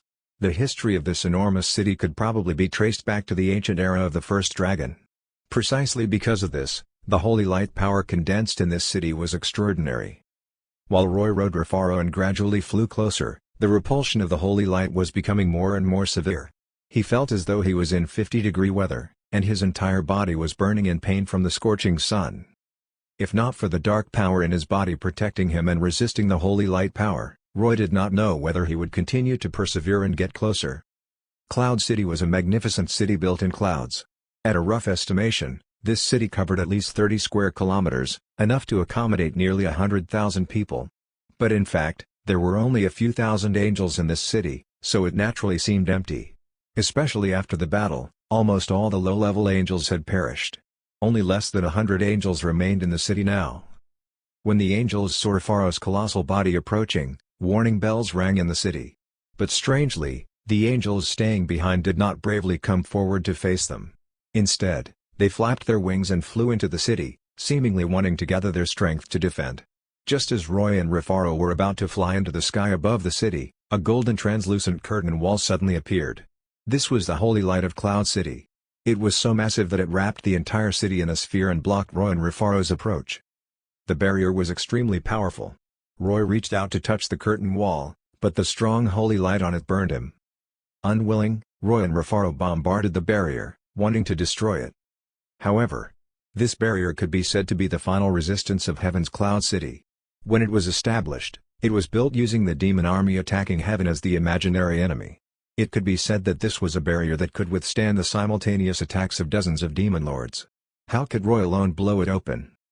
For nearly 10 minutes, he consumed a lot of magic power to bombard the barrier, but he could not even shake it. Left with no choice, Roy and Rufaro could only stay a distance away and fly around the city. The holy light power emanating close to the city was even stronger, helping the dark power in Roy's body to transform. Anyway, he had already killed many angels in this ritual, and his battle achievements were enough. He was just waiting to complete the transformation and become a true demon lord, so it did not matter if the remaining angels hit or not. However, Roy was still slightly worried. The only remaining six-winged throne, Orphina, suddenly left during the battle. This behavior was really strange. He could not enter the city and could not find out the reason. This was indeed a little difficult for those with obsessive-compulsive disorder. Sitting cross-legged on Rufaro's forehead, Roy felt the boiling dark power in his body. Under the tremendous pressure of the holy light, he waited for the moment the dark power broke out of the cocoon. But at this moment, a gigantic golden pillar of light suddenly soared into the sky from the center of Cloud City. This golden pillar of light was so dazzling that it not only did hurt people's eyes, but the holy power contained in it was also shockingly immense. In Roy's radiation perception, it was as though he saw the light of the sun, startling him so much that he stood up on Rufaro's forehead. "What's going on?" Roy looked at the golden pillar of light in bewilderment. A true seraph was born. Rufaro's tone was solemn. No wonder that female angel returned. It's probably because the seraph's birth was at a critical stage, and she ran back to protect. Rufaro's guess was right. At this moment, in a magnificent hall in the center of Cloud City, although Throne Orphina looked weak, she looked excitedly at the egg placed in front of her. It was an enormous white oval-shaped egg. Around the egg was a nest made of many strange golden feathers. The surface of the white eggshell faintly glowed with golden patterns, which were lines formed from holy power. This enormous egg had a remarkably important status among the angels because it was an angel egg. All original angels were hatched from angel eggs, and they were angels with pure bloodlines. Unlike artificial angels, original angels had unlimited potential, and each one had the possibility of becoming a top angel. However, although angels had gender differences, they had no gender reality. In layman terms, male angels actually did not have a penis, and female angels did not give birth to babies. This was a boring race. The reproduction of angels was different from that of demons. Original angels relied on angel eggs and gradually formed in the eternal holy light of heaven. This was a strange transformation process and relatively long. Sometimes, this incubation method could not form souls in the angel eggs, causing angels to be unable to be born. The number of angels had always been very low for this reason. Although the combat power of angels was often stronger than that of demons, it was a big problem that their numbers could not increase. If not for this, heaven would not have created artificial angels to make up for the lack of numbers in the endless war with demons. The so-called artificial angels replaced souls with angel cores in flesh bodies, allowing angels to obtain wisdom and knowledge. But such operations could at most form the lowest level angels at best. In addition to this method of increasing the population of angels, the most used method of angels was another method. It was to obtain noble souls from the human world and inject them into angel eggs. Angels born this way were actually no different from original angels. This was also why heaven paid a lot of attention to collecting noble souls. The only troublesome thing was that noble souls were also very rare. Without great wisdom, without sacrifice and dedication, it was impossible for noble souls to be born. The greatest source of these souls was the human world, so heaven had been interacting with humans for so many years, spreading their doctrines and portraying heaven very beautifully in order to guide people to be kind and increase the chances of noble souls being born. The gigantic golden pillar of light in the sky above Cloud City was emitted by this angel egg in front of her. At this moment, the top of the angel egg had already cracked, and the eggshell cracked bit by bit along with the sounds of clicking. The first to appear was a pair of slender, misty light wings, then a second pair, and then a third pair. A figure exuding holy light stood up from the angel egg. Her eyes were closed, and her hands were spread flat on both sides of her body. The 3 pairs of light wings behind her stretched out, covering the entire hall, slowly undulating and dancing like waves. After standing up, the dazzling holy light on her body gradually dimmed, and her face slowly became clearer. And this face was none other than the Queen of Arathia, Isabel. Chapter 346 Cameo. The golden holy light that soared into the sky above Cloud City slowly weakened until it disappeared. In the hall, Isabel gradually opened her eyes. Orfina knelt on one knee in front of Isabel, put her hand to her chest, and bowed excitedly. "Your Excellency Isabel, you're finally awake. Thank you for your hard work, Orfina." Isabel's expression was indifferent, as though she had not adapted to her body yet. "When I was in the egg, I could feel your power infusion. It's mainly because we were worried that there wasn't enough time," Orfina said. "A powerful enemy has invaded, and we urgently need your Excellency Isabel's power." Isabel nodded and looked at her smooth body. With a wave of her hand, the strange golden feathers around the eggshell flew over and surrounded her body. Finally, they turned into a magnificent and holy angelic armor in a flash of light. At the same time, an angelic sword appeared in Isabel's left hand, and the sword's guard had incomparably beautiful wings. A golden shield appeared in her right hand, and the shield had cross and thorn patterns engraved on it. Whether it was the armor, the sword, or the shield, they all glowed with powerful radiance like divine artifacts. This was because these pieces of equipment were made from the feathers of the Dragon of Light, Elrith. In the human world, when the original Isabel died and the golden noble soul appeared, the reason why heaven had sent numerous angels to bring Isabel's soul into heaven at all costs was that her identity was extraordinary. She was not only the Queen of Arathia but someone blessed by a dragon god, the chosen of the Dragon of Light, Elrith. Unlike Arander, who called himself the Chosen of Asha, Isabel was a true chosen. Moreover, she lived up to her identity as a chosen. After experiencing the many torments that Ka-Beleth had inflicted on her, she had not become trapped in hatred. Instead, through her great motherly love, her soul sublimated. After the angels brought this sublimated noble soul back to heaven, they baptized it with the power of holy light and then injected it into the angel egg. As one of the dragon gods that the people of this world believed in, the Dragon of Light, Elrith, was the most gorgeous elemental dragon. His appearance was different from that of ordinary dragons, and he was noble and dignified. His elegant scales were pure gold and exuded gentle light from the inside and outside. His wings were not made of membranes but of feathers, just like angels, but they were slightly longer and bigger. His tail was like a phoenix tail, with 3 long strands floating behind him. As dragon gods, the 6 elemental dragons had not appeared in the eyes of the people of the world for a long time. They no longer participated in the development of the civilizations of the various races, but they still left some legacies behind for their chosens. The strange golden feathers surrounding the angel egg that Isabel was born from were actually feathers from the body of the Dragon of Light, Elrith. These feathers contained unparalleled and powerful holy power, and they facilitated Isabel's birth as the energy supply of the angel egg. However, despite the energy provided by Elrith's feathers, Isabel's incubation time was not enough. But at this time, Roy entered straight into heaven to complete the promotion ritual. Orphina, Sicily, and the other two throne angels were currently the four leaders of heaven. When Roy came knocking on their door, they thought that they would be able to suppress Roy. After all, there were so many angels besieging a demon, and their chances of victory were extremely high. But when Roy suddenly summoned Fat Tiger and Rufaro, Orphina realized that something was wrong. Recently, heaven had collected a lot of information about Demon Osiris. The angel's understanding of Roy was that he was a very strange demon. He did not have the powerful fire element power of common demons. Instead, he used frost and lightning. Not only was he powerful, but his various abilities were also surprising and very difficult to deal with. Therefore, when Orphina saw the body of the sky dragon of Osiris cover the sky, she immediately felt uneasy.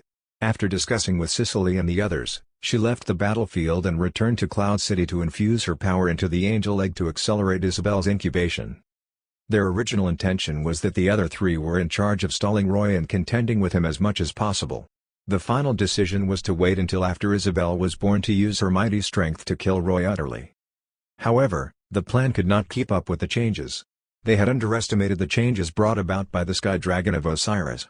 Claudio and the other two did not buy much time for Orphina and failed one after another. Claudio had self-destructed and died, Ista had been bitten in two by Rufaro, Sicily had been struck by Rufaro's tail, and it was unknown whether she was dead or alive. After losing the three thrones, the remaining low-level angels were unable to cause much trouble for Roy, so he was now directly hitting the entrance of Cloud City. In this battle, heaven was beaten miserably. This was mainly due to the fact that the angels had participated in too many wars in the Ashan world over the past 1,000 years, resulting in too much loss of high-end combat strength. On the contrary, the demons were able to preserve many demon lords because the seventh dragon, Sar-Elam, had imprisoned them. As the time of Sarshazar's prophecy approached, the angels of heaven were worried that they would not have any means to keep the demon lords in check after they escaped. That was why they sought this opportunity to use Isabel's soul to add a true seraph to heaven as their leader. As a newborn seraph, Isabel's current strength was not as powerful as the clones of archangels Raphael or Gabriel, but she was close to the demon king level.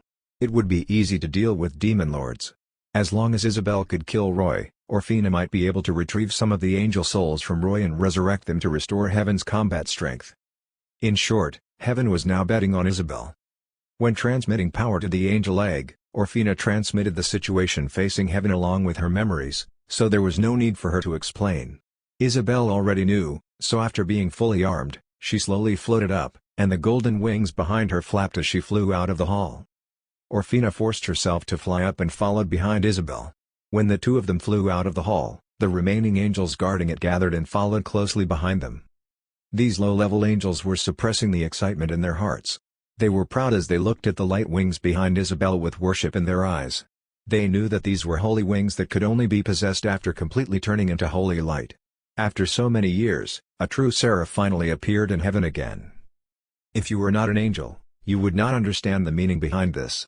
Although the people of Ashan said that angels were believers of the Dragon of Light, Elrith, only angels understood that they only believed in holy light.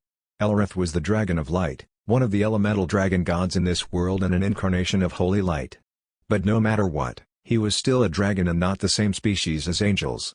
Just like how demons accepted the protection of the Dragon of Chaos, Urgash, angels received the protection of the first dragon, Asha, and thus stayed in this world. But unlike the demons who worshipped power and listened to whoever had the biggest fist, the angels were still resistant to leaders of different species. But now, a new seraph had appeared, and the proud angels finally had someone to entrust their hopes to. Following Isabel's lead, the angels rushed out of the barrier of Cloud City with imposing momentum. Then they saw Roy and Rufaro retreating. It was impossible not to retreat. Roy was here to complete the promotion ritual, not to overturn all of heaven. After hearing from Rufaro that the soaring holy light was the phenomenon of the birth of a seraph, he felt that it was time to retreat. Roy and Rufaro flew toward the gate of heaven. They had already sped away nearly 100 kilometers from Cloud City. Just as they were about to arrive, their vision suddenly blurred, and a figure appeared in the air in front of them. Isabel's speed was simply unimaginable. From a distance of nearly 100 kilometers away, she arrived in the blink of an eye. When Roy saw Isabel's appearance, he felt uneasy. It was not only because Isabel looked familiar but also because of the fluttering light wings behind her. Unlike the light wings that burned like flames that Gabriel's and Raphael's clones had, the light wings behind Isabel reminded Roy of the wings of Archangels Stiriel and Imperius from Diablo. They were exactly the same. Is it a coincidence, or did the Diablo world come to make a cameo? Chapter 347 Seraph Brand Chocolate. It was undeniable that Isabel's appearance gave Roy a lot of pressure. The Seraph was really hot. Isabel just stood there, but Roy felt that he was facing the sun directly. The holy light radiating from her was not strong, but it brought Roy a deep sense of burning pain. Roy did not know exactly what happened to Isabel. When the angels took her soul away, he guessed that she might become an angel, but her strength was beyond his expectations. Something must have happened in Cloud City to cause her to obtain such formidable strength. But no matter what, it was unexpected that Isabel was now Roy's greatest threat. While sighing that heaven indeed had its trump card, Roy stood on Rufaro's head and laughed. "Oh, look at who it is. Isn't this Queen Isabel of Arathia?" Holding the holy sword in her hand, Isabel was actually observing Roy. After hearing his words, she asked curiously, "You know me? What does Queen of Arathia mean?" Hearing this, Roy could not help but be stunned. But then he remembered that Julia had also lost her memories when she became a fallen angel, so he immediately understood that heaven probably erased Isabel's memories of when she was human. "Of course." Roy nodded. "It seems like after becoming an angel, your memories have been erased." Isabel could not help but frown, feeling irritated. Indeed, anyone who knew that they had lost their past memories would subconsciously feel irritated. Especially when they knew that their memories had been erased artificially, doubts would arise. Fortunately, Orphina rushed over from behind and shouted at Roy, "Demon, put away your lies." Then she immediately explained to Isabel, "Your Excellency Isabel, the memories of your previous self are painful memories for you. They aren't a good thing for you. It might lead to your fall because of hatred. It's not just you. Any angel born from a noble soul will have their memories erased, even me. Believe me, Your Excellency Isabel. Becoming an angel is a new life for you, and you should abandon your past." Listening to Orphina's persuasion, Isabel's expression gradually became better. After knowing that she was not the one being treated special, she began to calm down. "Yes, the current me is Angel Isabel." Isabel faced Roy and raised her shield and holy sword. "I will firmly believe in holy light and fight against evil to the end. Demon Osiris, I will punish you for your crimes of barging into heaven and killing angels." Roy shrugged. He shook the Red Dragon Emperor's gauntlet on his left hand twice and picked up Frostmourne with his right hand. "What a pity. Although we aren't acquaintances, I thought you would want to talk to me about what happened before your soul entered heaven. Looking at it now, we still have to fight." Although the appearance of Isabel, this seraph, gave Roy a lot of pressure, his fighting spirit was gradually igniting. Isabel was not a famous archangel like Raphael and Gabriel, and he was no longer the lowest-level little demon of the abyss anymore. Whether he could fight or not, he had to fight to know. When Isabel felt Roy's powerful fighting spirit, the light wings behind her flapped. The holy light power in her body surged, and golden light enveloped her entire body, making her look hazy. A second ago, Roy was still looking at Isabel from hundreds of meters away. The next second, she appeared in front of Roy, and the sword in her hand slashed at Roy's head with immense force. This speed was so fast that Roy almost could not react in time. Roy hurriedly raised Frostmourne to block this slash. The moment the two swords collided, a terrifying force came from the sword and pressed down on Roy's arm, forcing him to bend his arm and quickly squat down before finally stabilizing. He stabilized, but Rufaro, who was under him, was unlucky. The force transmitted through Roy's body to his head, making him feel as though a heavy hammer had slammed his head. His entire head sank under the heavy blow. Rufaro fell hundreds of meters. With just one slash, Isabel actually knocked down Rufaro's nearly a kilometer-long body. This strange power was really terrifying. Roy was not feeling any better at this moment. The holy light power on Isabel's holy sword clashed with the curse powers on Frostmourne. As they melted into each other, wisps of white smoke emitted. Even the skin on Roy's arm was corroded by the holy light and had a burnt smell. Phew! Roy suddenly turned his body while fighting, and his tail whipped at Isabel's waist. Isabel retracted her sword, and her light wings moved to block Roy's tail. But the shield in her left hand sank and smashed at Roy's chest. Roy flashed and appeared behind Isabel. Frostmourne aimed at Isabel's light wings and slashed down, wanting to see if he could cut her wings off. But Isabel reacted super fast. She stood on the spot and kicked backward with her right leg. The heel of her thick war boots missed Frostmourne and kicked Roy on the chin, knocking him flying away. In mid-air, Roy spread his wings and stopped. Dozens of ice spears suddenly appeared beside him and quickly stabbed at Isabel. She raised her shield and allowed these ice spears to collide against the shield. Under the strong impact, the ice spears shattered into countless flying crystals. A golden light cross suddenly appeared. It flew out of Isabel's shield and ran toward Roy. Feeling the powerful holy light contained in the light cross, he knew it would be bad if it hit him. He stretched out his hand and immediately wrapped himself in a thick layer of ice. This layer of ice was blue and about 3 meters thick, but the light cross sliced through it like a hot knife through butter. Seeing that the ice could not block it, Roy opened his mouth and shot out a lightning ball. The lightning ball and the light cross collided and exploded under the impact. With a loud bang, the explosive hurricane blew Roy away. He was tumbling in the air, but before he could adjust his posture, Isabel's body transformed into a stream of light and caught up to him. Her shield slammed into his chest, knocking Roy down from the sky. Rufaro moved over and caught Roy in the air. Roy crashed onto his back with a thud and made a ring of shock waves, causing Rufaro to fall a distance. "It's a little troublesome." Rufaro communicated with Roy in his soul. "If you can't use your dark power, you won't be able to cause much damage to her." Roy stood up and spat out a mouthful of purplish-green blood. He grinned hideously. "Of course I know, and she hasn't used her full strength yet." Just as they exchanged words, Isabel rushed forward again. Roy quickly poured his magic power into Rufaro's body and used the same technique to create a large area of ultra-low temperatures. However, Isabel and Claudio were different. Claudio and the others would be affected by the low temperature and could not get too close to Rufaro. But Isabel condensed a layer of golden holy flames that seemed to be substantial and enveloped her body in it. With her sword in hand, she rushed to Rufaro's side with irresistible force and stabbed at Roy. The low temperature of less than -200 degrees Celsius seemed to have no effect on Isabel. After Roy dodged her stab, she stuck close to Roy and attacked him continuously, with each move becoming faster and faster. Isabel was the queen of Arathia before her death. The combat arts education she received was the Way of Knights. Although her memories had been erased after she became an angel, she still subconsciously used this attack method to deal with Roy. With her continuous attacks, some of her previous moves were becoming more and more familiar with her current body. After the enhancement of holy light power, they brought about immense power. Rufaro's spacious back became a battlefield for the two of them to fight on, but he could not intervene and help Roy attack because he could not possibly turn his tail and whip his back. Isabel seemed to be using Roy to recover her previous combat experience, but even so, Roy was at a disadvantage. Her speed was really too fast. Although she did not reach the speed of light, she was still faster than the reaction speed of his nerves. In addition, the suppression of the holy light power on him made smoking wounds continuously appear on his body. But Roy became more and more excited as he fought. Roar! He finally grabbed an opportunity to punch Isabel's shield with his left hand. Boom! This time, Roy sent Isabel flying.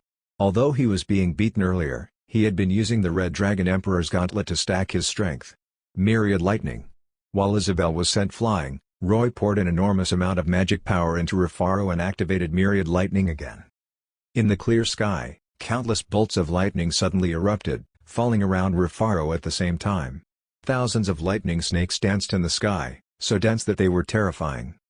At first, Isabel relied on her speed to shuttle through the gaps between the lightning snakes.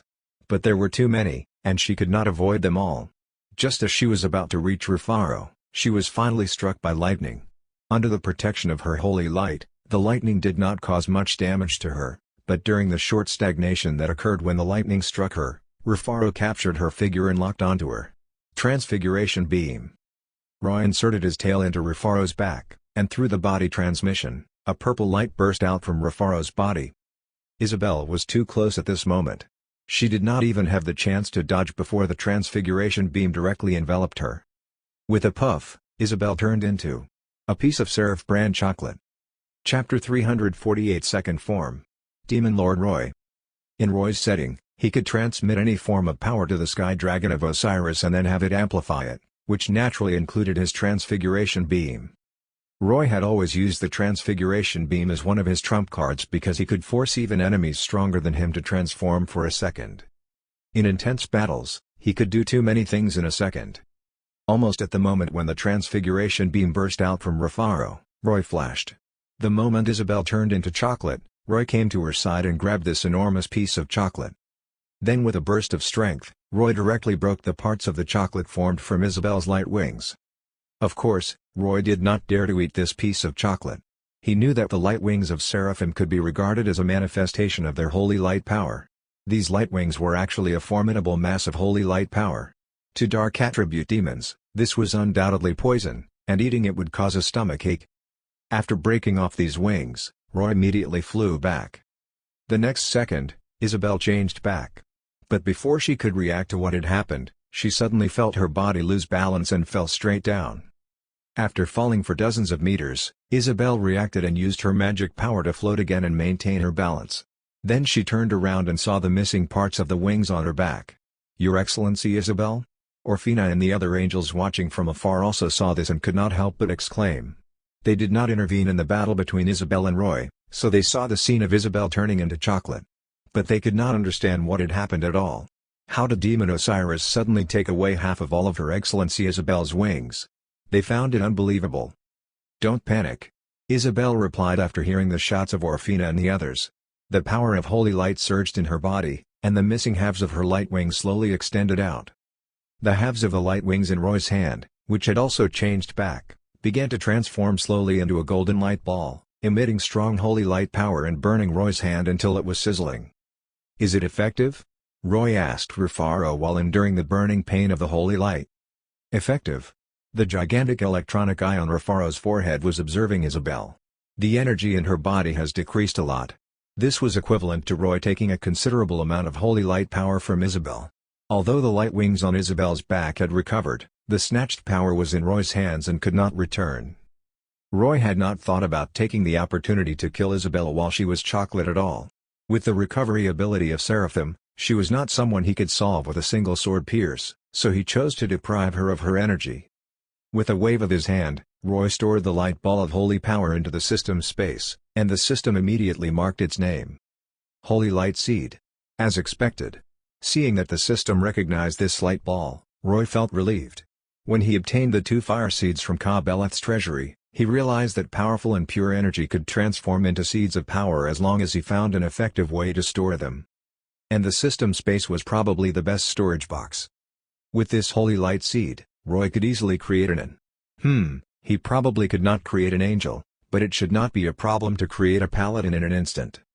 In fact, as long as he dared to think about it, he could even use this holy light seed on himself, provided he prepared in advance. "What did you just do to me?" After condensing her light wings again, Isabel did not rush up immediately but looked at Roy cautiously. "It's too strange. Demon Osiris's power is too strange. The purple light he used just now obviously didn't have any massive energy, but I couldn't defend against it at all."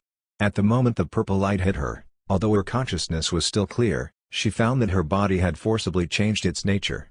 Her body had not listened to any commands and could not move at all. "What kind of strange power is this? I have never heard of it before." Roy looked at his right hand. After the holy light corroded him, it had greatly suppressed his self-healing ability, and his wounds were healing very slowly. But after receiving consecutive injuries from holy light, Roy felt the dark power in his body roaring and about to break out of the cage. Of course, Roy would not answer Isabel's question.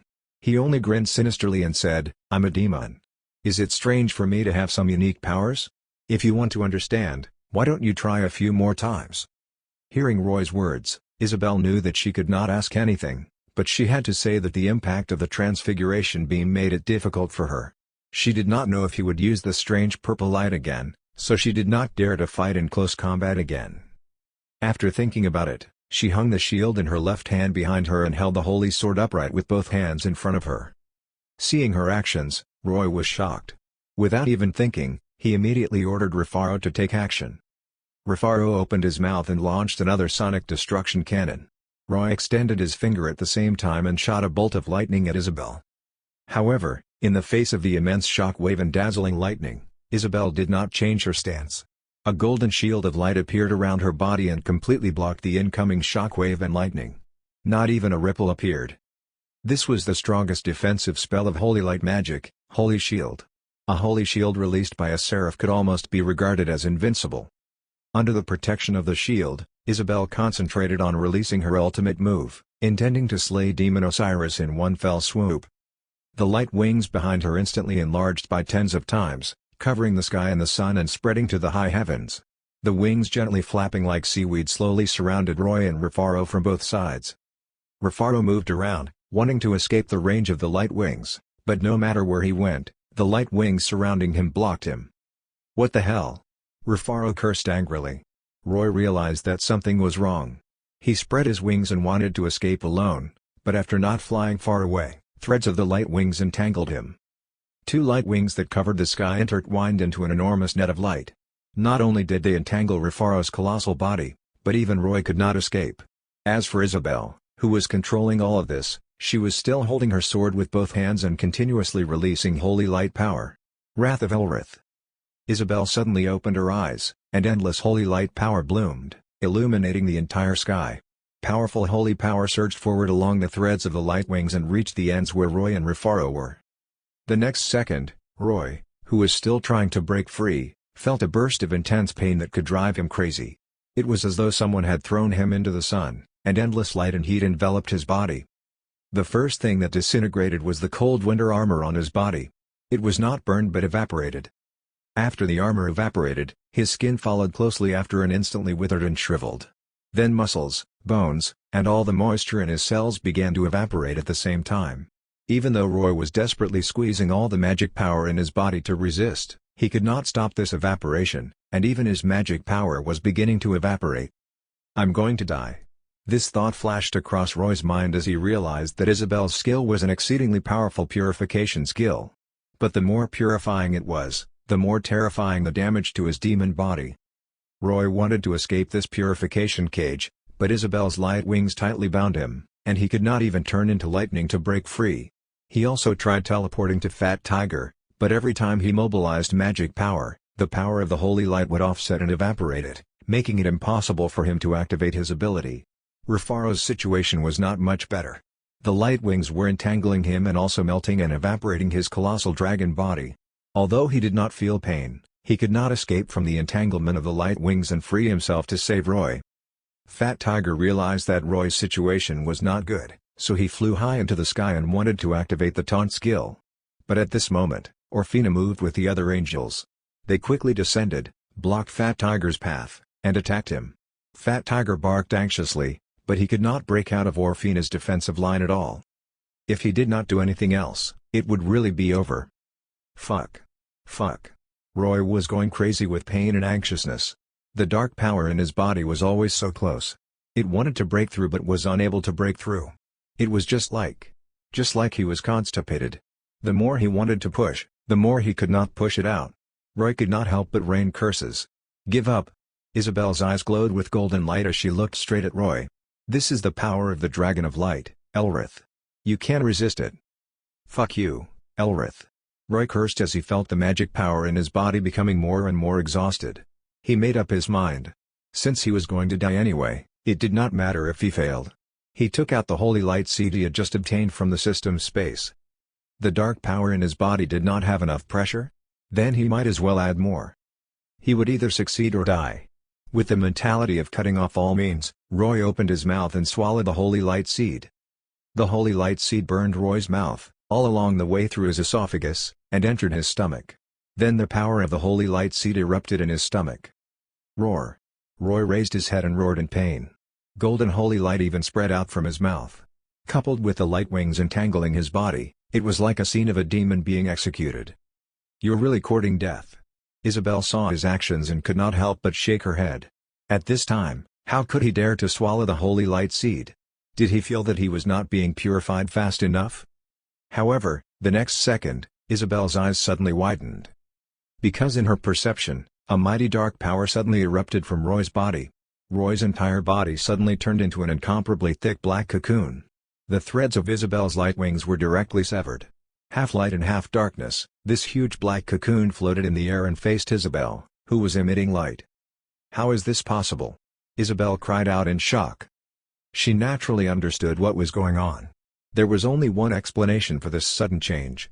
At the critical moment when Demon Osiris was about to die, he completed the promotion ritual and became a true demon lord, obtaining the second form of a demon. But this was the most inconceivable part. Logically speaking, the holy light seed should have caused the energy in his body to clash and made his body explode on the spot. Why did it become the last straw that triggered his power to erupt? Isabelle's mind was a mess, and she could not figure out what was going on. At this moment, the huge black cocoon gradually began to shrink, and the overflowing dark power slowly converged. Roy's body appeared. At this moment, he had completely changed. The light blue demon skin on his body was gone, and what replaced it was a humanoid dark mist. This mist appeared in a very unique liquid form on Roy's body, like liquid and gas, resembling liquid nitrogen pouring out.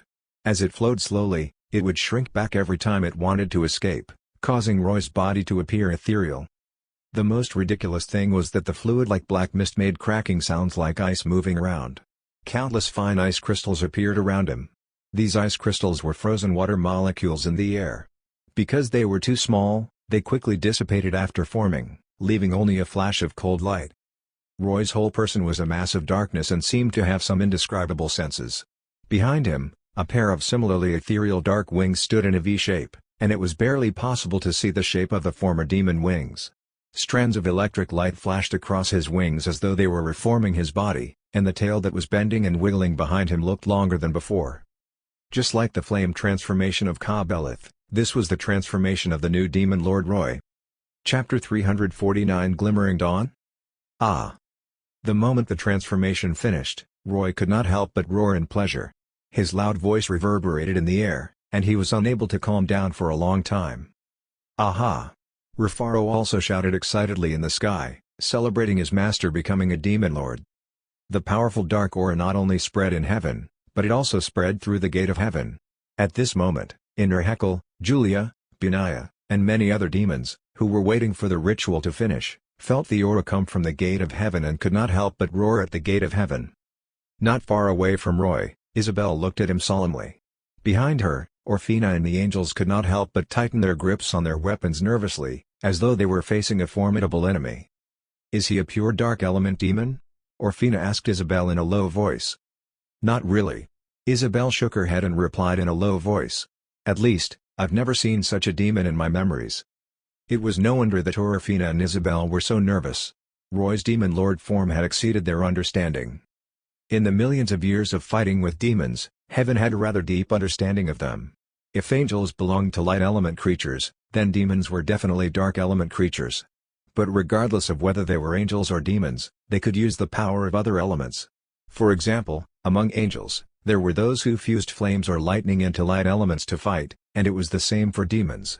Because of demon bloodlines, many other elemental demons also appeared. However, although their essence was the dark element, the second form that demons obtained when they advanced to the Lord level tended to be more from their bloodlines. For example, flame demons like Ka-Beleth obtained flame forms instead of dark forms when they became demon lords. Although their bodies were also the dark element, this dark element did not show. In fact, due to the special environment in the abyss, many demons used flames, so most demon lords' transformations were more inclined toward flame forms. If you pulled out all the demon lords of the abyss to take a look, you would find that among the 100 demon lords, at least 50 of their transformations were flame forms. The remaining 30 might be strong melee types, and the other 20 might be other elements. There were those with pure dark element forms, but they were very rare. Most shadow-type demons would have such forms. Demon Osiris in front of them was even stranger. Judging from the black mist, it looked like the dark element, but it also contained frost and lightning. Moreover, after the transformation, his body that suddenly enlarged to about 10 meters was very similar to a war-type demon. Could a demon lord really obtain a form with so many elemental enhancement at the same time? How did these elemental enhancements coexist? Looking at this newly advanced demon lord who subverted their cognition, Isabelle and Orphina were cautious and did not dare to take action. Precisely because of this, Roy took this opportunity to experience the changes in his body. In fact, Roy had learned about the demon lord promotion ritual through the Ka-Beleth's memories. He initially thought that he might become a frost demon lord, but now, he realized that the outcome seemed to have exceeded his expectations. Among them, what surprised Roy the most was the explosive dark power in his body. Earlier, He had been wondering why the dark power in his body had long been on the verge of breaking through, so why had it not broken through for a long time? In Kobeleth's memories, it was easy for dark power to erupt. Only now did he realize that it was entirely the dark power in his body that had an issue. The dark power in his body was far more inert than the dark power in other demons. Why? Because the dark fruit he ate changed the nature of the dark power in his body. In most cases, darkness was a negative power that manifested as shadows, corrosion, curses, and decay. These were also the forms that dark power manifested as in the bodies of most demons. With this dark power, demons could use dark magic without any hindrance to curse and weaken enemies, corroding and disintegrating the enemy's spirit and defense. Roy should have been like this originally, but the problem was that he had eaten the magically modified dark fruit. It was this magically modified dark fruit that had completely changed the nature of the dark power in his body because the system had made this dark fruit by referencing his memories. The manifestation of its power was similar to that of the real dark fruit, which was mainly the dark power of gravity. Precisely because of this change, the dark power in Roy's body became an irregular dark power. It also caused the dark power in his body to erupt slower under the stimulation of the holy light. If Roy had not been ruthless and directly swallowed the holy light seed, he might not have been able to stimulate his dark power to erupt. Although the inertness was higher, it was precisely because of this change that the dark power in Roy could better combine with other elements. After all, the gravity of the dark fruit was a special power, and it could mix with any elemental power. This was why Roy had special changes when he obtained the two powers of frost and lightning. Be it dark cold or dark lightning, their natures had changed. Because his dark power integrated closely with other powers, it caused a drastic change in the form of Roy's transformation when he became a demon lord. At this moment, the state of his body was extremely special. He quietly sensed his body and found that his body was actually made of hexahedral ice crystals. Even his demon heart had disappeared, replaced by these hexahedral ice crystals. However, these ice crystals were not solid, and they could rub against one another and flow. This was why his current body looked like flowing frost. The interior of these ice crystal cells was full of dark power, causing the ice crystals to look black, and the spreading dark power even seeped out through the frost particles. The power of lightning used the frost cells as a conductor and constantly flowed inside the cells. The T-virus was also tightly attached to the surface of the frost cells and could spread out at any time according to Roy's will. This body state was like a combination of all his powers. Of course, these were all his own powers, so he did not find his changes strange. But what surprised and astonished him the most were the tiny light clusters in the depths of the ice crystal cells. When Roy sensed the existence of these light clusters, the doubt in his heart was unimaginable. Of course, he knew what was going on. It was definitely due to the holy light seed that he had devoured earlier. In other words, the holy light did not completely disappear after stimulating the power in his body. Instead, his body absorbed it, allowing him to obtain the power of holy light. A demon actually obtained the power of holy light, and it did not cause his body to explode. This was simply a shocking legend. Even Roy could not believe it, so he quickly opened the system interface to check his current status. Name: Roy. Race: Demon. Bloodline: Demon. Name: Bakran Shamarir Lukdiran Stanlis Lundisha. Ramos Osiris. Form: Transcendent form. Hierarchy: Demon Lord. Attribute: Strength: 2124. Speed: 1856. Magic Energy: 110,048. Activity: 1954. Loaded Materials: Eyes of Nightmare, Frost Wings, Lightning Wings, Strange Tail Needle, Dark Fruit, Rumble Fruit. Items: Frostmourne, Red Dragon Emperor's Gauntlet, Red Sea Egg, Paradra Cube, Flowing Brightness Flames, Dragon Ball, 7, Gold of Misfortune, Demon Bible Steely, 3, Token of the Four Horsemen of the Apocalypse. Contract Life: Fat Tiger, Titan Hellhound, Rafaro, Sky Dragon of Osiris. Skills: Dark Cold, Frost Power with powerful defensive capabilities. Dark Lightning that can annihilate souls. Black Domain of Silence, reduces the temperature to a condensate, and the powerful frost power can freeze even light. Transfiguration Beam, strange ability to forcibly change the target's shape. Psychokinesis, the ability to intervene in the movements of materials through thoughts. Perfect T-virus, magic power virus variant, a special virus that can devour magic power. Perfect T-virus, desolated virus variant, a special virus that can cause radiation damage. Metamorph fusion, a miraculous skill that combines two bodies of the same nature. Glimmering Dawn, the power of light with special characteristics. As expected, Roy found that his attributes had changed a lot when he checked the system interface. First, it was his bloodline. Question marks had replaced the original Frost Demon bloodline, and it seemed like even the system could not understand what bloodline he was now. The second change was his form. He changed from adult to transcendent form. Roy estimated that this transcendent form was referring to his current transformed form. The four attributes of strength, speed, magic energy, and activity all increased slightly, but not much. In fact, just looking at these four attributes alone, it was actually not much different from when he was a high-ranked demon. There were no changes to the other items, but the biggest change was the Glimmering Dawn ability in his skills. Just by looking at the name of this ability, Roy could guess that it was probably a new power created from the combination of the Holy Light Seed and the Dark Fruit. Originally, in Roy's understanding, the two elemental powers of light and darkness were opposed to each other, and it was exceedingly difficult to fuse them together. But there was nothing absolute in this world. Roy's act of devouring the Holy Light Seed had unexpectedly succeeded by a stroke of luck, and it instead seemed easy to combine these two powers. It was even before the fusion of ice and fire. This astonished Roy. He had the thought of fusing all the powers to become a Chaos Demon, but he did not expect that the opposing powers of ice and fire had yet to merge, and he instead merged the powers of light and darkness first. So, what kind of power is this? Roy raised his right hand curiously and pointed at Isabel. Under the startled gazes of Isabel and the others, a ball of light shining with dark light suddenly appeared on Roy's fingertip. This was really an indescribable strange scene. It clearly looked like a dark mass of nothingness, but it felt like it was glittering. Before Isabel and the others could understand what was going on, this ball of light silently turned into a ray of light and flew straight toward Isabel. Chapter 350 Confused and Limped. The light erupting from Roy's fingertip was strange. The moment it condensed, the ball of light was black. But as it shot out, the black light quickly turned into a dim yellow color before turning grayish-white. Although this ray of light shot out straight, it caused the surrounding air to distort while flying out, causing a strange visual error.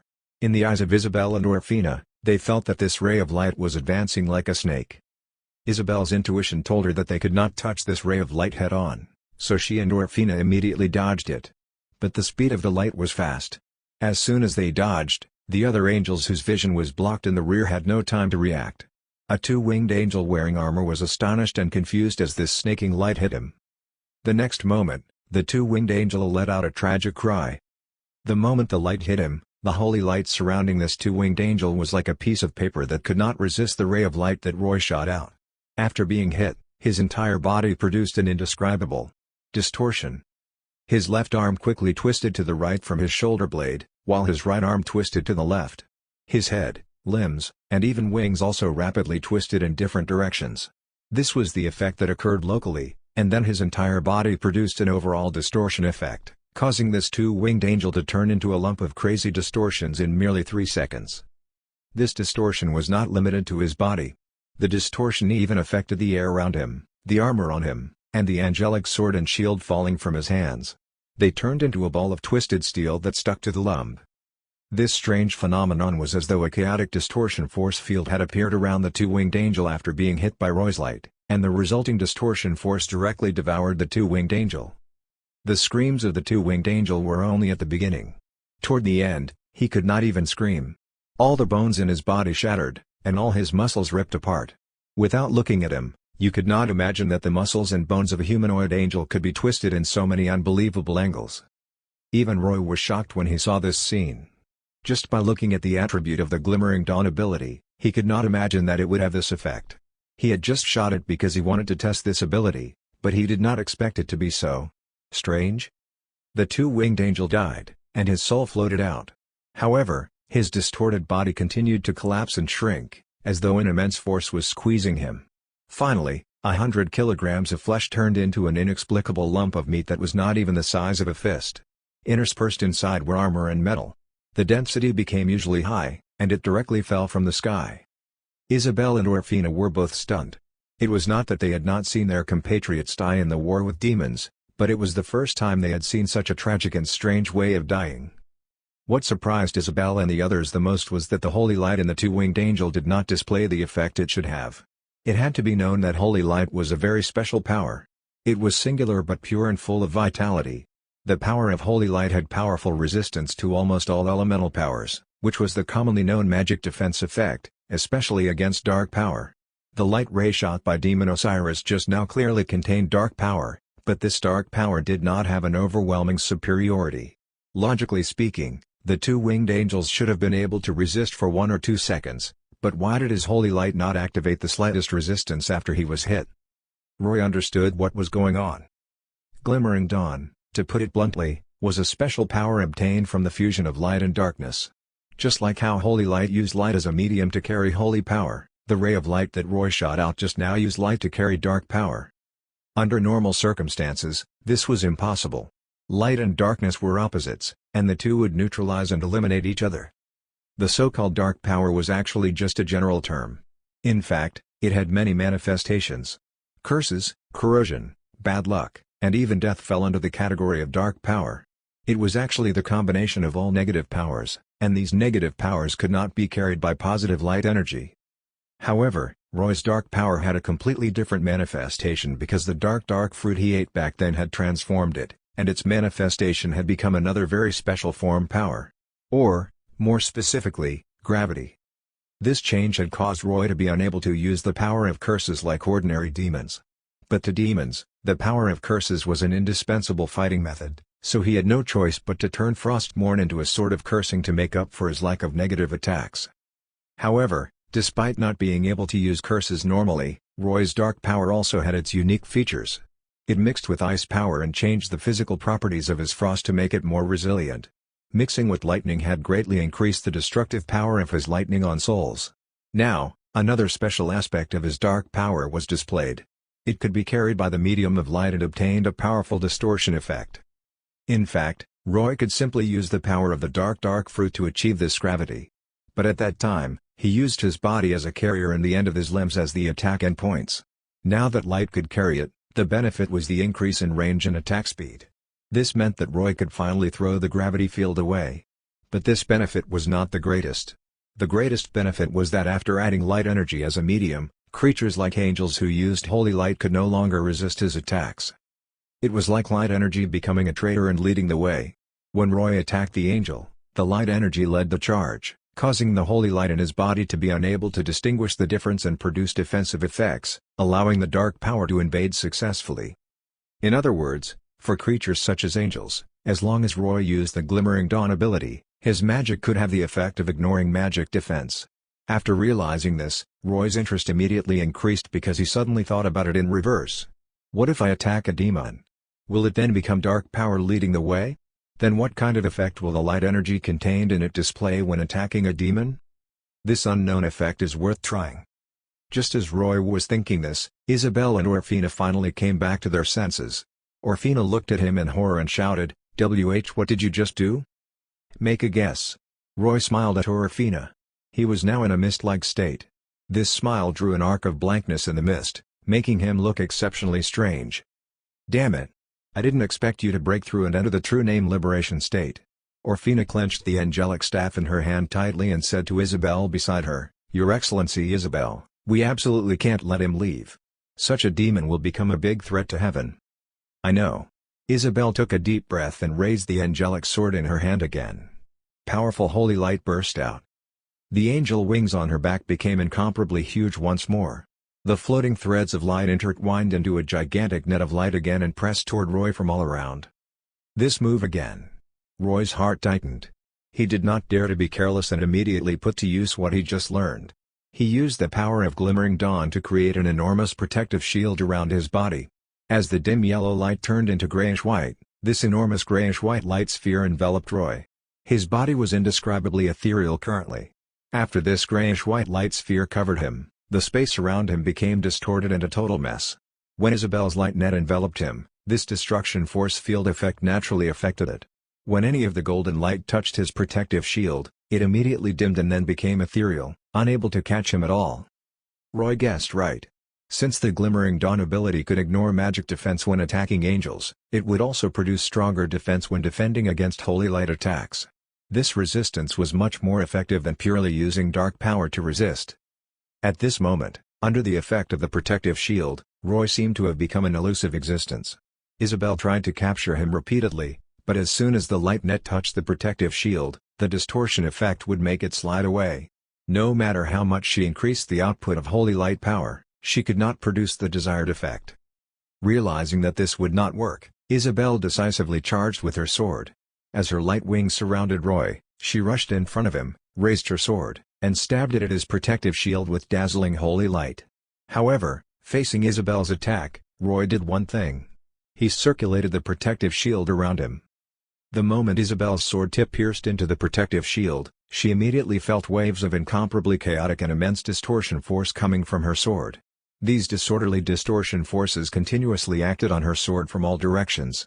The deeper her sword went, the greater the force it received. Therefore, the sword that Isabel pierced in suddenly became confused and limped. It did not know where it was going.